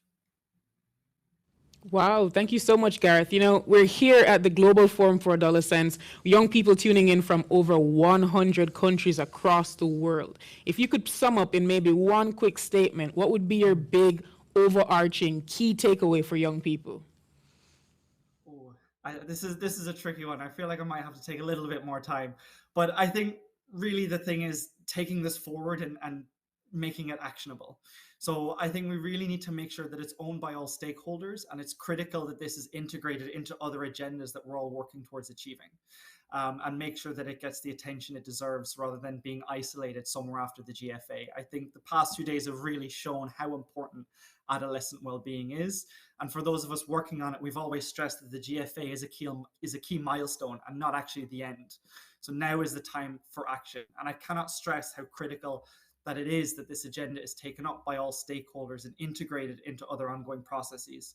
So for example, next year, we're going to have the Summit of the Future. We'll continue to have voluntary national reviews and the universal periodic reviews. So the commitments that countries have already made and that will be showcased later only really serve to accelerate implementation of all of these agendas. Everything works together. And we're really committed to working together with you all on this, from data generation to advocacy to accountability. And I also would like just to take this opportunity to recognize the immediate need for action and accountability as we move this agenda forward, honoring the voices and diverse needs of 1.8 billion young people globally, particularly those living in war. These cannot just be words on a document or empty commitments when lives are on the line. And in particular, I'd like to highlight that we stand in solidarity with the young people of Palestine, almost half of whom are under 18, whose health, rights, safety, well-being and agency matter and are currently being violated in some of the most horrific ways imaginable. This agenda only works if we all act together for all adolescents and youth. I think there isn't a clearer demonstration after the past 2 days of the need for all of us to take urgent action to create a better world for adolescents and young people. And I hope that everyone has been inspired in taking this forward and taking action in your communities. Wow, thank you so much, Gareth. I believe we're now moving over to a very special message, and it's so great to hear from you. I know we have a message from the esteemed chair of PMNCH. She is the former Prime Minister of New Zealand, a global leader and tireless advocate. Over to you, the Right Honourable Helen Clark. Greetings to all our colleagues, supporters and friends, including especially the thousands of young people who are taking part in this first ever Global Forum for Adolescents. I know from long experience that deep and lasting change doesn't happen unless the voices of those who most want it and need it are heard. So, to improve adolescent health and well-being, the voices of today's young leaders have to be heeded and must drive change. I'm thrilled that in the lead up to this Global Forum, we've heard the voices too of thousands of adolescent girls from more than 40 countries who took part in the town hall discussions which UN Women hosted. My thanks go to dedicated researchers who've contributed to 15 technical papers, 8 multi-stakeholder consultations, and the British Medical Journal's series of papers on adolescent well-being. So now it's time to move forward with the action agenda for adolescents. And let's focus on the A for action. Today, we are calling for action by governments and all other stakeholders, action which can protect adolescents in all their diversity, ensuring equity and equality. This is the time for political commitment to new policies, to more resources, increased funding overall. We will need more data to drive those commitments and a new indicator on adolescent well-being to track progress as we work towards the Sustainable Development Goals target date of 2030. Those SDGs won't be achieved without improving the prospects for young people. Throughout the 1.8 billion consultations of the past year, young people have been calling for the resources and the policies and the programs which would meet their needs. They've been so clear about what they want: equal opportunities, youth-friendly spaces, better education, job skills. All young people, everywhere, must have a fair chance to contribute to their own countries and to the world, and above all, to pursue their dreams. I invite everyone participating in this global forum to promote the action agenda for adolescents within your own networks. And let's put strong accountability mechanisms in place to make sure that our joint efforts bring real change for the better. Let's pay serious attention to the 1.8 billion, the biggest youth generation in human history. The Global Forum for Adolescents is just the beginning of a very important conversation. Let's keep that going to ensure that together we create a better world for this generation and for generations to come. Now it's back to our hosts who have some exciting announcements. Thank you so much to the Right Honourable Helen Clark. Now we come to a pivotal moment. As we have seen just now in the Agenda for Action for Adolescents, it's critical to have resources and political commitment in order to move forward together. Indeed, Danielle. Now, we're both happy to tell you that we have the latest news on the commitments made by governments. So let's go to Brian Wong, our good friend and 1.8 billion reporter at the UNJ in New York. Over to you, Brian. Hello, I am Brian Wong, and today I'm reporting for 1.8 News at the United Nations General Assembly in New York City. Today we've got very important announcements on the floor. Take a listen to this.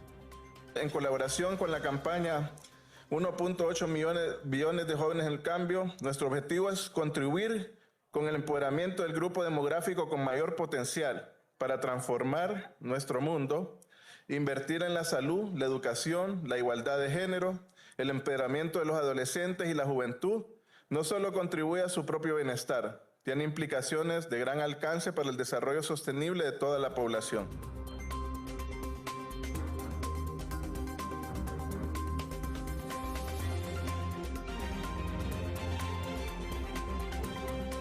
I'm delighted to announce that my country has developed a national commitment on adolescents' well-being, a blueprint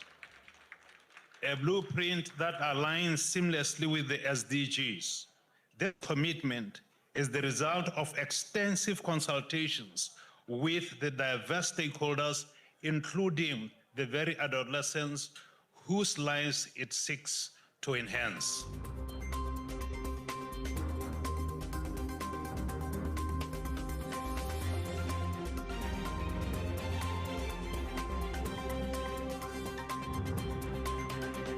I'm here today to tell you that this is, quite frankly, a key priority for Canada.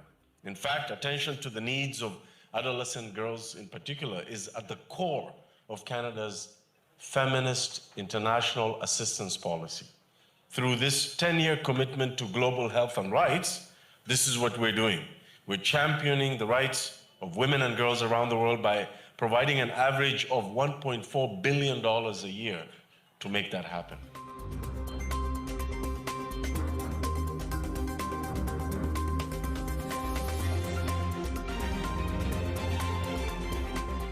Excellencies, the government of Liberia recognizes the importance of providing resources and opportunities for all adolescents and young people to reach their full potential as individuals and citizens.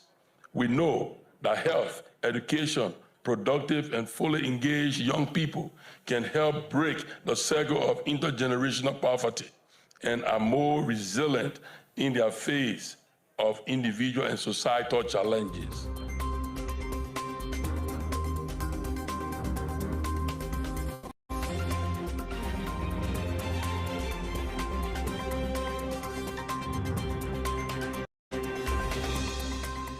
Malawi is making the following commitment. In the good health and well-being domain, Malawi government commits to increase government's allocation for family planning 2030 from the current Malawi currency 570 million to 1 billion.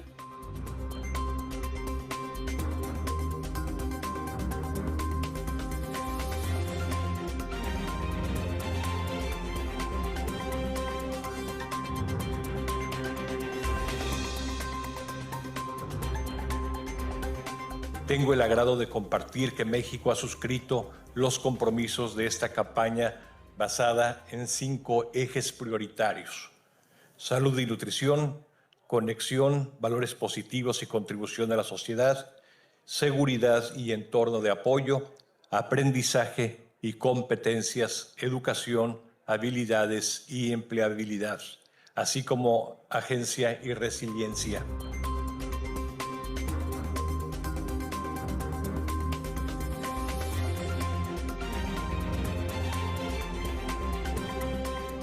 Supporting a youth agenda means supporting an agenda of sustainable development, because working for you, the 1.8 billion is also working for the future. So the green transition, the digital transition, the social inclusion, the gender equality, and also decent opportunities for jobs and education is also part of our job.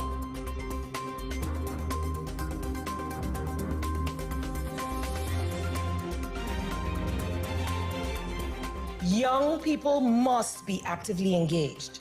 And as governments and your village, it is our responsibility to do that by actively listening. Make the SDGs cool, make gender equality cool, make getting healthcare to every person cool. And it is going to be your generation that does it. And we are here to support that.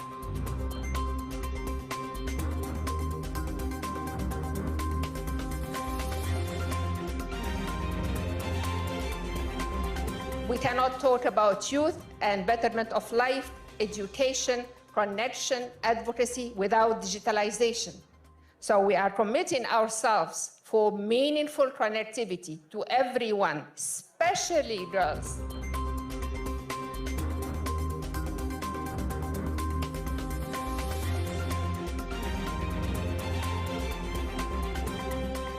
We believe that we need the vision, engagement, and participation of all young people to build a greener, inclusive, fair, and just future.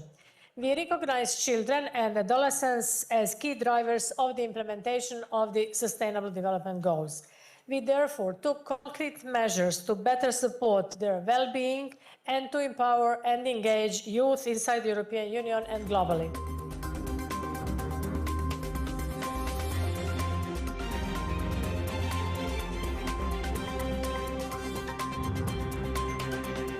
Of course, we're really pleased to see these governments take bold actions for adolescents and young people. This is absolutely critical to see that these promises are indeed kept.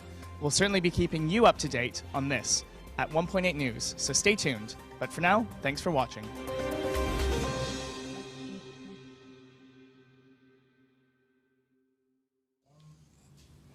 And since these commitments, even more governments are stepping up to the plate. Here are two more just in.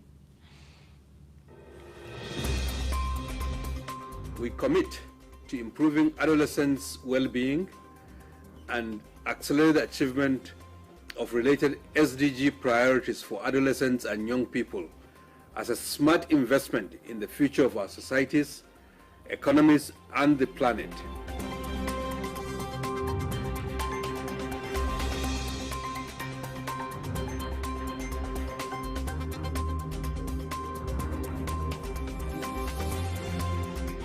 I am so pleased to share an overview of our exciting new work for improved adolescent health and well-being with all of you.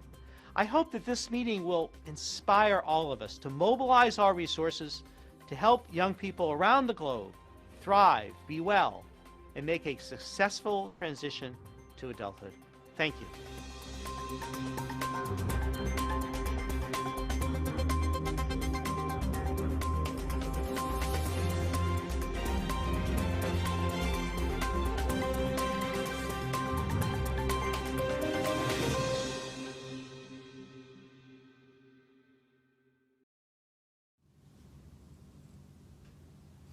Wow, and we have further breaking news with 7 more commitments. Check this out.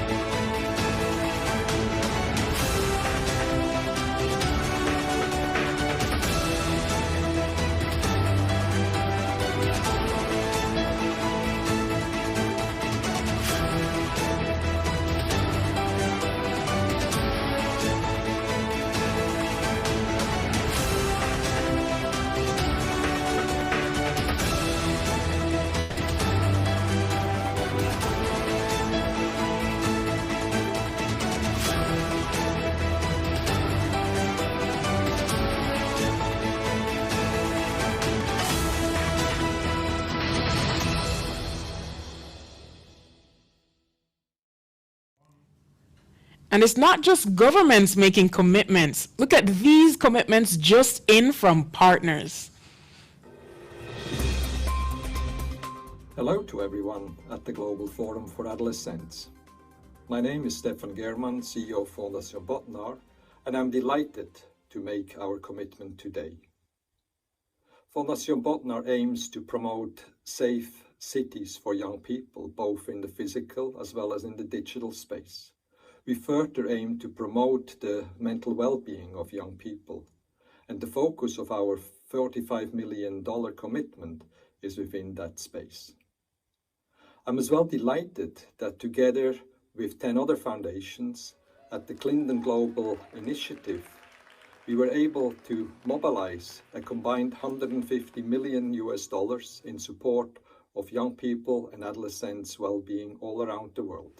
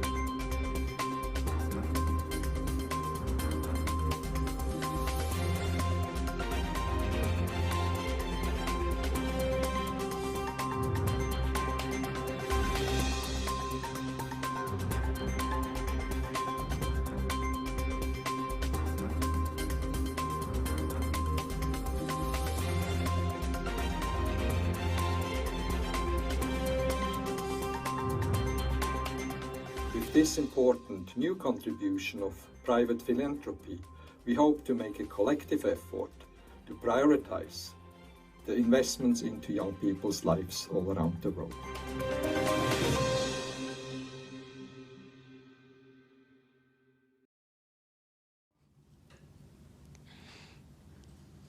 Wow, isn't that incredible?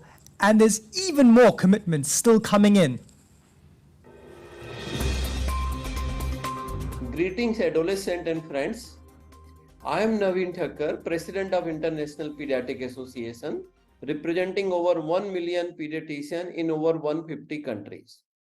We are delighted to commit to, first, ensure explicit focus on adolescents and their particular needs of all our activities in early, middle, and late adolescence. Second, strengthen partnership at all levels to prioritize comprehensive programming for adolescent well-being. We have started with convenings in more than 15 countries and intend to cover all 150 countries in our network, working hand in hand with other health professionals and partners. We are set to deliver. Thank you. Plan International, we were very instrumental in creating the International Day of the Girl, which is now in its 12th year. As the Chief Executive, I'm very happy that my role at the time of the Global Forum for Adolescents is being taken over by Amelie, who is 16 years old from the United Kingdom. So over to you, Amelie, to talk to us about the plan's commitment and your perspectives on the sexual reproductive health and rights. Thank you, Stephen. Plan International's global commitment is to raise the voices and demands of adolescent girls through providing engagement with UN and other key international platforms. Plan will expand and deepen its transformative programming and influencing work on comprehensive sexuality education, prioritising inclusive, age and gender responsive sexual and reproductive health services, and a sex-positive approach. Plan International also commits to designing and implementing a new training package to advance sexual and reproductive health and rights in contexts affected by the rollback of rights and shrinking of civil society space, and this will be piloted in 5 key countries. I am personally committed to be here discussing these issues because I believe every young person has a right to education to improve their understanding of their sexual and reproductive health, to ensure they stay safe, and to ensure they understand their rights. Hello everyone, my name is Dr. Maliha Khan and I'm the President and CEO of Women Deliver. I'm delighted to announce our commitment to advance the health and rights of adolescent girls, the Emerging Leaders Program.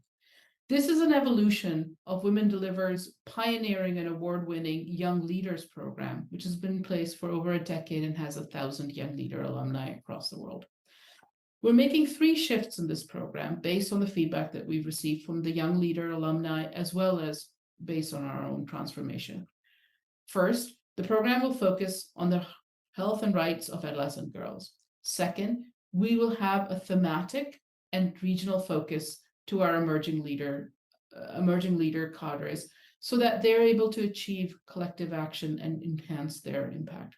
And lastly, we'll make even more flexible multi-year trust-based funding available because we know that that's a demand for advocates across the world.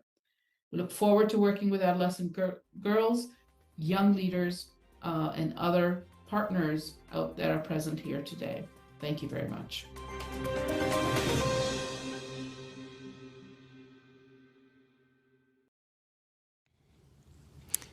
That was a lot of commitments from governments and partners from all over the world. So impressive. And has often been said over these past 2 days, this is just the start. So now we've seen our action agenda, we've seen the commitments with even more to come, but how are we going to make sure commitments are delivered? How do we ensure that we move forward together to achieve our agenda for action? Well, I'd like to welcome journalist Anuba Bhosle from India to guide us through that discussion with a panel of key leaders. Of course, we know that they'll be focused on making sure that accountability mechanisms are in place and that promises are kept. Over to you, Anuba, for a final but very important session on accountability. Thank you so much, Danielle, and all the fellow hosts. And thank you for underlining the final part. Yes, this is the final conversation of Plenary 3 and the day. So absolutely no pressure on any one of us and the panelists. I think safe to say by now, the absolute moral, economic, political, human imperative for investing in adolescents and their well-being should be so very, very clear to us. As Danielle and everybody else mentioned, we now have tangible commitments in front of us. We have 14 of them coming from diverse regions. They're aligning with the agenda for action for adolescents and those 7 action plans. In fact, there are 4 explicit financial commitments as well that have come forward. So in a sense, safe to say that there is a robust blueprint in front of us. But the question is it enough? How are we going to make sure that we move from commitment to action, A for action, as Helen Clark said? How do we keep everybody, including ourselves, accountable? Let me introduce and take all of these questions to our stellar panel. They're going to delve into some of these questions, as well as perhaps outline what key next steps could be. The panel is going to be there, already there on your screens. There's Evelyn, the adolescent champion from Bolivia. Safe to say she's bringing the average age down of this panel by a couple of years. Andrew Jack is here with us. He's the global education editor for the Financial Times. Parajita Gogoi, the Executive Director of the Center for Catalyzing Change, joining us from India, and Gitinji Gitahi, who serves as the Global Chief Executive Officer of AMREF Health Africa, as well as the co-chair of PMNCH Strategic Advocacy Committee. Good evening, good morning. Thank you very much, everybody, for joining us on this panel. I'm going to start with that overarching question. You've all possibly looked through, or at least partially look through the commitments that have been made by governments and other stakeholders. My sort of overarching question to all of you, what do you actually make of them? What stands out for you? I'm going to start first with Evelyn. Evelyn, what do you make of them as a young person? Do they speak to you in both letter and spirit? Bueno, askiro kikpanay tapachani istirinaka ka kamaraki aka Foro Mundial Pasnag, no? Lo que acabo de decirles. What I just said is Aymara, my indigenous language here in Bolivia. I just said good morning to everyone of you. Is starting with a question on how to guarantee that youth can do a follow-up, and how can adolescents and youth do this follow-up and guarantee access? Is only by political activism vis-a-vis governments taking part as youth to be included in the decision-making spaces, providing skill training. I'm sorry, I just forgot the word. With more budget to have support for this work.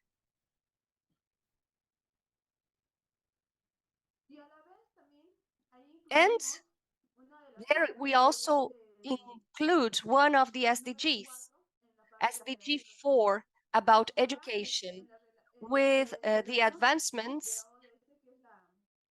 in ODS of SDG 4. Sometimes this is not taken into consideration. We also have to consider that what happened during the pandemics, internal and external conflicts of countries, and instead of having patriarchal cultures that are usually the cause for more than 100 billion adolescents are running into the risk of lagging behind. And we also find a number of 130 million children that are still not in school. These are some data we can mention, but we as young leaders, we suggest the support of our families and government so we can have more opportunity to develop positively the present and the future, fighting the heterocentrism and patriarchy in education, to have a regional impact, a global impact, and with that, taking into consideration the quality of education. We need a better performance to advance to work the numbers that are registered in the reports for each of each state. Just to mention some of the countries where we had setbacks and the indicators we had. For instance, Venezuela or Colombia, in Argentina, Bolivia, Jamaica, and many other countries that had no advances or setbacks. So what we propose from the youth, that guarantee that all children and adolescents finish their primary and secondary school, and that education should be public and free of charge for all the population, without excluding anyone, and with a commitment of government, having a better budget and mechanisms for accountability, as we just said. Thank you. Fair enough, Evelyn. I think you've made a passionate plea there, not just to governments and stakeholders. Andrew, if I can throw it to you. Some of the commitments that we've studied seem to be a step in the right direction, but you believe they're moving the needle substantially. To me. Yes, and hello, everyone. So yes, briefly, I'd just say, obviously, it's great to hear these commitments from governments, but also from agencies, from philanthropic organizations and so on around money, but also targets and priorities.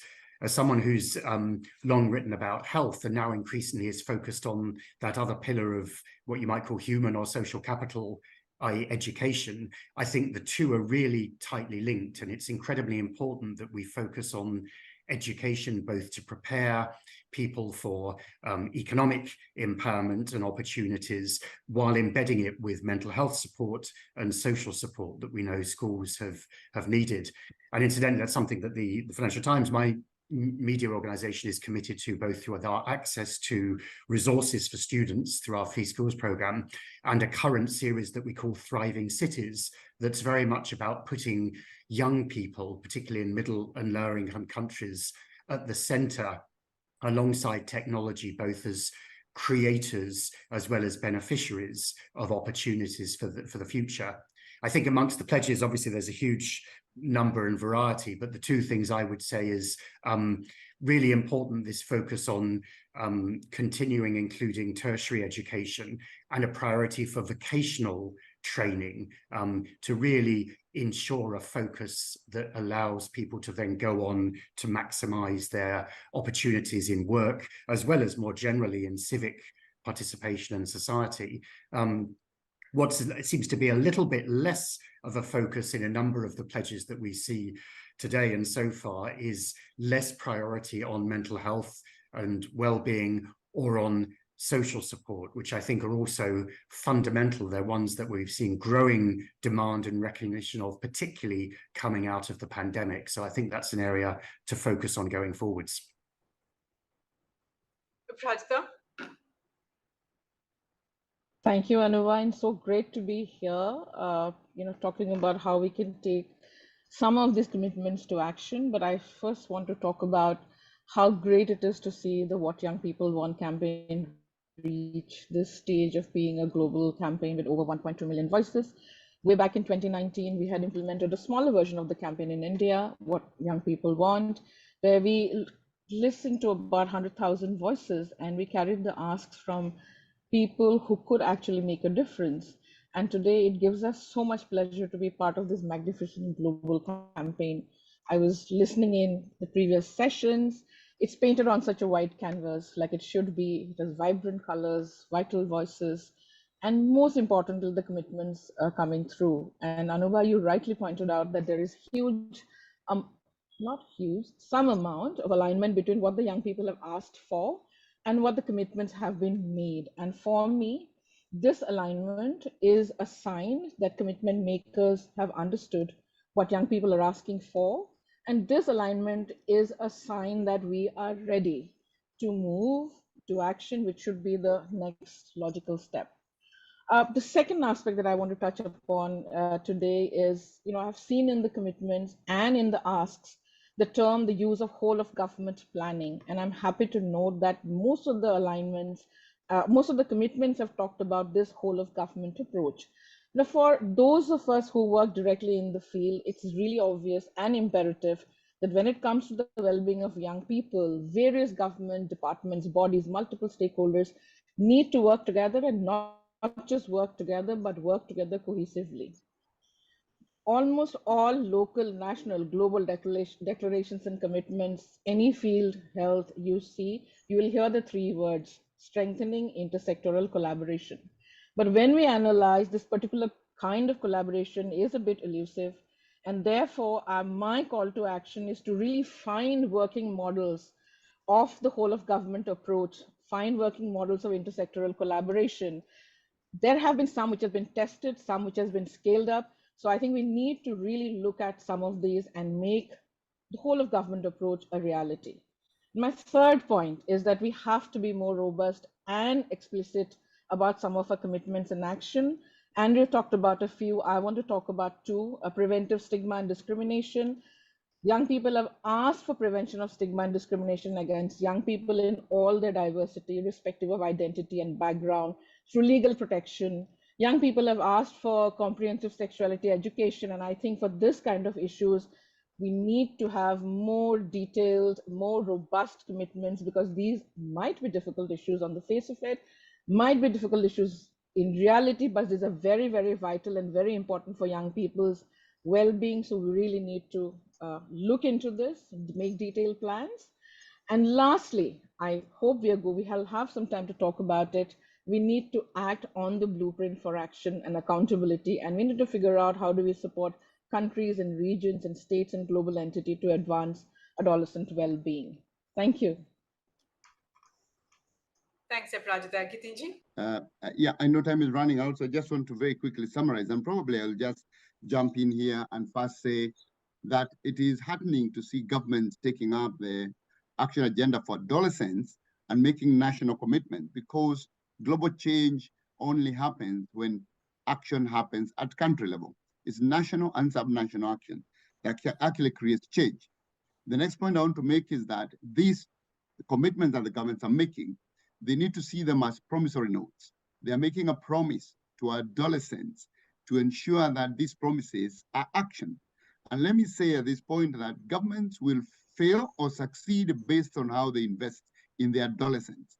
This is true for every single government, because this is where hope really delivers a fully functional life in the future, or a non-functional life in the future. And if we don't invest in adolescents, then we are going to have insecurity and also health insecurity. we are going to actually have unstable population. So it's very important that we meet our commitments. The next thing I want to say is that these commitments, we must then look at how do we actually make sure they are actioned. And I know that's what we're supposed to come to next, but I just want to comment here because I know there will be very little time. I've seen in the commitments, governments have committed money. Let me just say that love is shown in budgets. So when I see financial commitments, I know that those can be tracked. I see that there are other commitments that are similar to what we've said in the past. I think it is up to us to take the pen of our paper and actually get to the field and implement these by codifying our promises in legislature, in policy, back at home, with full accountability through meaningful youth engagement, as stated in the agenda for the Summit of the Future next year. So that when we are measuring the SDG targets, these commitments are part of that target, and they are part of the voluntary national reports. But these national reports, not only voluntary, but also inclusive, including the adolescents at home to say, have these promises actually been met, or are they just empty words? I think that's the point I wanted to contribute. Thank you. Thanks so much, Vidinji. I think you brought us really to a good point to talk about the next steps. And I like what you said, that these commitments are actually promises that you've made for adolescents, and your perhaps future is going to be marked in whether these promises are kept or not. Evelyn, I'll have to start stitching this panel a little bit together, but I want to raise that question with you. As a young person, how are you thinking about making sure that your representatives, governments, or other stakeholders are going to be accountable? How are you going to mobilize yourselves together as youth groups, as youth champions, as youth leaders, to make sure that there are clear accountability, that these promises that have been made actually translate into the actions that you want? Evelyn.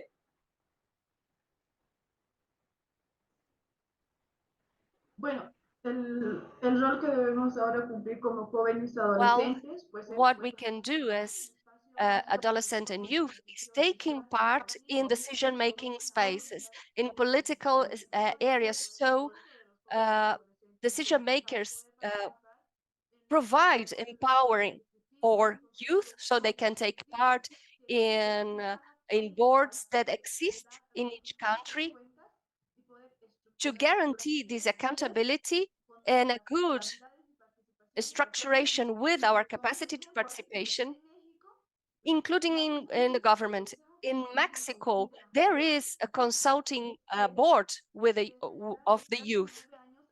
Since 9-year-old up to 24-year-old.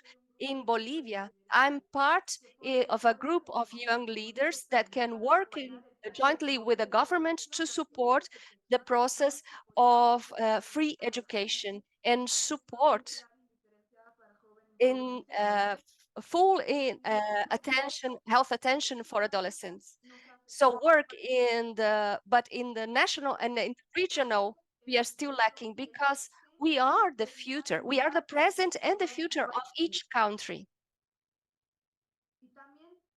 And we also have to work and dedicate great effort with the commitments of the government, and start to produce an agenda for the action of youth and adolescents. Thank you. Andrew, I'm taking a thread from what Evelyn said, as also from what Aparajita said, that there is a lot of resonance when it comes to Action Plan 4, that is that whole of government approach, that you're going to have intersectoral collaborations. And Evelyn spoke about sort of youth leadership. It also reflects in some of the commitments that have been made of promoting this co-leadership with adolescents. And I'm wondering if, as next steps, we also need to think about how are we going to make that co-leadership cohesive? How are we going to make sure that there is space and culture? This is a seat at the table, but this is also actionable in that sense. Potentially actionable. I mean, I agree. I think it's very important to bring together lots of different players and government agencies and so on. The problem is, of course, the more you have involved, the greater the potential for each of them to shift the responsibility to others rather than owning it themselves. and I think also with my skeptical journalist hat on, you so often see these sorts of great pledges, but as I think Gitinji was saying earlier, are they then backed up by legislation, by budgets, by targets, by a capacity then to track action and to hold those who make these commitments to account? Because very often you get existing money reallocated, repackaged, pledged for new things, or earlier targets now freshened up for the sake of these sorts of new initiatives. So I think it's incredibly important to be able to provide the data to track the legislation, the policies, the outcomes, and to mobilize civil society and at the local level ways to engage the media and think tanks and so on to regularly look at these commitments and to track them and to hold the politicians and the policymakers to account. Prajita, how do we keep the pressure on and make all of these stakeholders accountable? I absolutely agree with Andrew. Commitments are normally painted on a large canvas, old milk in a new bottle. But I think what we need to do is these commitments need to be broken down. Specific messages need to be curated for specific stakeholders who can make a specific task happen, make a policy, pass a law, allocate budget, legal reform, etc. So we really need to break down the commitments. So how does these commitments translate for a young girl in a village who is at the risk of dropping out of school or being married off? How do these commitments translate for a young boy who needs counseling but do not know where to go? How does it break down for a first generation learner who does not know how to set career goals? So I think it is our responsibility as a community to break down the commitments, look at the messages and the asks on the what's and the how's, reach the right people who can translate the commitment to the context, and then of course, ask for accountability. And my last point really is that, accountability is the key word. We have to hold ourselves accountable to turning these commitments into action on the ground. And honestly speaking, if you look at the solutions that people have spoken about in the last 2 days, not many of them were discovered last night. Many of the solutions have been tested, they've been implemented by some stakeholder somewhere, be it preventing early marriages, improving education, making mental health information and services acceptable, running comprehensive sexuality education in schools. As a collective, I think we know we know what works. So we really need to figure out how to implement. Beyond commitments, we need to procure and implement, get expertise, bandwidths, budgets, innovative ways of working to implement these solutions. And part of implementing the solution is also knowing how to let go. We need to get rid of dumb strategies that do not work anymore. We know what works and we know what doesn't work. So let's not invest in things that do not work, but really look very critically at what works. I'm tempted to ask you what are the dumb strategies that don't work, but there is a limited amount of time, so I'll take it to Gitinji. Gitinji, how do we make sure that this doesn't really stay at the level of an announcement, that this isn't tokenistic? I know you kept us accountable to time, but Gitinji, perhaps here is a moment to sort of lay out some of those frameworks that could be accountability mechanisms going forward. Let me take this moment to speak to the thousands of young people who are on this call, and the thousands others that are going to be reached by the ones on this call, and the thousands and millions others that we are going to be reaching. PMNCH has done a good job with all our partners to actually collate these 1.2 million views and put them together into the action agenda for adolescents that has led to the government commitment. But you know what?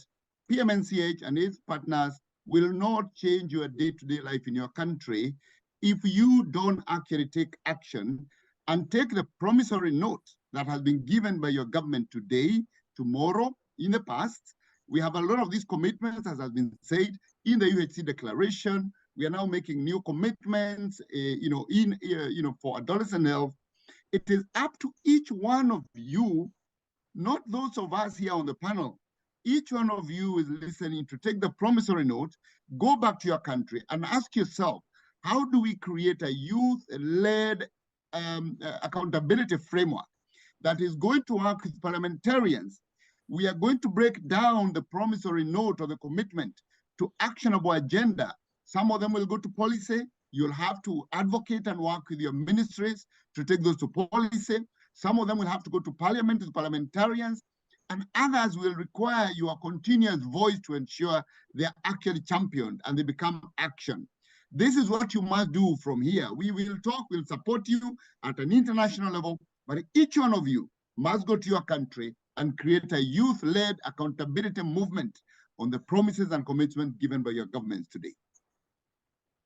Very well summed up, Gitinji. You brought us really to the end, and I think I will have to hand it over. But the reiteration that's coming from all our panelists is very, very clear. There is perhaps no better time than now to have more conversations, to pull up our sleeves, go back and really commit to youth-led frameworks, youth leadership to advance their rights, advance their voices. Plus, push the AAA agenda and make it mainstay, make it mainstream, make it everyday, make it normal conversations. With that, I'm handing it back to you, Daniel, with a big thank you to all our panelists joining us from different parts of the world.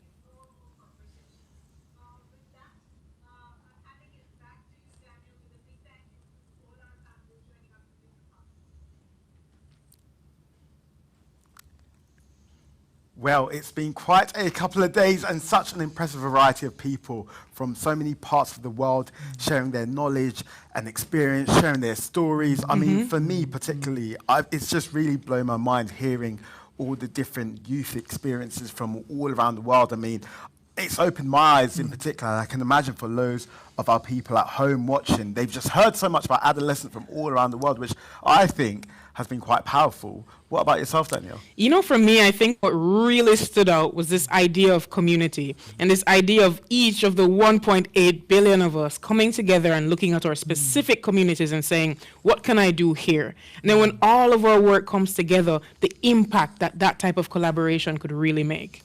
Levi, I'm going to throw the same question to you. Yeah, that's a big question, De Graft. I definitely concur with all Danielle has said. What I'm taking away from these past 2 intense yet inspiring days is that in addition to the commitments that have been presented, there are really exciting opportunities for meaningful adolescent and youth engagement and leadership on the horizon.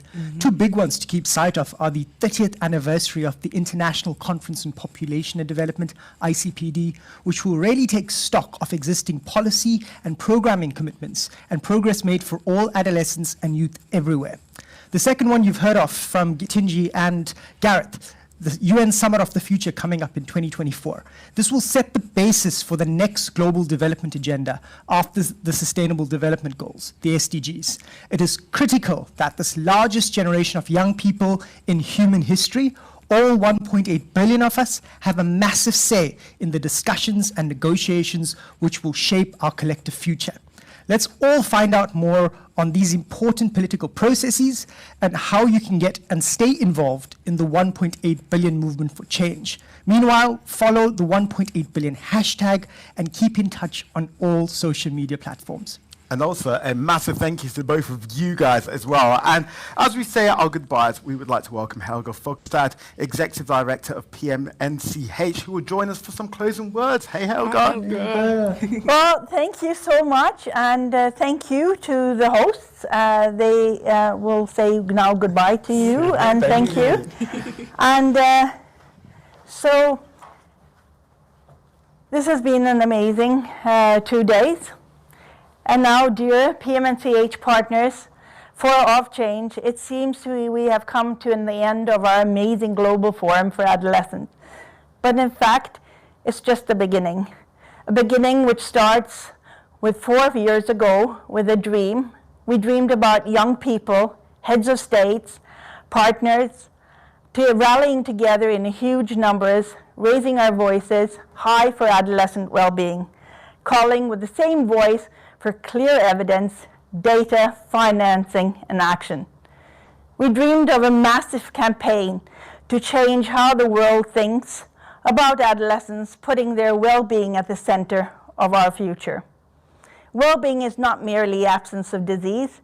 It is overall mental, physical, and emotional health. And we have taken this discussion together with WHO, UNICEF, and other UN and academic partners, we have developed an adolescent well-being framework. And how to monitor it is important, as we know only too well, if what does not get counted does not count. Along the way, we have heard from 1.2 million young people about what they want and what is important to them. Their voices have been included in the Agenda for Action for Adolescents. We have forged new partnerships with more than 120 partners in education, infrastructure, and social policy. We have taken the 1.8 billion campaign to more than 130 events in countries, in communities, and reaching communities that we rarely hear from. We have created a global movement owned by those communities, owned by the young people. We have been very international in shifting the usual power dynamics, focusing on young people, events that have been organized in Yemen, Iraq, DRC, South Sudan, and the Gambia. Speakers at the Global Forum for Adolescents have joined us from Syria, Jamaica, Peru, Hong Kong, Afghanistan, and Chile. And we have avoided adding to the climate crisis by truly being virtual.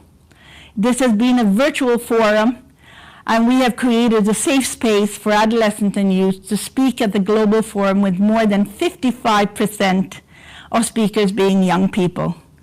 The 1.8 billion Young People for Change campaign has taken flight. Thousands of young people and partners have joined together this global forum. Nearly 10,000 of you have joined us here. As PMNCH, we pledge to do our part to keep the action moving.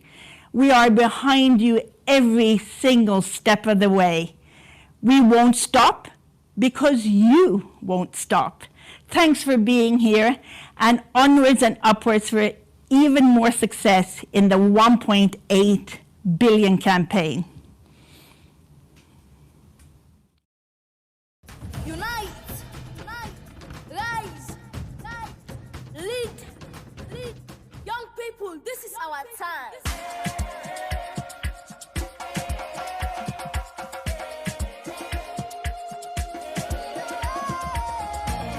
We are 1.8 billion young people in the world today, standing as one to reach equality. In the world today, where dreams ignite, we stand as one, younger shining bright, united in spirit, we make a change.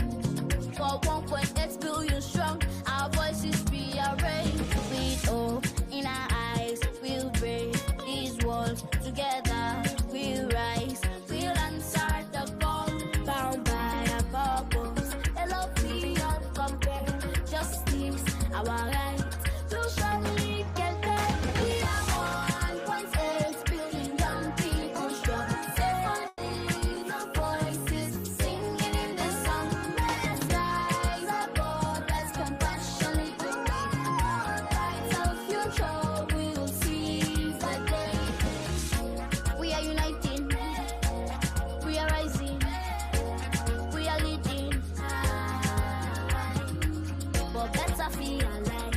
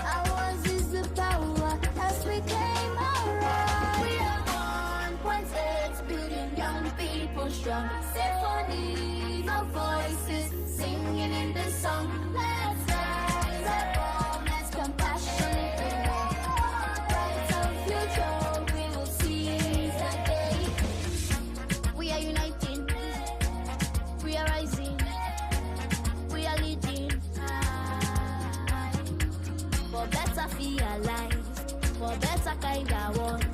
It's time to listen. It's time for action. As we come together hand in hand, the world will witness the change we have planned. With unity and love, we will overcome. For 1.8 billion young hearts, we are one.